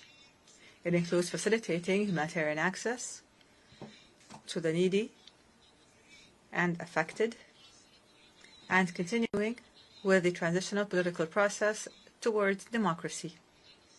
Here, advanced steps, truly advanced ones, have been taken to implement this roadmap.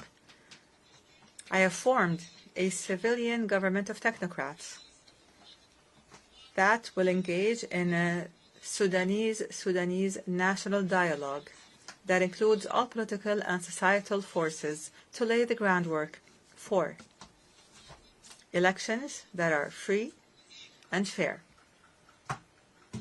and to engage positively with regional and international communities. In this context, the government has committed and continues to facilitate all procedures for all Sudanese citizens abroad to return and engage in this important historic dialogue.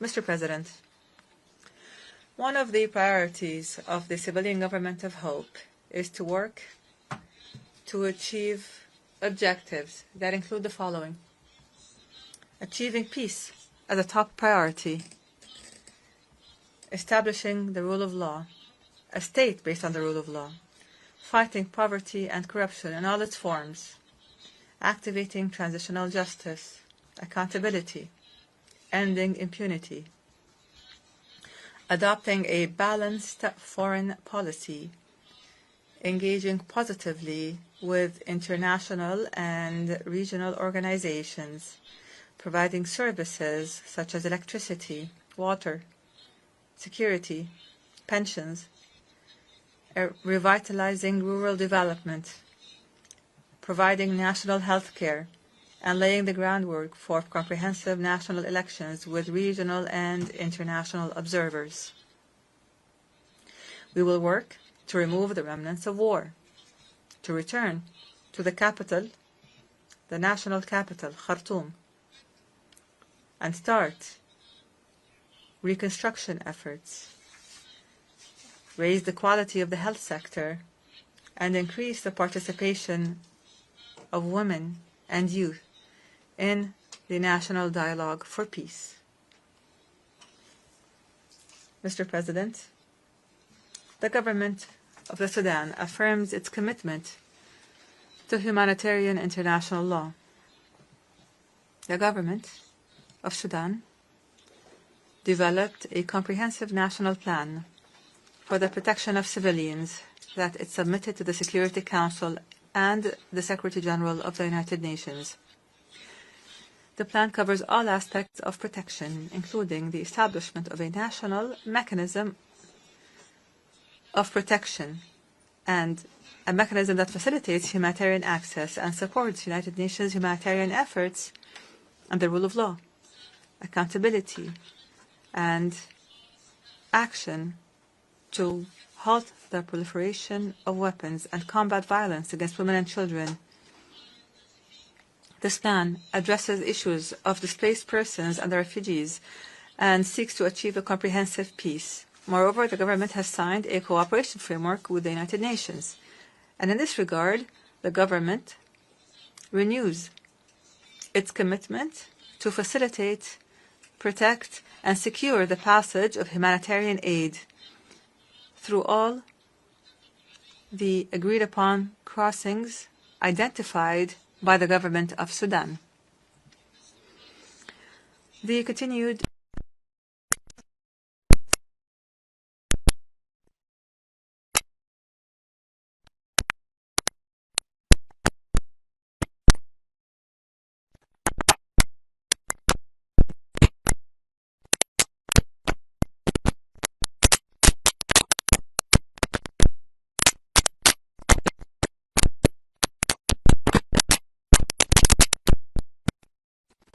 and the destruction of health facilities throughout the country. This silence is tantamount to an encouragement and to giving a green light for these militias to continue with their crimes and their violations. Our doors will remain open. Our doors will remain open to the United Nations and regional and international organizations. We call on the international community to support the choices of the Sudanese people and their civilian government and to support African solutions to conflicts through the will and national ownership and without any tutelage. Mr. President, the dangerous deterioration and escalation and the status quo, what has become of the situation in the Middle East, especially the catastrophic situation in occupied Palestine and the Gaza Strip, warn of serious consequences for the region and its people and its peoples. And here we renew our conviction that no stability and no security will be achieved in the region without a just and permanent and comprehensive settlement of the Palestinian question.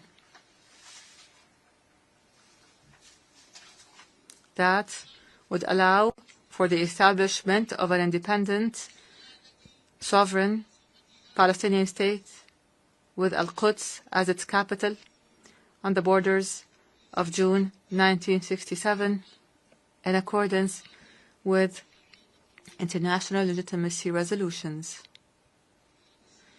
And here we condemn the blatant Israeli attack on the sovereignty of the sisterly state of Qatar, which threatens international peace and security. Without peace, there is no viable future. Without peace, there is no viable future. Excellencies, ladies and gentlemen, supportive of peace and security, human rights, and sustainable development goals, without which there will be no lasting peace.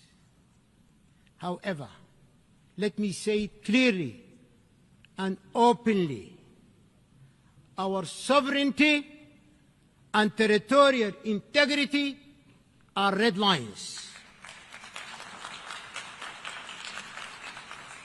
We will never give up. I promise you, we will never give up, and I thank you for your attention. Thank you. On behalf of the Assembly, I wish to thank His Excellency, the Transitional Prime Minister of the Republic of Sudan.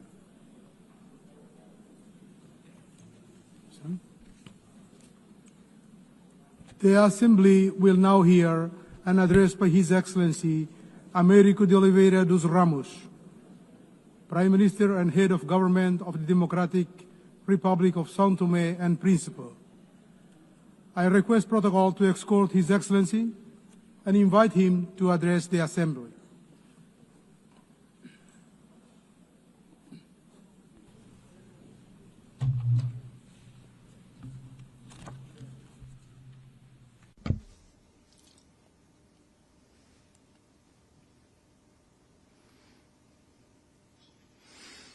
Madam President of the 80th session of the United Nations General Assembly, Mr. Secretary General of the United Nations, Your Excellencies, Heads of State and Government, distinguished delegates, ladies and gentlemen. Allow me, Excellencies, to express the profound honor of addressing this distinguished Assembly on behalf of the Democratic Republic of Sao Tome and Principe. At a time when the international community faces challenges of unprecedented complexity, the theme of the 80th session, Better Together, resonates not only as an ideal, but as an imperative necessity for humanity, for collective development and prosperity.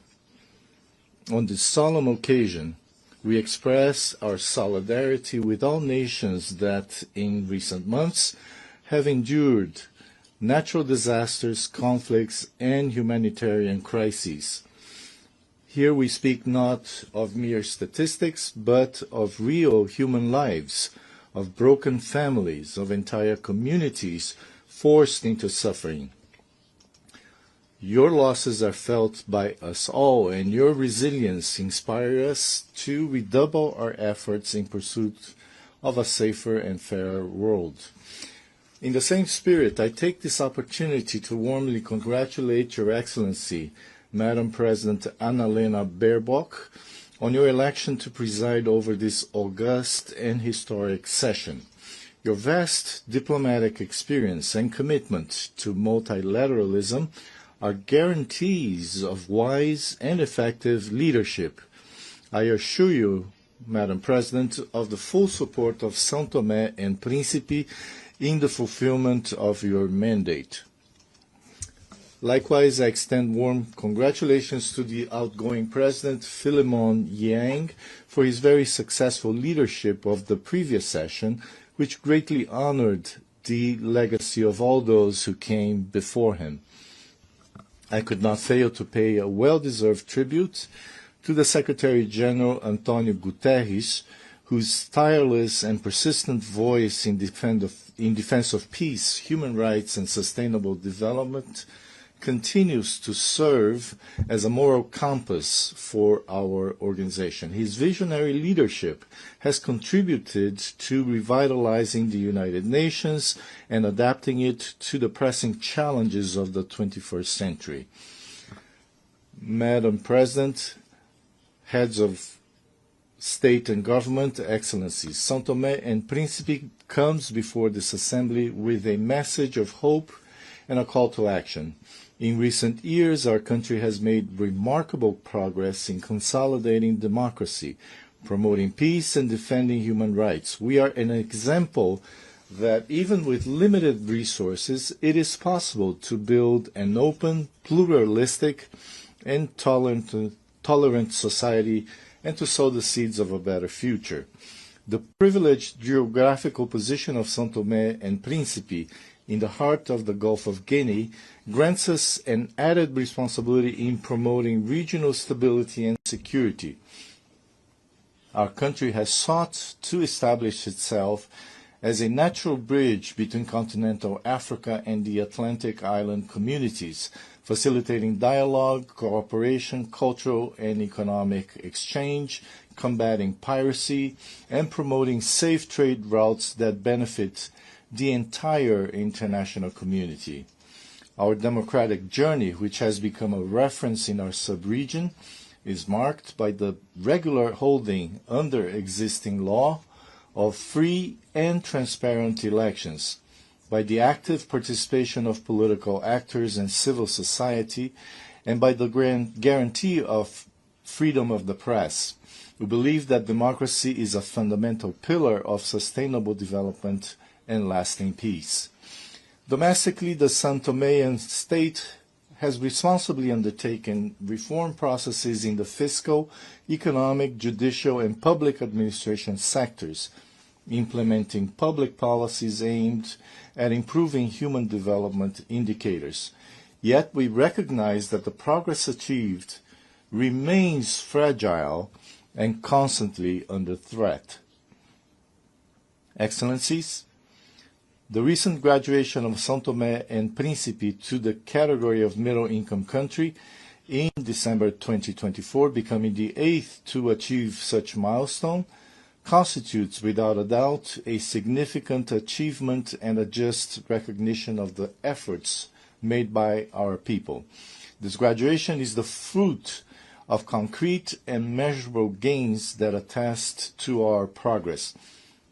Between 2020 and 2022, our gross national per capita income reached $2,271, significantly surpassing the graduation threshold set at $1,306. At the same time, our Human Development Index showed remarkable progress, rising from 59.3 in 2002 to 91.4 in 2024, far above the threshold of 66 points. These indicators reflect advances in fundamental areas such as health, education, and macroeconomic stability.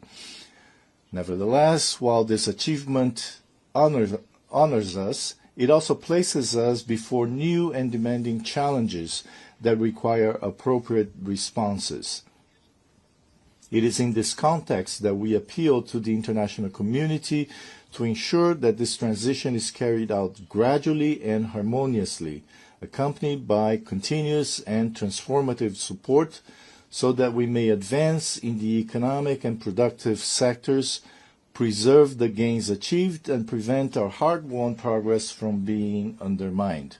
Aligned with our development efforts, we have defined a vision and the National Sustainable Development Strategy 2026-2040, anchored in sustainable tourism, which will be presented at the Investment Forum scheduled for December of this year in Brussels.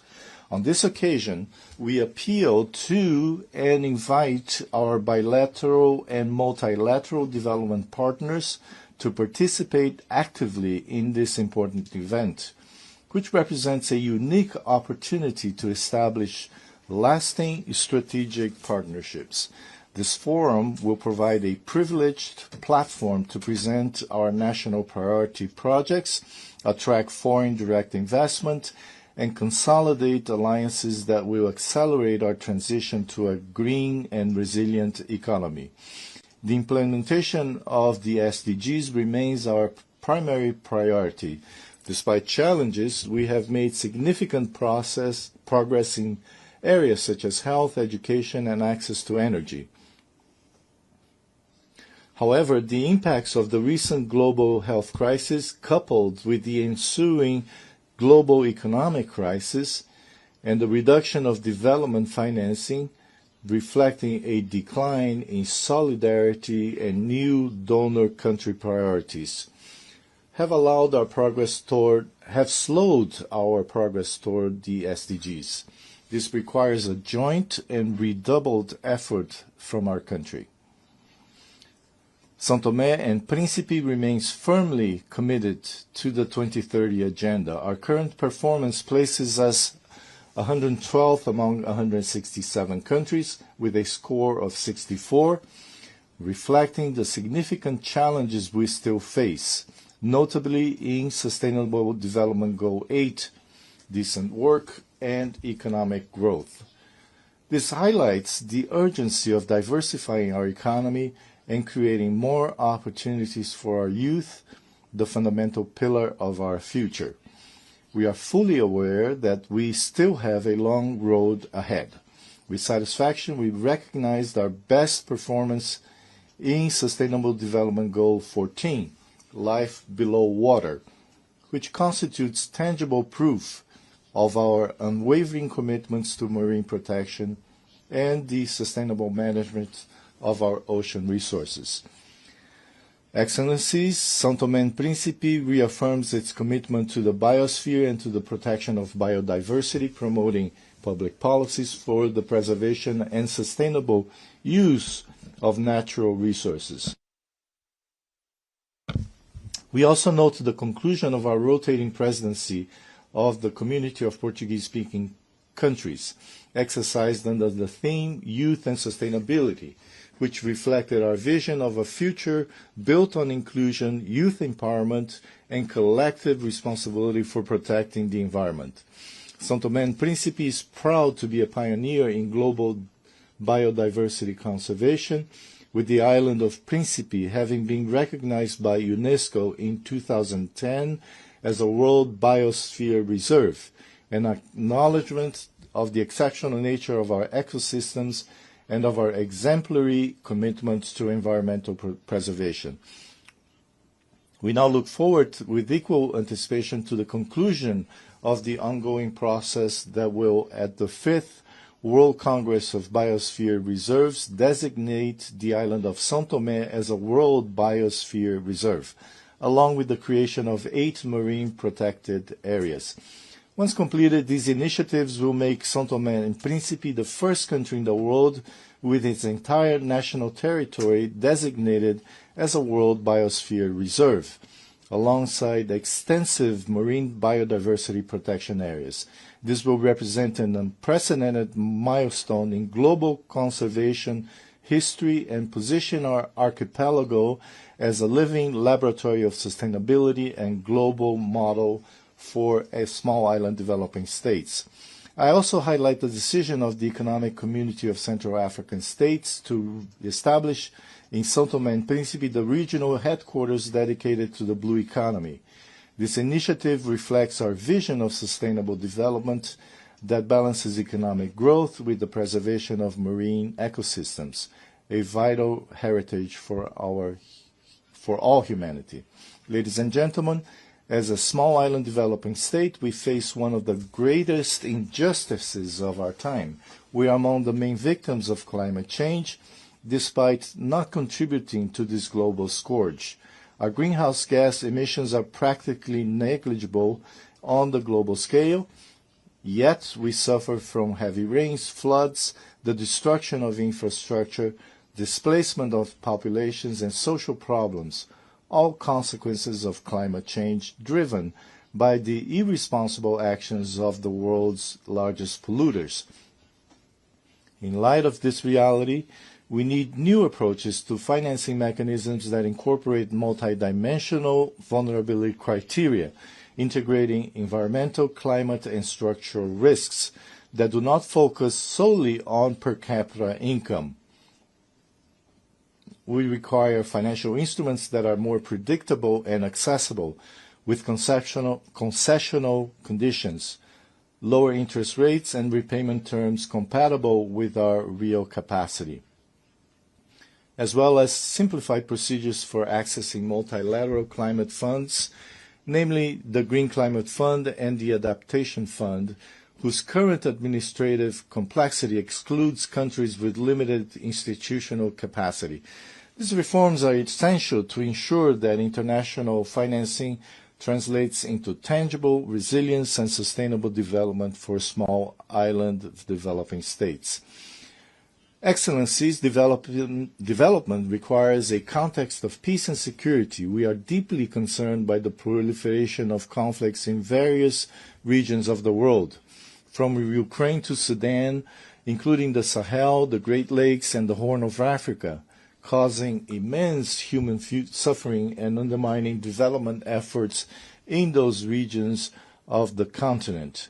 In this regard, we advocate for the peaceful resolution of all these conflicts, because only silencing the guns can create an environment in which a better future with peace and development for all peoples can be built. Sao Tome and Principe strongly condemns all forms of violence and aggression. We stand for full respect of international law and the Charter of the United Nations. We reiterate our call for a peaceful and lasting solution for the Israeli-Palestinian conflict based on the coexistence of two states with secure and internationally recognized borders. We urge the international community to intensify support for African peace and security initiatives, always respecting African leadership and endogenous solutions. Sao Tome and Principe solemnly reaffirms its unwavering commitment to the fundamental principles of non-interference in the internal affairs of sovereign states and respect for territorial integrity, essential pillars of the international law and the UN Charter. Sao Tome and Principe also expressed its deep concern regarding the persistent disregard of the international community's appeals for the lifting of economic, financial, and commercial restrictions imposed on the Republic of Cuba. We observe that with concern the worsening of these policies through new extraterritorial measures that compromise Cuba's economy and affect its resilient people. Domestically, we remain committed to consolidating peace and stability, essential conditions for our progress. In this regard, a reform of our security and defense system is underway, aimed at institutional modernization, technical capacity building, and the construction of a more effective, transparent, and resilient sector, founded on a preventive approach to conflict. However, this is a demanding process that requires the cooperation of our international partners, both technically and financially, to guarantee its success. Distinguished participants, to control these challenges, we need a revitalized United Nations, more agile and more representative of the diversity of today's world.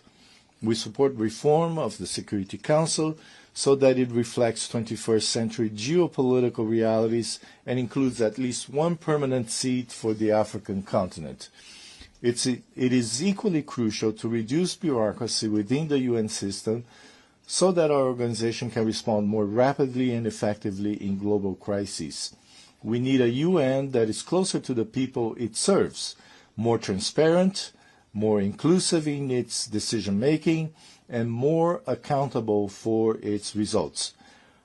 Cross-cutting issues such as women's empowerment and multilingualism must be at the heart of this reform.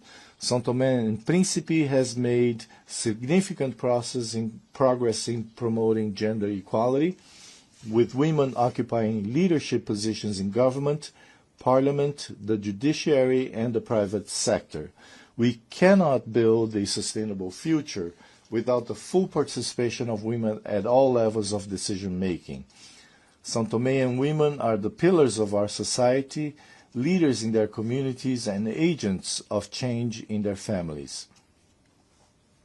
Madam President, in conclusion, I wish to reiterate the unwavering commitment of Sao Tome and Principe to multilateralism.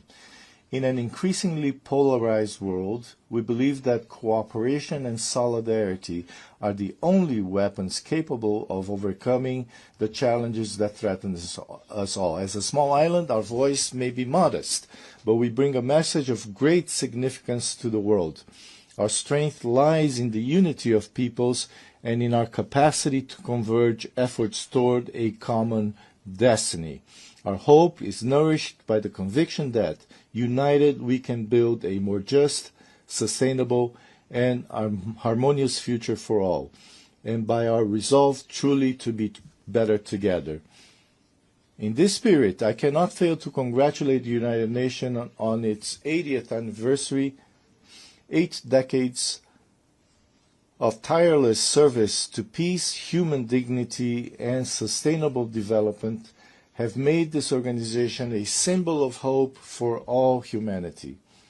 We therefore reaffirm our confidence in the central role of the UN as the pillar of multilateralism, and we renew our commitment to continue walking side by side so that all peoples may live in peace with justice and prosperity. At this solemn moment, I would also like to express our sincere gratitude to all cooperation partners with whom Sao Tome and Principe has the privilege to work. In particular, I highlight the support of the United Nations and its various agencies, whose contributions have been decisive in strengthening institutions and improving the living conditions of the Sao Tomean people. Our gratitude also extends to our bilateral, multilateral, and regional partners, whose solidarity has allowed our country to overcome structural challenges and move forward on the path of progress. Sao Tome and Principe will continue to be an active voice and make its contribution on the international agenda, advocating for democracy and peace, for justice and equality, for sustainable development, and for a prosperous and shared future centered on people and on the good of humanity. Together we can build a world where no child, youth, woman, or elderly person goes hungry or suffers violence, where no family fears climate change, and where all peoples can live in peace with dignity and happiness. Thank you.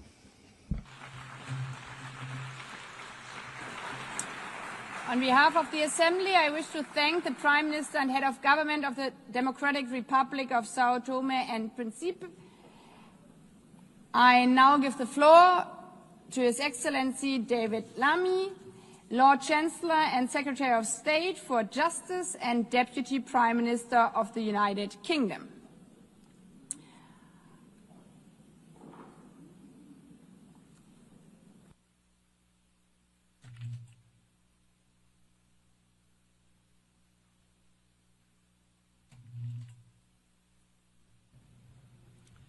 Well, thank you, President, Your Excellencies, colleagues, and friends.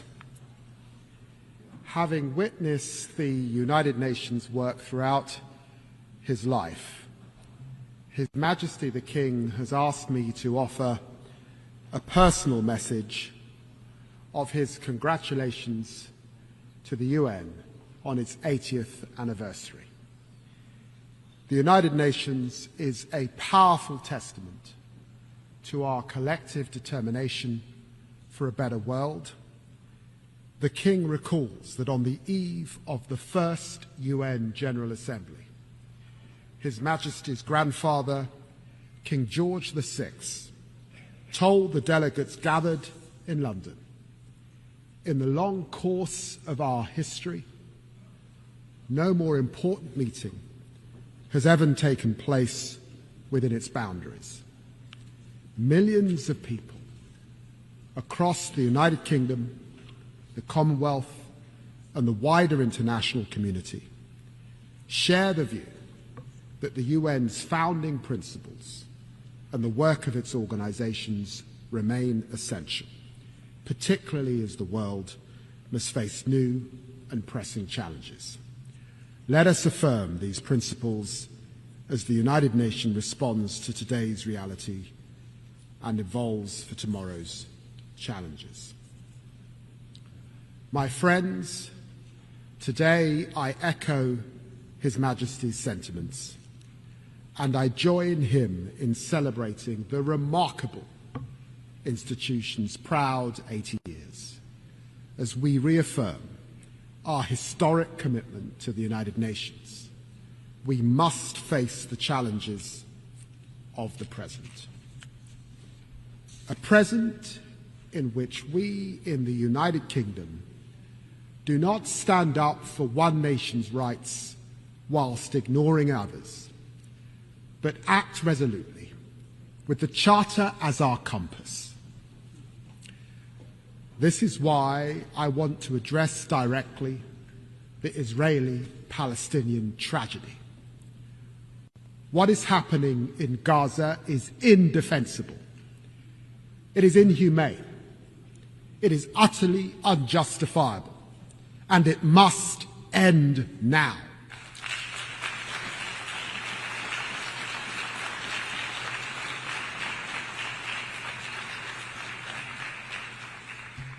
The people of Palestine, whose state we proudly recognize this week, and the people of Israel deserve better than the horrific acts by Hamas on October the 7th that left children without their parents and parents without their children. Better than the torment of families waiting desperately for the return of their loved ones from the most barbaric captivity. Better than the fanatical rule by Hamas, a vile, pitiless terrorist organization that must have no future in Gaza. Better than Israel's denial of life-saving humanitarian aid and the catastrophic famine that it has caused.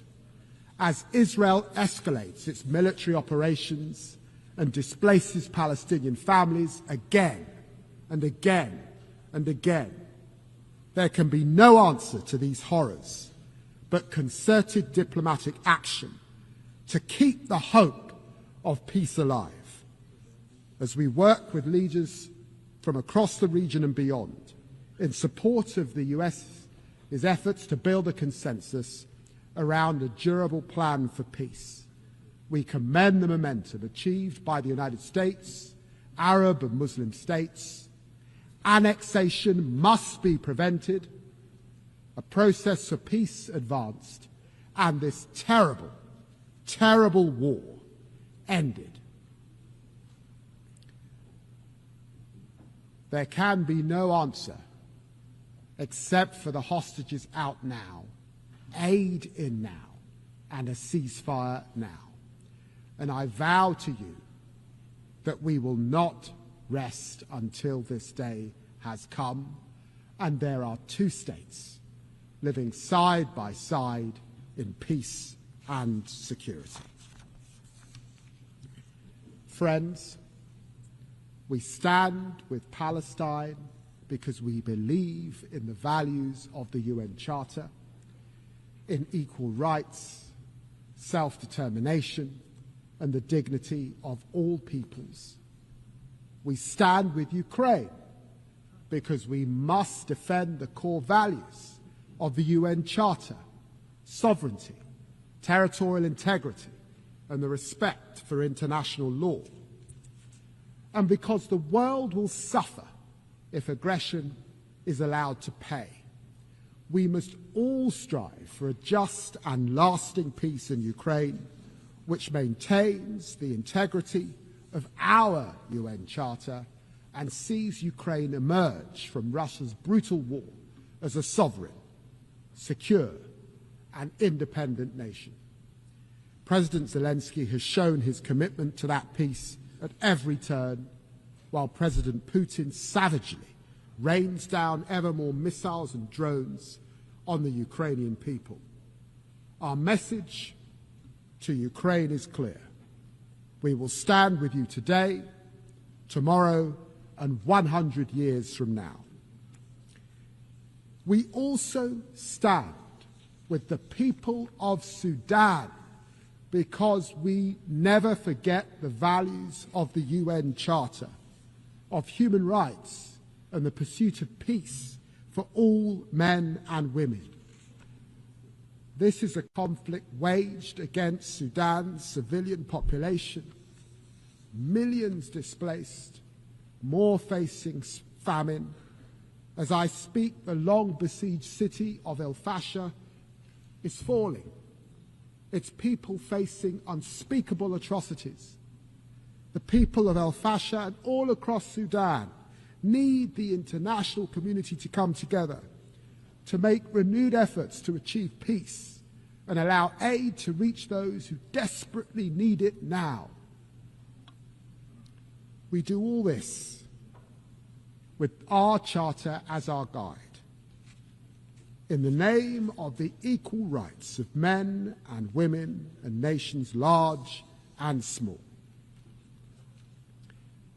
The United Nations and its reform are vital, because we need our United Nations more than ever to confront these tragedies and to face our historic opportunity as we are living through a moment of revelation. A new technological frontier is coming into view. We are entering a bracing new era of promise, power, and potential. You know, my friends, to live through the Industrial Revolution was to see the first iron bridges that mankind had made, the first railways, the first smokestacks. And to live today through the technological revolution as we are, it is to witness the coming of the internet, the spread of smartphones, and now the dawn of super powerful AI. This is a lightning strike of change, a technological revolution which our leading scientists think could only be compared to the Industrial Revolution, compressed into a decade. This is a moment of truth for us, our institutions, and our ability to work together. And I believe we must act. I see promise on this technological frontier. AI is the most powerful new lever we have to advance the Charter's vision of social progress, better standards of life. This is why it is at the very heart of my own country's growth plan. I believe that by embracing artificial intelligence, we can all build better businesses. We can better fight crime. Look, for example, at dirty money. By spotting fraud in real time, we can crack down on illicit finance, a fight we will lead at a UK-hosted summit next year. And AI is not hypothetically making lives better, it is already saving them. At Imperial College, a new AI stethoscope detects major heart conditions in seconds. In our National Health Service, AI mammogram trials double the speed of diagnosis. And AI research tools are unlocking new drug combos to fight cancer. On the horizon, the promise of fusion power, powering limitless servers through quantum computing, enabling ever stronger AI, could unleash ever more advanced biotech. This is the defining opportunity of our generation, and we must run towards it with hope. I believe in this promise. I believe in our UN values, which is why this promise must now be shared. We are witnessing a truly historic surge in investment in AI. This investment promises outstanding productivity gains and with it growth of historic proportions. Yet while this promise may well be diffuse, for now it remains concentrated. But there's not just possibility on the technological frontier. There are profound challenges as well, as AI is being used to consolidate repression, fuel disinformation, empower criminals across the internet. Authoritarian states, notably Russia, are manipulating large-scale, large language models so that chatbots answer in the voice of their propaganda across the world. Organized crime is using AI to supercharge their scams, deceiving victims on an unprecedented scale. This is the truth. AI can empower freedom, or it can entrench repression. AI can empower truth, or it can entrench lies. AI can empower law, or it can empower crime. Only by cooperation together can we set artificial intelligence on the right millennia-defining course. So my question is this: how can we most effectively share the glittering prizes of this new era across our global community? Well, this is how. We must invest. Invest, invest. We must partner, partner, partner. Because without a concerted effort, we risk a world of ever deeper inequality, where the benefits of this technology fail to reach those who need it most. That revolution in healthcare, that revolution in education, that revolution in opportunity, this we must share. This is the world we face, and we take it and its challenges as it is, but never lose sight of the world as it can be. This is why our approach to foreign policy is one of progressive realism, patiently advancing progress through pragmatism and persistence. I see this in the United Nations as it approaches the technological frontier. I salute the Secretary General for championing the Global Digital Compact, which embodies both progress and realism. And this is why I commend the new independent international scientific panel on AI, which will provide evidence-based assessments to all. And I welcome the new global dialogue on AI governance. It is in this spirit of progressive realism that the UK champions AI as a bridge builder across the Atlantic, across the Commonwealth, and across continents, seeking everywhere to share its extraordinary potential. This is why we invest so heavily in the AI Security Institute, with more dedicated researchers than anywhere else in the world, and this is why we launched OpenBind and its gigantic data set.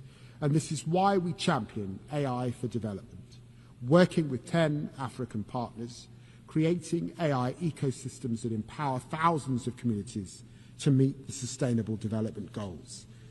And this drives our digital access programs, which seek to narrow the technological divide for millions. I have seen this happening with my own eyes. I've been so moved to see in Africa, the continent of my ancestors, the young entrepreneurs using artificial intelligence to launch and scale so many businesses that I know will astonish the world, like the UK-funded startup Vinsight, supported by our Assistive Technologies program, which is using its AI-powered app to help thousands of blind Nigerian students read, learn, and live more independently. This is the promise of tech, the promise of growth, the promise of a better world. A better tomorrow turns on one pivotal question. Can we seize the potential in the technological revolution? Can we commit to forging AI as a force for freedom, prosperity, and human dignity? I believe we can together, and together we must. Thank you very much indeed.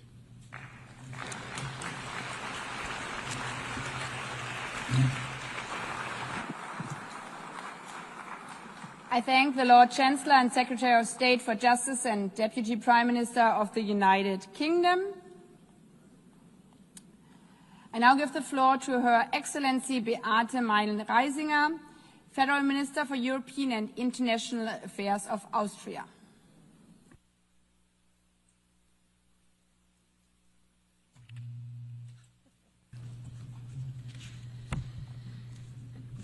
Madam President, Excellencies, ladies and gentlemen, dear friends. As the Austrian Foreign Minister, it is both truly an honor and a profound responsibility to address this assembly today. Yet, I am not only a foreign minister and, by the way, a party leader, I'm also a mother of 3 daughters. When I reflected about why I'm coming to New York to participate in the General Assembly, it became clear to me. The values of the United Nations are the very same values that my husband and I try to pass down to our children. That conflict and dispute can and must be resolved by mediation. That every human being, regardless of their offspring, sex, religion, or race, deserves dignity and owns the same rights.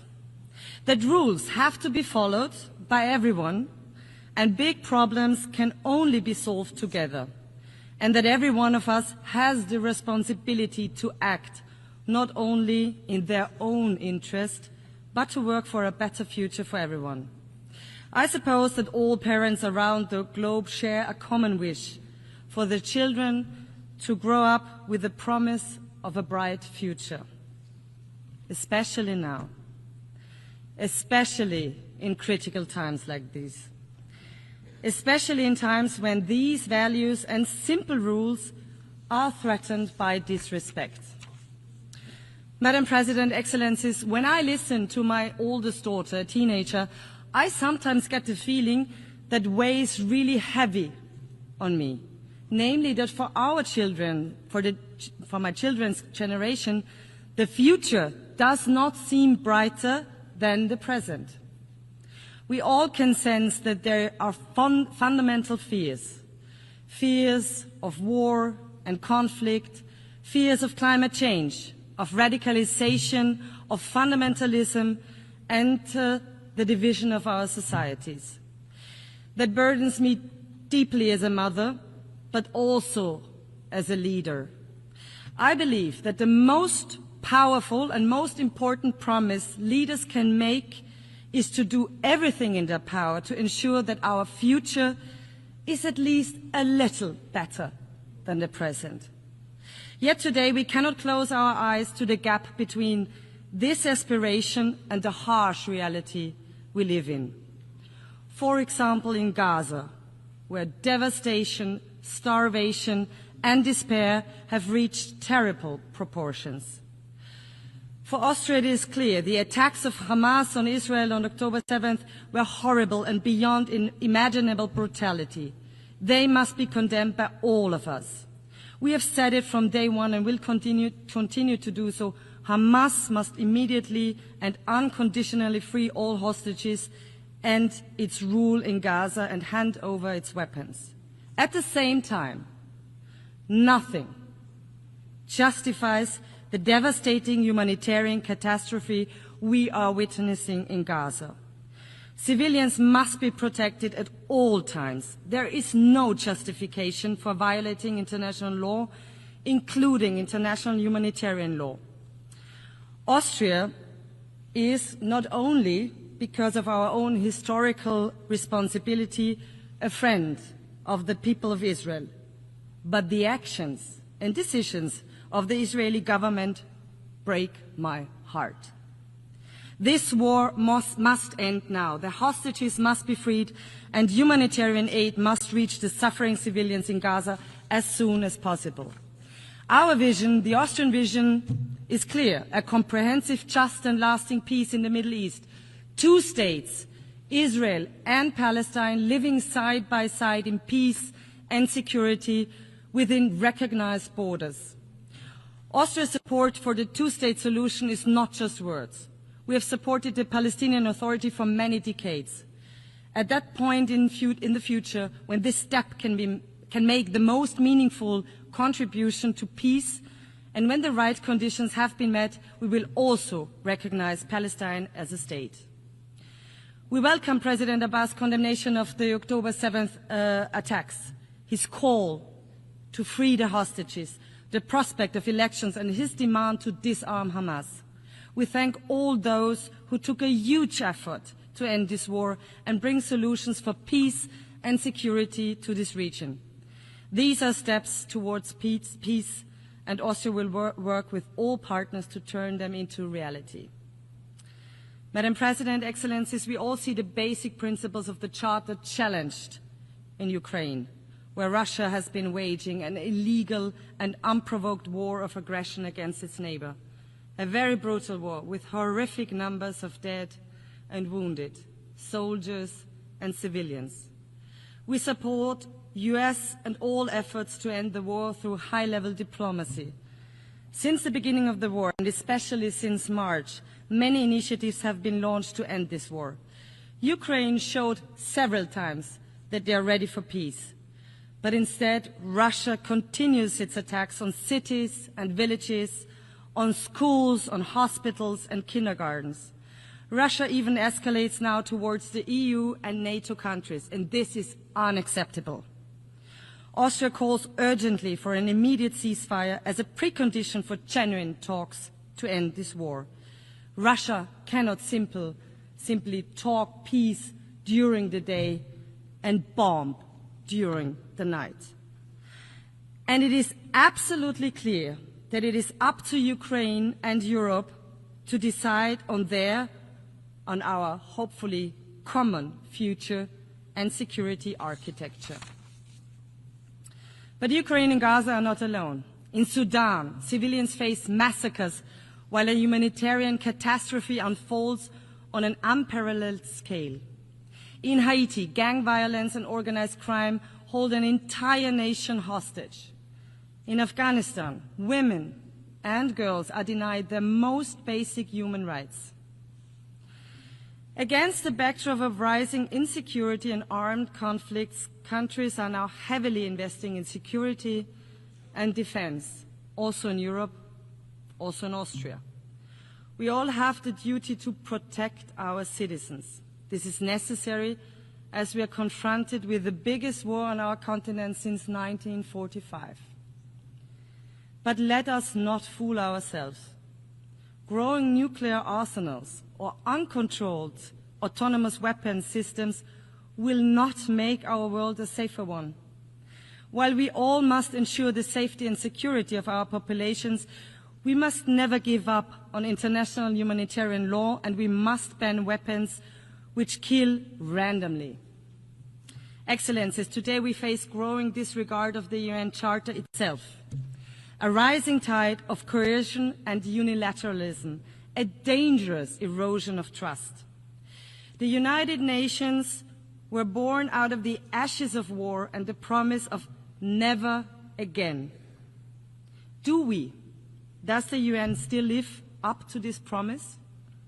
Is the UN still fit for purpose? What we do today matters. We must not fail our ancestors. We must not fail our population. We must not fail our children.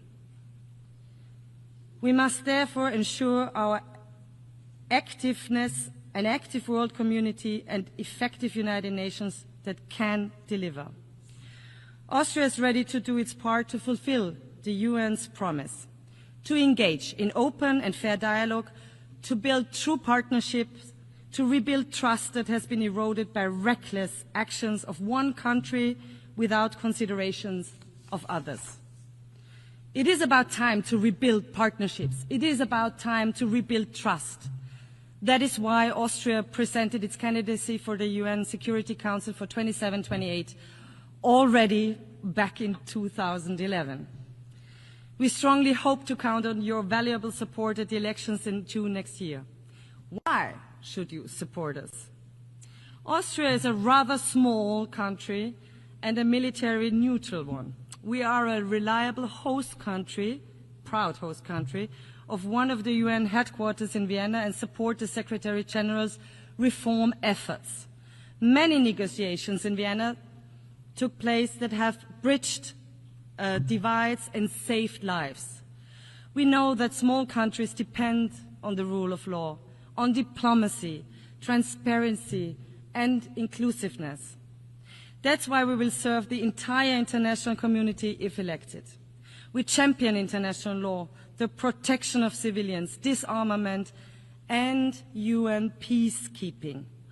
More than 100,000 Austrians have served as peacekeepers around the world since the 1960s. We are a reliable development partner and make our contribution to the enormous challenge of climate change. And no, denial will not help us to adapt to this challenge. This is why Austria is proud to co-chair the UN Climate Security Mechanism this year. Excellencies, the people of the world, our populations, the children of the world, rely on us. They trust us to protect peace, prosperity, stability, and healthy United Nations that delivers answers to global challenges. 80 years ago, our predecessors gave the world a charter and a promise for a better future. Let us renew this promise and work hard so that the future is better than the present. Thank you very much.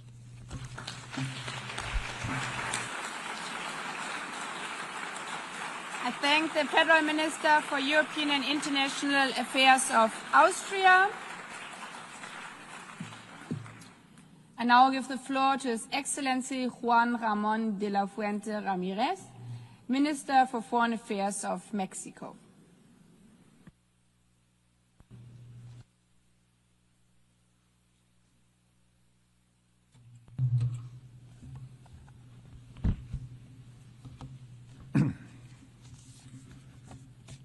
Señora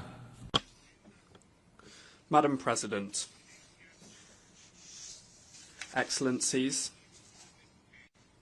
the time of women has come, and Mexico has made this very clear through the landslide election of Dr. Claudia Sheinbaum Pardo as the first female president of our country. It's an honour for me to participate in this assembly representing her, and being the voice of a government that is delivering the transformation of the public life of Mexico.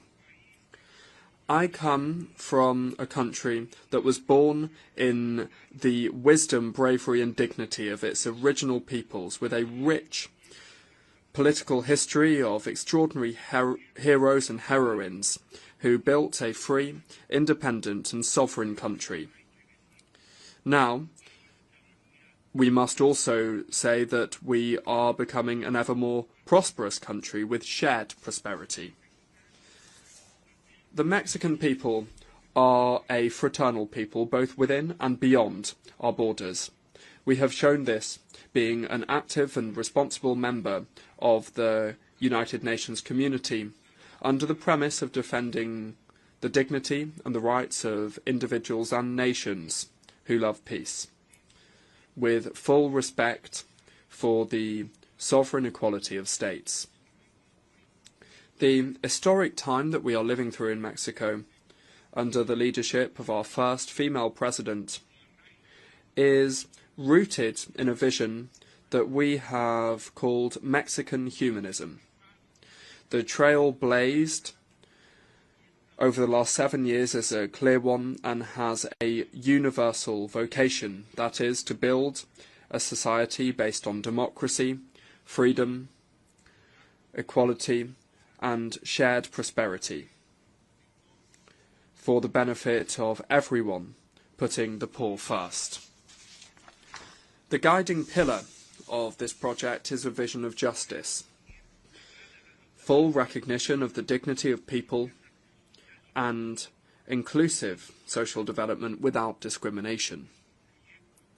It is a project that establishes a separation between political and economic power, that moves towards achieving a moral economy that seeks coordination and cooperation with external actors, and doesn't accept any type of subordination, because national sovereignty is non-negotiable. This new way of doing politics has given voice and agency to those who were historically marginalized and forgotten. Women, girls, indigenous peoples and persons of African descent, youth, LGBT plus persons and the elderly. And the results speak for themselves. The UN itself has recognized that 13.5 million Mexicans were raised out of poverty thanks to a policy of labour justice and social programmes. Inequality is being reduced, peace is being built and violence contained, justice has reached indigenous peoples, there is democracy, freedoms, plurality and the right to dissent. Justice is being transformed, and today an indigenous person is president of the Supreme Court of Justice of our nation. We have the largest reforestation program in the world, with 1 billion trees planted. Girls, boys and youth are being included in social programs and have access to school. Elderly adults have a guaranteed and universal pension, and women are exercising power. These are some of the good things that we have achieved in this fourth transformation of public life in Mexico, and that deserve to be proudly proclaimed loud and clear from this podium, from this rostrum. As members of the international community, the challenges that we face are huge. Poverty persists in a world of exorbitant wealth.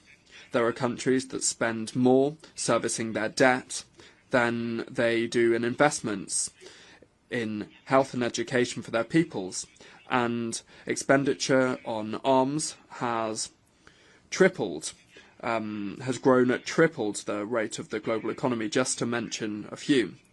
And the diagnostic has always been clear: the arms race, the immoral concentration of wealth, violations of international law and of human rights are the fuel that fuel the flames of war and violence. Mexico has not forgotten the lessons of history, 80 years ago, we participated in founding the United Nations, convinced of the moral obligation that we have as a nation to contribute to avoiding the scourge of wars. It is not a coincidence that many of the purposes and principles of the United Nations Charter are reflected in the constitutional principles of our foreign policy. The self-determination of peoples, the peaceful settlement of disputes, prohibiting the threat or the use of force, the legal equality of states, cooperation for development and the defence of human rights. Without seeking to be exhaustive, please allow me to share some of the premises that can contribute to getting the international community back on track. Number one, the world needs a moral economy of well-being. It's necessary to mobilise regional coalitions around well-being in order to deliver effective cooperation for development that acknowledges that fighting poverty is the investment that gives the best return, both financially and socially speaking. An international financial architecture that includes criteria of collective well-being and trade that is grounded in clear rules with shared benefits between peoples. Number two, peace. Peace is built from the bottom up. Ensuring well-being involves addressing the structural causes of violence. Solving conflicts often begins in the home. It continues in education and then in decent jobs with fair wages and social security that enables the inclusion of the whole of the social fabric. The international community must take a look with a more critical and innovative spirit at what youth today have as alternatives. Similarly, it's the role of the international community to put an end to the arms race, not only when it comes to nuclear weapons, but also the illicit trafficking of firearms and the spiral of expenditure on arms that is feeding poverty and exacerbating conflict. In response to the staggering proliferation of weapons, it is necessary to respond with politics, mediation, diplomacy, law and dialogue. The United Nations must play a much more active role in the prevention and the solving of these conflicts. Multilateralism must become again the space where disputes are settled. And this leads us to our third premise. Number three, it's necessary to uphold international law alongside human rights. If we really want to avoid the proliferation of conflicts that have an impact on the lives and the dignity of people, we must respect international law, including international human rights law and international humanitarian law. Whether it's in the Middle East, in Europe, in Africa, in Latin America, or in any other part of the world. War is taking an intolerable toll, and it threatens triggering an even larger escalation of conflict that could even be profoundly destructive for the whole world. The wars in Gaza, in Ukraine, and in all the other places that they're taking place must end now. We will not tire in insisting on the urgent appeal for a ceasefire, to always achieve a negotiated solution with the participation of all parties directly involved. There can be no negotiated solution if any of the parties are excluded. The solution must be a diplomatic one, otherwise it will be hardly achievable. Mexico will always advocate for the peaceful settlement of disputes, and that's why we reject sanctions and trade embargoes that only harm the well-being of peoples and do not contribute to building regions of peace or prosperity. We reiterate unambiguously our historic position against the embargo on Cuba and our appeal to remove this country from the list of countries that sponsor terrorism, state sponsors of terrorism. Respecting international law is safeguarding peace. It's the antidote to a logic of power that makes the weakest nations even more vulnerable. In the words of our Benemérito de las Américas, our eminent Benito Juárez Garcia, everything through reason and law, and nothing by force. Madam President, the struggle for justice is rooted in the conviction that all people are equal before the law. Compelled by fraternity to understand each other and to respect each other as equals in dignity and in rights. Mexico has a tireless commitment to human rights, to freedoms and to non-discrimination in the world. We condemn classism, racism, and all forms of discrimination, including discrimination based on sexual diversity or gender identity. We particularly reject the criminalisation of people who, for whatever reason, have been forced to leave their homes and forced to migrate, whether it's to seek refuge or to escape conditions of injustice or poverty. For us, migrants are people with rights, who care for their families and who contribute with their efforts to improving and strengthening their host communities. It's only by understanding the phenomenon and addressing its structural causes that we will be able to move towards a framework of global and regional collaboration that will enable us to move towards a safer and more orderly mobility. Let there be no doubt, Mexico will not tire in ensuring the attention to and protection of Mexican nationals who are outside of our country and those that deserve all of our support and assistance.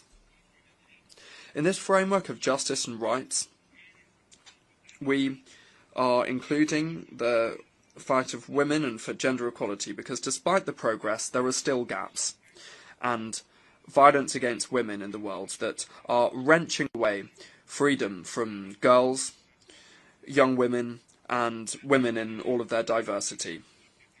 30 years since the Beijing Declaration and Programme of Action, the diagnostics and the roadmap are clear, and we invite all nations to mobilise to accelerate the progress towards gender equality. In my country,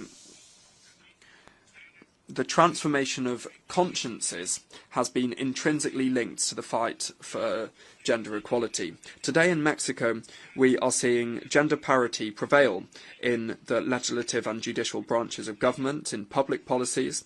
We are including a strict gender perspective, and that has been enshrined in our constitution. Madam President, 80 years since the United Nations was created, we must recognise the grave dilemma that it faces, and this is something that can not be delayed. The United Nations must assert itself once again as an institution that not only helps to contain war and prevents pandemics, but also shapes narratives that leads to public policies for human dignity. We believe that the United Nations must go back to its purposes and its principles and return to its fundamental pillars, which are the maintenance of international peace and security, sustainable development, and the protection and promotion of human rights. It is necessary to get back to these objectives, and everything must revolve around this, from working on the budget to reviewing the thousands of mandates that we have given to the Secretariat, many of which really are not that useful today. The legitimacy of the United Nations will depend increasingly more on its ability to respond to the grave challenges that the world faces. We trust that the next Secretary General, who we hope will be a woman from our region, will accelerate progress,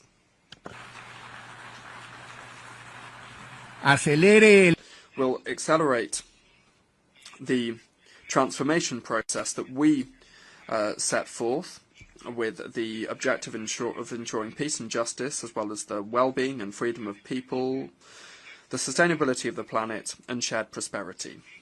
In Mexico, Excellencies, colleagues, Madam President, in Mexico, the time of women has come, and it's going very well for us. We think that at the United Nations also the time for women has come. Thank you very much.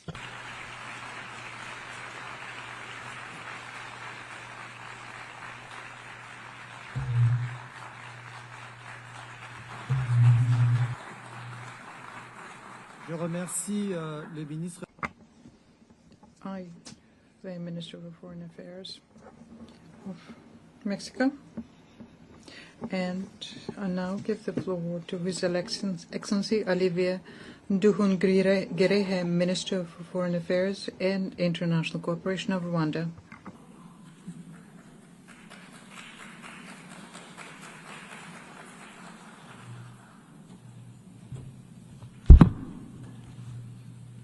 Your Excellency Annalena Baerbock, President of the 80th General Assembly, Your Excellency Antonio Guterres, Secretary General of the United Nations, Excellencies, Heads of Delegation, ladies and gentlemen, good evening. Allow me to begin by congratulating Her Excellency Annalena Baerbock on her election as President of the 80th session of the United Nations General Assembly. I take this opportunity to thank His Excellency Philemon Yang, the outgoing President, for his work and dedicated service to multilateralism. Rwanda extends its gratitude to Secretary General Antonio Guterres for his comprehensive report on the work of the United Nations aimed at improving its efficiency. In this regard, Rwanda has formally expressed interest in hosting UN agencies as part of our shared commitment to a cost-effective and decentralized UN system. We reiterate our support to the work of the United Nations and the Secretary General, particularly in advancing peace and security and drive progress on sustainable development goals.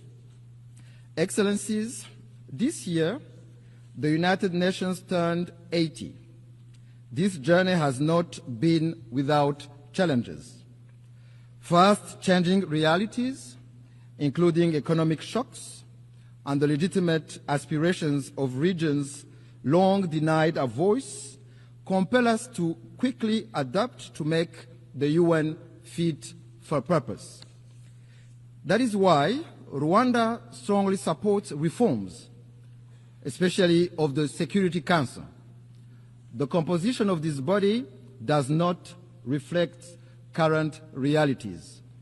Africa is a 1.2 billion people strong continent where most of the conflict of the Security Council's agenda reside.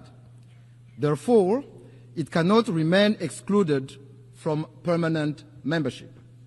Excellencies, the United Nations development pillar remains central to advancing peace, prosperity, and dignity for all.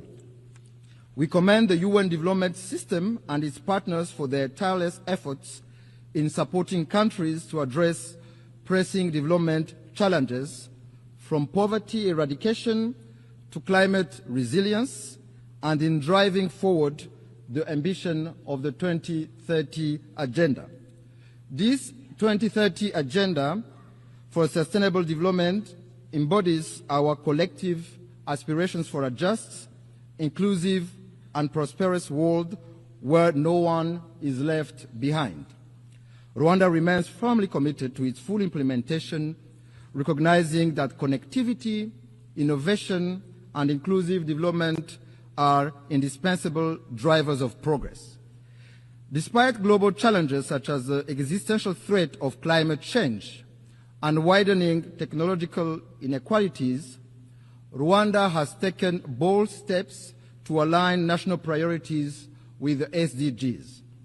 These efforts demonstrate that development, connectivity, and environmental stewardship can move forward hand in hand. Yet, the persistence of unequal access to finance, technology, and markets threatens to widen the gap between those with means and those without. In this context, solidarity among nations through development cooperation has contributed to bridging development gaps. However, we believe that it is time to transition from aid to trade, enabling developing countries to become self-reliant in a win-win partnership. Mr. President, Excellencies, Rwanda regrets the politicization of development cooperation, which is used by some development partners for partisan political reasons and interests. Let me recall that every nation is sovereign and cannot be forced to choose between its security and development. Development aid must serve as a tool for solidarity and progress, not as a weapon of coercion. Excellencies, the history of the 1994 genocide against the Tutsi in Rwanda called on us to become global advocates for a peacekeeping that always puts civilians first. We pay tribute to the men and women who have worn the blue helmet and who have paid the ultimate sacrifice in the service of humanity. Their legacy is written in the history of the United Nations and lives on through the lives they helped save. But peacekeeping must be judged by its results. For the sake of the millions who look to the UN for protection, we must ensure that peacekeeping remains true to its purpose. That is why Rwanda champions robust peacekeeping, the responsibility to protect, and the implementation of the 2015 Kigali Principles on the protection of civilians. Moreover, Rwanda has led calls for sustainable peace financing both in Africa and globally. Among milestone achievements is the revitalization of the African Union Peace Fund, which now mobilizes over $400 million. As a direct result, the Security Council decided to finance 3/4 of African Union peace operations for the first time.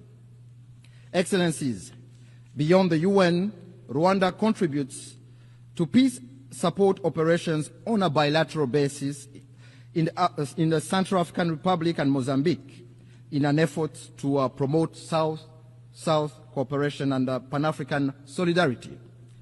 Major progress has been recorded in both countries in the restoration of state authority, capacity building of local security forces, and the fight against terrorism.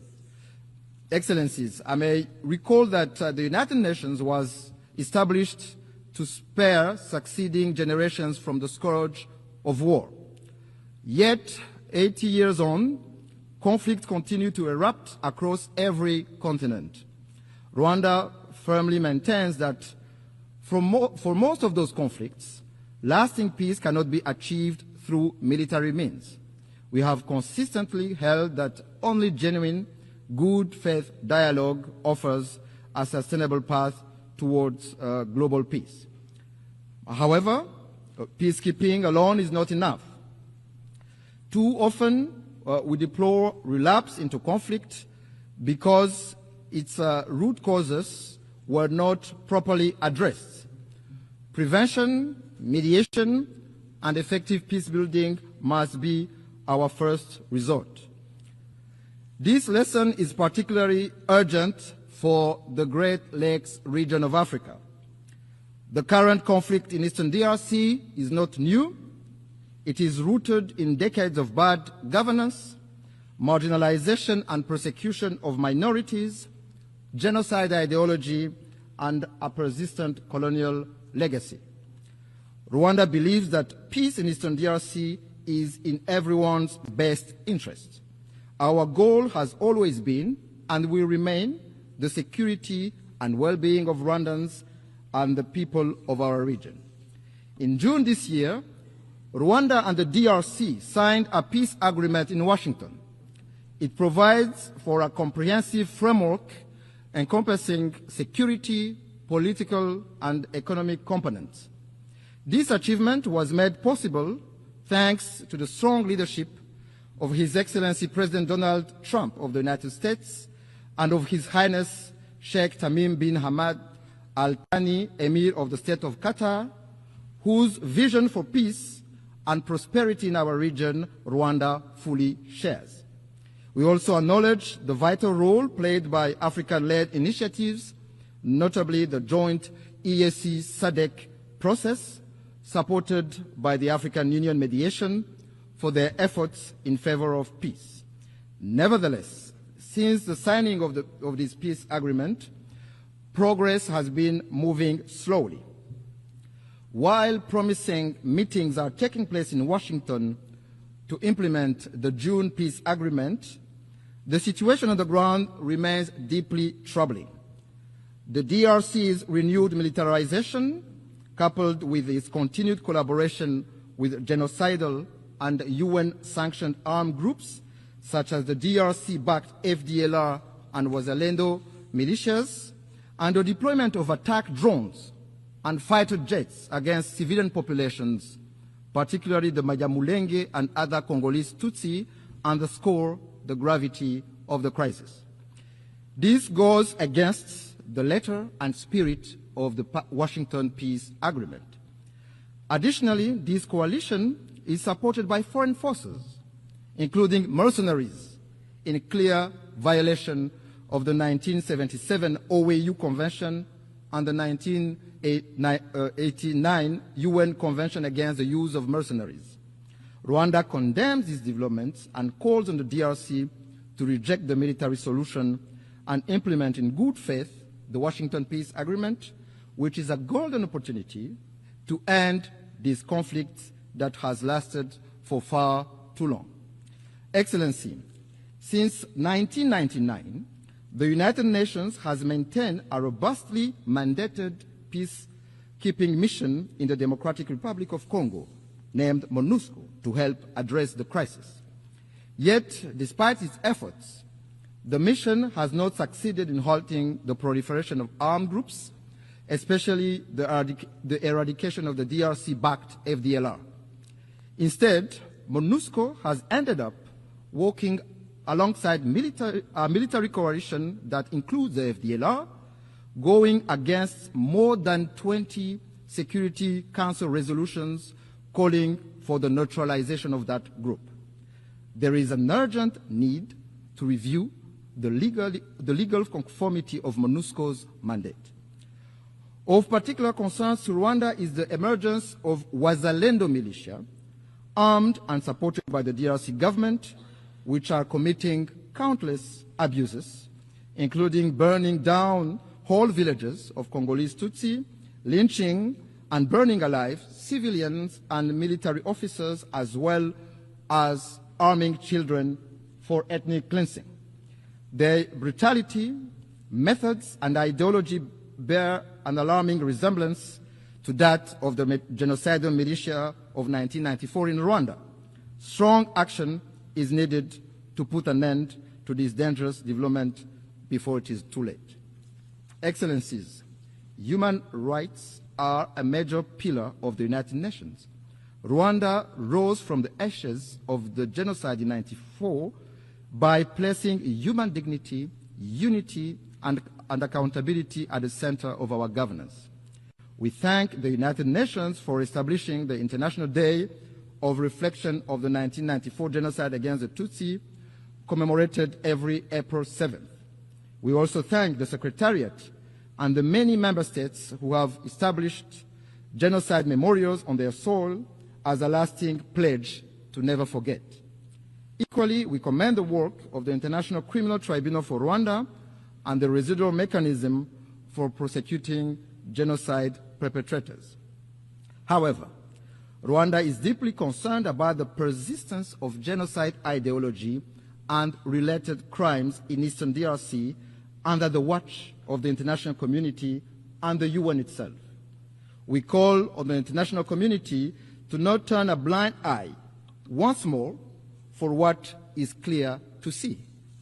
The targeting, persecution, and massacre of Congolese Tutsi, including the Banyamulenge community, amounts to crimes against humanity which have all the early warning signs of a genocide. Indeed, genocide follows a pattern. It follows clear stages. It is not an umbrella term. It is defined by international law. Genocide targets a specific group for who they are, with the intent to exterminate them as such. In this regard, no amount of calculated cynicism can rewrite the truth and recast perpetrators as victims or victims as perpetrators. These are denialist behaviors often deployed by perpetrators. In the same vein, no claims from a government arming a genocidal militia will change the facts of history. Financing and providing weapons to a group with a proven genocidal record and ongoing intent is nothing less than complicity in the crime itself. I must say that if there are crimes in the DRC committed for economic gains, they have clear names. Those are corruption, bad governance, and the embezzlement of public funds. Mr. President, Excellencies, I wish to conclude by reaffirming that Rwanda stands ready to work alongside all member states to ensure that the United Nations remains a force for peace, justice, and sustainable development. While the challenges and solutions for multilateralism are clear, it is political will that must guide us today to build a UN fit for purpose. Together, we must build an organization capable of addressing the needs of billions across the globe, tackling human rights abuses, climate change, and responding to an increasingly interconnected world for successive generations to come. I thank you.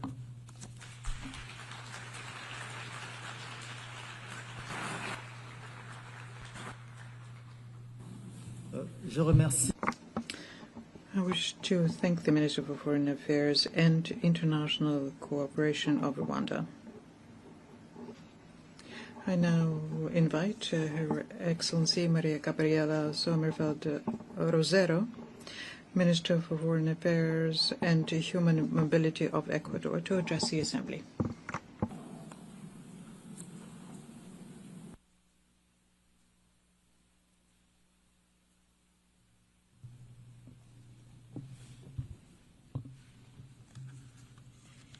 Señora Presidenta. Madam President, on the 80th anniversary of the adoption of the United Nations Charter, Ecuador honours with respect and renewed commitment its status as a founding member of this organisation. What was born out of hope for peace upon the ruins of the Second World War has become the most ambitious project of international cooperation in history.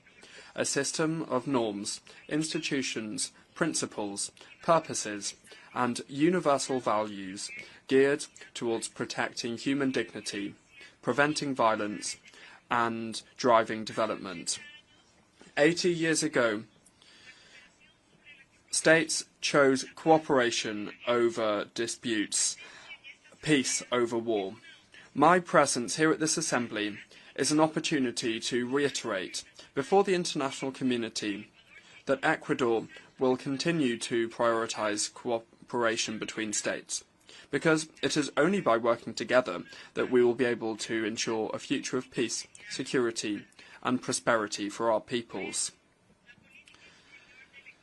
Therefore, the foreign policy of Ecuador supports multilateralism, which is the model that enables international cooperation to be possible in order to address global challenges and to achieve common goals. Madam President, multilateralism needs to change in order to respond to the current demands of peoples and to confront new threats. Ecuador believes that the concept of international peace and security must be broadened and include the fight against transnational organised crime, which is a phenomenon that undermines governability, that feeds corruption, that perpetuates violence, and that erodes the perspectives of progress. Indeed, it causes consequences that are similar to traditional armed conflicts in the economic, political and social realms. We're not talking about local gangs here, but rather international networks and logistic chains that move thousands of tons of drugs, that exploit illegal mining and that traffic weapons, people and even human organs. In light of the rise of the many acts of violence and narco-terrorism, the government of Ecuador recognised the existence of a non-international armed conflict in January 2024 and designated several of these groups as terrorists. We have deployed huge efforts and resources in order to safeguard our security and to put our citizens first.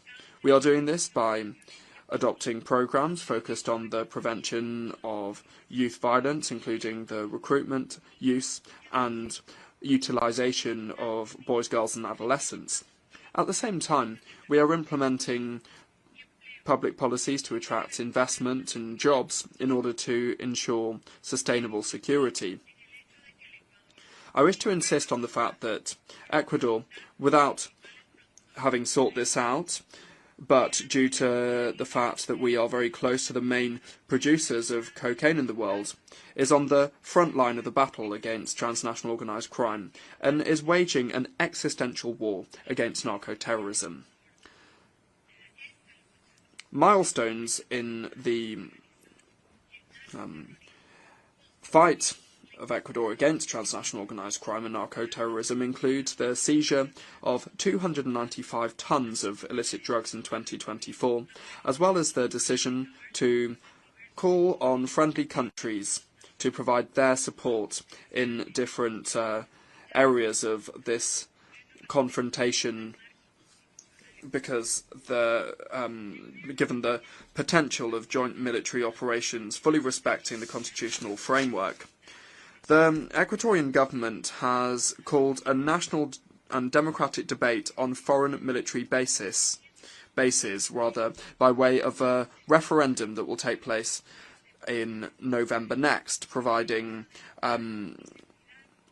strategic areas that can serve to help us to control and monitor criminal activities in order to achieve peace and international peace and security. This referendum will be coupled with a call for a constituent assembly that will be tasked with drafting a new fundamental charter that will contribute to defeating narco-terrorism and lead us inexorably down the path of prosperity and social peace. Madam President, on a regional level, Ecuador has established and what spearheaded the establishment of the resolutive plan of action as a strategic response of the Andean community to the illicit trafficking of drugs and transnational organised crime.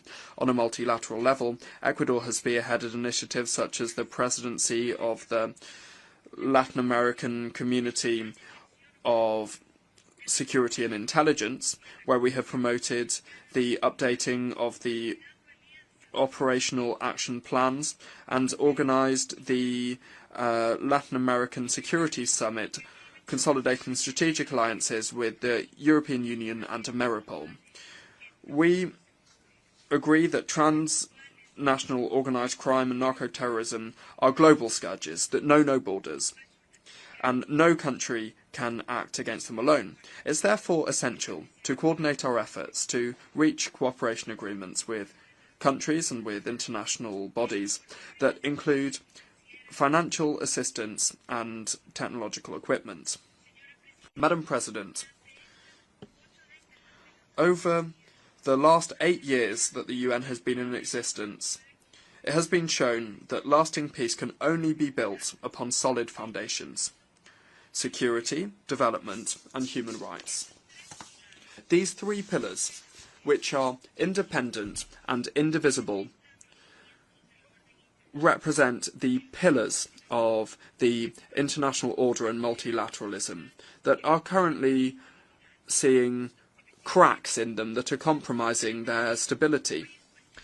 Indeed, today multilateralism is being called into question, and rightly, because it hasn't been able to address the contemporary conflicts and challenges effectively. Ecuador advocates for a more innovative, inclusive and representative multilateralism that takes account of the realities of countries, in particular those of the developing world, that promotes the equality of men and women, and that finally opens up a space for youth in decision-making. It's essential to strengthen the respect of the fundamental principles of international law enshrined in the United Nations Charter, that is the bedrock of this organisation and whose strength depends on our adherence to its spirit and letter. Abandoning it would lead us back to a time in which the only source of law was force. It is therefore our role to reform it and update it, so that it can respond to the current challenges we face on a global level, so that precisely we can strengthen these principles. In summary, this institution is called to support the evolution and accompany the evolution of human beings and of the planet, to address technology changes and new challenges. Madam President, human mobility is yet another of the most complex challenges of our time. Ecuador, which is a country of origin, transit and destination and refuge for migrants, reaffirms its commitment to safe, regular and orderly migration, convinced that managing it properly can contribute to sustainable development.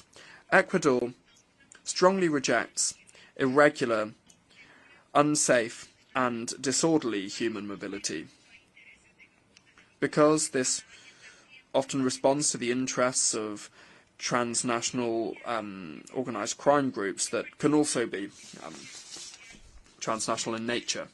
Emerging technologies, in particular artificial intelligence, offer up unprecedented opportunities for human progress. However, they also offer up significant risks for security, equity and human rights.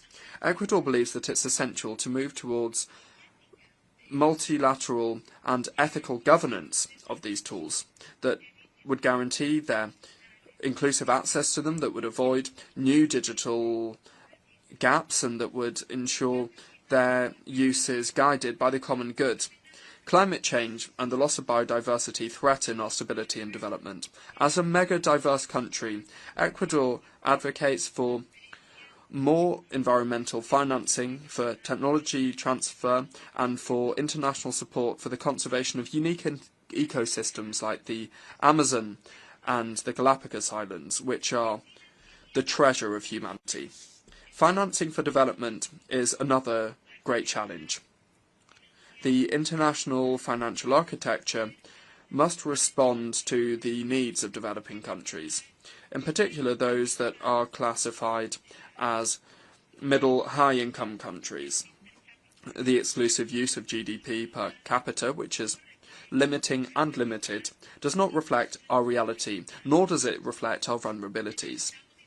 We require more comprehensive indicators that include multidimensional poverty, structural inequality, and climate resilience, as access to concessional resources and international cooperation are not unfairly undermined. Ecuador supports the use of sustainable financial instruments such as green and thematic bonds and promotes the creation of new financing mechanisms.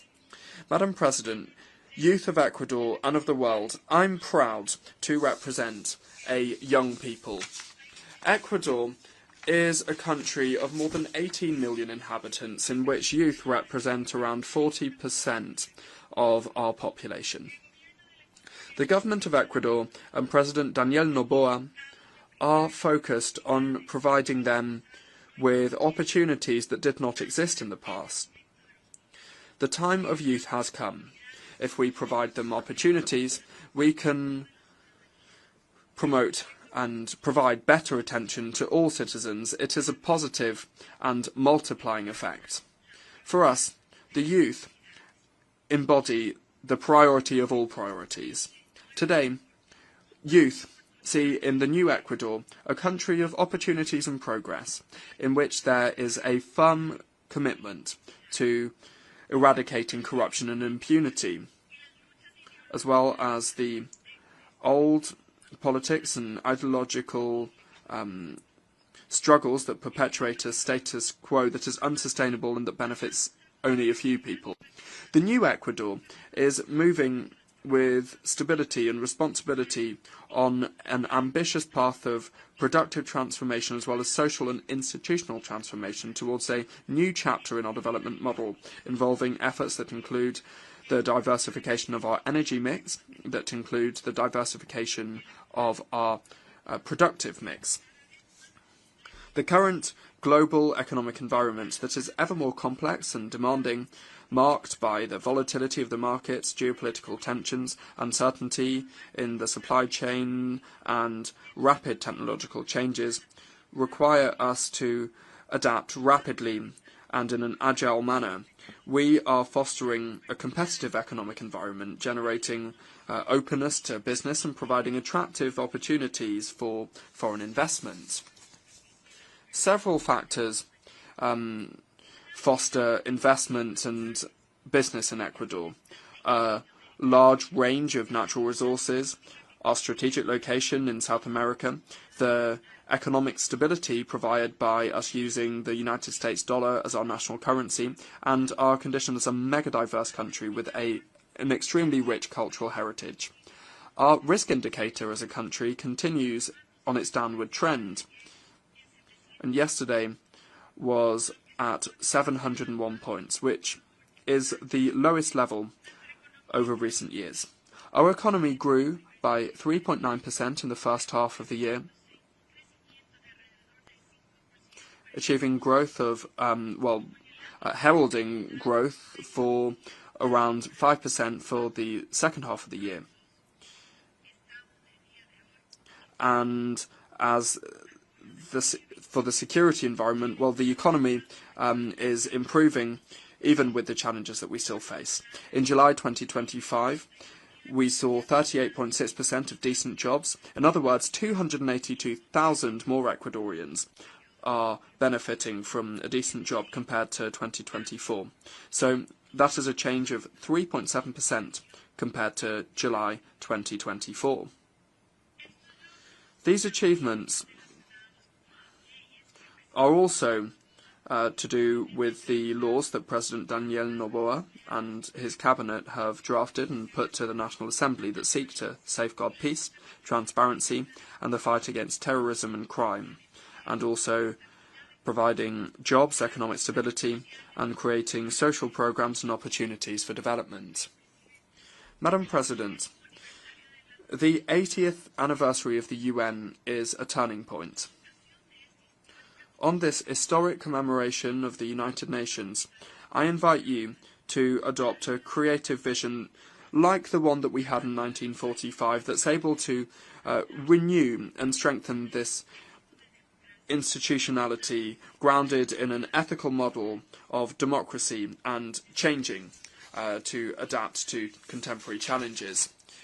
Global challenges such as transnational organised crime, narco-terrorism, migration and climate change require more multilateralism, more cooperation and more collective action.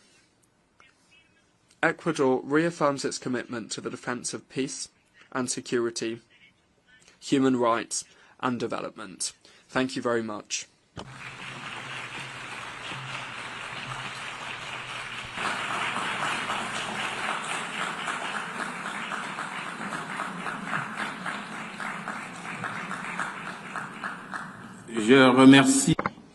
I thank the Minister for Foreign Affairs and Human Mobility of Ecuador.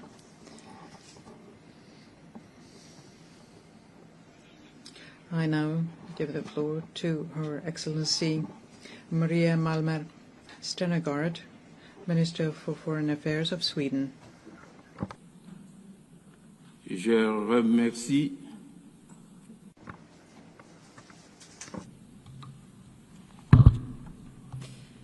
Mr. President, Excellencies, 80 years ago, nations came together. It was a bold act of faith. Faith in multilateralism, the rule of law, and the shared responsibility to save future generations from the devastation of war. But as we gather here, the world and our organization, the United Nations, are facing the risk of failing. Leaders of several nations are choosing conflict over cooperation. Around the world, we are witnessing grave violations of the rules and principles that we have all agreed to. For too many, peace is fragile, justice abstract, and dignity denied. There is so much wasted potential. The UN was founded to curb aggression and the arbitrary exercise of power by the strong against the weak. That vision remains as valid today as it was then. Mr. President, it is not only the UN that turns 80 this year, it happens to be 80 years since Astrid Lindgren published her first book about the strongest girl in the world, Pippi Longstocking, a strong-willed girl who believed everything was possible. Pippi has inspired generations of children, especially girls, to believe that strength and independence are not confined by expectation or tradition. I have never tried that before, so I should definitely be able to do it. Although not a direct quote, it captures the spirit of Pippi. Let us use the coincidence of anniversaries as a reminder that even in the face of unprecedented challenges, we must approach the impossible with boldness and resolve. Mr. President, Sweden is a committed defender of international humanitarian law, principles that safeguard human dignity even in the darkest of times, and they must be upheld without exception. We cannot be deterred by a few states' disregard for our charter. This is our time to act and to defend these fundamental rules and principles for us and for future generations. We need an efficient UN that defends the right of every state, big or small, to uphold its sovereignty, territorial integrity, and political independence. We need a strong UN that helps member states deliver on their commitments to respect, protect, and promote the human rights of every individual. And we need a focused UN. The UN must remain true to its core, securing peace, advancing human rights, driving sustainable development, and providing humanitarian relief. Mr. President, as a steadfast partner and major donor to the United Nations, Sweden remains committed to addressing global development challenges and to humanitarian efforts to provide protection and life-saving assistance. Sweden is also a strong supporter of UN peacekeeping and peace-building efforts. We actively take part in the Peace-Building Commission. We chair the Liberia configuration, and we have contributed substantially to the Peace-Building Fund since its creation. The Security Council must evolve to better reflect today's global realities. Sweden supports a balanced expansion of the Security Council by adding permanent and non-permanent seats, including African countries. We need to act together based on our shared principles and common goals. These include our commitments under the Pact for the Future adopted last year. Looking ahead, we will seek a candidate for the next UN Secretary-General who leads the way and builds on important reform initiatives. And let me be clear, Sweden's choice is always merit-based.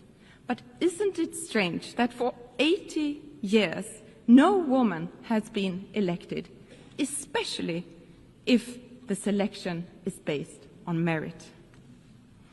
Mr. President, in a world in which armed conflicts are multiplying, we must not allow injustice to go unpunished. Accountability is critical to uphold our international rules-based order. The integrity, independence, and impartiality of our international legal system, including the International Court of Justice and the International Criminal Court, must be protected.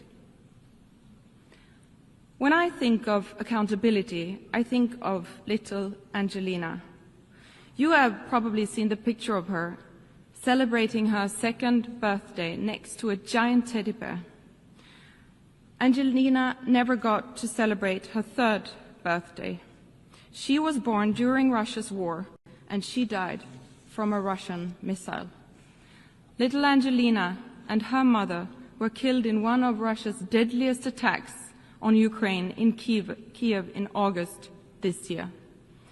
The only one saved from the rubble was her giant teddy bear. Russia's war of aggression against Ukraine is a blatant violation of the very foundation of this organization. A permanent member of the Security Council has brutally invaded another UN member state. This cannot be tolerated. Holding Russia accountable is essential for all of us to deter further aggression and to preserve the global order. From the very outset, Ukraine has sought a just and lasting peace based on international law, including the UN Charter. Sweden remains unwavering in its support of Ukraine's sovereignty and territorial integrity. Mr. President, on October 7, 2023, Hamas carried out the worst mass murder of Jews since the Holocaust. Men, women, and children were brutally murdered and kidnapped by Hamas terrorists. And when the music faded at the Nova Festival, so did the lives of young, peace-loving people. They were raped, killed, and taken hostage. It was truly a painful reminder of how dark the world can be. The hostages are being held in appalling conditions by Hamas. More pressure must be put on Hamas to immediately release them, and Hamas must never have a place in the future governance of Palestine. The war in Gaza has led to suffering beyond imagination. We are reminded daily of the painful desperation inside Gaza. The offensive against Gaza City is worsening an already catastrophic situation. Parts of Gaza are now officially in the grips of famine. This cannot go on. Israel has a right to defend itself, but that right must be exercised in accordance with international law. And the way the Israeli government is waging its war is unacceptable. The UN and other humanitarian actors must be allowed to work safely in all parts of Gaza. Humanitarian space must be protected and aid should never be politicized. Increased pressure on the Israeli government to change its course and meet its obligations according to international law is urgently needed. Sweden welcomes international efforts for a peaceful resolution to the Israeli-Palestinian conflict. It is in the interest of all states to not only bring this war to an end, but to ensure a sustainable two-state solution for a better future for all, both Israelis and Palestinians. Mr. President, the situation in Sudan is deeply alarming. It is the largest humanitarian crisis in the world and not given enough attention. Full, safe and unhindered humanitarian access and immediate ceasefire and negotiations, ensuring a return to civilian rule, are urgently required. Conflicts all over the world are wasting human potential. Every conflict tears families apart, disrupts education, and silences voices. The cost is immeasurable. Mr. President, authoritarian regimes challenge democracy, rule of law, and gender equality. Sadly, resistance against women's and girls' rights is on the rise. Sweden is honored to serve as President of the UN Executive Board this year. Gender equality is too often framed as a women's issue, which is a profound misunderstanding. Equality is not only a value we should aspire to, it is a driver of progress. Strengthening women's and girls' rights is not only the right thing to do, but also the smart thing to do, because we know that where women prosper, societies prosper. Equal access to education, work and resources transforms communities. Economically empowered women invest more in their families, leading to better health, education, and overall quality in life for future generations. Societies that include women in peace building are more likely to enjoy sustainable peace. We must stand firm against those who seek to roll back freedoms. We must push back the pushback. Everyone has the right to live safely and freely, regardless of gender, religion or beliefs, skin color, or whom they love. Sweden will always defend the equal rights and dignity of every human being. Mr. President, the crisis of our time, armed conflicts, climate change, extreme poverty, demand urgent collective action. But public aid alone is not enough. To achieve our goals, we need to mobilize finance from every source, not least private capital. We must use synergies between development cooperation and trade to meet growing needs and lay the foundation for economic growth and entrepreneurship. The green and digital transition brings great opportunities in terms of jobs, growth and solutions to mitigate climate change and achieve the goals of the Paris Agreement. Emerging technologies such as AI hold immense promise in addressing some of our most pressing common challenges. The global community must support innovation while addressing risks. Mr. President, the UN was not created to take mankind to heaven, but to save humanity from hell. These words of the second Secretary General of the United Nations, Dag Hammarskjöld, remain just as valid today. These are difficult times, but times have been difficult before. Let us not surrender to despair. Most nations continue to stand by the fundamental principles agreed upon 80 years ago. We should not let this anniversary become a celebration of the past alone. Let's see this as a call to action. Let's embrace the spirit of Pippi Longstocking and carry on with fearlessness and conviction. Together we must act for ourselves and for future generations. Let them inherit a better, freer, and fairer world than the one we found. For my son, Christian, and for my daughter, Kajsa, for all our sons and daughters who deserve to grow up in a world where their paths are not limited by their gender, tradition, or violence. We must not let potential go to waste. We must not let them down. I thank you.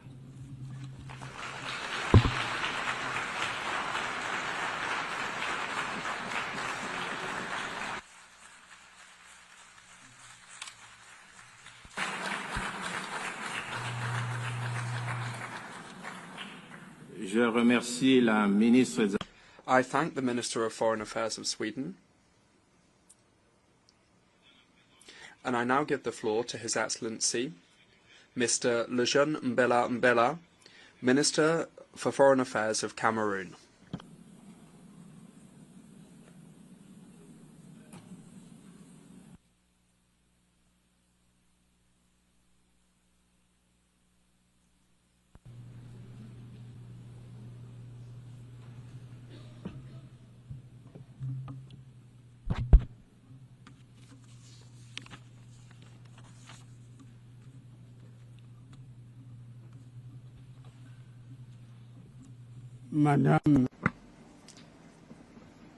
Madam President,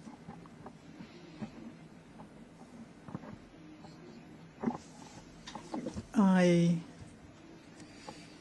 was entrusted with the honor on behalf of His Excellency Paul Biya, President of the Republic of Cameroon, Head of State, and he instructed me to speak in his name. Allow me, therefore, to renew Cameroon's warm congratulations on your election as President of the 80th session of the General Assembly of our organization. Your diplomatic experience and vision, which encourage us to unite our efforts for a better future, are guarantees of success for both your mandate and deliberations throughout this session. You can count in this regard on the full cooperation from the Cameroonian delegation. As you know, my country was honored to see your predecessor, Ambassador Philemon Young, preside over the 79th session of the General Assembly. And I would like here to commend his commitment, his professionalism, and his determination, which was marked by his spirit of being able to listen and conduct a dialogue as he fulfilled his mandate. Let me also reiterate to Mr. Antonio Guterres, Secretary General of the United Nations, the sincere appreciation of Cameroon for his tireless efforts at the helm of our organization and for his clear commitment to strengthen multilateralism in an international context which happens to be particularly difficult and complex. Madam President, Excellencies, Heads of State and Government, Mr. Secretary General, and distinguished representatives, we meet this year at a pivotal moment for our organization, which is celebrating its 80th anniversary. And anniversaries are usually joyful occasions, but we must acknowledge that this particular one leaves us with questions. This is an opportunity for us to take stock and reflect on how we can make the United Nations more effective in fulfilling its missions and recommendations and promises contained in the Charter. You therefore proposed in this regard, Madam President, that we pool our will, our efforts, and our resources. And you believe, and rightly so, that we are better together. Cameroon shares this vision and welcomes the theme we have chosen for our discussion, which is, I quote, "Better together, 80 years and more for peace, development, and human rights." End of quote. This theme is more than just a slogan. It is a relevant program that we must translate into concrete actions at both the national and international levels. The union of our forces is the very foundation of the UN Charter. Its founding fathers understood that maintaining international peace and security and promoting economic and social development for all could only result from our collective labor. And that is why we must maintain this dynamic for the well-being of our populations. Madam President, the UN was created to be, at the same time, a beacon of hope, a forum for dialogue, and a catalyst for concrete actions so as to build a more just, safer, and more united world.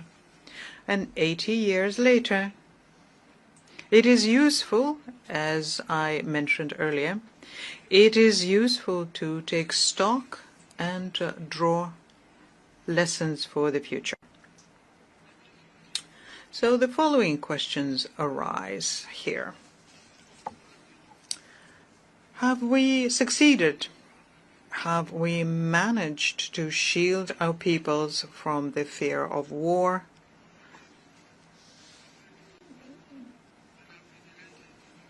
Uncertainty about their future?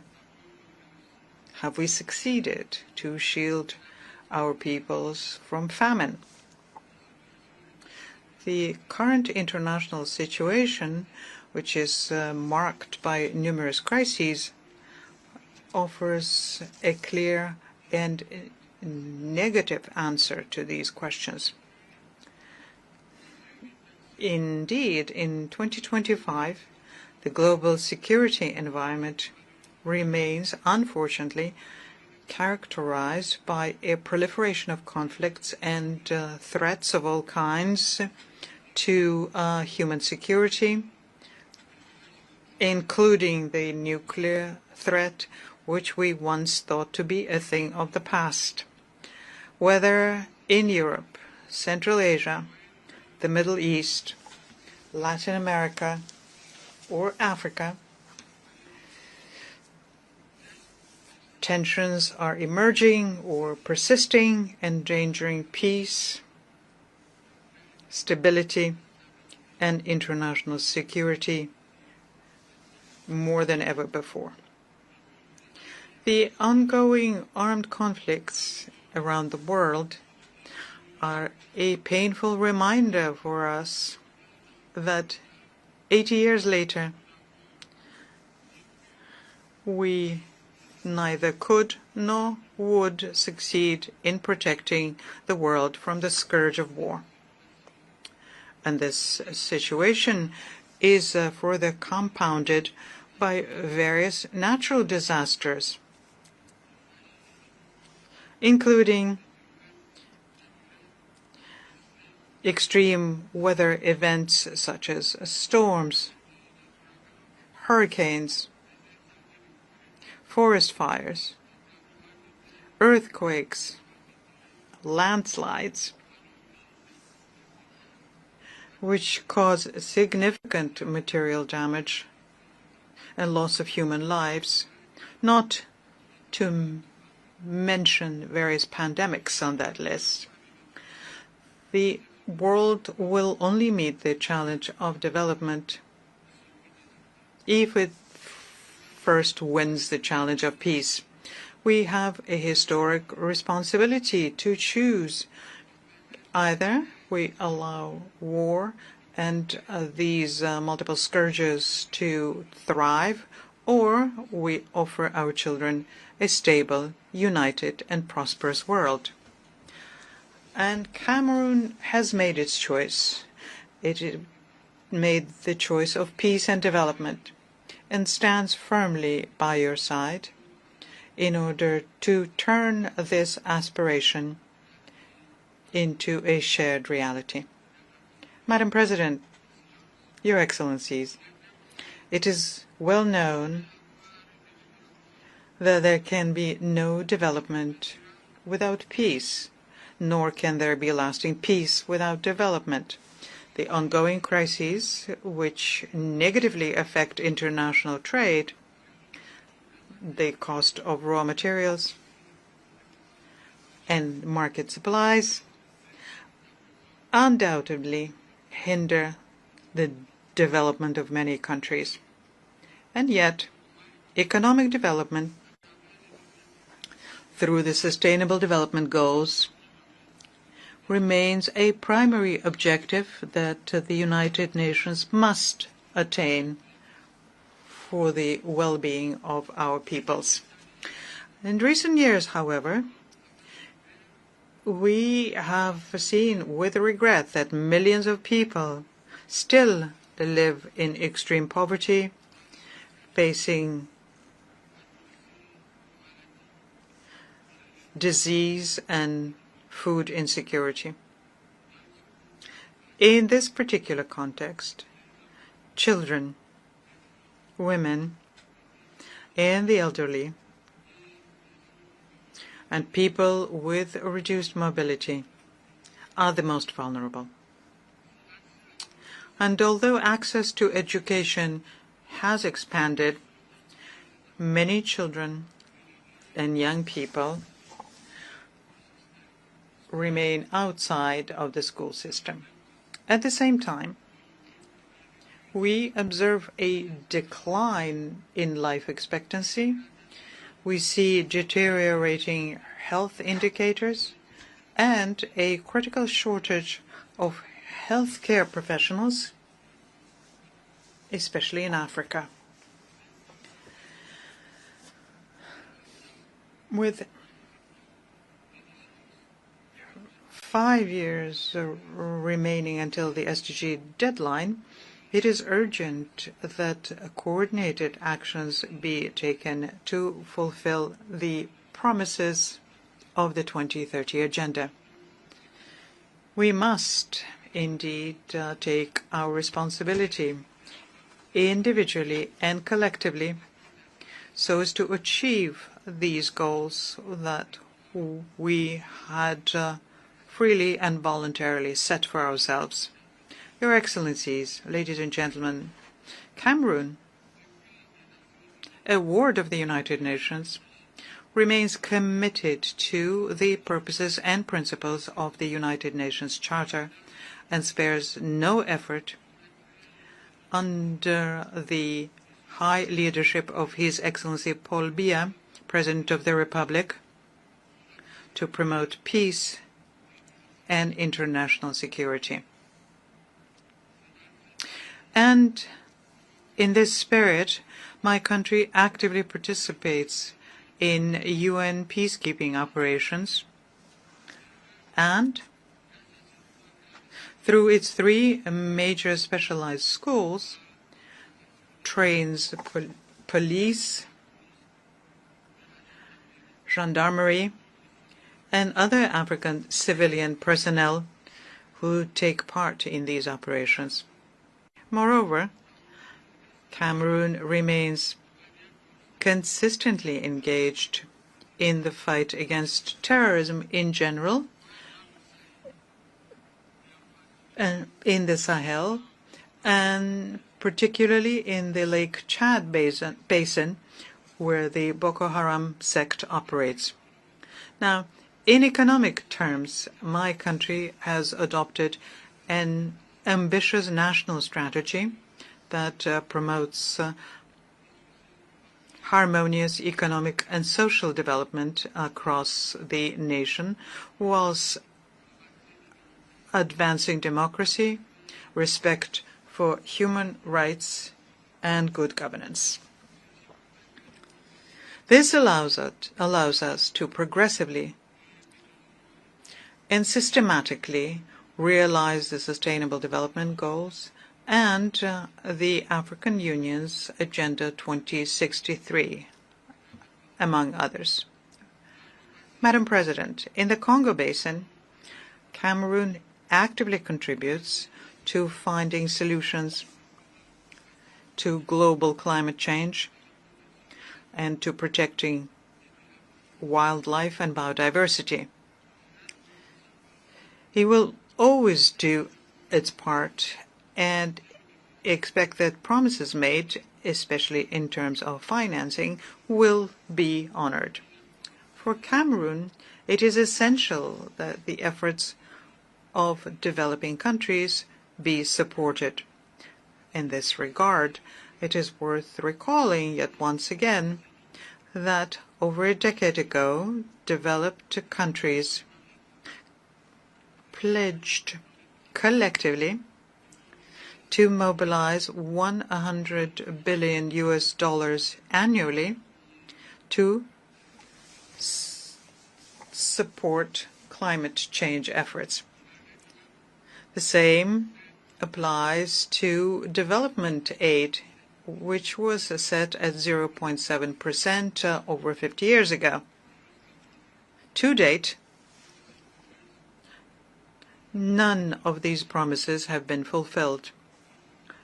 Cameroon believes that it is time for these funds, which were expected to be effectively mobilized to support the substantial efforts made by developing countries, especially in Africa, to preserve our shared environment for the benefit of all.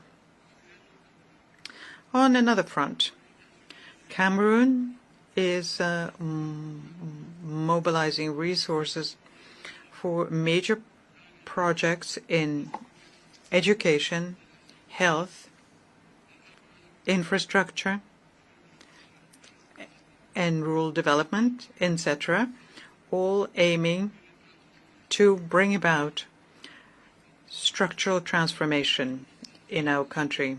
We take this opportunity here to thank our multilateral and bilateral partners who support us in this endeavor. And we encourage them to strengthen this partnership to help us achieve our goals. Your Excellencies, the Pact for the Future and its two annexes, namely the Digital Compact and the Declaration for Future Generations, require that we implement them. Similarly, the recent final documents that came out of the Nice and the Seville conferences, as well as the Yaoundé Declaration on Sustainable Blue Economy in the Gulf of Guinea, reaffirm commitments regarding financing and access to technologies, especially in this digital and artificial intelligence era, as decisive factors for promoting sustainable development. Cameroon welcomes these advances and the commitments made during these occasions for reforming the international financial architecture and advancing energy transition. My country aspires very much to see the realization of other long-awaited reforms, notably that of the United Nations Security Council, to allow Africa to occupy its rightful place in line with the Eswatini Consensus and the Sirte Declaration. When it comes to human rights, Cameroon welcomes the drafting of the International Pact on the Right to Development. The eventual adoption of this important instrument will mark a milestone in human history by unequivocally affirming that development is a fundamental right and not a privilege. Madam President, Your Excellencies, ladies and gentlemen, at this pivotal moment in the history of the United Nations, we must act. It is imperative obligation that we cannot ignore. This requires, in my view, respecting our commitments to development financing, fulfilling our promises for peace, and ensuring the effectiveness of our choices in human rights and humanitarian assistance. In the years to come, We must strengthen the foundations of lasting peace, rooted in prevention, resilience, and justice. And we have the means to do so, especially now when global wealth in 2025 has reached unprecedented levels and technological development allows for significant improvements in living conditions for all. In conclusion, and as a call to action, we must do better and we must do more so that the United Nations fulfills the promises made to the peoples of the world and becomes more than ever the engine of strengthened multilateralism, fair and equitable cooperation, and reimagined solidarity in the face of the concerning rise of multipolarity. I thank you for your kind attention.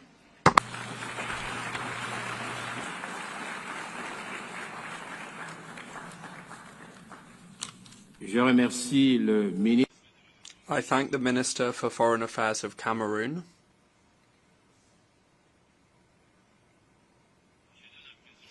I now give the floor to His Excellency Mr. Espen Barth Eide, Minister for Foreign Affairs of Norway.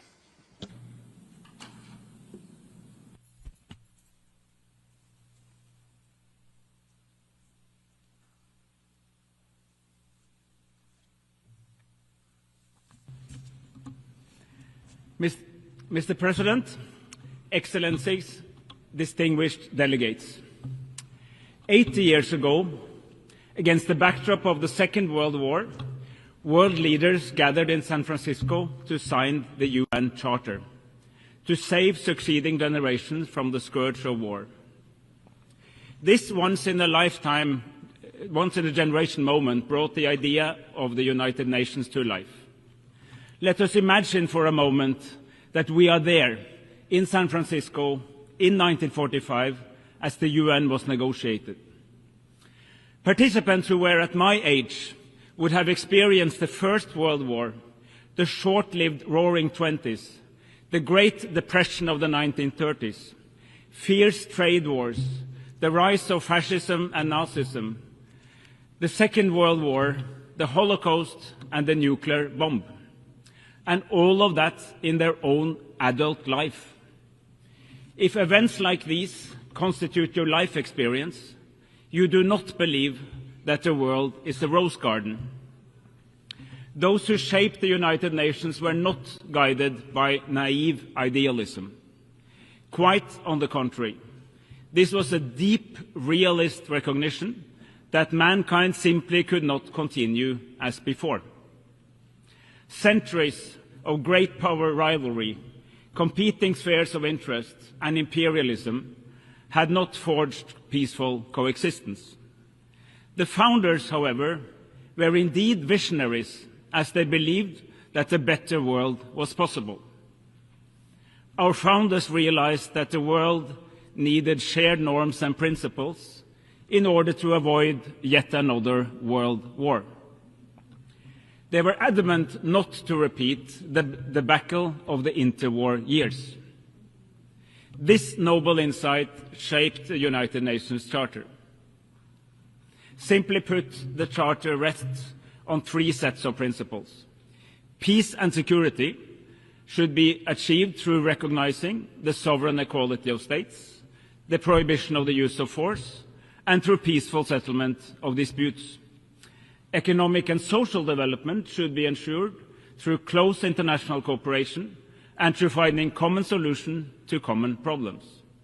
The dignity and worth of all human beings should be established through mutual commitment to universal human rights. Our United Nations, imperfect as it is, has since provided an unrivaled global arena for seeking common solutions to common challenges. There is little doubt that the world would have been a more brutal and less prosperous place without the United Nations. Since 1945, interstate wars have been fewer and further apart. Former colonies gained independence and became sovereign states of their own. Hundreds of millions have been brought out of poverty. President, however, at 80, we find our United Nations in crisis. This crisis is both political and financial. Political, because core principles of the Charter are under threat. The world is more divided, more dangerous, and more unpredictable than it has been for decades. Respect for international law is eroding. Gross violations go unchecked. This, in turn, weakens the trust in our institutions. It is a vicious cycle. The crisis is also financial, because several member states are significantly reducing their economic contributions, and this, in turn, makes it difficult to accomplish the core mission of the United Nations. President, savage wars are raging in several corners of our world. In Sudan, civilians are facing the largest displacement and hunger crisis in the world today. The war in Sudan has been raging for almost 900 days. This is but one of the many horrific wars that receives way too little attention in the power centers of the world, even in this organization. In Ukraine, Russia has violated the most fundamental principles of international law. There is simply no other way of seeing it. Russia's invasion of the sovereign state of Ukraine is a blatant violation of Article 2.4 of the UN Charter. While Ukraine is in its full right to defend itself, as affirmed by Article 51. Norway and so many other states stand firmly with Ukraine's fight for freedom and independence. We do so in solidarity with the brave Ukrainian people, but we also do so to uphold the respect for international law, an interest shared by all states, large and small. In Palestine, Israel is in clear violation of international law. Life in Gaza is living hell. For almost 2 years, we have witnessed extreme levels of death, starvation, forced displacement, and massive suffering. The fact that these atrocities continue is a disgrace to all humanity. In the West Bank, the illegal occupation, settlements, and settler violence continues unchecked.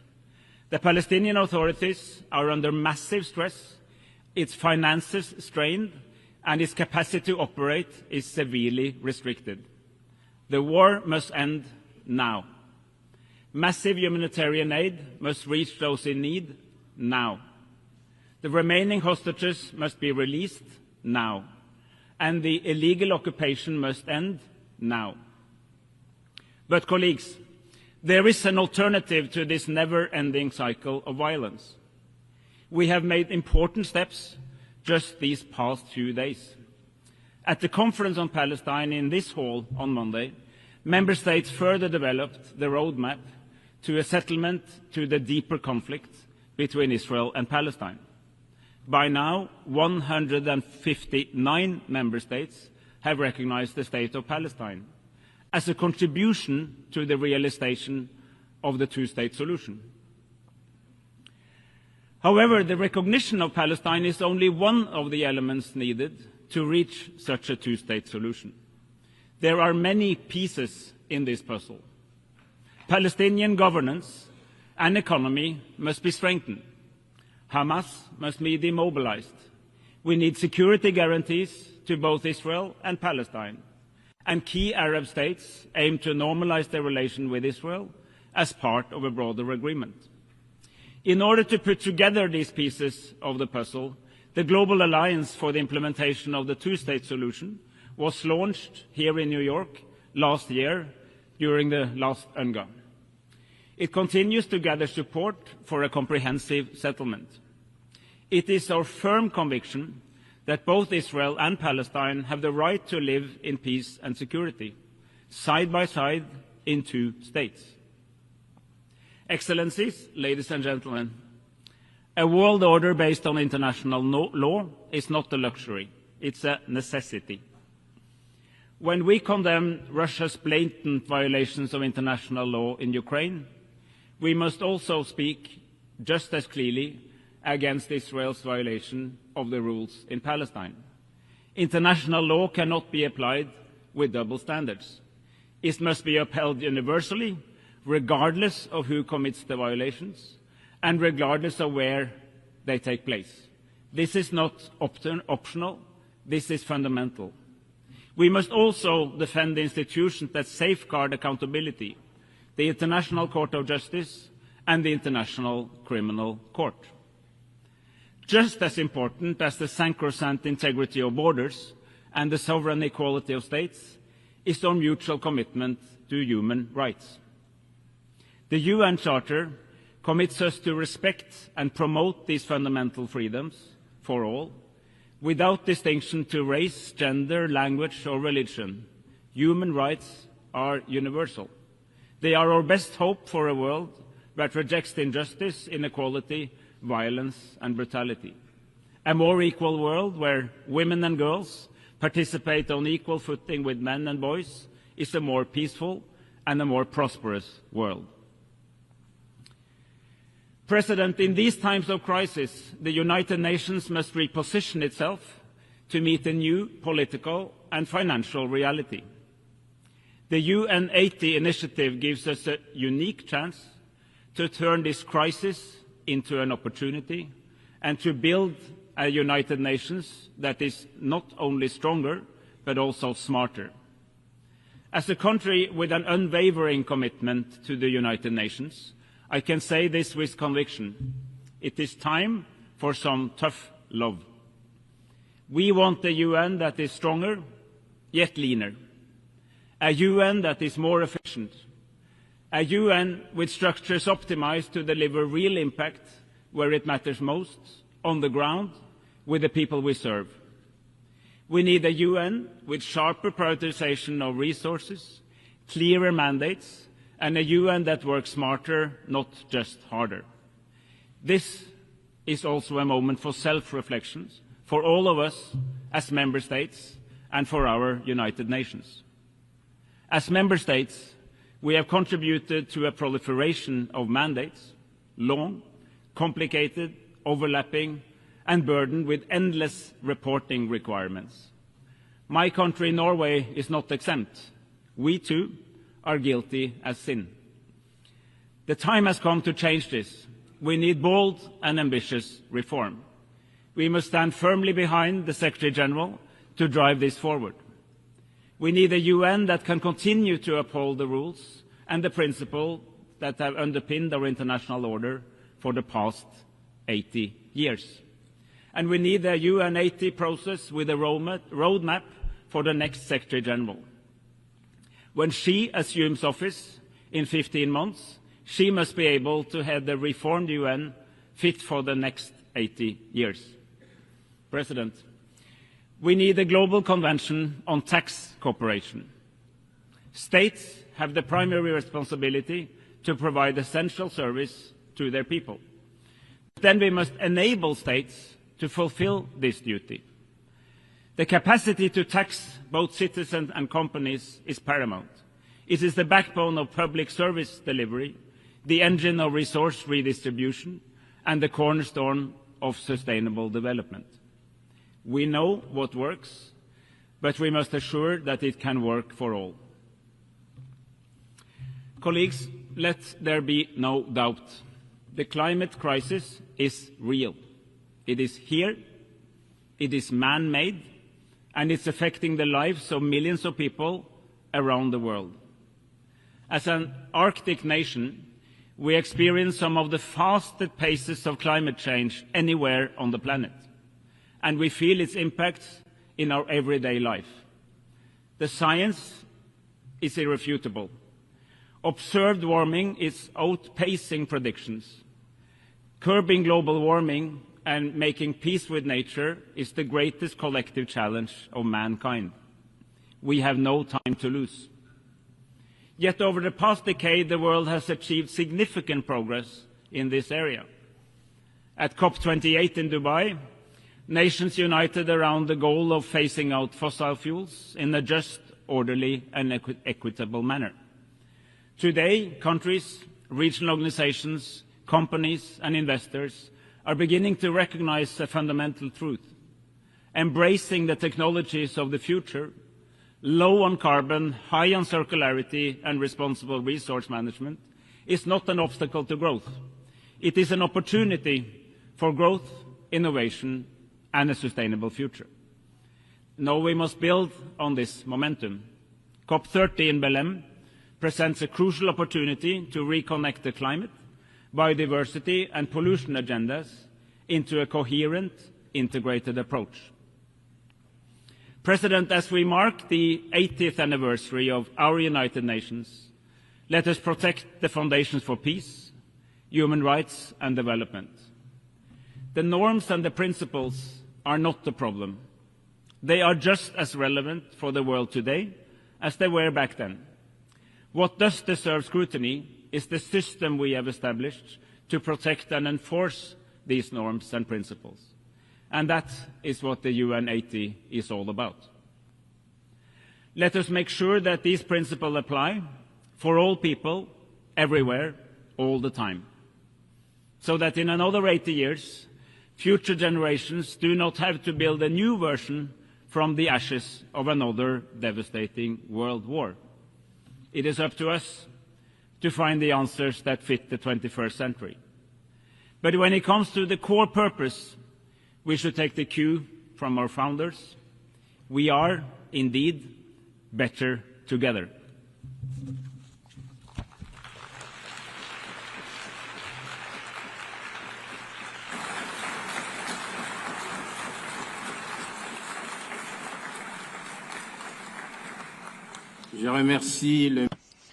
I thank the Minister for Foreign Affairs of Norway. We have heard the last speaker in the general debate for this meeting. We will continue the general debate tomorrow at 9 a.m. in this hall. The meeting is adjourned.